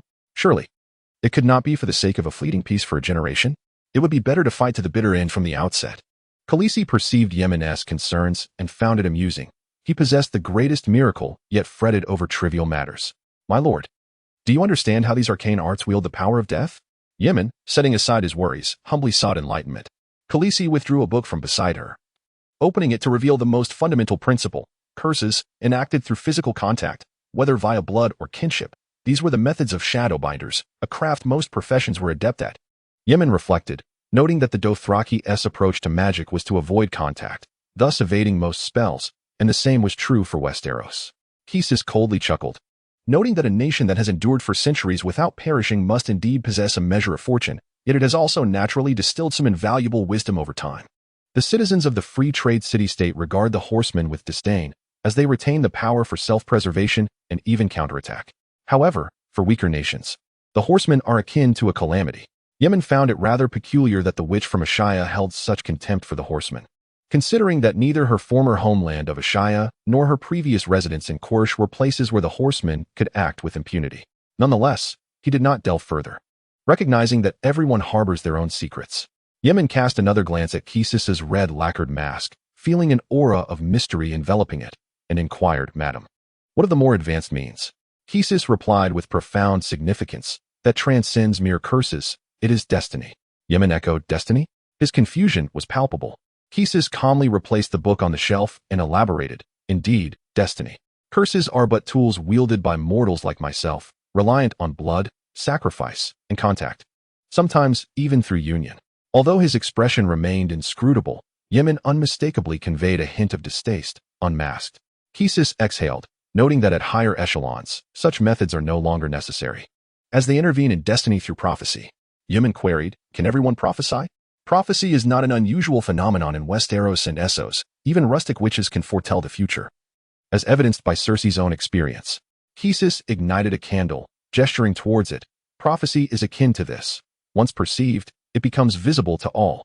Much like the flame of a candle, which may be obscured by the sun during the day but stands out in the night. She scoffed softly, falling silent. It was still daytime, reminiscent of an interminable summer. Yemen swallowed hard, understanding now that prophecy cannot be altered. Kisis stated, "Destiny must come to pass." They employed different terminologies. Yemen ceased to inquire further, refraining from questioning why the witch would divulge such ostensibly arcane knowledge to him. He had never encountered these insights in the records of the Citadel, and even Maureen the scholar might not be privy to them, for in Westeros, under the guidance of scholars and the church, a clandestine campaign of book burning and scholarly persecution had been conducted. He felt a trepidation in the face of the unknown, yet reassured himself, "At least she stands on my side for now." Yemen couldn't help but think of Stannis. Did he harbor similar sentiments toward the Red Priestess? That irreverent fellow? He also recalled the Mother of Dragons' unprecedented journey eastward and the truth that accompanied it. Yemen then recovered the smile he had lost and asked, "Madam, I hope this is not too forward, but may I inquire if I could peruse your collection of books?" This topic may seem presumptuous, yet Yemen understands that if she truly has a request, refusal would be impossible, especially given the month of acquaintance that serves as a foundation. The countenance beneath the clear mask bears a semblance of a smile. "Of course, Your Grace." At this moment, Yemen approaches the witch's bookshelf. In this era, books are precious artifacts. Despite the proliferation of inexpensive paper, the nobility still prefers the use of costly parchment and papyrus, which exacerbates the difficulty of knowledge dissemination. Aligning with their principles, Yemen casually opens a book, his movements exceedingly careful, that the contents are rather mundane, seemingly a scripture from an obscure sect of Essos. Equivalent in status to the Seven Stars Bible of the Faith of the Seven, but with a limited circulation, possibly even extinct, merely a cherished item of collectible worth. However, it starkly contrasts with his preconceived notions of magic, entirely dissimilar to the magical tomes amassed by the Academy. Despite the Academy's assertion that magic is merely a deceptive trick, they diligently preserve these texts within their walls, tirelessly seeking more, with no loss of material. Yemen's expression begins to falter as he extracts several similar volumes, and ultimately, he even retrieves a scripture from the Faith of the Seven. Turning to the masked witch, he seeks clarification. The witch, well aware of his inquiry, states directly that all mysteries originate from religion or ultimately culminate in it. The scripture they venerate is undoubtedly the purest essence of a sect, revealed for all to see. Gazing at the scripture in his hands, one he has perused countless times, Yemen wishes to voice something. As the High Septon, he is fully cognizant that the Faith of the Seven possesses none of these texts. The witch, intrigued, leans in closer, peering at the scripture. The Seven are omnipotent, and their verses are indeed worthy of study. Recognizing that the Seven do not exist, Yemen regards the witch, who shares this understanding, and cannot help but feel a twinge of mockery. With a smile, he softly remarks, "Indeed." Chapter 54. The little finger time flies, and the moment of farewell has arrived. Before departing, Yemen inquires, "Madam, would you be willing to visit the wall?" Yemen has begun to contemplate future plans. Without a doubt, the others remain the greatest threat, even surpassing the ancient wars with the Children of the Forest. If the conflict with the Children of the Forest was merely a war between races, for these elves do not harbor intentions of utter annihilation, the others, without question, possess such designs. 8 millennia ago, Azor Ahai, who battled through the long night, became the prophesied figure for all people solely because he ended that darkness. This also indirectly affirms that these aberrations pose a genuine existential threat to humanity as a whole. A crisis of life and death. The earlier one comprehends them, the more advantageous it is for future planning. Whether it is better to secure one's own domain before confronting external threats or to unite in the face of adversity, or even to divert calamity elsewhere. Preventing the mire from corrupting Westeros. All of these are considerations that warrant careful thought. Kate smiled, her face behind the mask revealing a glimmer of anticipation. Indeed, the wall itself is a nearly unrepeatable marvel of magic. Your Grace, do you harbor thoughts of journeying to the north? Yemen nodded, then shook his head. It was not fitting for him, as the High Septon, to venture alone into the north, particularly in a region where the Faith of the Seven does not hold sway. He could only hope to hitch a ride with the king. He had no intention of obstructing the death of the hand of the king. There was simply no justification. As a man of the cloth, he could not bluntly inform Jon Arryn that his wife would meet her demise at the behest of his vassal. Petyr Baelish, known as Littlefinger, was granted lands on the Fingers Peninsula, which falls under the Vale. Theoretically, he is a vassal of Jon, despite being the adopted son of Lord Hotin Tully of Riverrun. However, was he not already sent back home by the Lord? His rise to prominence was also due to the patronage of the Hand, which led him to ascend to the title of Lord of the Court and the position of Master of Coin within the small council. Littlefinger is undoubtedly capable, otherwise he would not sustain the kingdom's precarious finances. He adeptly maneuvers funds, ensuring the king has resources to expend, a feat made possible with the backing of Lord Tywin. For the Westerlands are blessed with wealth, particularly gold. Yet, this was not the sole reason for his elevation. With many capable individuals vying for the role of Master of Coin, it is improbable that only Littlefinger could fulfill this position. It is crucial to recognize that all individuals are replaceable. The kingdom itself was founded by the Stark, Tully, Arryn, and Baratheon families, with Jon Arryn being the practical architect of its formation. Should he possess Targaryen blood, his ascension to kingship would likely face little contention. The seat of the Hand is, in essence, dictated by their influence within the realm. Initially, Littlefinger's position was actually intended for the Hand. Among the council members, Renly and Stannis Baratheon symbolized the monarchy. Regardless of their personal relations with the king, their shared surname ensures mutual interests. Nonetheless, they cannot represent the Stark, Tully, Arryn, or Baratheon families. Nor do they have any connection to them, with Renly being more aligned with the Rose of Highgarden. Moreover, Ser Loras Tyrell and Varys, the Spider, symbolize the conservative faction of the Targaryens. Regardless of their personal sentiments, they are remnants of the old Targaryen court, naturally attracting the attention of the lords of the realm. King S. Landing and the Loyalist faction. Their positions serve as a balm for the old Targaryen loyalists, representing the knight who walks in the light and the servant who treads in shadows. Such individuals, possessing such a history, are readily recognized as the most trusted by the Hand of the king. In the scholarly city, the esteemed Lord Pycelle serves as a subordinate to the Lannisters. Following their efforts to redeem themselves and distance from the Targaryens, securing the Queen's allegiance naturally entitled them to a seat at the Royal Council. The Prime Minister's selection must also consider the interests of the Stark and Tully families, ensuring their benefits are safeguarded. Petyr Baelish, though merely a landed knight, has ascended to the ranks of the nobility as a Lord of the Vale. He was adopted by the Tully family and shares a lifelong camaraderie with Catelyn Stark, the wife of the Northern Duke Eddard Stark, fostering a deep bond. This friendship endures to this day. Choosing such an individual as the Minister of Finance presents no grounds for discord. Significantly, the Prime Minister commands immense prestige. His presence ensures stability within the kingdom. Even in the wake of King Robert's demise, the late Lord Blackwood, Brynden Rivers, held a comparable position, adeptly facilitating the selection of a new monarch following the king's death. Jon Snow, possessing far greater strength, undoubtedly enjoys broader support among the nobility than the former lord. Chaos is akin to a staircase. Only those at the pinnacle seek to maintain equilibrium. Those at the lower echelons, like Petyr Baelish, despite being the Minister of Finance, remain at the mercy of fortune and courage, ultimately akin to the most wretched mercenaries. Only those positioned high, yet not at the apex, possess the composure to manipulate the grand game. The successfully usurping Lannisters, the Boltons reclaiming the North, the Starks rising again, and the formidable Greyjoys, alongside the Targaryens and Martells, who have secured royal titles, all exemplify true players of this intricate chessboard. Regardless of their eventual triumphs or failures, they undoubtedly orchestrate the chaos, while Petyr Baelish, the architect of this turmoil, remains relegated to the shadows, unable to step into the limelight. Yemen, as the High Septon, occupies a position that is notably elevated yet not the highest. He is the High Septon, yet cannot be deemed a pope. This circumstance serves him well, regaining his focus. Yemen gazes at the waiting witch, Asha, and cryptically remarks that such an opportunity will soon present itself, not long from now. Kaith, taken aback, chuckles and decides to await the High Septon's summons. Daenerys knows she must return to her chamber, a new dwelling that could equally be described as a prison, akin to her treatment in the governor's quarters in Pentos.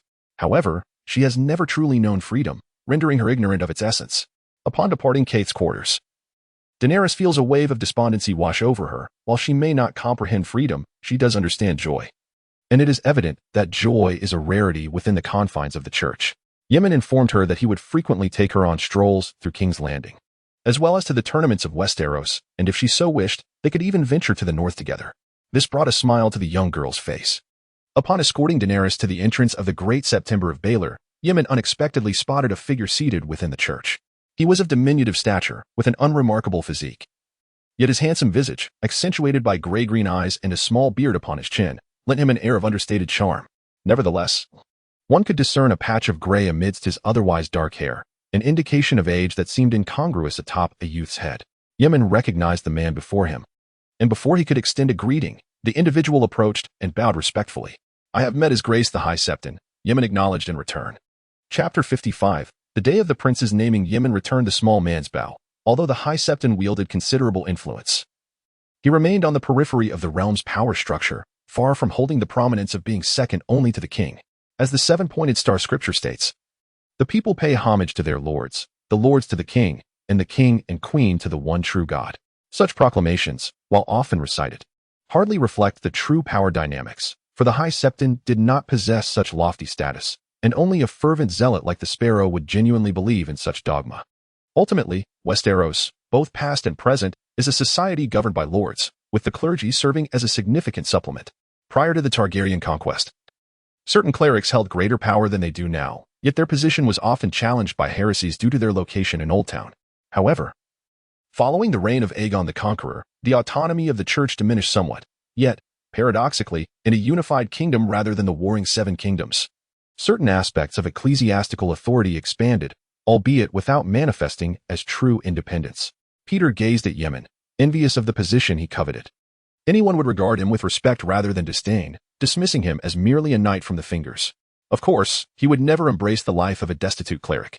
"Thank you for the warm welcome, Your Grace," Yemen inquired, curious about the reason for the Master of Coin's presence in the Great September. Under ordinary circumstances, had he not brought Daenerys out, the man would have remained in the Great September of Baelor. Was he, perhaps, the legendary omnipresent octopus of the realm? He refrained from asking. Daenerys followed Yemen, her first encounter with the nobility of Westeros since the banquet where she had met the Baratheon family. No one could deny that the Master of Coin was a pivotal figure in the kingdom, albeit a minor noble without strong roots. Yet, due to the favor of the hand of the king, he faced little opposition. Consequently, he was able to gather a cadre of similarly unanchored but capable lesser nobles to serve as his allies. The prime minister, burdened by the kingdom's dire finances, tacitly accepted this measure. In truth, within the realm of the Seven Kingdoms, no one could conceal the presence of this elderly man. Of course, he was oblivious to the twisted affections his wife, Lisa Tully, harbored for Peter. In a sense, Peter could be considered a figure of cunning in Westeros, albeit lacking a prince with exceptional value. However, Robert Arryn, or the peculiar Robin, might just fit that criterion. Peter glanced at the throng of people outside the door. "Your Grace, we cannot discuss matters here," he remarked. Yemen nodded in agreement, recognizing the inappropriateness of the setting. With that, he ushered the young Daenerys into a quieter chamber, a place typically reserved for receiving guests, with Peter trailing behind. As soon as Peter entered the room, he instinctively sought a seat, his curiosity piqued by the silver-haired, violet-eyed girl behind Yemen, who was undeniably beautiful, though still eclipsed by his beloved Catelyn. He couldn't help but wonder why the High Septon had summoned her to listen in. Was it his intention to cultivate her? Amused by the thought, he chuckled silently to himself. What reason would the High Septon have to support a Targaryen? Did he possess any aspirations for advancement? Perhaps it was merely due to her exquisite visage. Did the High Septon wish to keep a lovely canary? With this in mind, he casually initiated a conversation. "Your Grace, is this the daughter of the Mad King?" His tone bore no semblance of respect, laced instead with disdain. He relished in the opportunity to look down upon these aristocrats of ancient lineage, a distraction from his own humble origins. Daenerys felt a surge of indignation in her violet eyes, yet she remained silent, well aware that the usurper's subjects held her, a Targaryen, in utter contempt. Such was the nature of usurpers, their vassals dared not oppose them. Yemen refrained from a direct rebuttal. The Mad King's reputation had long since been tarnished by the victors of history, overshadowing any memories of Aerys' former wisdom and valor. Even during the Usurper's War, nobles from the Vale, the Riverlands, and the Stormlands betrayed their liege, choosing to swear fealty to the king, with the North standing as the sole exception. Naturally, the fates of those traitorous nobles were grim. "This is the princess of House Targaryen," Yemen said calmly, having no need to pander to a financial minister. As the faith of the Seven did not rely on state funds, Peter chuckled softly, scrutinizing Yemen's countenance, eager to discern whether he harbored any affection or covetousness for the young girl. He sought to understand the depth of the High Septon's devotion to the Seven. despite the rumors of his favoritism. Yemen, observing Peter's restless gaze, felt a twinge of displeasure. "My lord, do not forget your primary purpose." Yemen suspected that this meeting was yet another attempt to secure a loan, a pattern that had become all too familiar. Upon his arrival in King's Landing, he expended his wealth with fervor, persuading his colleagues to renovate the dragon's lair, transforming it into the Hall of Contemplation. His lavish spending alleviated a portion of the debt owed by the crown to the church. After all, the church's coffers were finite, and it preferred to invest in national wonders rather than lend to the king, in stark contrast to the original debt nearing 1 million golden dragons. The extensive renovations left the church's finances somewhat depleted, having lent the king just over 500,000 dragons, barely shy of 600,000. With the remainder funneled into the church itself. The dragon's lair was in such disrepair that its restoration demanded considerable effort. Naturally, Peter Baelish was indifferent to losing sight of his objectives. He cast a glance at Daenerys, and with his expertise in the art of seduction, perceived her as still untouched. He could not help but speculate on the archbishop's arduous endeavor to retrieve Daenerys. What could be the reason? Yet, such musings were of no concern to him. As his focus swiftly shifted, the esteemed archbishop was nearing the 12th named day of Prince Joffrey, and the king wished to hold the grandest tournament ever witnessed. He glanced at Daenerys again, adding, "Akin to the legendary tournament hosted by Lord Hightower for Prince Rhaegar in years past." Daenerys struggled to suppress the urge to gaze at Peter's face or heed his words, aware that it was during that very tournament that Rhaegar had bestowed the crown of love and beauty upon Lyanna Stark, the then Duchess of Winterfell and now the betrothed of the usurper. Since that moment, the Storlands had drifted further from the realm, culminating in the rebellion that toppled the ancient dynasty. Her disdain for this affable man began to grow. Peter, of course, discerned the shift in her demeanor, yet remained unfazed.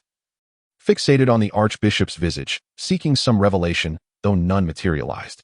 Yemen was well aware of that fabled tournament, despite being quite young at the time. He disregarded Peter's inappropriate analogy, as others saw only the shared experience of being heirs to the throne. However, both understood that the prince's status was a ticking time bomb.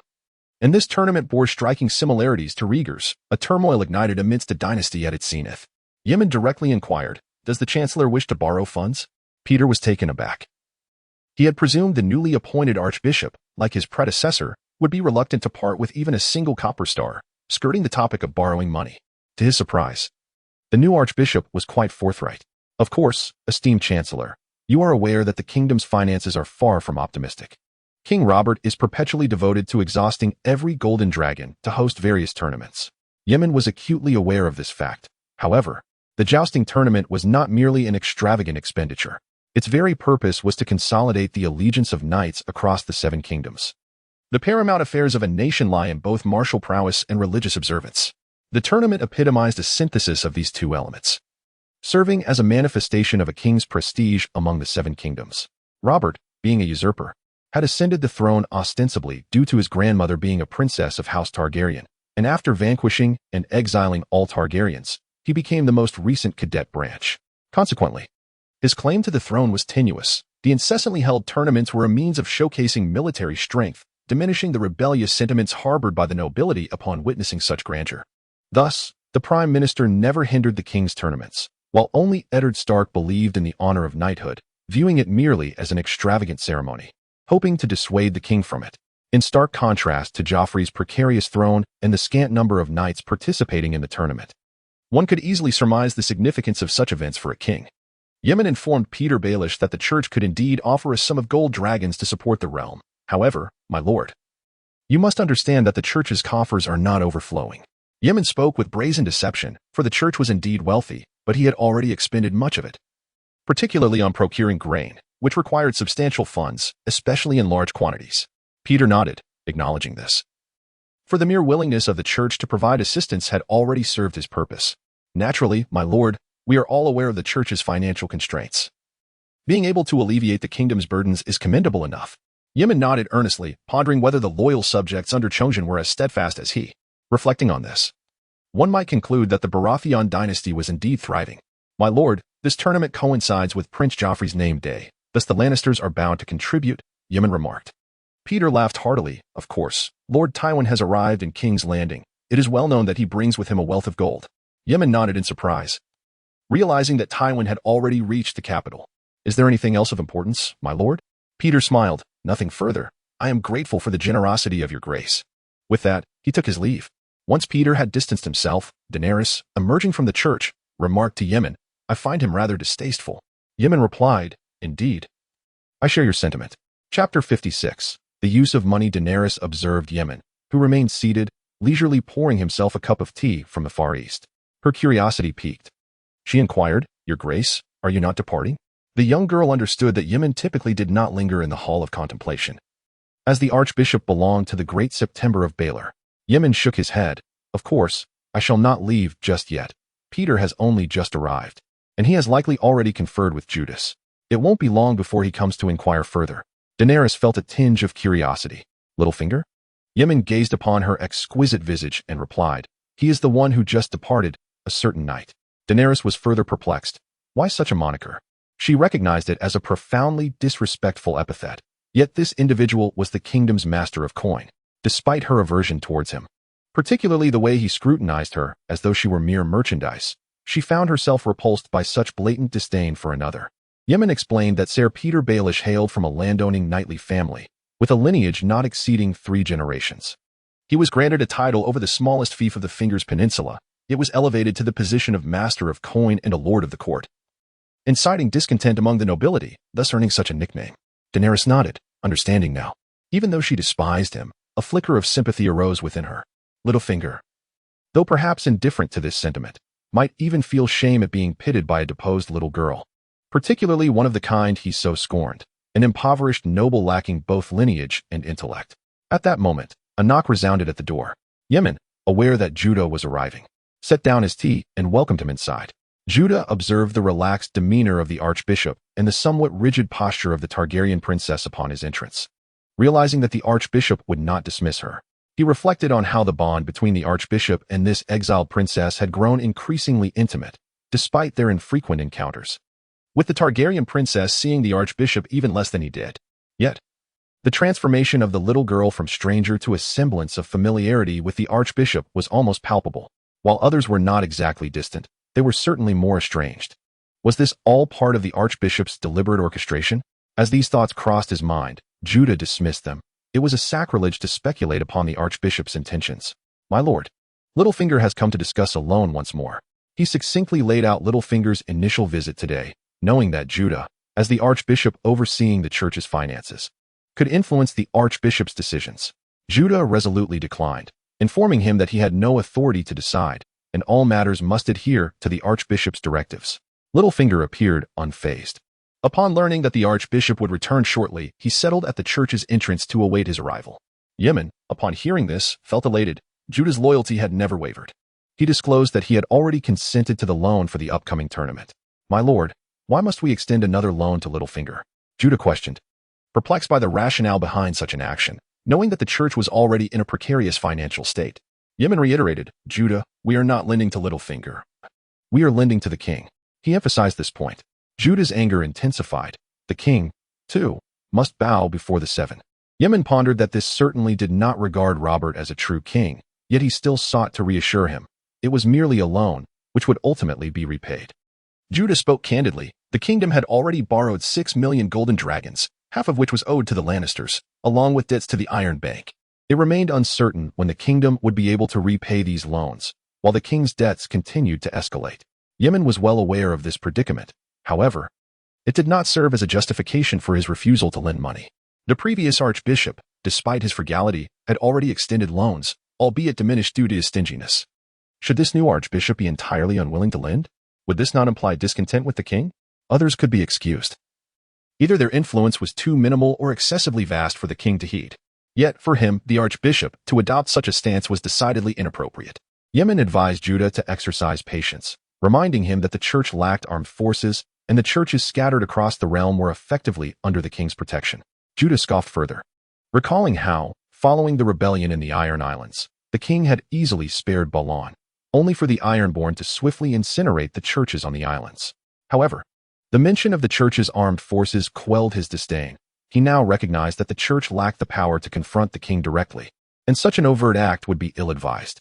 Upon hearing about the Iron Islands, Yemen felt exasperated. Those Ironborn had scarcely ever embraced the faith of the 7. Before the Targaryens, even the Undul people, who once worshipped the 7, had been assimilated by these marauders. It could only be said that the allure of plunder far outweighed the toil of farming for the common folk. The Ironborn had no desire to engage in honest agriculture, particularly as the Iron Islands lacked arable land. Even worse, the region was abundant in iron ore. To possess iron yet remain impoverished, both destitute and audacious, created a veritable blight under the faith of the Seven. After the establishment of the Targaryen dynasty, a few churches had been erected in the Iron Islands. Yet they served little purpose and were more symbolic than functional. Presently, the presence of the faith of the Seven in the Iron Islands was virtually non-existent. Yemen remarked that the issues in the Iron Islands could not be blamed on the king, even under the Targaryen dragon lords. The Ironborn could not find solace in their faith in the Seven, let alone under King Robert's hammer. In any case, ineptitude was preferable to willful negligence. Judah accepted this rationale. Then, my lord Archbishop, must we provide sufficient golden dragons? Yemen firmly countered, certainly not. Judah appeared perplexed, questioning how one might strike a balance. Yemen advised him to candidly communicate the church's difficulties to the kingdom's treasurer, explaining that the church was purchasing grain in large quantities from Essos and required funds to maintain essential expenditures, leaving little surplus wealth. The matter of grain could not be concealed. Such a significant acquisition would draw considerable attention and could not be hidden. Thus it would be better to use this opportunity to be forthright. Judah then inquired, how many golden dragons should we borrow, my lord Archbishop? And what is our bottom line? Yemen pondered carefully and, after some consideration, informed him that the amount should not exceed 100,000 golden dragons, ideally. It would be best to keep it between 50 and 60,000. 100,000 should merely serve as a final threshold. This sum would neither be excessive nor insufficient. And at a critical moment, it could facilitate Cersei's reconstruction of the church's armed forces, which the church so desperately needed in name. Judas nodded, saying, Your Grace. The high priest, I understand. His brown eyes sparkled with cunning. He had no doubt that Littlefinger would not manage the finances better than he could, and he was confident that he could keep it within the high priest's expectations. Yemen added, Do not be overly concerned with minor details, for that would undermine the dignity of the church. Judas nodded in agreement. Of course, Your Grace. He then departed. Daenerys observed the high priest, who was savoring the last remnants of tea in his cup, and boldly asked, My lord, you clearly do not wish to lend money to the usurper. Why then do so? She unflinchingly referred to the usurper by name, a title she would only use in Yemen's presence, in front of others. She would simply call him king. Yemen explained to her that money in itself holds no inherent value. Its worth lies in its ability to procure goods, to buy power, and even to forge agreements of mutual coexistence. The king, regardless of how fragile that reliance may be, remains a pillar for the church that must be upheld, albeit at a cost. Daenerys, though somewhat bewildered, refrained from pressing further. Her curiosity did not compel her to pursue the matter relentlessly. In parting, Yemen said to her, Little girl, I must take my leave now. Allow me to escort you back to your room. After returning to her chamber, Daenerys gazed at the retreating figure of Yemen in his white robes and softly uttered, Farewell, Your Grace. Only she heard her own voice. Chapter 57. The Prince Yemen stepped into the king's hall, followed by Andrew, who resided in the Great September of Baelor.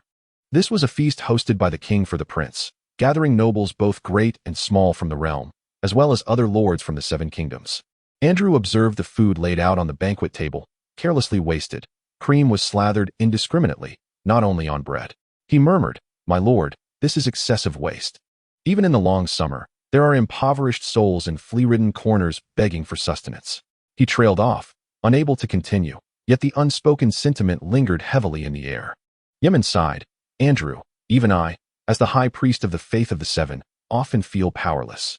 The greed of humanity is insatiable and uncontainable. Even though the light of the Seven always shines before us, these destitute people inevitably stray from the righteous path. Andrew's brow furrowed in concern, My lord. You have done your utmost. The desires of man are boundless. Even the Seven cannot redeem one who is ensnared in depravity. The whispers exchanged between the two were barely audible, and the others were disinclined to heed the monk's counsel amidst this joyous revelry. Their arrival was indeed tardy. By this time, the elegantly attired nobles had commenced their festivities. Clad in formal attire, they exuded an air of cultured sophistication, embodying the essence of refined nobility. Devoid of the brutality and coldness they often displayed towards their servants, they raised their glasses and toasts, encircling the central figure of the banquet, the seat designated for the king. The king and queen sat in parallel, while the ambitious widows, eager to win the king's favor, unconsciously gravitated towards the corpulent form of Robert. The noble women, with a hint of shyness, offered their toasts to the king, who unabashedly downed his drink and began to reminisce about his youthful charm, with the women nodding in agreement, seemingly oblivious to the fact that the king had become quite rotund, as if they were still addressing the dashing Duke of Storm's End. In these moments, the queen endeavored to repel these fluttering moths. Her disdain for Robert was palpable, yet it was the king's disregard for her own beauty, the radiant light of the West, in favor of these women that she found intolerable. It was, without a doubt, an affront to her dignity. However, her efforts bore no fruit. Despite the nominal equality of the king and queen, with even a shared throne, it was evident to all who held dominion, who was king and who was queen. Not every noble from across the realm feared the Lannister legacy. They paid little heed to the queen's increasingly frigid gaze, and fortuitously, neither did the king. He had long since become accustomed to such dynamics. At that moment, a young boy managed to break free from his mother-esque grasp. Blissfully unaware of the frosty atmosphere between his parents, his restless spirit ignited with anticipation. Joffrey was reluctant to remain seated on the high chair, feeling as though he were a prisoner, for he was, after all, the rightful host of this banquet. Yemen and Andrew casually chose a relatively secluded spot, preferring to refrain from excessive involvement in the festivities. In this corner also sat Stannis and his wife, opting not to partake in the revelry. Stannis was indeed a rather uninteresting figure, showing no interest in the toasts and exchanges of the nobility. The king's impression of him had dwindled to mere noise, as he incessantly urged Robert to be a true king. This irked the king, who had all but forgotten Stannis's steadfast defense of Storm's End. For the king was inherently forgetful, yet stubborn on certain matters, leading to a strained relationship between the brothers. Stannis had a daughter named Shireen, a year older than Robert's nominal daughter, Princess Myrcella, yet far less fortunate. He had not brought her to the banquet, as she suffered from grayscale, a grievous and potentially fatal affliction that had marred the left side of her face and neck with a ghastly gray-black scab, though she was, in essence, a remarkably kind child. She is the only child of Stannis, as he has no male heir. Yet it was a rare occasion when Stannis sought out Ymon to inquire whether the seven gods could provide a means to alleviate the suffering of this child. Ymon, however, was powerless. He was merely an ordinary monk bearing the title of the Holy Sun, incapable of healing. It was the first time Ymon witnessed the usually cold Stannis exhibit an expression of fury, not directed at anyone in particular, but seemingly expressing a grudging resentment towards the stone-carved sanctuary. Ymon refrained from approaching him, for they were not close.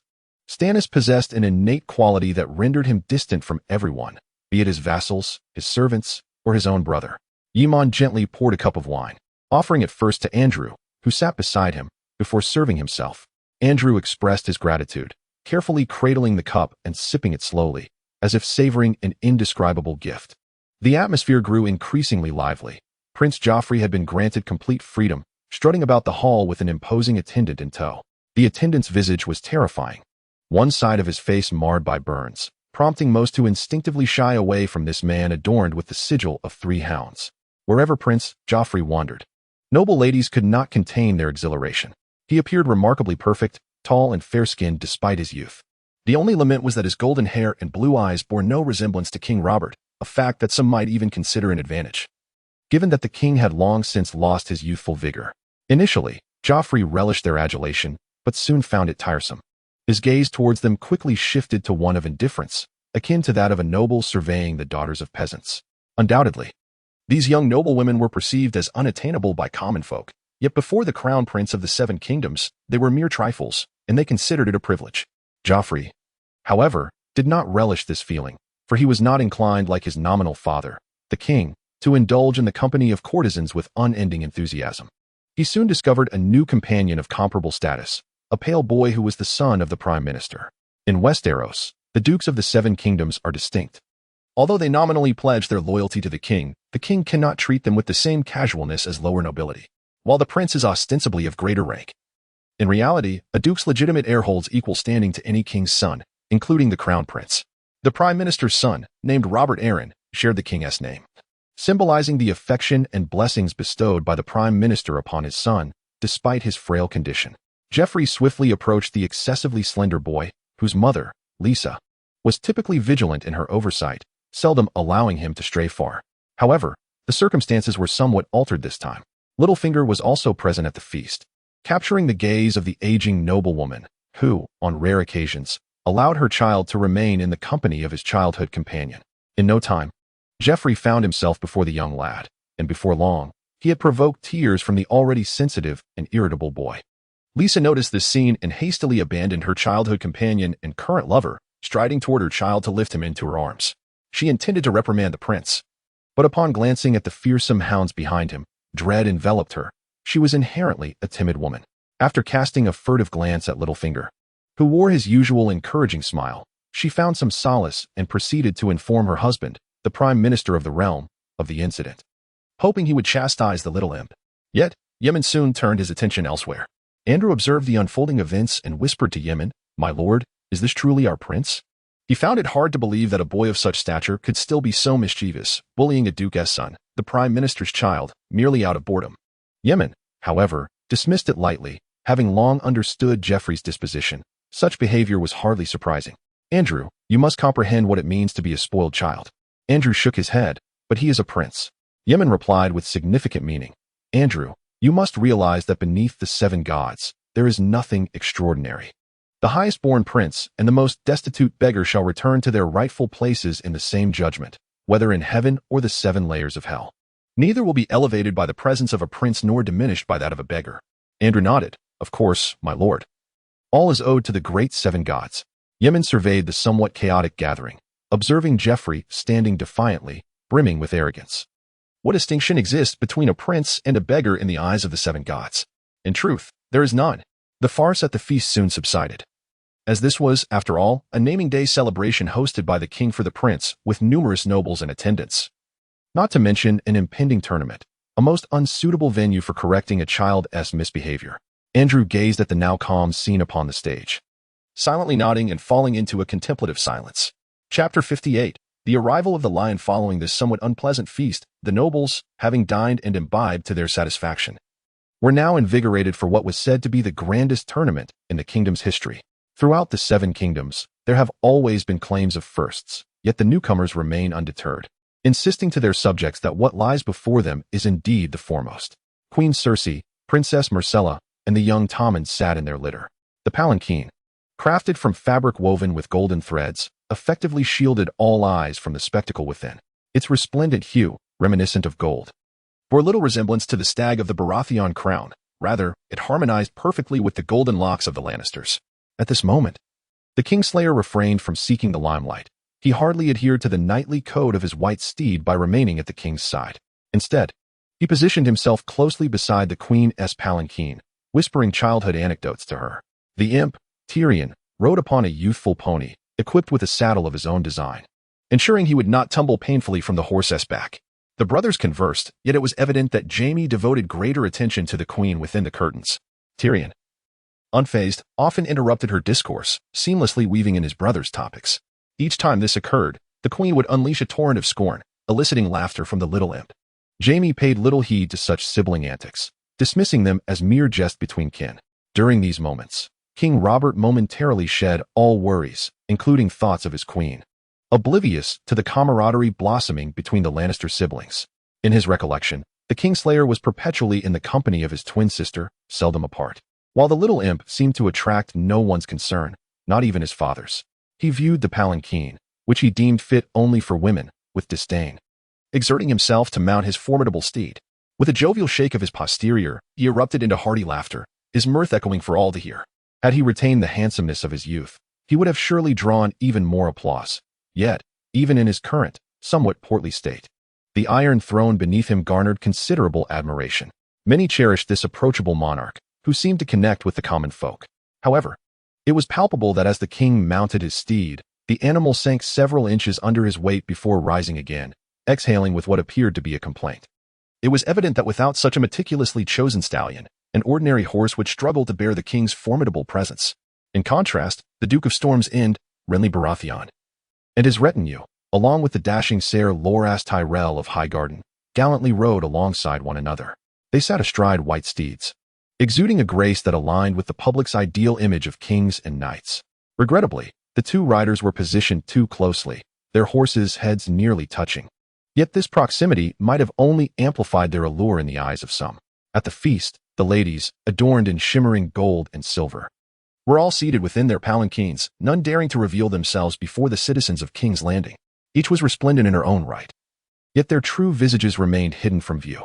The knights, in stark contrast, yearned for every gaze to fall upon their splendid figures. Their armor, each distinct in design, appeared light and novel, yet might well be encased in layers of steel beneath. All were acutely aware of their formidable prowess, and few paid heed to what seemed mere ornamental embellishments on their armor. Yemen and Andrew trailed in the heart of the procession, slightly behind the queen's litter, while the king forged ahead, galloping at the forefront. Perhaps lamentably, it was still within the city of King's Landing, and the rational King Robert refrained from indulging his desires to gallop freely. Nonetheless, this restrained venture offered him some solace amidst his ongoing discontent. His fearless captain of the King's Guard, Barristan, maintained a vigilant proximity to the king, ensuring a safe distance to seize any opportunity to protect him.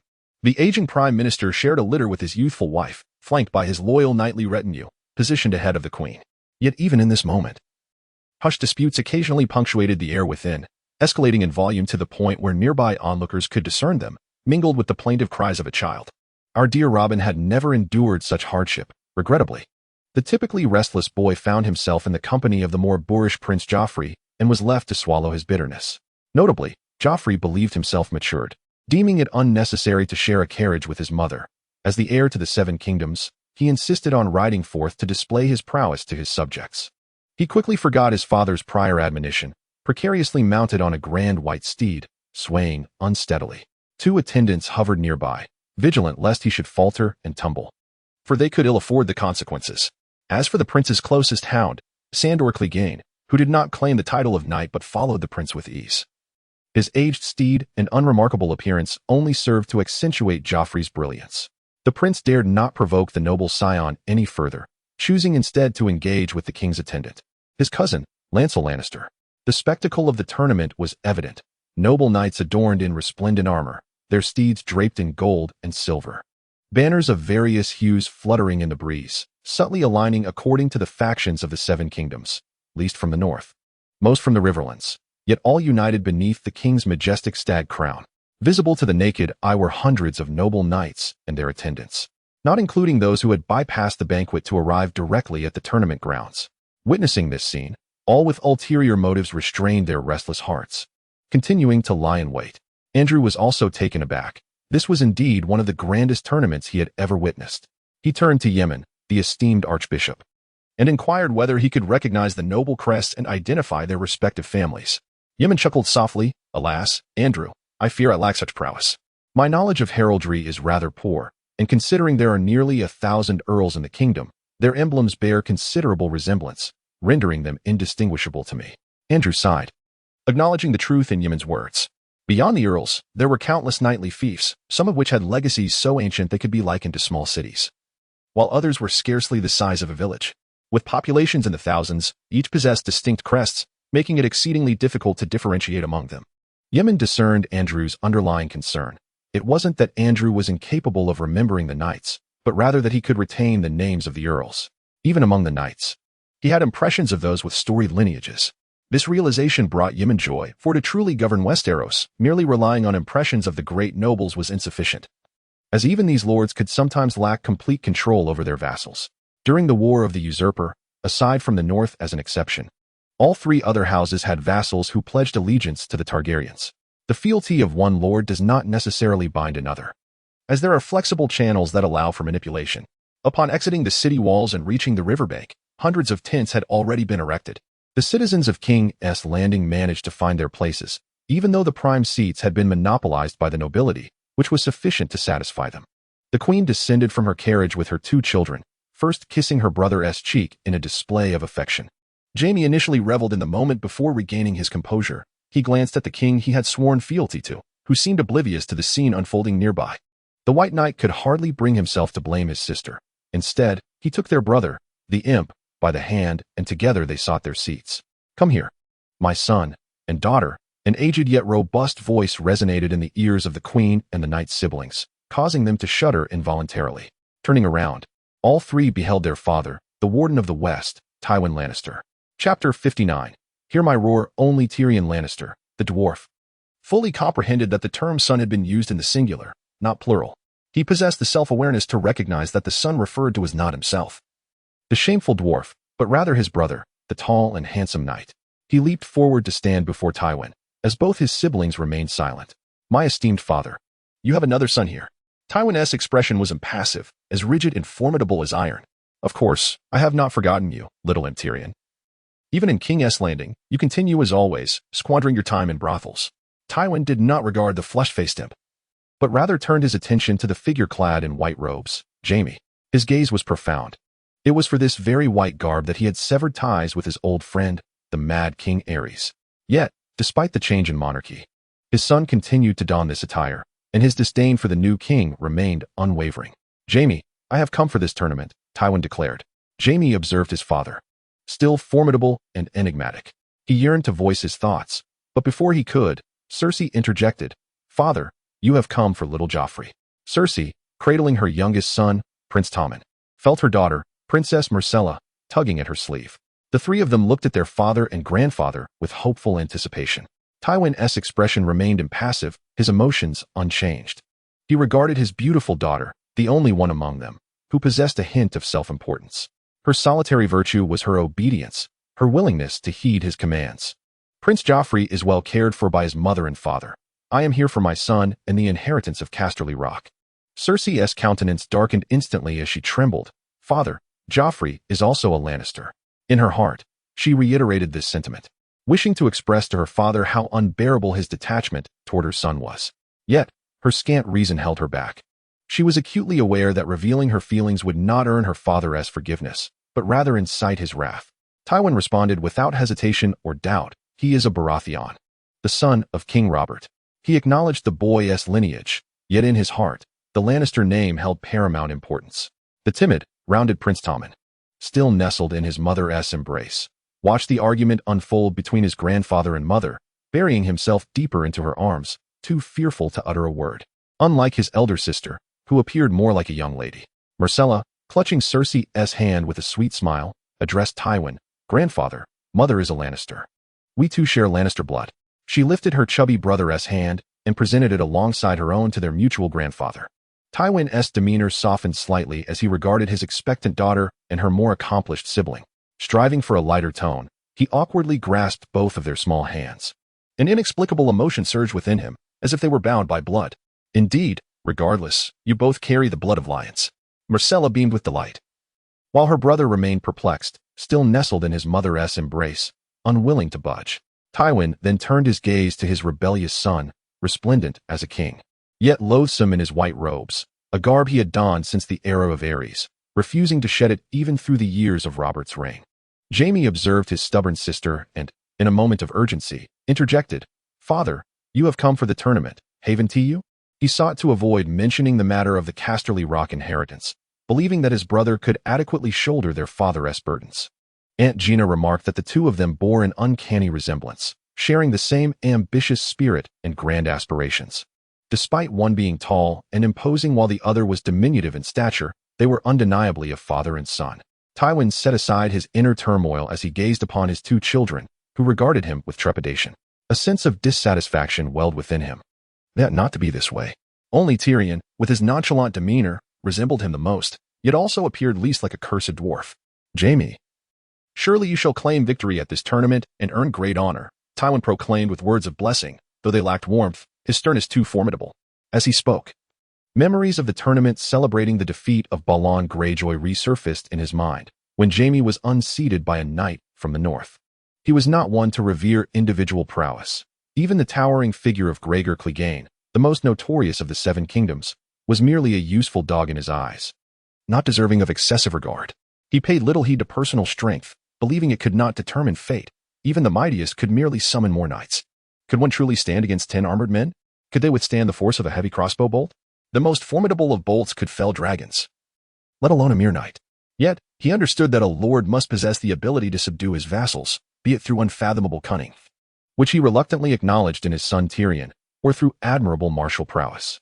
He turned his gaze towards King Robert, who was raucously cheering from the dais. A look of disdain on his face, though he concealed it when glancing back at Jaime. Jaime, brimming with vitality, took pride in his swordsmanship. Even though he had once betrayed his liege, he still remembered his brothers of the Kingsguard.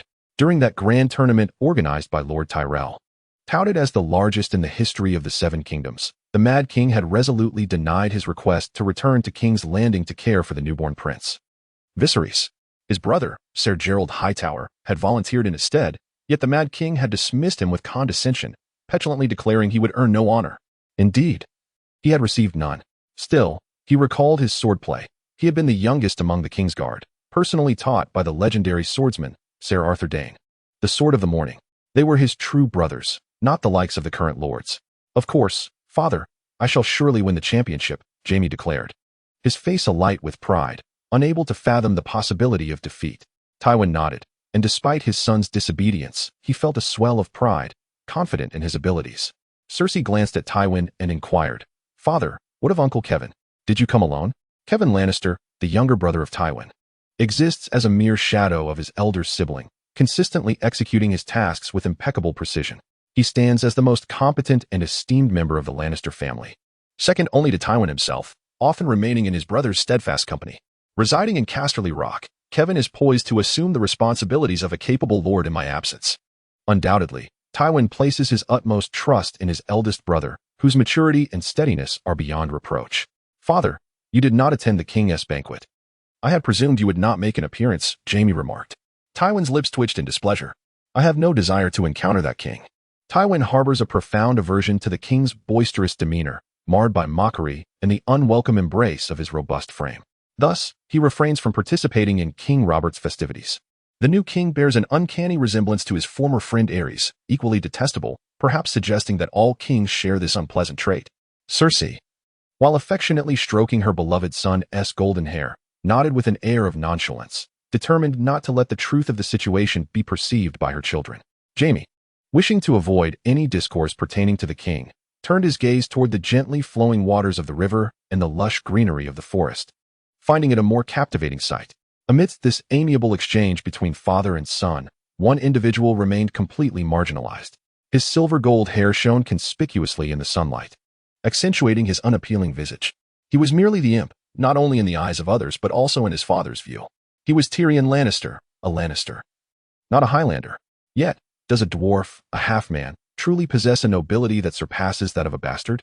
Tyrion gazed into Tywin's disinterested eyes, a wave of confusion washing over him. Was the answer not glaringly evident? Why then did he stubbornly feign ignorance? As the seating arrangements unfolded, the Lannisters found themselves directly opposite the Ironwoods.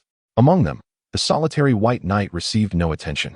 He did not believe that the Seven could redeem a regicide as deeply sinful as himself, a truth well known throughout the Seven Kingdoms. The Queen offered a slight nod, eager to exhibit her poise and decorum in the presence of those of high station. The young prince, imbued with curiosity and admiration, still viewed the archbishop as a figure of resplendent vocation. To this child, the clergy, especially the archbishop, represented a noble calling. Princess Myrcella, upon spotting the long-absent archbishop, eagerly approached him alongside her uncle. The queen, intent on reprimanding her brother as was her custom, glanced at her son and father, ultimately only moving her lips in silence.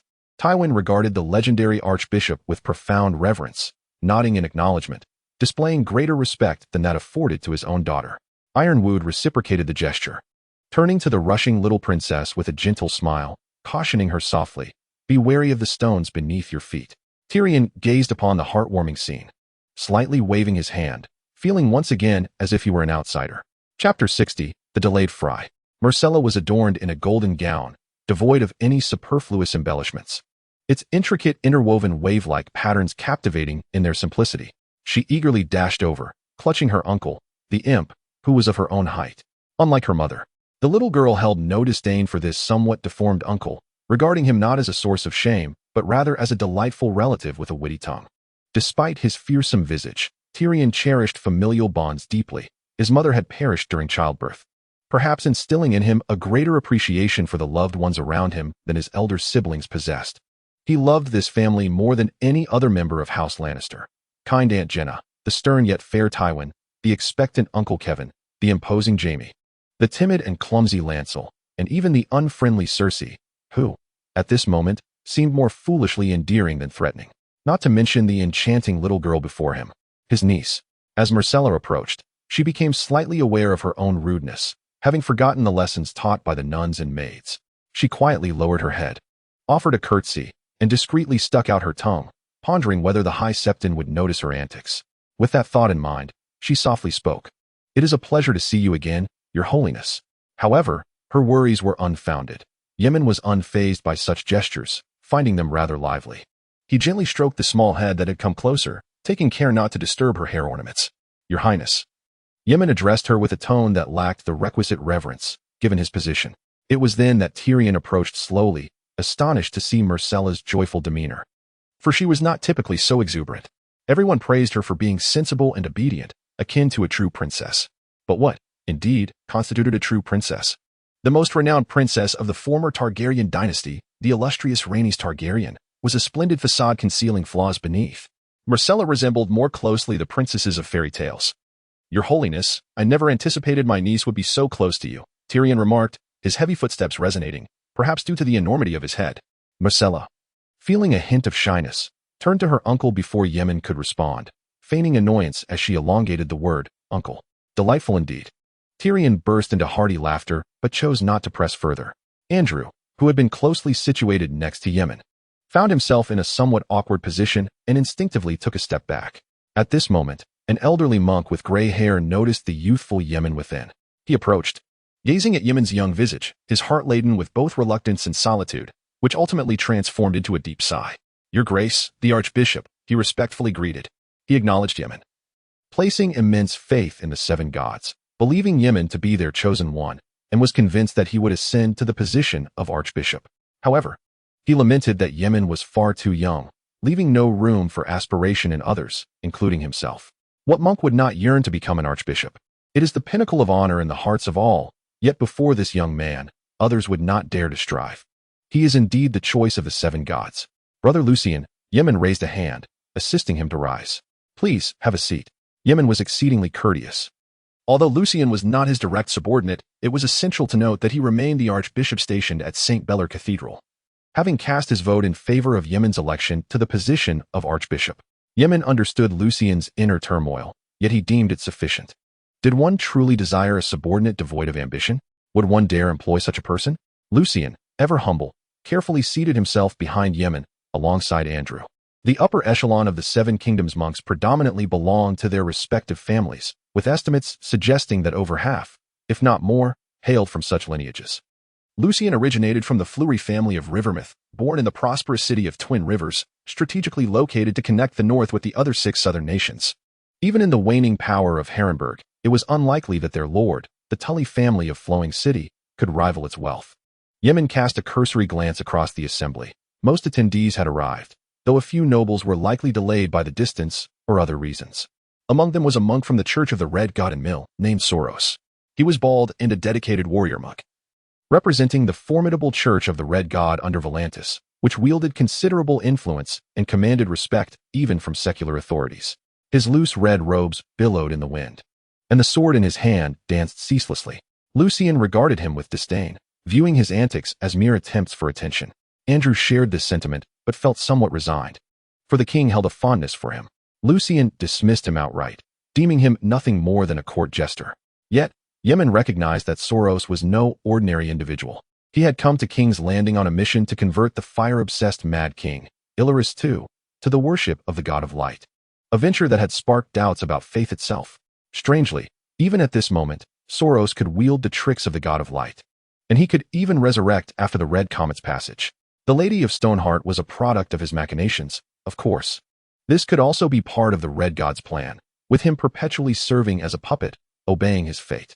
Naturally, his martial prowess was quite formidable, having bested the hounds thrice and secured numerous victories in group competitions. However, Yemen was acutely aware that this was not the opportune moment to engage with him. As a high priest of the Seven, he needed to steadfastly maintain his position and refrain from associating too closely with the heathen. Gazing into the distance, he was taken aback by the unexpected arrival of a carriage adorned with a vibrant blue twin tower against a backdrop of gray and white, especially since the tournament was set to commence imminently. Turning back, he addressed Lucien. "Lucien, the patriarch of House Fry has also arrived." Lucien, the 5th son of Lord Walder Fry, had been sent to the church. The Fry family, among the many earldoms in Westeros, could be considered relatively young, boasting a mere 600 years of history. In a land steeped in millennia of lineage, such a brief existence was often met with disdain. Not only for the Freys, but also for other lesser knightly houses like that of Littlefinger. It was an arduous plight. Lucian's discomfort was palpable. The Fry family had never enjoyed a favorable rapport with Lord Walder Fry.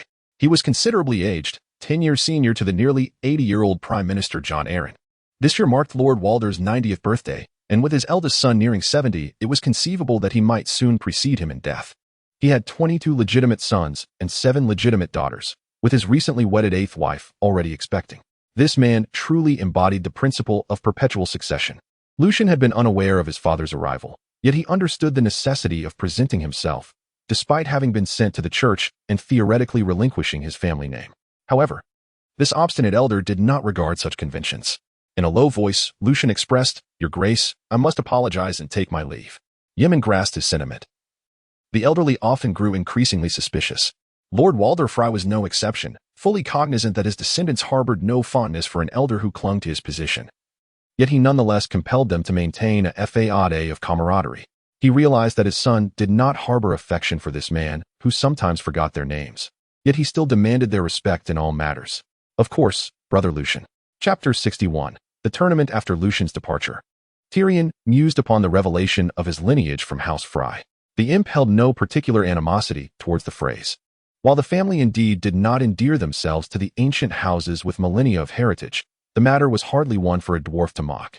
The Lannisters, including his father Tywin, shared this disdain. Even though his Aunt Jaina had married Walder Frey's second son, that was an affair of the previous generation. Unrelated to the mighty line of the West, Tywin. Not only Tywin, but even Jaina herself regarded it as a disgrace for the Lannisters.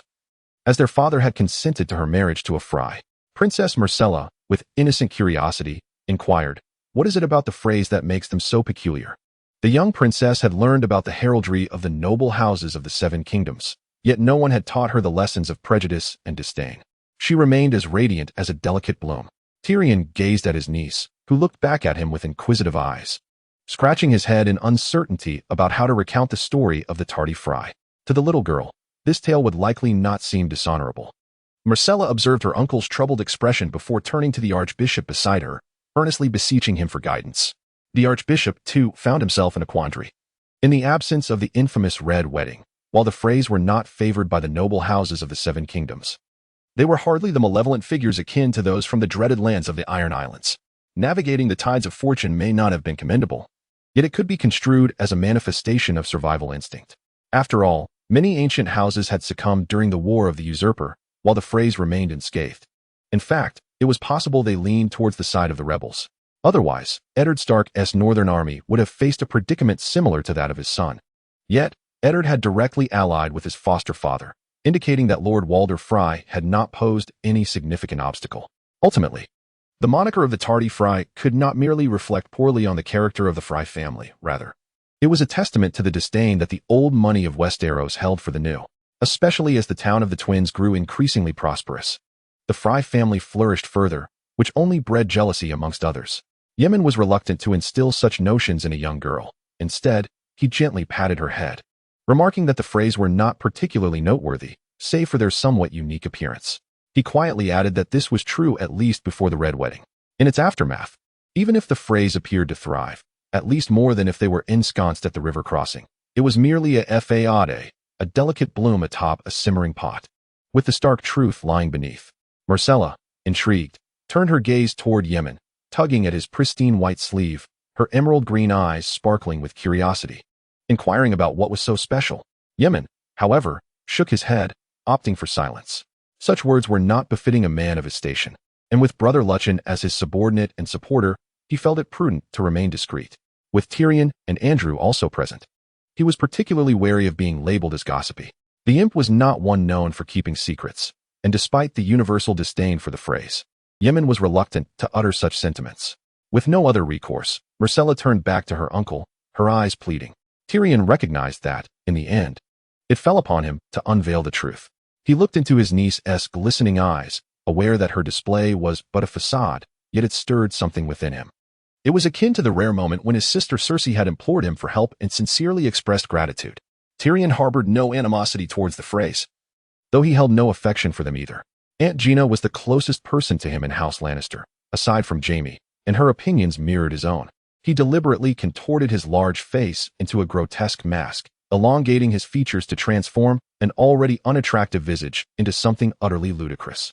"Miseria, look, the Fry family resembles this," he quipped, almost akin to a weasel. The young princess burst into laughter, having never truly encountered a weasel, as her royal upbringing had shielded her from such creatures. The term only surfacing in tales told by nuns or in the pages of books. Yet, witnessing her uncle's antics struck her as exceedingly amusing, not because of any weasel, but due to the impish nature of his gestures. Tyrion, too, felt a flicker of joy. The happiness of kin was infectious. He even mused, half in jest, on the unexpected efficacy of his countenance, wondering if his father would see it as further validation of his status as the family's disgrace. However, this thought was fleeting. His focus shifted entirely to entertaining his niece. Yemen, observing the scene, smiled warmly. Andrew spoke softly. "My lord, the tournament has commenced." Yemen was not surprised. The Marquis of Fry was likely the last noble to arrive, living up to the notorious reputation of tardiness associated with his name. It remained unclear whether this was a deliberate display of obstinacy or merely a case of simple lateness. Princess Miseria's attention drifted towards the knights milling about. The majority were noble knights, those willing to journey great distances for fleeting glory. Often, they were the second sons of nobility, deprived of the chance to inherit lands, ultimately bound to serve their elder brothers in hopes of securing a future, only to fade into obscurity. Yet, should one emerge victorious from the tournament, they would gain renown across the realm, especially in such a grand contest.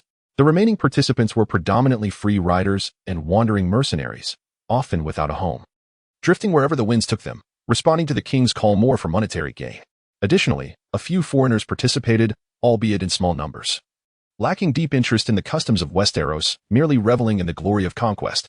Miseria gazed at the spectacle, where knights bore the Fry banner, their armor pristine, their steeds magnificent. Despite the unappealing visage of the weasel, they exuded an air of might. In stark contrast, another contingent lacked any support, riding ordinary horses, clad in mundane armor, wielding standard lances, nothing extraordinary. In some rural locales, such attire might elicit envy, but here in King's Landing, it fell short of expectations. Miseria paid more attention to the knights on the Fry side, pointing with her tiny finger, exclaiming to Yemen and Tyrion, "Your Grace, Uncle, look, the Fry family." Her tone suggested that the Freys were indeed something special. Tyrion, lazily surveying the scene below, found little interest in the tournament unless it involved his brother Jaime. Such knightly games had never pertained to him as a dwarf, relegating him to the role of mere spectator. He offered a casual acknowledgement, a response to his niece's enthusiasm. Yemen, too, noticed the emblem of House Froey, yet it was the individual to his right who struck him as more familiar. He softly murmured, "Simon." Princess Misila, standing close beside him, caught this utterance and curiously glanced at the seemingly unremarkable figure to the right, inquiring, "Your Grace, do you know that man?" Yemen hesitated to speak of Simon, though he felt no obligation towards him. Andrew, perceiving the Archbishop's reluctance, interjected appropriately, "Your Highness, that individual is currently serving in the church, and the Archbishop has some connections with him." Misila responded with an indifferent "Oh," as her interest was piqued not by the man in question, but rather by the Archbishop's momentary lapse. Yemen's gaze shifted to the fierce battle unfolding before him.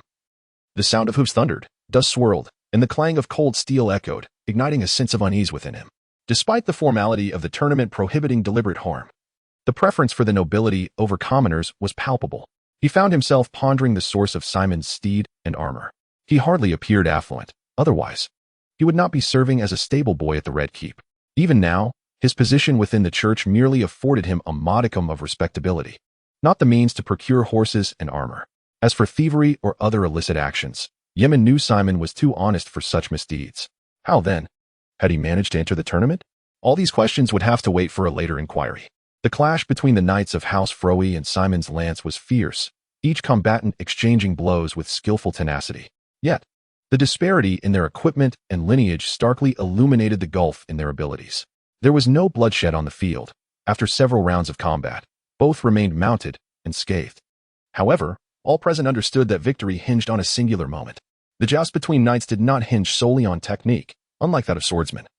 The might of majestic steeds and the quality of weapons were paramount, though horsemanship could certainly enhance one's prowess. Watching the charge from the sidelines, Yemen felt a swell of emotions. He had not anticipated that Simon could rise from a stable boy to a contender against noble knights in such a brief span. Though the knights of House Froey were not particularly adept, Their lifelong training in martial arts undoubtedly surpassed Simon, who had only received instruction from Rufus, a mere squire. While Yemen believed Simon had already achieved a level of honor in reaching this point, having successfully entered the tournament and holding his own against a noble knight, Simon himself seemed to harbor a different sentiment. The spectators gasped, their exclamations largely directed towards House Froey, whose infamous reputation had spread among the populace, yet it elicited little reaction. To the commoners, it was not a matter of great concern. Rather, the nobility's status itself was what truly inspired envy. Some supported Simon, primarily mercenaries who were also wandering knights. Sharing a bond of camaraderie, the two once again crossed paths. Mesila gasped, filled with excitement. Your Grace, he has triumphed. He has unseated the Knight of House Fry. This marked Mesila's first encounter witnessing a common knight best a noble one, which was certainly influenced by Simon's acquaintance with the Archbishop, allowing the young girl to resonate with the moment. Conversely, she held little awareness of House Fry. Tyrion cast a glance downward, then closed his eyes, humming a little tune. Andrew beamed with joy, and so did Yemen, who remarked to the little girl, indeed, he has won. Chapter 62. The champions fate. The knights below continued to engage in fierce combat, with several tumbling from their steeds, some suffering broken legs, while others were pierced by long lances due to their inadequate armor. Blood stained the ground, yet none seemed to care. The exuberant king was unconcerned. The benevolent prime minister paid no mind, the affluent nobles remained indifferent, and even the impoverished beggars were unfazed. They were all absorbed in this sanguine spectacle, with the crowd growing more fervent, cheering relentlessly for the victors.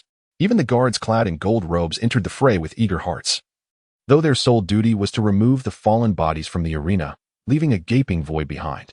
They grimaced at the bloodstains clinging stubbornly to their garments, knowing they would have to cleanse their attire once more. Next to enter was the Hound. Mesila whispered to Yemen, Your Grace, I recognize this man. He often follows my brother, as my mother insisted he stay close to him. Being in the court and her tender age meant Mesila had met few knights, hence her excitement upon noticing the Hound. This, however, was not the sole reason for her eagerness, as the Hound had appeared numerous times, each victory marked by decisive prowess. Mesila watched the Hound's opponent with great anticipation. Your Grace, look. His adversary is the fearless Barristan, captain of my father's Kingsguard. Even children had heard of this name. Bards in the distant north sang of his gallant deeds during the Battle of the Ninepenny Kings. Although he had aged, he remained a living legend in the minds of the people. Both the Hound and Barristan were familiar figures to Mesila, and their duel thrilled her. Yet, this kind-hearted girl recalled the earlier casualties in the tournament, and a twinge of fear gripped her at the thought of such misfortune befalling acquaintances. Mesila continued to chatter. Your Grace, I know Barristan must be stronger than the Hound, but at his age, I truly worry he might accidentally be unseated by the Hound. Yemen remained silent, understanding that the little girl merely sought a listener for her concerns. Soon, the outcome was evident. The venerable Barristan, in his prime, deftly evaded the formidable thrust of Sandor Clegane, the Hound, and subsequently sent him tumbling from his steed. It was apparent that the seasoned knight still possessed considerable stamina, for upon his fall, the Hound emerged relatively unscathed, with no blood shed from the lance's piercing. He rose to his feet, spitting out the dirt and grass that had entered his mouth, appearing somewhat disheveled, with half of his face charred and ashen, an image of utter disarray. A sense of shame washed over him. He was aware of his defeat, overcome by a knight, a mere elder. He recognized the renowned status of the White Knight leader. Yet he felt indifferent, acutely aware of his own frailty, despite his seemingly formidable appearance. The fear he inspired stemmed from his scorched visage, while the respect commanded by the prince behind him only amplified his own vulnerability. Thus, he exited the arena. As the spectacle intensified, the number of participants dwindled rapidly, and the champion was on the verge of being determined. After enduring numerous trials, Ser Loras Tyrell was ultimately vanquished by Jaime Lannister. Fortunately, he emerged with little injury. Myrcella discreetly cast a glance at the High Septon, feeling a sense of joy for her uncle's triumph. Yet she was curious about the Septon's reaction. The High Septon displayed little response. He was already astonished that Loras had advanced this far. Beside him, Tyrion observed his brother's performance with restrained enthusiasm. He recognized that the knights who had reached this stage were all exceptionally skilled, yet they lacked renown. He did not believe Jaime would falter against these unknown adversaries in a formal duel. Although a dwarf, Tyrion had spent his youth merely watching his brother practice swordplay. His father had denied him the so-called formal knightly education, leaving him unskilled in both sword and lance. He cared little for what appeared to be honorable combat. After all, these were merely methods of killing. What glory could there be in that? Did wielding a sword truly surpass employing strategy or poison in terms of honor? He never believed so. Of course, he would not belittle such weapons in Jaime's presence. For he understood that the sword in Jaime's hand was perhaps the sole pillar of his brother's conviction, even his faith. Jaime's next opponent was the fearless Barristan. Tyrion felt a twinge of concern. Despite the legendary White Knight's silver hair and evident age, he remained remarkably valiant. Just moments ago, he had effortlessly cast the Hound from the field. Tyrion recognized him as a vassal of House Lannister. But he was far more widely acknowledged as the brother of the Mountain, Gregor Clegane. The imposing physique of the Mountain was known throughout the Seven Kingdoms. Towering like a giant. Although the Hound fell short of his brother's stature, he was still robust, a figure few could rival. This time, Princess Myrcella was devoid of laughter. Her brow furrowed in concern, as she turned not to her revered High Septon, but to her little imp of an uncle. Tyrion's uncle, Jaime, could indeed triumph over Cersei, yet Tyrion harbored no certainty. His understanding of combat was scant. Nevertheless, driven by emotional ties, he rallied behind his brother, the White Knight. Despite their legends being somewhat disconnected. Of course, Myrcella, are you oblivious to your uncle's strength? Tyrion remarked, gazing at the youthful face reminiscent of both his sister Cersei and his brother Jaime, resolute and unwavering, revealing no hint of doubt. Is that so? Myrcella questioned, skepticism lacing her tone. She acknowledged Jaime's remarkable swordsmanship, yet his renown stemmed not solely from his skill, but rather from his esteemed lineage. Cersei, a knight of great repute, had earned his legendary status decades prior across the Seven Kingdoms. He was indeed a true legend, far beyond Jaime's reach. Raising her gaze to the High Septon for a more impartial perspective, Myrcella sought clarity. Septon Yemen, observing the girl's eager expression, chuckled softly. Even the greatest knights must eventually succumb to age. A wave of disappointment washed over Myrcella, her heart heavy as though burdened by a stone. The High Septon's words did little to uplift her spirits. Instead, they deepened her melancholy. Amidst their discourse, the outcome of the match had already revealed itself. Jaime had bested the aging knight. Yet, the old knight had managed to inflict a wound upon Jaime's arm. A painful jab through his armor, though he paid it little heed. As the old knight fell from his horse, Jaime dismounted in unison, relinquishing his lance to assist the fallen knight to his feet with his uninjured right arm. Cersei appeared dazed, gazing at the once youngest member of the Kingsguard. Now a regicide, acutely aware of his own frailty. The two exchanged no words, supporting each other as they led their horses from the field. The spectators remained oblivious to the signs of injury upon the regicide, whether it be the battle-hardened king, the astute Lord Tywin, or even the queen herself. Tyrion, brimming with excitement, turned to his niece. Myrcella, look, Uncle Jaime has indeed emerged victorious. However, the young princess felt a twinge of melancholy as she beheld the old knight's white hair and steady gait, recalling the tender moments he had shared in caring for her, leaving her less than jubilant. Next to enter the fray was Ser Loras, the Knight of Flowers, hailing from the Tyrell family of Highgarden. Originally a squire to the youthful Lord of Storm's End, he had fought valiantly to reach this stage. Though still quite young, the Knight of Flowers boasted an impressive record, having vanquished many noble knights with apparent ease, his cloak fluttering without even a speck of dust to mar its brilliance. His next opponent was yet another member of House Frey. One could not help but marvel at the prolificacy of Walder Frey. His offspring spanned a multitude of ages, with the one recently defeated by Sim N being noticeably younger, while the adversary Loras was set to face was nearly double his age. However, the outcome remains unequivocal. The Knights of House Frey did not endure for long and were soon compelled to withdraw from the contest, failing to secure a place in the pursuit of the championship. Next, it was time for Jaime to enter the arena, his resplendent armor gleaming conspicuously. His opponent was the equally formidable young Duke of Storm's End, who had also made it this far. Myrcella felt a twinge of conflict within her. Both men were her kin. One was her mother's brother, the other her father's. She found herself uncertain about who she wished to triumph. Your Grace, who do you believe will prevail? She inquired. Yemen, possessing a deeper insight into the caliber of Loras, despite being perplexed by how he had navigated to this point, understood that Jaime Lannister was not one to show mercy. He smiled at Myrcella, conveying a silent understanding. Myrcella, puzzled, glanced at her uncle. The imp shook his head, remarking, My dear Myrcella, how could your uncle Jaime be defeated? Especially not by Loras. As anticipated, the moment they clashed, Jaime swiftly unseated Loras with his lance, showing no restraint.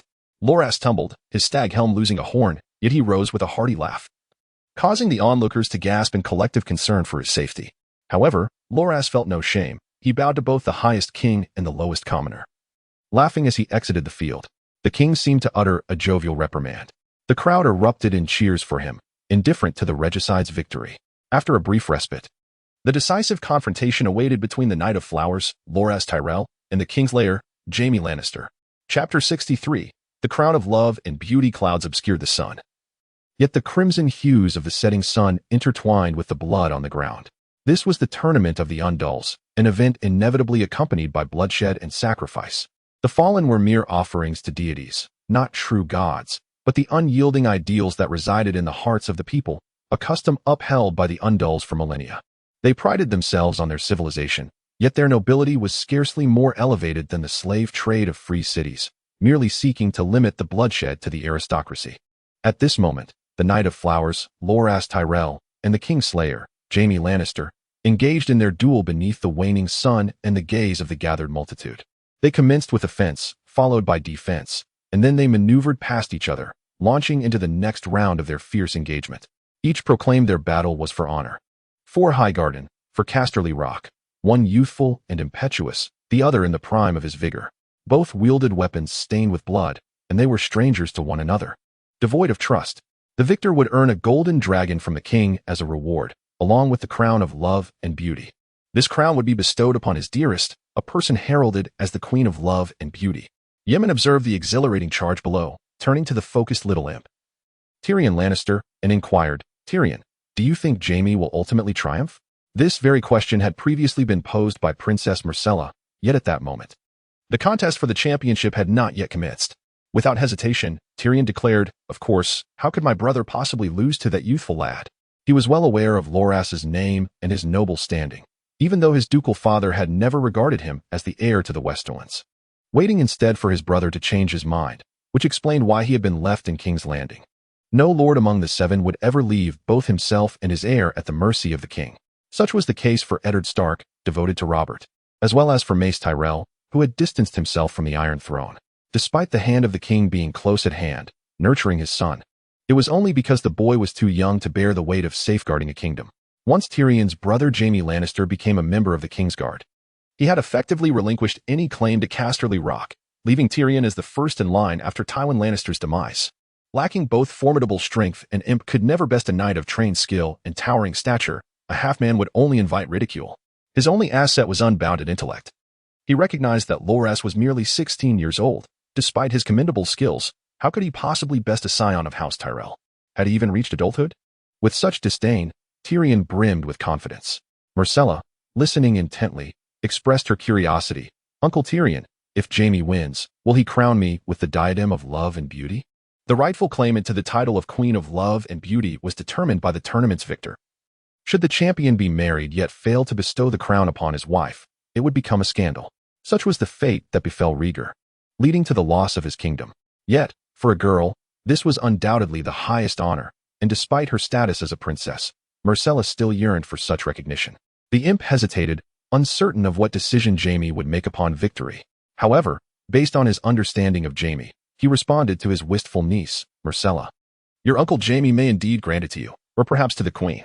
Myrcella pouted, feeling a bit disheartened and perplexed by the mention of her mother. Although the queen was her mother, such matters were non-negotiable. Her mother had won the crown of love and beauty on more than one occasion. Having served as queen numerous times, yet Myrcella, still young, had never experienced this herself. Tyrion shrugged, acknowledging the situation. The Kingsguard, sworn to celibacy and childlessness, had wholly dedicated themselves to the king, and theoretically, they could embody the king's will. Mizera remained perplexed, questioning the connection to the crown's rightful ownership. Tyrion, exasperated by his relentless niece, explained that, in theory, the ultimate claim of the Queen of Love and Beauty is determined by the champion, who selects the woman he deems the most beautiful present. However, the Kingsguard is devoid of such desires. He paused, knowing from his extensive knowledge of history that more than one white knight had retained their beloved, their affections unaltered by the constraints of their vows. He continued, stating that the white knight symbolizes the king. Thus, the accolade could be bestowed upon the king's wife, the queen, or perhaps the king's daughter, his little princess. He silently added that it could also be awarded to a girl he cherishes, despite the inevitable futility of such a romantic tale. Yet, the bards tirelessly extolled these narratives, celebrating the beauty of love while glossing over the tears of tragedy, presenting the finest facets of existence to the world. Moreover, based on his understanding of his brother, Despite his fondness for his niece, it was unequivocally his queenly sister who held paramount importance. This contrasted sharply with his own inclination when faced with the necessity of choice. Tyrion would prefer to embrace his kind-hearted niece rather than confront his sister, who would forever harbor prejudices against him. Mizera felt a mix of joy and silence. Jamin, observing her wistful demeanor, reluctantly interrupted her reverie, stating, "Your Highness, your uncle has been unseated." Tyrion could hardly believe his ears. The brother he held in such high regard had fallen to a youth so much younger than himself. Loras was merely 4 years senior to Joffrey, thus not even belonging to the same generation as his brother. Yet, akin to how the Kingslayer bested the fearless Barristan, he too had been unhorsed by the Knight of Flowers, the youngest victor to claim the crown of triumph. As the Kingslayer sought to thrust his lance and send the young man from the arena, Loras responded in kind with a strike of his own. However, Jaime remained unfazed. His resplendent armor complemented by the shield on his left arm for defense, while Loras had no time to raise his shield in retaliation. Yet, this notion proved gravely mistaken. As he was unseated, a flicker of regret crossed his mind. Indeed, Loras' lance had been thwarted by his shield. Yet his already weakened left arm could not bear the burden it was meant to uphold, having sustained injuries in earlier combat with the old knight. Following another fierce struggle, his left arm could endure no longer, though in the throes of battle, he remained blissfully unaware, perceiving everything as normal. Thus, he faced defeat. Jaime recalled the Knight of Flowers' earlier inclination towards mutual destruction, puzzled as to why this young man fought with such fervor. Had he known that if his left arm had held out a moment longer, even with the protection of armor, the young man would undoubtedly have sustained significant injuries. Yet, as he lay on the ground, he ceased to dwell upon these thoughts, fully aware that he had once again disappointed his father's expectations. His father, Tywin Lannister, had traveled great distances to witness this tournament, not to observe his son's fall from grace, nor to showcase the Lannister failure to the vassals trailing behind him. He scarcely dared to imagine how the Duke seated in the stands perceived him. Would he truly lose faith in him, turning his attention instead to nurturing his dwarf brother? This notion flickered through his mind. If that were the case, it might not be an altogether unworthy choice. As the White Knight, he was destined to forfeit Casterly Rock, and he hoped his father might find some satisfaction in his brother's capabilities. And what of Cersei, his beloved? How would she regard him? Would she scorn his swordsmanship? The young knight was beset by uncertainty. As he dusted himself off and prepared to rise, he caught sight of the young Duke of Windy Keep, the very individual he had easily vanquished. Witnessing the two young men celebrating the victory of the Knight of Flowers, he began to comprehend the folly of Loras' self-destructive actions, recalling his own disgraceful act of unseating Renly, which had left him utterly humiliated. He had exited the arena. Like every other vanquished contender, fortunately, he did not require the assistance of others to be carried off, unlike some who were borne away by golden-clad attendants. It was a relatively acceptable conclusion, he mused. At least he had not suffered any grievous injuries. Yet, no one would remember him as the runner-up, the failure. They would still jeer at him with disdain, calling him the Kingslayer, or perhaps even the failed King Layer. He did not consider himself a failure. He had slain Aerys. That was the only perspective he could cling to. The dwarf atop the platform repeatedly exclaimed, "Impossible," his disbelief palpable. How could the iron-willed lion of Lannister succumb to the delicate Rose of Highgarden? Myrcella felt a twinge of disappointment. After all, Jaime was her uncle, and she had harbored hopes of claiming the crown of love and beauty, but now it seemed a distant dream. She had scarcely glimpsed the Knight of Flowers, and this moment was nearly the closest she would ever come. Yet, here she was on the dais, while he stood below. Even as a princess, she doubted Loras would bestow the crown upon her. Unlike the two, Jaime understood that in a duel, even the slightest misstep could lead to defeat. It was not solely a matter of skill, weaponry, mindset, and even the wind could sway the outcome. No one could secure victory indefinitely. Just as the Seven Kingdoms' foremost swordsman, the Dawnblade, ultimately fell to the unremarkable Eddard Stark, so too could the Kingslayer's loss to the Knight of Flowers be more readily accepted. Not far from these individuals stood the entourage led by Duke Tywin, with the Queen among them. She abruptly rose, exclaiming, "Impossible! How could Jaime lose to that whelp? Surely, he must have resorted to trickery." Before she could utter anything more astonishing, Tywin reprimanded her, his previously impassive visage now darkened with ire. As he took his seat, it was as if he found the spectacle too shameful to bear, with all present casting their gazes upon her. Cersei complied obediently. The Queen, who appeared so willful to others, remained to her father the little girl he could command at will. She raised her eyes to the crowd below, where the king laughed heartily, as though it were not his White Knight, his wife's brother, who had lost, nor his former adversary, the Duke of Mace's son, who had triumphed. He was utterly delighted. Like the rest of the uncounted throng, he seemed to revel in the cheers for the Knight of Flowers. She cursed silently. Robert strode confidently toward the stage, followed closely by the old Knight Barristan, who remained vigilant, ever cautious. He approached the Knight of Flowers and his brother, embracing them with little distance between them. The king instructed his attendants to bring forth the floral crown that had been prepared in advance and presented it to the knight. "Speak up, lad. To whom do you wish to bestow this crown?" Renly encouraged his former squire, Loras. "This is your honor." Taking a deep breath, Loras replied, "Your Majesty, I have no beloved to claim. I wish to place this crown upon my sister's head." He had not even considered bestowing it upon the king's princess.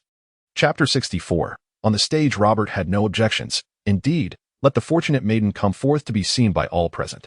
Loras did not refuse. This was their intent, as their family hoped to catch the king's attention towards the Tyrell girl, if only to stir a flicker of interest.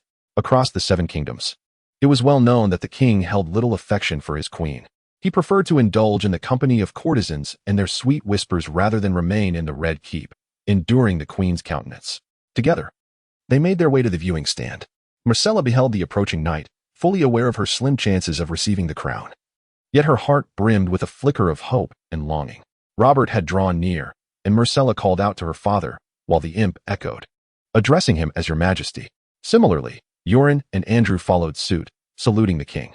The king greeted them warmly, affectionately ruffling his daughter's hair, seemingly unperturbed by her separation from Cersei, finding solace instead in the company of the High Septon. His genuine disdain for his queen was palpable, and he held little fondness for his haughty eldest son, yet he cherished this obedient and charming daughter dearly. The king continued on his path, ascending further. Myrcella watched the Knight of Flowers, now adorned with the crown, trailing behind him. Despite knowing her hopes were dim, her spirits were nonetheless dampened. Tyrion, on the other hand, paid little heed to such matters, observing the passing knight and fleetingly pondering how remarkably young he appeared, so youthful that he could scarcely fathom that this young man had bested his brother. On the platform, the initial impression was not as striking, but upon closer inspection, the dashing countenance of the individual evoked a twinge of jealousy in the diminutive figure. The gods often bestow their favor upon certain mortals, yet he remained untouched by their blessings. After the king and the knight departed, the curious onlookers followed suit, eager to uncover the identity of the Queen of Love and Beauty. Mysaria and Yemen lingered at the rear, while brother Andrew discreetly distanced himself from the archbishop, showing little interest in their discourse. Mysaria attempted to diminish the imposing presence of the archbishop, but her petite frame proved insufficient, leaving her somewhat disheartened. Yemen noticed the girl's struggle. He bent down, and with a gentle smile, she leaned closer to his ear and whispered, "Your Grace, I truly desire a crown like that. Yet I possess none, far inferior to my motheress." Her tone was laced with shyness. She wished to keep such thoughts private. Feeling a sense of embarrassment even before her own uncle, it was only to the archbishop that she felt comfortable confiding her sentiments, as he appeared exceedingly kind. Observing her disappointment, Yemen refrained from mockery or admonishment, instead offering a casual response. "Of course, my princess, every girl yearns for such adornments. When you come of age, I shall present you with a crown. Would you prefer one fashioned from golden laurel leaves or a diadem of acorns and oak leaves embellished with diamonds?" The little girl did not perceive this as mere banter. She pondered deeply until they could barely glimpse the king's silhouette ahead. Finally, she spoke. "I am not particularly fond of jewels or laurels." Mysaria reassured herself that her distaste for laurels was not due to lacking one.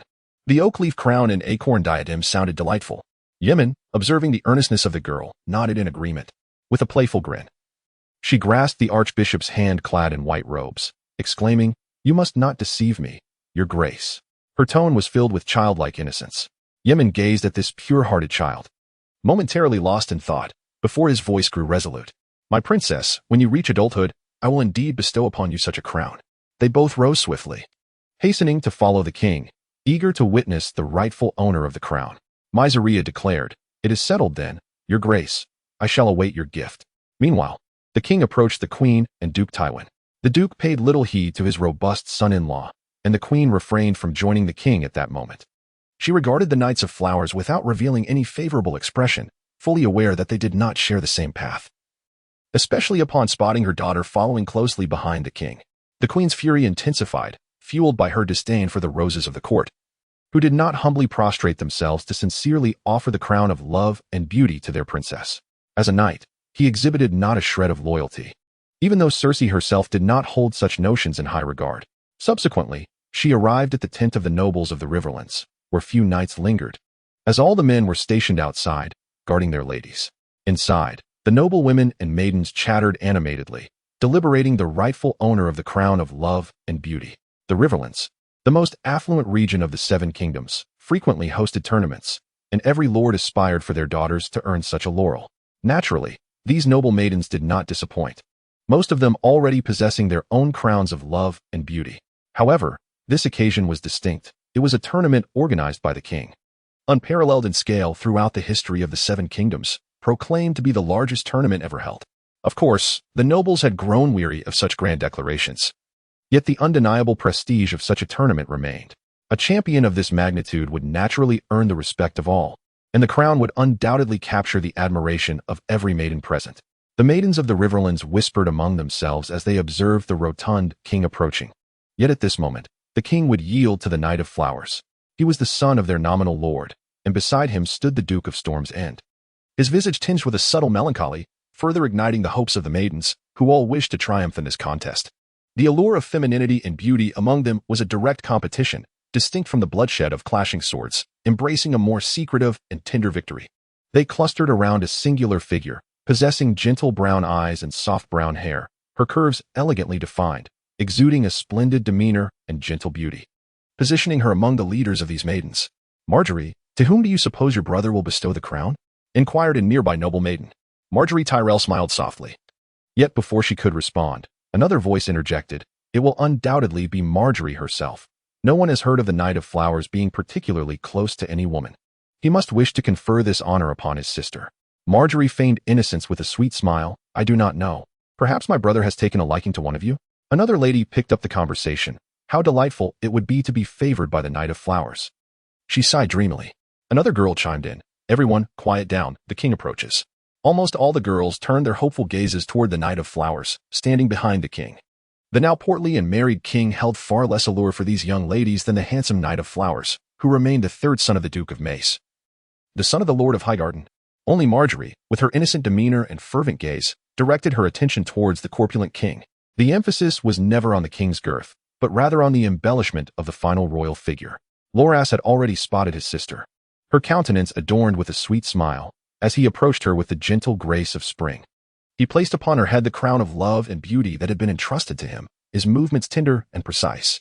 Crowned, Marjorie stepped beside the king, lowering her gaze so that he could not perceive her brown irises, her hair cascading neatly, allowing him a clear view of her chestnut locks.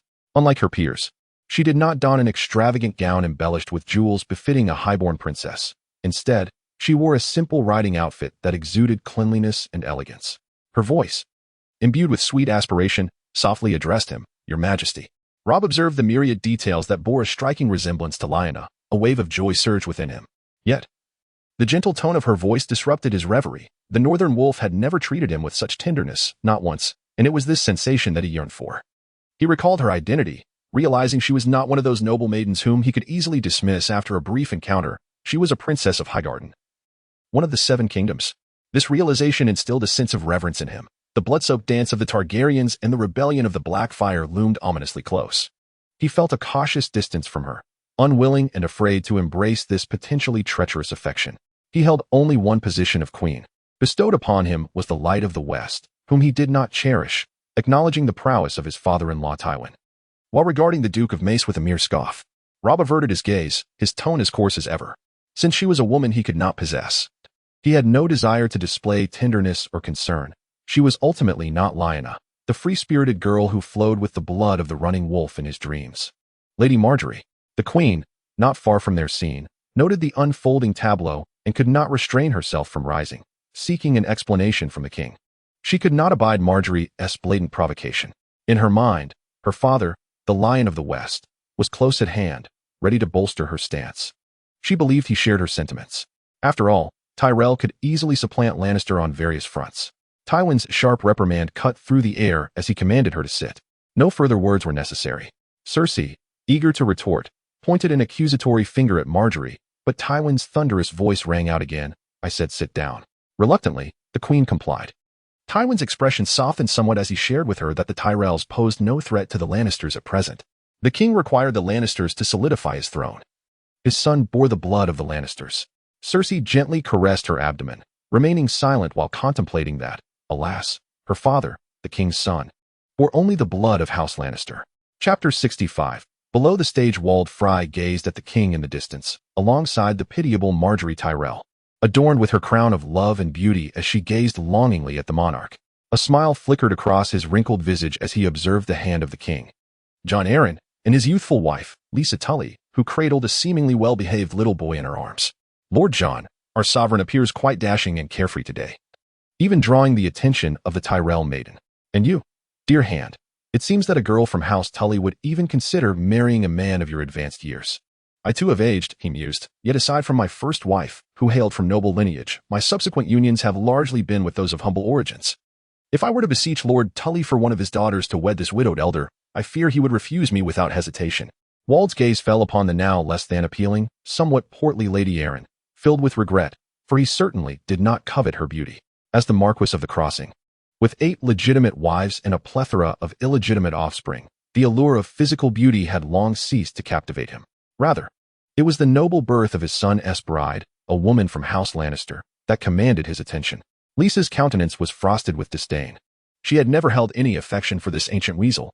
To her dismay, he now expressed concern for her well-being, an annoyance indeed. She tenderly embraced her child, finding solace in that small act. The hand of the king paid no heed to Wald's affront, for he was well aware of his own advanced age, being a decade older than Wald. Yet, they were of a generation, and in this era marked by the decline of old friends. Even the sight of once disliked acquaintances brought some comfort. Jon listened quietly to Wald's grievances, observing the king's respectful demeanor towards the Tyrell maiden, appreciating his restraint. He felt a sense of pride. Robert had finally matured into a competent ruler, understanding the importance of discerning his choices. As a king, he must possess a standard for what is permissible and what is not. He then turned his attention to the garrulous elder, forcing a semblance of a smile that seemed rather grim in conjunction with the other man's expression. Enough of your complaints, Lord Wald. Robert is indeed proving to be a commendable king. Jon paused, hesitating to declare him truly excellent, knowing well that his stepson was still not quite there. At our age, do we truly need to concern ourselves with wives? His conciliatory tone inadvertently provoked Lisa, who turned her back to him, focusing her attention solely on her beloved child. Wade chuckled, my dear Prime Minister, you need not concern yourself. However, I cannot afford to be indifferent. My wife has just been confirmed to be pregnant again by the scholars of the Academy. Jon was momentarily taken aback. Marquis Wade, how many wives is this now? Wade replied with pride, this is my 8th. Jon continued, if I recall correctly, you are 10 years my senior. Wade beamed even more, believing that the Prime Minister's remembrance of his age was a sign of respect. Indeed, your memory is quite remarkable. I, on the other hand, struggle to keep track of my children and grandchildren's ages. Jon scratched his head, not wishing to hear Wade phrase boasting. Yet he could not help but envy the old man. It was not the Fry family's lineage, which could trace its roots back to the time of King Hugo and stood in comparison to the ancient houses of Westeros, that he envied, but rather Wade's abundance of offspring. As it stood, Jon had only one sickly son, still very young, and uncertain if he would even reach adulthood. He interrupted Wade, enough. Marquis, I know you did not come to speak of such matters. Now, please reveal your intentions. Jon gestured towards the setting sun and the crowned Margaery nearby. The tournament had concluded, and time was of the essence. They ought to return. Wade extended 2 withered fingers, shaking his head. My Prime Minister, I wish for my 2 grandsons to become your wards in the court. He then retracted 1 finger, indicating the Prime Minister's young son, and conversely, your son might spend some time in the twins. Jon furrowed his brow, still pondering the advantages and disadvantages of this proposition, uncertain how to decline it. He had already resolved to send his child to Dragonstone to stay with Duke Stannis. His son, Robert Arryn, and Stannis' daughter, Shireen Baratheon, were of a similar age. And the bond he shared with Stannis' brother, King Robert, was well known. This arrangement seemed mutually beneficial. Yet, reflecting on Wade Fry's offer, it appeared quite fair, albeit somewhat greedy.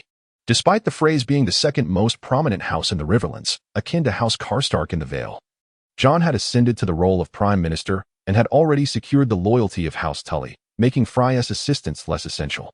At that moment, Lisa abruptly turned her head, gripping her child's arm tightly, nearly causing him to cry. She looked at her husband. This is impossible, Jon. No one can take my son away from me, not to the phrase of the twins. My sweet Robin will absolutely not leave my side, absolutely not. Lisa's demeanor was somewhat hysterical, lacking any semblance of the composure expected of a noblewoman, entirely unbecoming of her esteemed Tully lineage, as she emphatically reiterated her stance. Jon secretly breathed a sigh of relief, knowing that his wife's demeanor could temporarily appease Lord Walder, and the Tully family's status was more suitable to handle her family's vassals. However, Walder's expression darkened, despite the Tully family being his nominal liege lords, to whom he had sworn allegiance. Riverrun was no more prosperous or bountiful than his own Frey stronghold.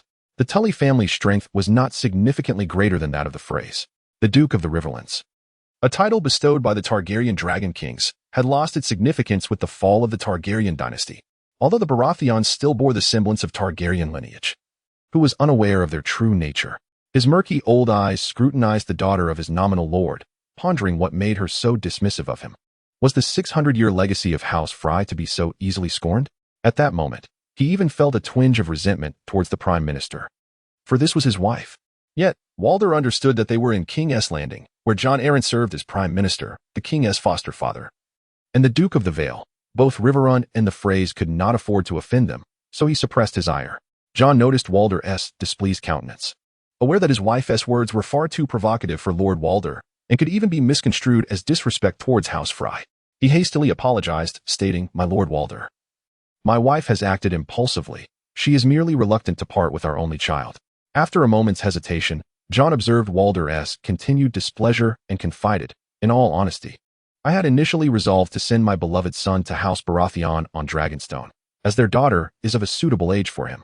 Before Jon could finish, Lisa had taken her son and departed, showing no regard for the Prime Minister or Lord Walder Frey. Jon then addressed Walder, "My lord, my wife does not wish to be separated from her son." Walder's anger lessened somewhat. He paid no mind to the departing Tully daughter, silently marking this grievance. Yet he remained deeply incensed.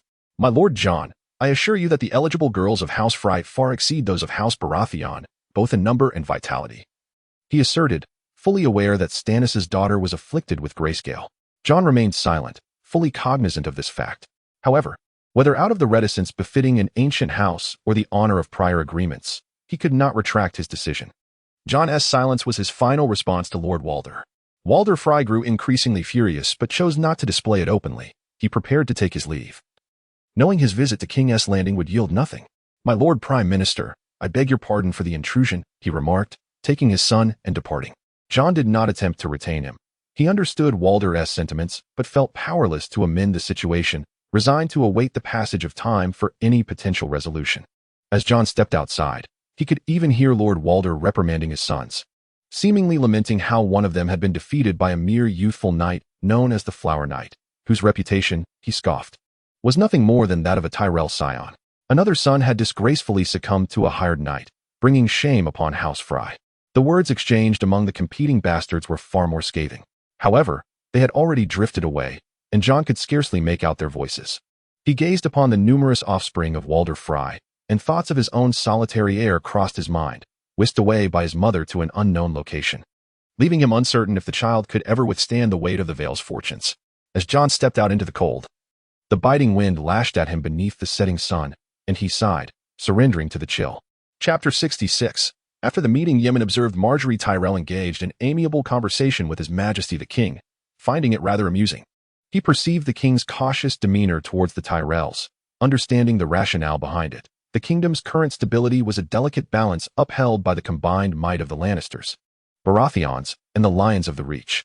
The expanse and populace of the Riverlands were unparalleled among the Seven Kingdoms, dwarfing even the North, which, despite its vast territory, suffered devastating winters that claimed half its population. Following the War of Usurpers, the nobility of the Riverlands had been deliberately isolated, yet their intrinsic strength remained unscathed, rendering the kingdom's oppression merely superficial.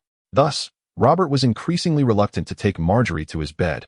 She was of noble Tyrell stock, with a mother from Oldtown and a grandmother from the island of Driftmark, intertwining their lineage with that of the Riverlands, at least on the surface. Moreover, Renly Baratheon, who had previously bested Robert, surely harbored no fondness for the king. It could be said that the great lords of the Riverlands were united in their disdain for the usurping coalition of the Lannisters, Baratheons, and Tyrells. Even in an attempt to curry favor with the Riverland nobility, Stannis had wed into the Florent family of Brightwater Keep, while Robert, in a drunken stupor at the wedding feast, had inadvertently fathered an illegitimate noble son with another Florent daughter. Fortunately, the Florents and their liege lords, the Tyrells, were at odds, often whispering that their bloodline was closer to that of House Targaryen and thus possessed a stronger claim to Highgarden. Otherwise, it could have sparked a dance of dragons devoid of dragons, a turmoil far surpassing even the Blackfire Rebellion. Had Robert bedded a Tyrell daughter and left her with child, it would have likely prompted the politically motivated lords of the Riverlands to unite. Consequently, the king continued to engage Margaery with mere pleasantries, intending to dismiss her advances gracefully. However, the young Rose nurtured by the old Rose possesses a remarkable talent for aristocratic socialization, completely disregarding the king's indifferent demeanor. Even more irksome to the king is his brother, Duke Lannister of Storm's End, who incessantly speaks on behalf of Margaery. His words laden with references to the queen's temper and the virtue of Tyrell, making one wonder if he is unwittingly advocating for himself. Robert is aware of the strained relationship between his brother and the Lannisters, yet he remains unfazed, perhaps even intentionally so. The Baratheons and Lannisters, as royal and noble houses, have never been harmonious. They share power while constantly vying for it.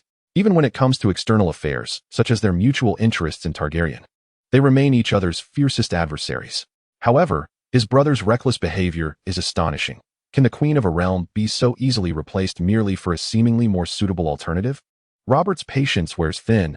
He is unwilling to entangle himself further with them. The fervor that had ignited due to the tournament has now cooled. And as he observes Margaery's poised demeanor and her resemblance to Lyanna in both hair and attire, he finally reaches his breaking point. Lady Margaery, I shall return to the Red Keep, he declares, departing with the renowned Knight of Flowers, Ser Loras Tyrell, at his side. Without his hammer, which once shattered the Silver Prince, he appears now as a melancholic mercenary, despite his youth. Some are destined to be mere generals. Margaery does not pursue him. She senses the king's desire to evade. Yet, she feels no disappointment, for she is not there to be a mistress, and the Tyrells do not seek to incite a bloodbath or a rebellion. Her aim is to ascend as queen. She watches the king's retreating figure, slightly disheveled, and remarks, Your Majesty, I thank you for your hospitality. Her voice is neither too loud nor too soft, allowing those around to hear without perceiving it as deliberate. The king quickens his pace, even mounting his horse. Margaery makes no move to follow. Entering the Red Keep is not a daunting task for the Tyrells. But persuading King Robert to depose the queen and take another wife is indeed a challenge. Of course, she could opt for the prince. Yet the king is still quite young, merely in his 30s, and Robert's facade is well known throughout the Seven Kingdoms, were he of a more advanced age. The unpredictability would be considerable. Moreover, even after enduring decades, when the prince ascends the throne, the first beneficiaries will surely be the Lannisters, with the Tyrells relegated to the background. How could the Roses of Highgarden bow to the Lannisters? The wealth and military prowess that the Lannisters possess, the Tyrells can match, if not exceed. It is only natural to contemplate a potential replacement. The queen, in a moment of frustration, shattered a cup, and this time her father refrained from intervening. Yet, Tywin understood that time was on the side of the Lannisters. They simply needed to remain vigilant to obtain what they desired, without taking unnecessary risks. Tyrion gazed at his still enthralled niece and reminded her, Missala, we must return. Your mother will be eager to see you. As he observed Missala's innocent smile, he pondered whether offspring of a dwarf like himself could ever possess such beauty and kindness as Missala. He was uncertain. Perhaps a dwarf could only produce a similarly deformed creature, or worse, he might never have such an opportunity at all. He had always looked down upon Cersei, who, despite her evident foolishness, fancied herself clever, a notion that had often amused him. Yet now, he felt a genuine envy towards her. Upon hearing him, Missala recognized it was time to prepare for their departure. She could only return with her mother, but before leaving, she looked expectantly at Ser Jane. Your Grace, will you attend the melee tomorrow? The melee differed from individual tournaments. It lacked the spectacle, with dozens, even hundreds, of combatants clashing in a dizzying display that offered little enjoyment. Only the knights took great delight in such events. Jane shook his head. No, I will not. The casualties in melees are often substantial, and I cannot bear to witness such scenes. In truth, there was little of merit left to observe. The nature of melee was ill-suited for a man of the cloth. Missala felt a tinge of disappointment, but accepted it nonetheless. I look forward to our next meeting. Your Grace, may the Seven bless you. Jane returned her gaze. May the Seven bless you. Thus, Missala departed with her uncle. Throughout this time, Littlefinger had not appeared beside the imp.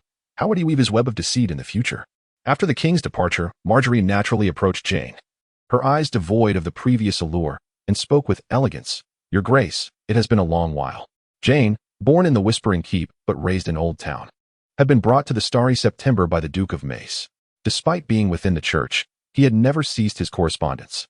Residing in the fervently devout region of the Reach, he was acutely aware of the waves of reverence that Jane's miracles would stir within the church. He was convinced that the next High Septon would be this boy. The naive Duke of Mace believed this would suffice to win over the archbishops.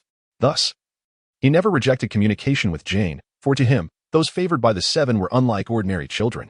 Marjorie's mother hailed from the Hightower family of Old Town, the largest family in the Reach besides House Tyrell, and one of the very few with no ties to the Green Hand of House Gardner. Though they held considerable autonomy, this very independence had stripped them of any legal claim to dominion over the Reach. Thus, the precarious alliance between Tyrell and Hightower seemed mutually beneficial.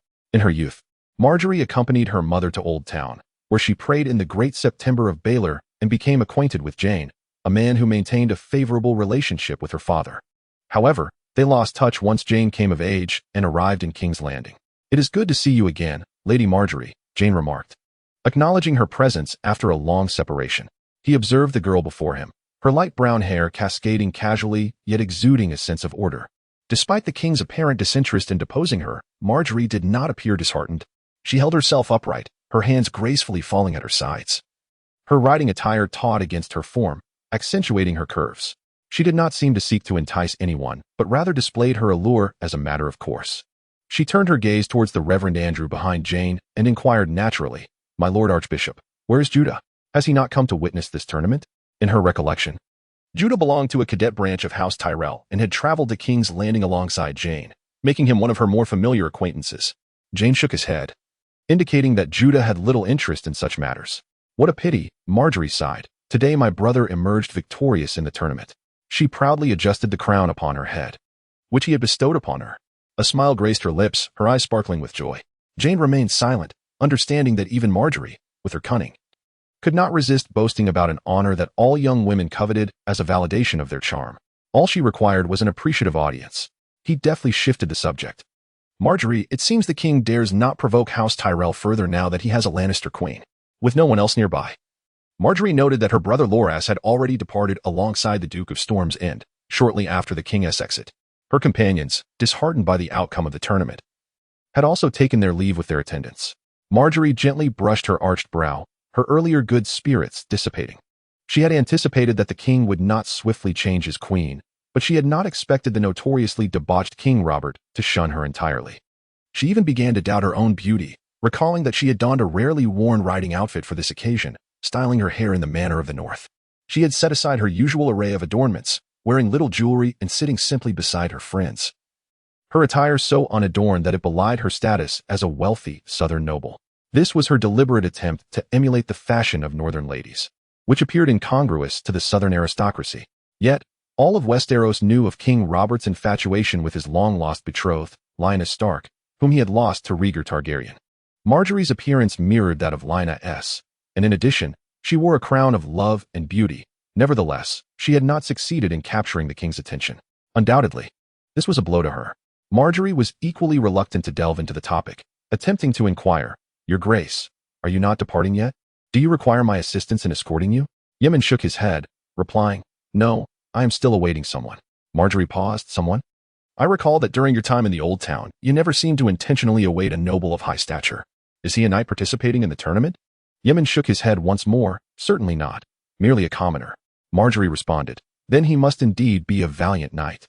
The term knight appeared twice in Marjorie's statements, yet carried different connotations. The former denoted status, while the latter signified prowess.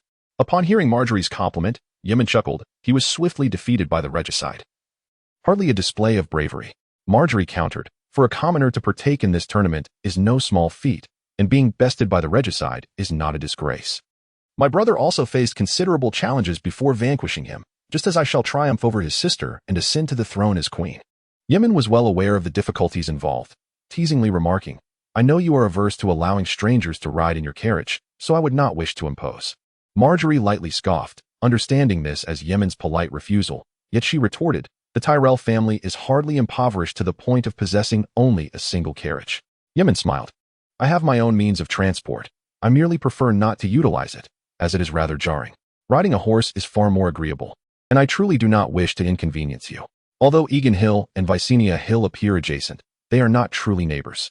Yemen understood that nobles often favored residing near the Red Keep, or even within it, while he needed to return to the great cathedral of St. Baylor, which was not on the same path. Recognizing the archbishop's newfound candor, Marjorie chose not to pursue the matter further, being a person of discernment. Then, let us part ways here, your grace. Yemen nodded. Our distance can only extend this far today. I look forward to our next encounter.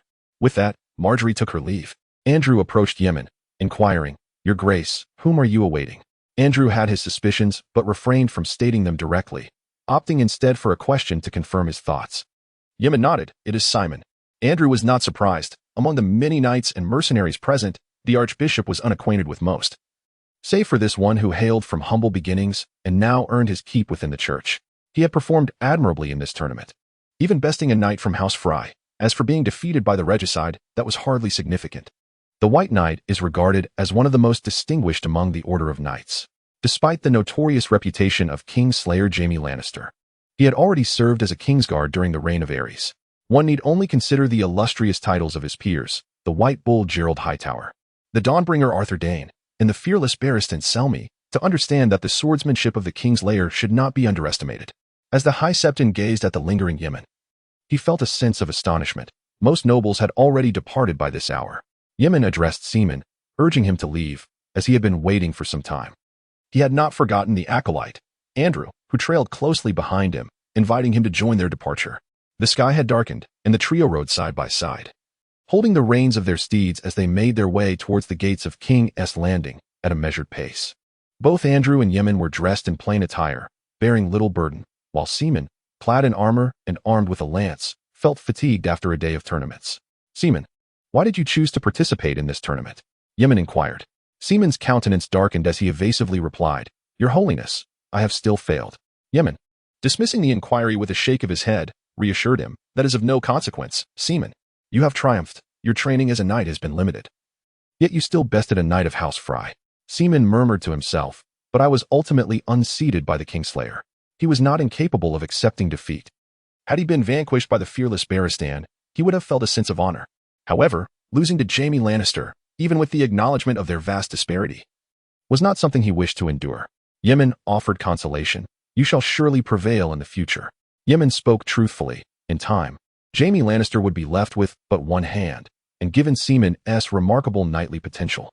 Within a month he had managed to defeat a noble knight despite starting with little foundation. With diligent practice, he held a significant chance of triumphing over Jaime. Encouraged by the High Septon's words, Seaman found renewed confidence and explained, Your Holiness, I have previously trained under a master in Essos. His expression darkened further, yet he continued. Since then, I have aspired to become a knight, which is why I entered the King's tournament. Many aspire to knighthood, yet few possess the resolve to pursue it earnestly. Yemen recognized Seaman's determination, which was distinctly different from the common dreams of the populace. He refrained from questioning the origins of Seaman's armor and steed, for such matters were of little concern to him. Chapter 67. The Prime Minister's fatigue. John Arryn dismounted from the carriage, returning from the tournament grounds to his steadfast tower as Prime Minister, a role he had inhabited for over a decade. Regardless of the tumultuous events surrounding him, he remained resolute in his post. During the Iron Islands Rebellion, he had held the fort in King's Landing, orchestrating strategies for his foster son, King Robert, while maintaining a vigilant presence in the rear. In times of peace, he had not returned to the Vale, his ancestral home, soaring high in the clouds at the Eyrie. He has always been here. Ever since the victorious conclusion of the Usurpers' War, he began his ascent of this tower, known as the Tower of the Prime Minister, just as he has for the past several decades. The attendant, observing the Prime Minister's unsteady demeanor, felt a deep concern that he might inadvertently stumble down the steps, which would surely be the kingdom's greatest scandal, leaving them, the guards, utterly humiliated. This apprehension was not unfounded. John Arryn, now in his 70s, though appearing relatively vigorous for his age, had experienced a significant decline in vitality, a gradual deterioration that had commenced with the Usurpers' War. The attendant served dutifully by his side, wary of any lapse in attentiveness. John, noticing his attendant's carefulness, felt a sense of melancholy, as even his knight could now perceive his frailty. Enough, my loyal knight. There is no need to shadow me so closely. I believe I am not yet so frail as to be unable to walk. "By the grace of the Seven, I am still in good health," Jon remarked. Though his words seemed like a senile man's desperate defense, his body still bore the burden of managing the affairs of the realm, a task far more exhausting than mere walking. The attendant, having heard the Prime Minister's suggestion, acknowledged it with a respectful nod and took a step back, appearing less closely aligned with Jon than before. However, when the Prime Minister turned, the attendant stepped forward once more. Duty to obey the Prime Minister's commands was paramount. Yet safeguarding his lord's well-being took precedence over all else. Jon noticed the attendant's subtle movements behind him but chose not to comment further, understanding that despite his insistence on his robust health, all could only see his age. After all, he was over 70. Arguably the oldest serving Prime Minister in the kingdom's history. After a short while, Jon reached his office, seated himself in his chair, and instead of perusing the documents laid out on the table, retrieved a bottle of wine from a nearby cabinet, pouring it into a goblet. The tournament day was not excessively long, comprising merely a morning banquet where attendees feasted, followed by a day of contests. The nobles enjoyed provisions brought by servants and gifts from the king, leaving them not particularly hungry. For the youth, it hardly counted as an exhausting exertion. Yet, this had drained all of Jon's energy. As he prepared to pour the wine, the attendant spoke up. "Sir, you are of an advanced age. Moderation in drinking would be wise." Jon smiled and did not pause, continuing to pour the wine into the goblet, gazing at the crimson reflection within. "Have pity on this old man. How can a knight survive without his wine?" The squire fell silent. How could a mere knight dare to defy the Prime Minister's command? Just moments ago, it should have been her duty to pour wine for the Prime Minister, rather than waiting for him to serve himself. Jon sat comfortably in his woolen chair, leaning back as he took a generous gulp of wine, the rich flavor warming his belly, leaving only memories in its wake. He gazed out the window at the setting sun, the last vestiges of crimson slowly descending beyond the distant mountains, casting a blood-red glow that illuminated the cup in his hand.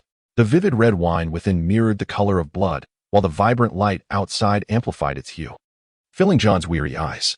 He felt utterly exhausted. On his way to the tournament, he had traveled with his wife and son, witnessing once again his son's cowardice and his wife's domineering nature. Upon his solitary return, he even managed to offend the Lord of House Wyman. Shaking his head, Jon resolved not to dwell on these matters. Having chosen to assist his foster son by marrying into the Tully family, all of this had become his fate. He had long recognized that his wife was not the paragon of virtue he had hoped for. The squire paid little heed to the Prime Minister's mood, without a doubt. The Prime Minister had made this place his home, having resided here for over a decade, which surely provided him with a sense of security. He watched as a servant approached with a message, returning to stand before the Prime Minister. "My lord, the Minister of the Navy, Lord Stannis Baratheon, requests an audience." Stannis? Jon felt a flicker of confusion. Stannis was the king's brother, who had been involved in governance alongside him for years. Although he merely held the title of Minister of the Navy, his royal lineage granted him more than mere authority over naval matters. Undoubtedly, he was one of Jon's strongest allies, unlike the young and indifferent Renly, or the loyal but passive Maester Pycelle, and certainly not like Varys, who harbored ulterior motives, despite their apparent usefulness.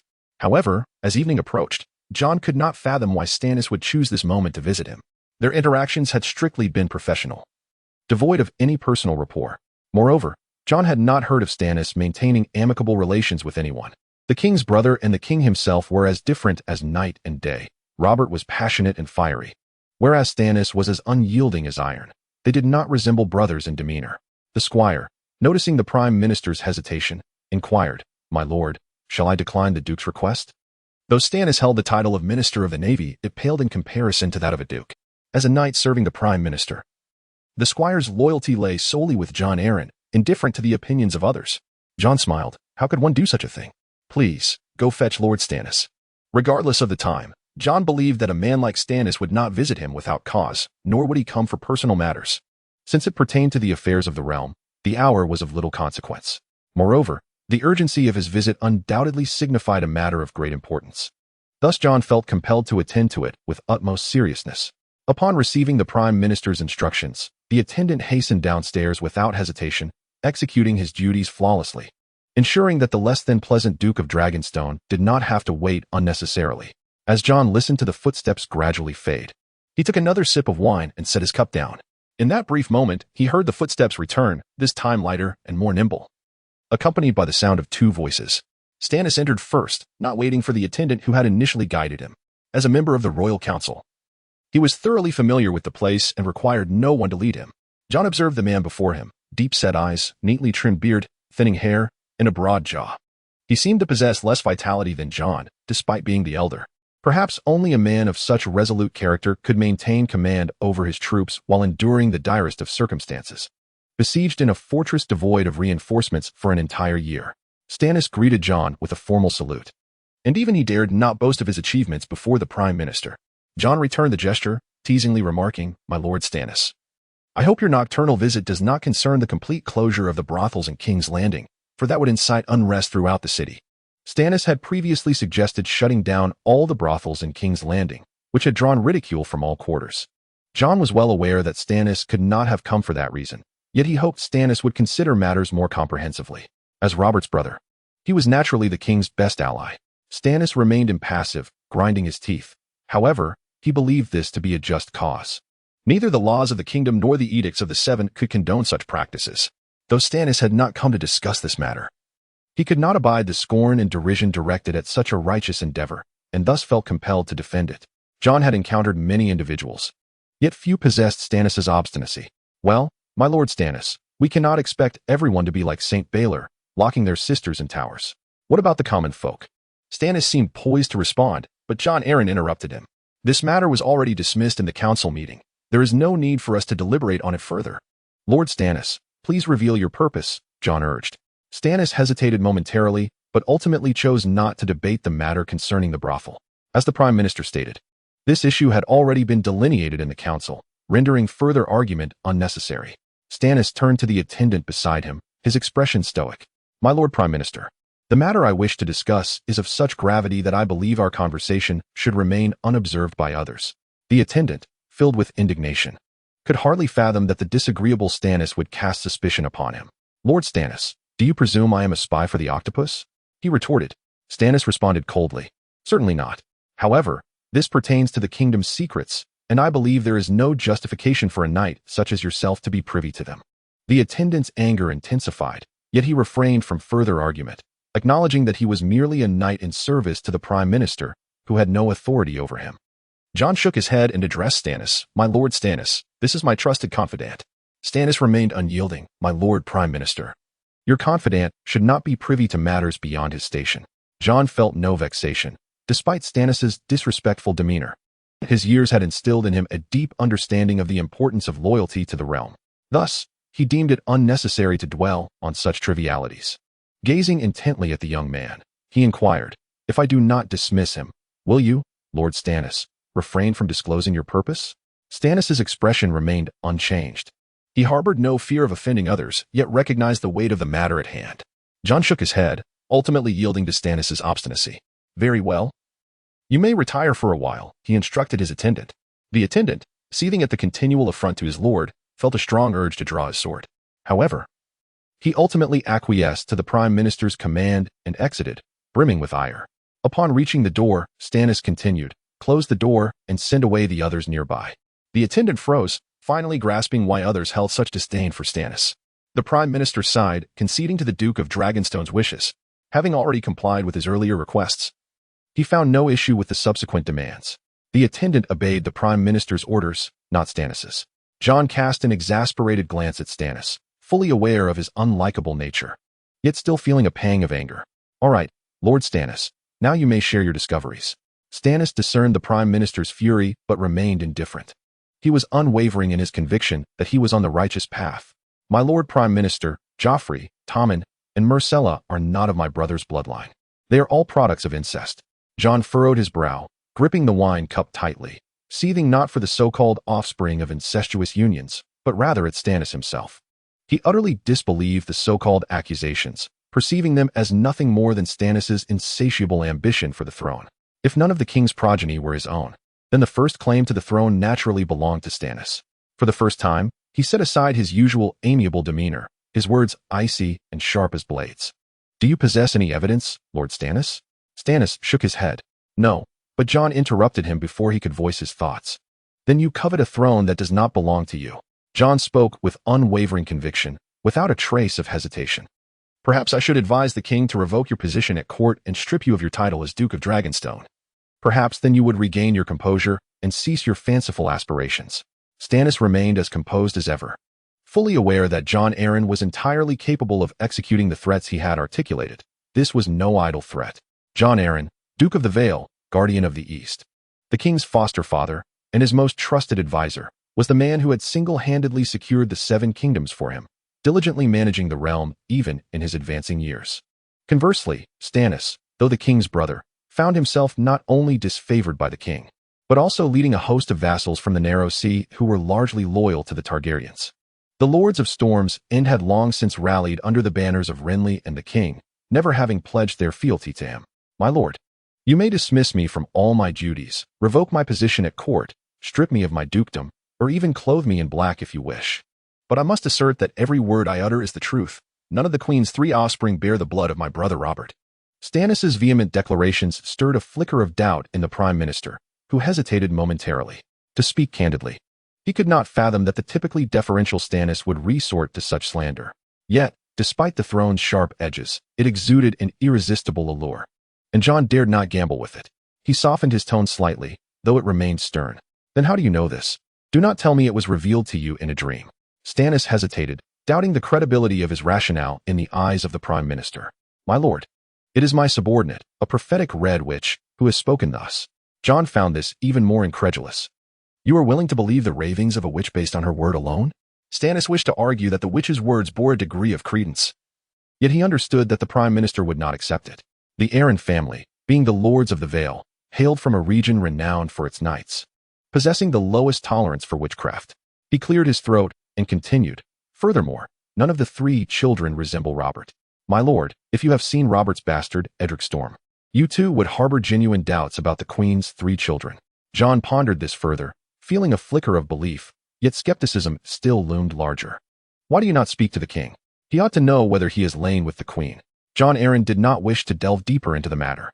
Stannis remained cold as he continued, sharing the same bed.